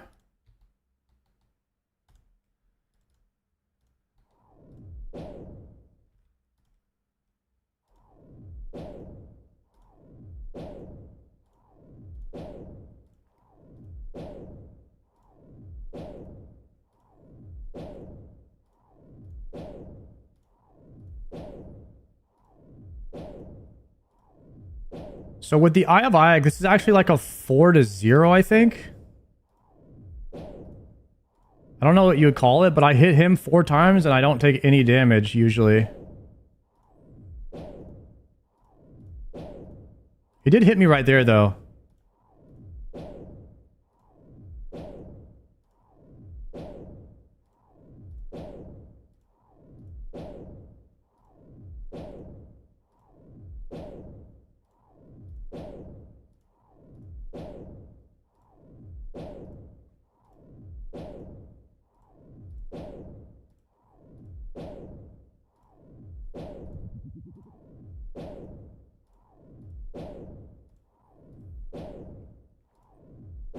So my Thrall is dead, but if I summon another one, I'll lose the rhythm.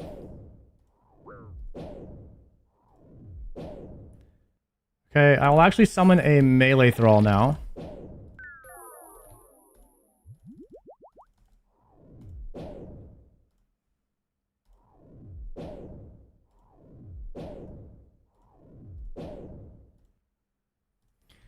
Okay, so now what I want to do is not do anything panicky. I want to swap all of my gear. And I'm just going to run the head for a second while I get all the proper prayers. I just don't want to take any damage. Okay, here we go. So there's the special. Into the... Unfortunately, we got this.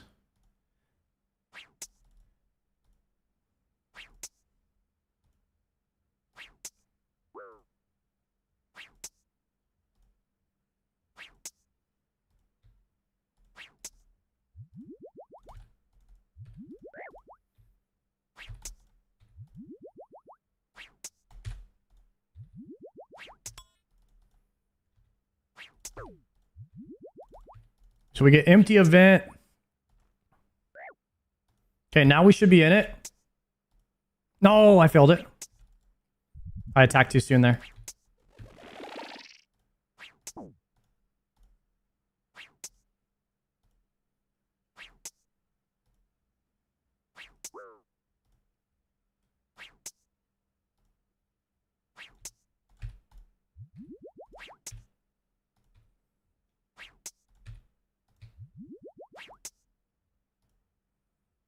So there's a special. Empty event into the next attack, which we would go now. So now we're actually back in it. Okay, he transitions here. And we're going to overbrew and then pick up 2 more of these. And then we're going to pink and pick up 1 pink. And then we're going to swap to our hammer. And we're going to get in position for hammer. And then we're going to stamina. And it's going to be a mage thrall. Okay, we land these. I need to figure out what head he's turning on. It might be a 2 here. I think it's a 2. It is going to be a 2.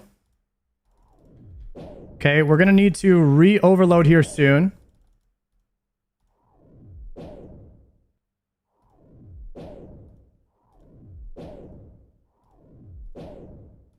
We're going to get hit by one of those, but we're actually in this cycle here.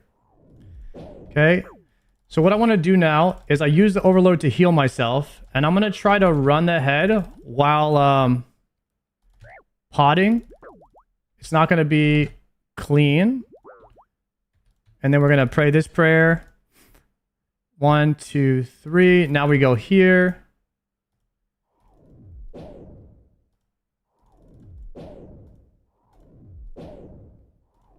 And I think we're in it now.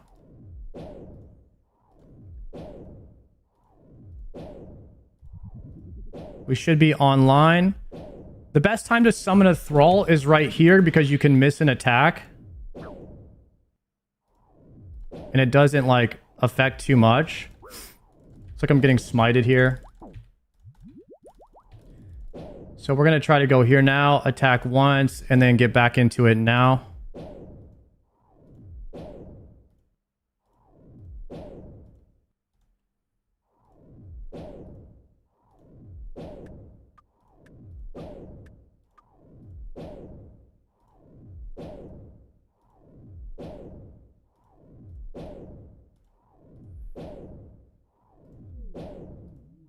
Okay, I missed that, so now we're going to take a little bit of damn. So we're going to get some specials, so we want to heal up through this. I'm going to try to keep attacking a bit through this, but it's going to be a bit rough until we get him back on track. We're going to go on 2 now.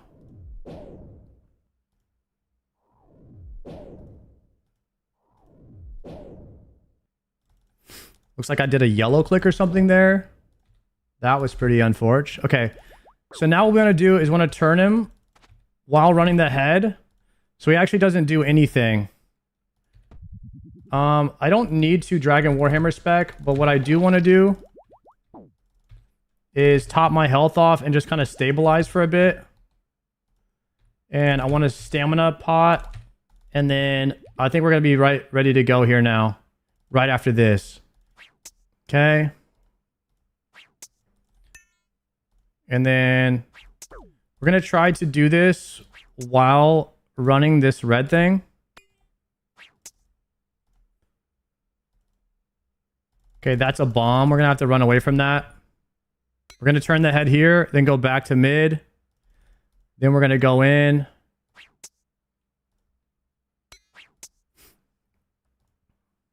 We should be able to get... That should be basic 1, followed by that, which means we're going to have to do this.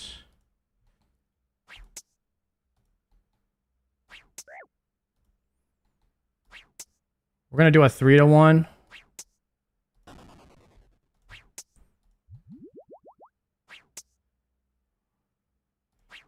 And I think we're back in the 4-to-1 now.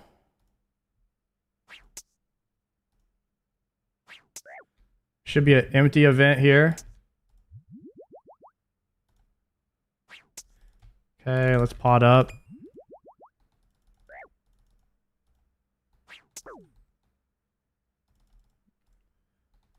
Gotta chill for a second. Okay, try to get back in it here. That little stutter step took us out of it. But maybe we can get back in it.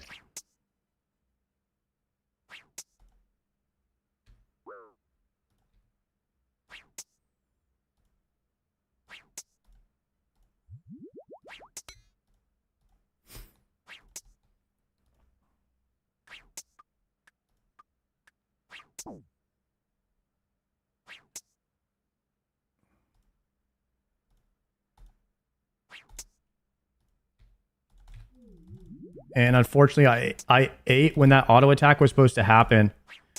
So that is tragic. Okay, we push and then we run over here. That's going to be big damage. We're going to have to eat through all of this. Want to try to stabilize here for a second and then just eat all the way back to full for the last phase. And then see if I can pick up some yellows. And then maybe 1 pink. Now. And then can we move here? Oh, I'm on the wrong fucking side of the room.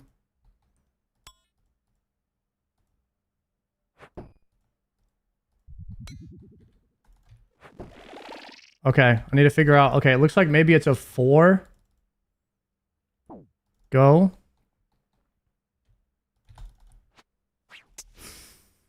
Let's turn him here for a second. I need a pot. Oh, chill. Let's handle this for a minute. Okay, we're running.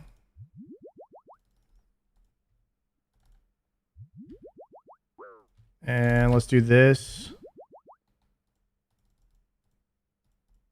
Is it a 4 or a 1? Stamina pot. Let's try 4 for a second. I think it's a 4.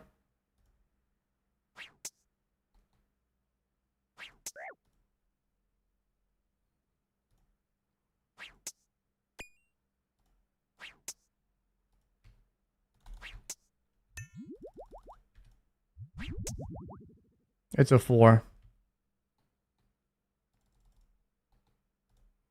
Gonna turn the head. And we're gonna go here.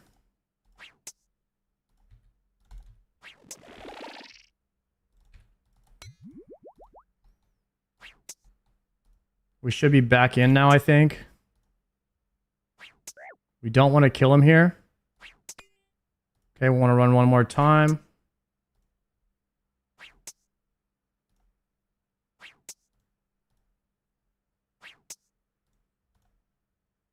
Okay, I'm healing the hand. Now we're going to reset this. And we're going to go here. He turns. We want this thrall.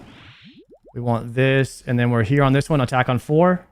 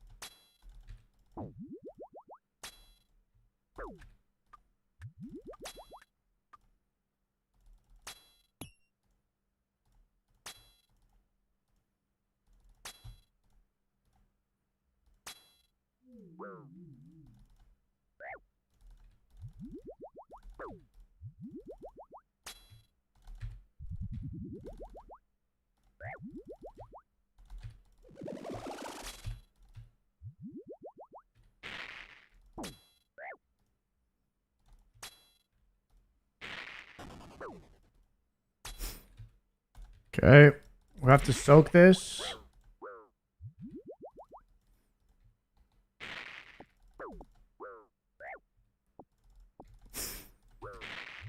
Okay. Put that out.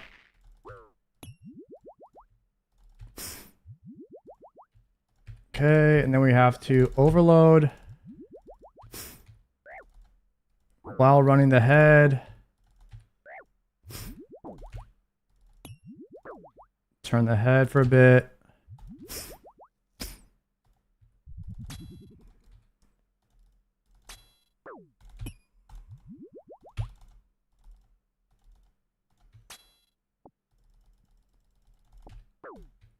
Range prayer.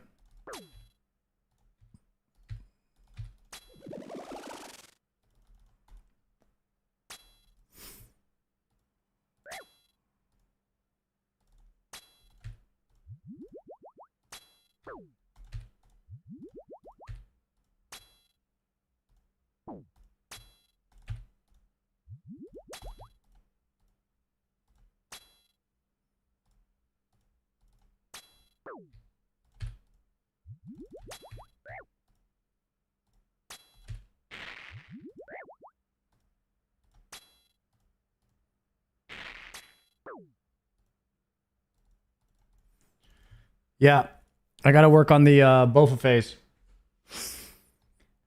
But we still had 12 aids there, or sorry, yellows, 12 yellows, and we used a lot of our pinks, and we only did one stam. So I would say P1 through 3 is getting much better, but the last phase is tough.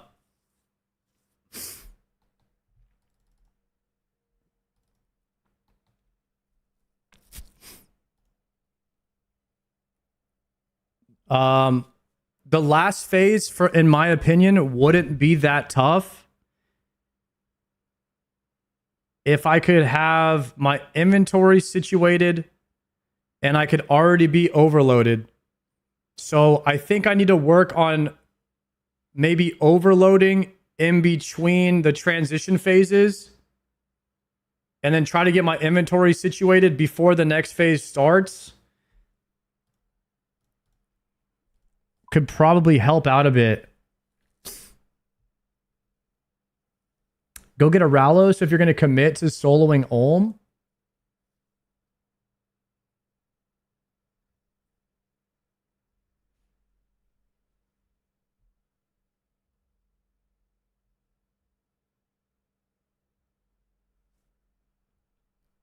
No, that's bad. You were in 4-1 a few times, so I don't really know. Okay, when he double attacks you, when he basic 1, basic 2s you, do you turn him to the... I usually turn him to the left and do a 3-1. But sometimes I get basic 1, basic 2 again after I 3-1.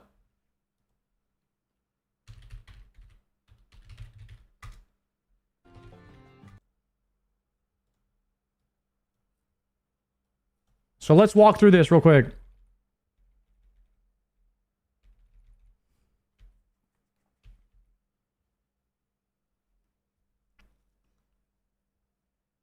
Okay, right here should be 3 autos. We just stay here.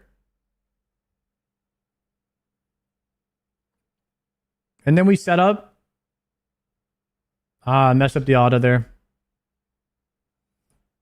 And then he dies. The hand's already dead.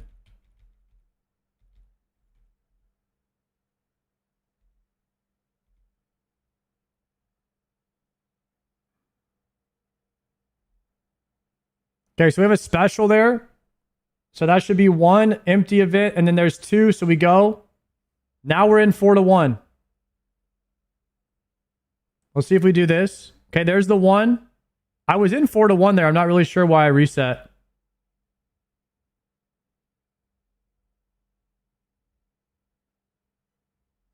All right, we're still in it, though. No, now we're in it, actually. Right? Basic 1.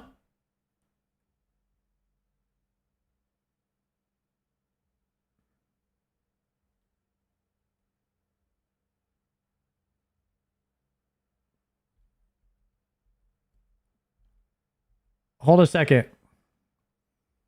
So you guys can tell by this that I'm not in it. You always want to turn the head left on basic 2. Okay, so right here, That's a basic 1, this thing. Followed by an empty event, and that's basic 2. So now we should be turning. This click is perfect.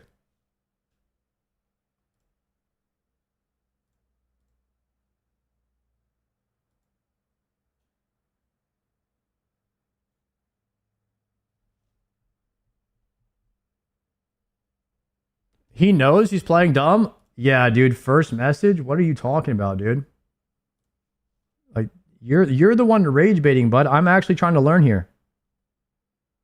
Do you remember if you killed Soul with Solar Flare or not? No, I don't remember. I don't think I did, but I think I did one attempt with it on.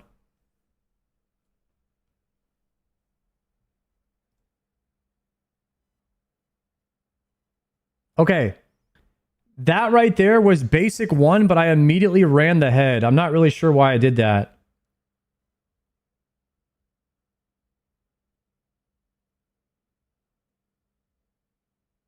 Okay, that's basic 2 though, because there was an empty event. This was 1, empty event 2, and now we turn.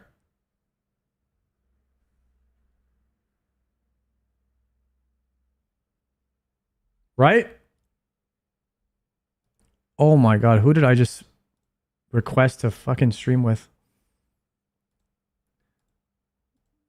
Jesus. Okay. That's 1. Null. 2. And then we go.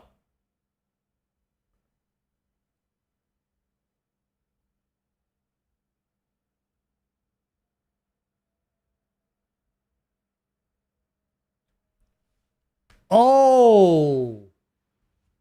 I should be skipping basic 2, is what you're saying.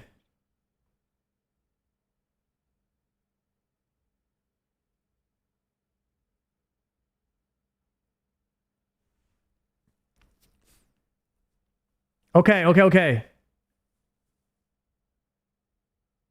So I'm 4 ticks behind right now because I should have went here after the null event.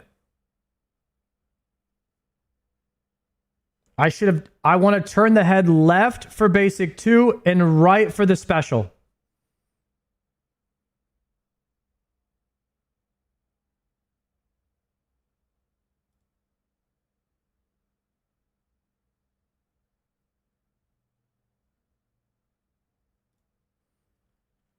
So what? So instead, I turned it left for the special and right for basic 1. And then this is basic 2.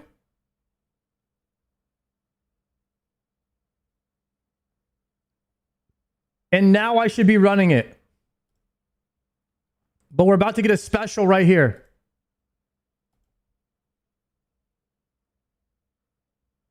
Yo, Duro, what's good?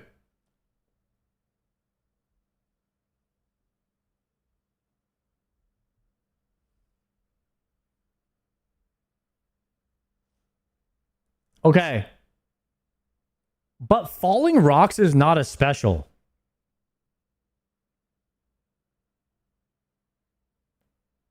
Yo, Duro, did I accidentally... So, listen, bro, I accidentally clicked knock on your stream. I was trying to hit play, but look, it's right by the play button. Like, I don't know why, but like when you hover over shit, it's right over the play button when I was trying to... Like, your stream is right here over the freaking play button. I don't know. This freaking website, dude. Like, I went to hit play and it hovered over your name and then I clicked knock because it was right over the spot where the play button was. My bad, dude. I'm sorry about that. You came in at the right time if you want to boba me, though. Okay, so what should happen? So does this falling red rock thing count as the special? No.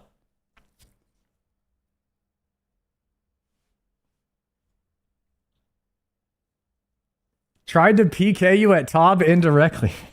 Sorry about that, dude. That's a basic attack of the phase he's in. So that was basic 2. And then we get this special. So that's 1.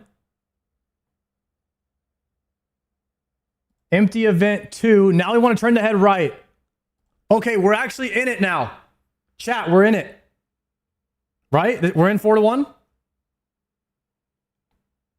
Yes. Now we're not in it. Wait, that's basic 1. Actually, that's not a bad thing. No, we turned him on the empty event.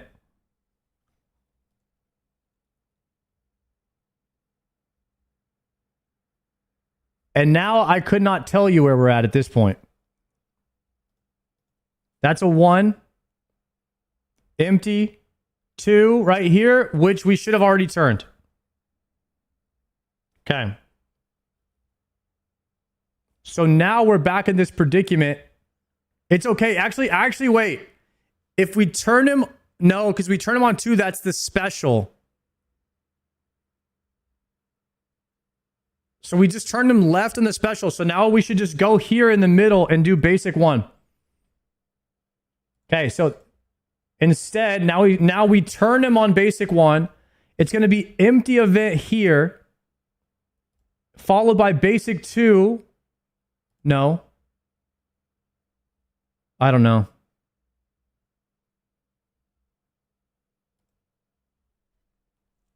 If you turn him left in the special, that's when you 3-1. Okay.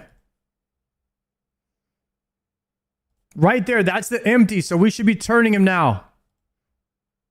If we turned him there before this attack, we're good. Okay, I'm understanding now. Oh yeah. We're going to have this down now.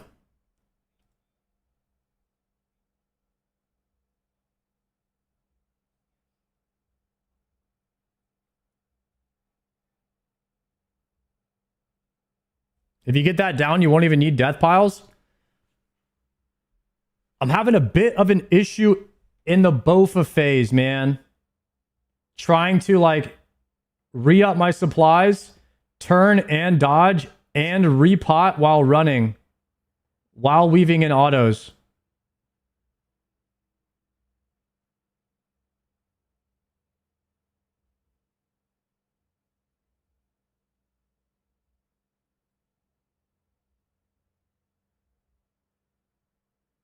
And then soaking the pools too.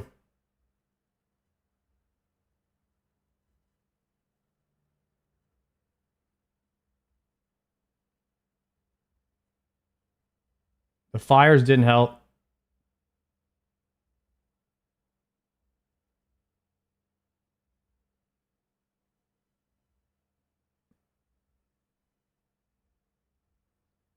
Bro, trying to overload pot while turning the head is feels impossible. I've got melee prayer on. I'm doing way too much.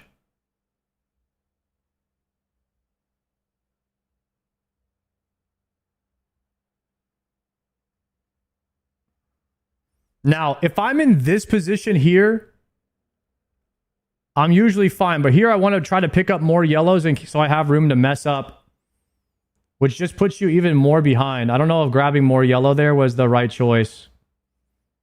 All right, so now we have thralls. What we need to do here is just stabilize, and then I should be able to get back in it. But now my health is getting a bit low. So it's like click brew, click brew, click brew. And the inventory is kind of a mess. But at least he's almost dead, so it doesn't really matter too much.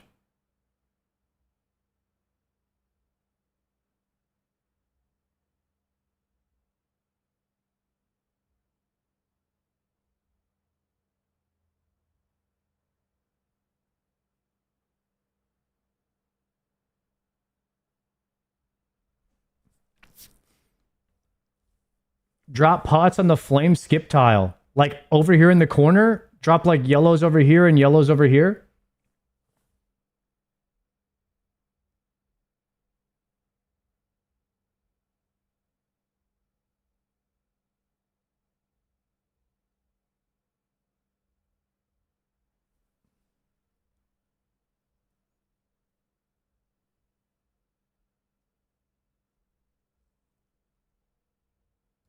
Yeah.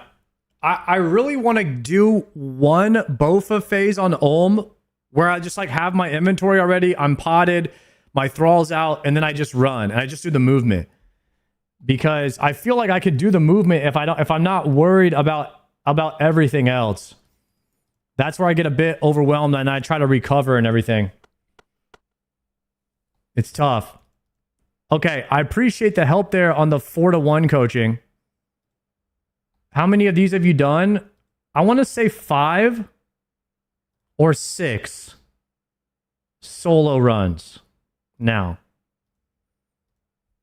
So I would say it's not bad for five runs.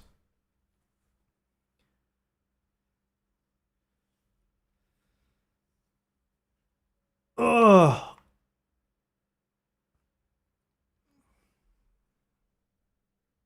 I mean, to be fair, death piling, you're only losing about 5. You lose 6k points. You lose 6k points in a death pile.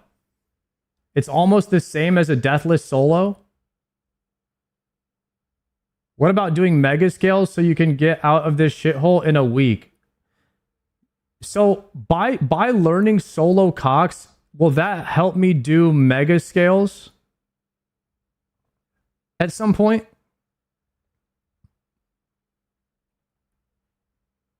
Because I heard that you need to know how to do solo Cox in order to do like the plus 23s.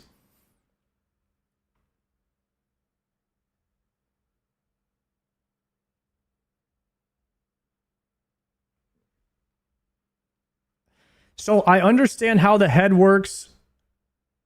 I definitely understand better now the 4-to-1. Now that I saw it. It'll take me a couple times of like a little bit of repetition to get it down, but I think we're golden now. You need to know to solo Cox for GM? Excellent.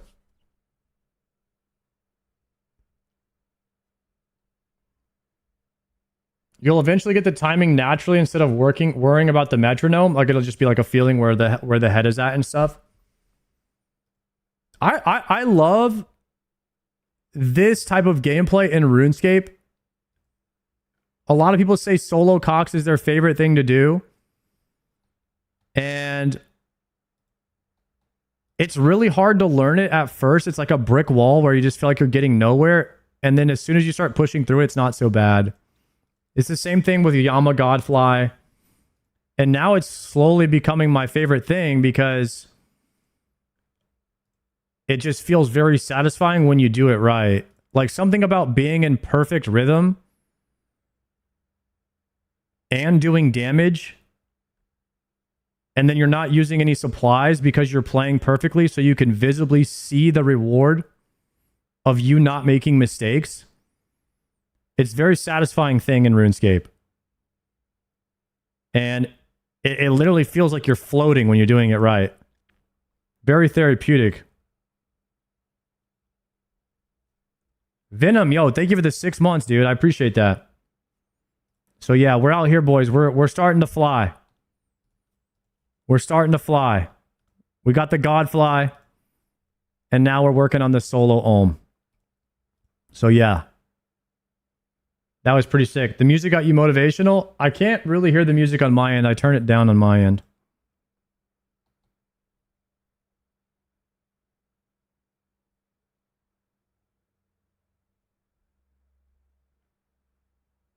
Shout out to Daniel. Yo, shout out to Daniel.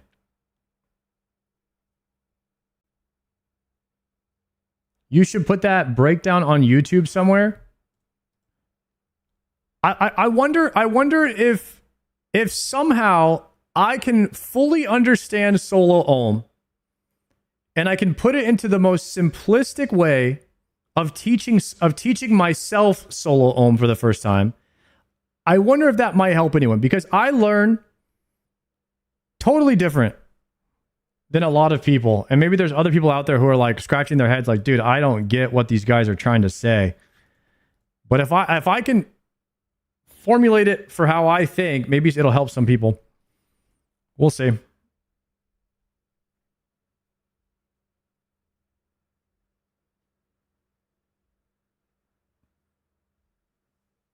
LMGD is a good teacher. I bet he could do it. Maybe LMGD should start teaching Inferno right now.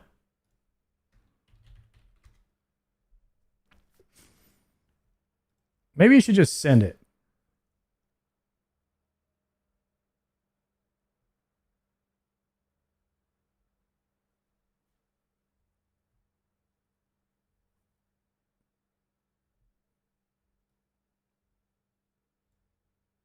That is some pretty good music. I just turned it up. I like this song. Dude, I'm excited about learning more of these solos. These tick perfect methods are amazing.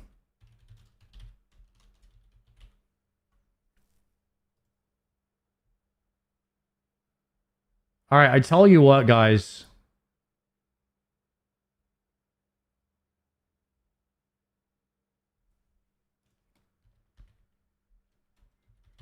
Yo, thank you for that sub, my friend. I really appreciate that. Is that Tori? Venom and Tori. Tori with the 31 months. Watch 31 months of you learning differently. Yeah. Appreciate that, Tori. 31 months in a row. Best mod right there.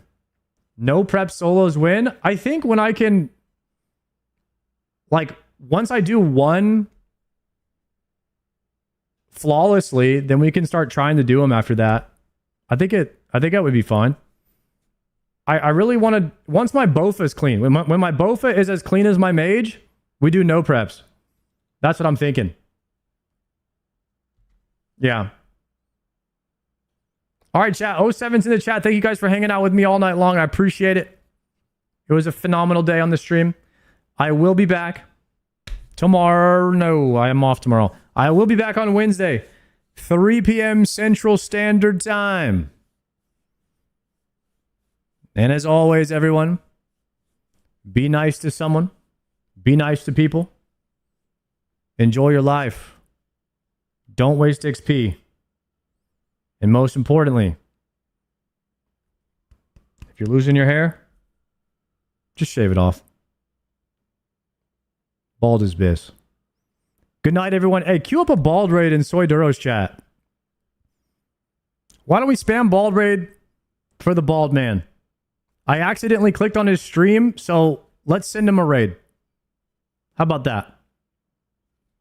I accidentally clicked on Soy Duro, so let's just send him over the boys.